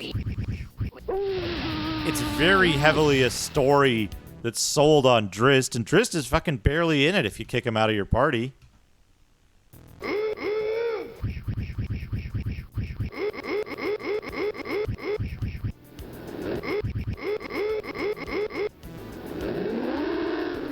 And, like, you can never get him back if you kick him out of your party.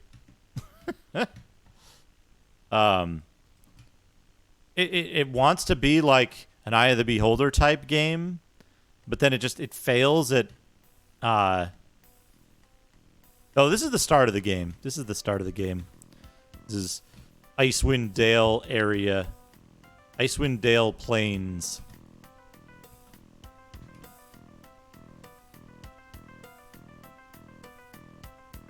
But, like, this game, I think, because of design flaws...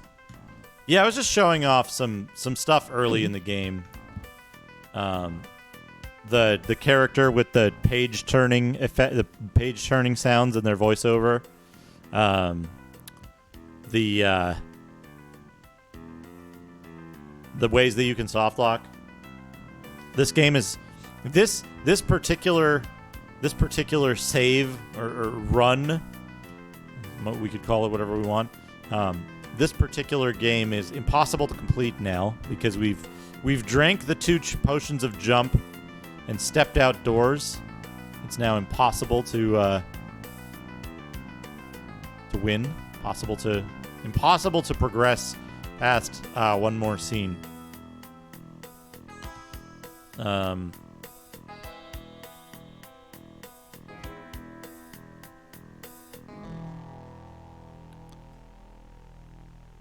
But yeah, a bunch of stuff in this game makes it, like, real bad. The design giving you just 2 characters instead of a party of, like, 4 plus 2 NPCs. I think that was a mistake. I think I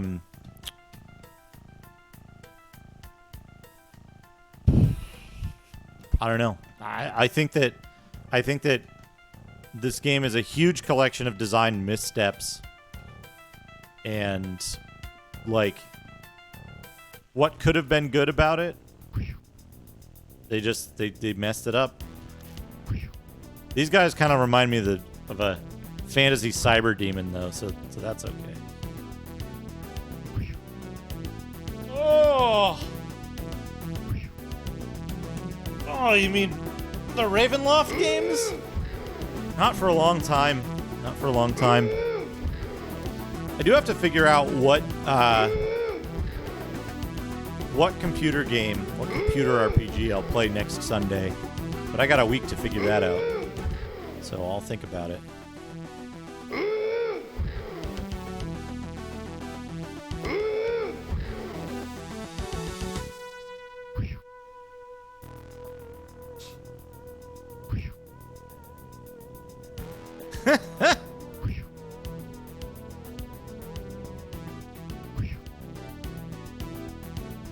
Yeah. But yeah, this game starts as it means to go on. It has you doing Bucket Brigade from a well. Put out a fire that you can't see in the darkest fucking pitch black area that you can't light up. It has voice actors with like audible page turning sounds in their VO. You got fucking incredible opportunities to soft lock the game. I want it to kill me so that we can see the game over screen. Should only take a couple more hits.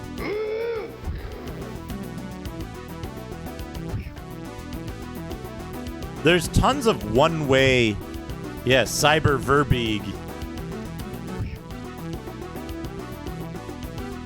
There's tons of one-way passages too.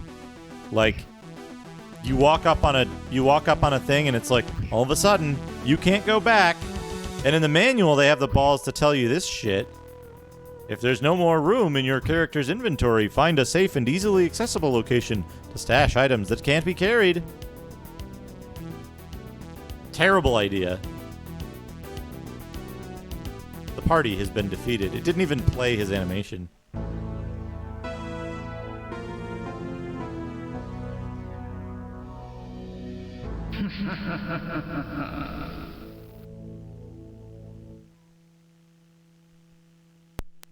It also plays that at the end when you win. It just loads you back if you die. Yeah. Yeah, so this game's got some serious problems. Also, you can play it on like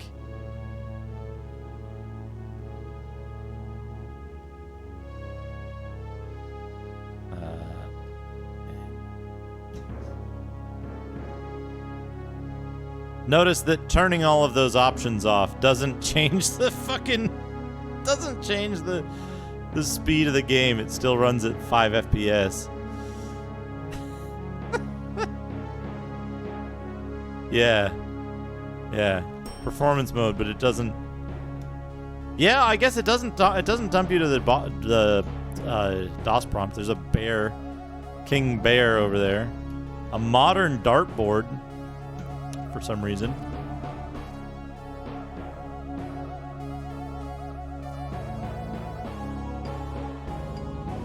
Oh. Anyway. That's going to do it for me. This is good music to end to. I'm going to wrap up. Let's find somebody to raid.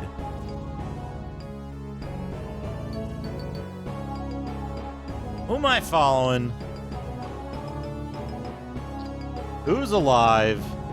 Oh, no. Oh, no.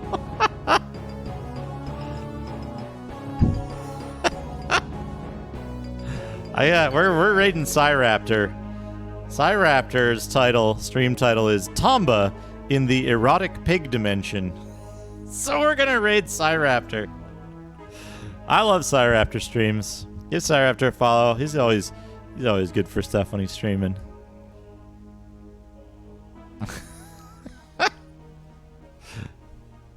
But yeah, thanks for stopping by, everybody. Oh, wait, hold on now. Solid Snack. Hold on. Solid Snack, are you going to start up a stream? If you're starting an Ultima Underworld stream, I will raid you. I just saw that. If you want to start up a stream right now. Because I haven't seen you stream in like fucking... It's been like at least 6 months, right? I don't think I've seen you stream this year even, maybe. Yeah, spin it up, man. Spin it up.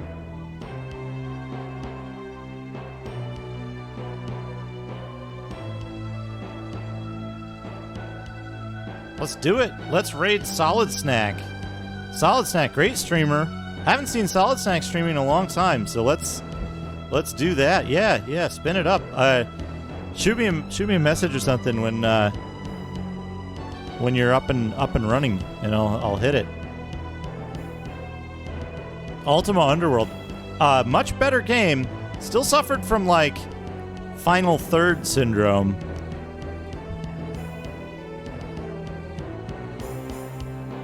Hell yeah, Solid Snack went live. Let's raid Solid Snack. Hell yeah. Folks, give Solid Snack a follow. Give him a reason to keep streaming. Stream more. Let's go over there and watch his stuff. I've really enjoyed his stream. So yeah, I'll see you all over there. I'm gonna have some dinner and watch Solid Snack. I'll probably be watching Raptor too, because Erotic Pig Dimension sounds great. But yeah, here, let me pop Raptor's link in the chat here for you. If you want to check out the Erotic Pig Dimension, otherwise we're going to be rating Solid Snack now. So yeah, we'll see you over there. Have a great night, everybody. I'll see you at some point during the week.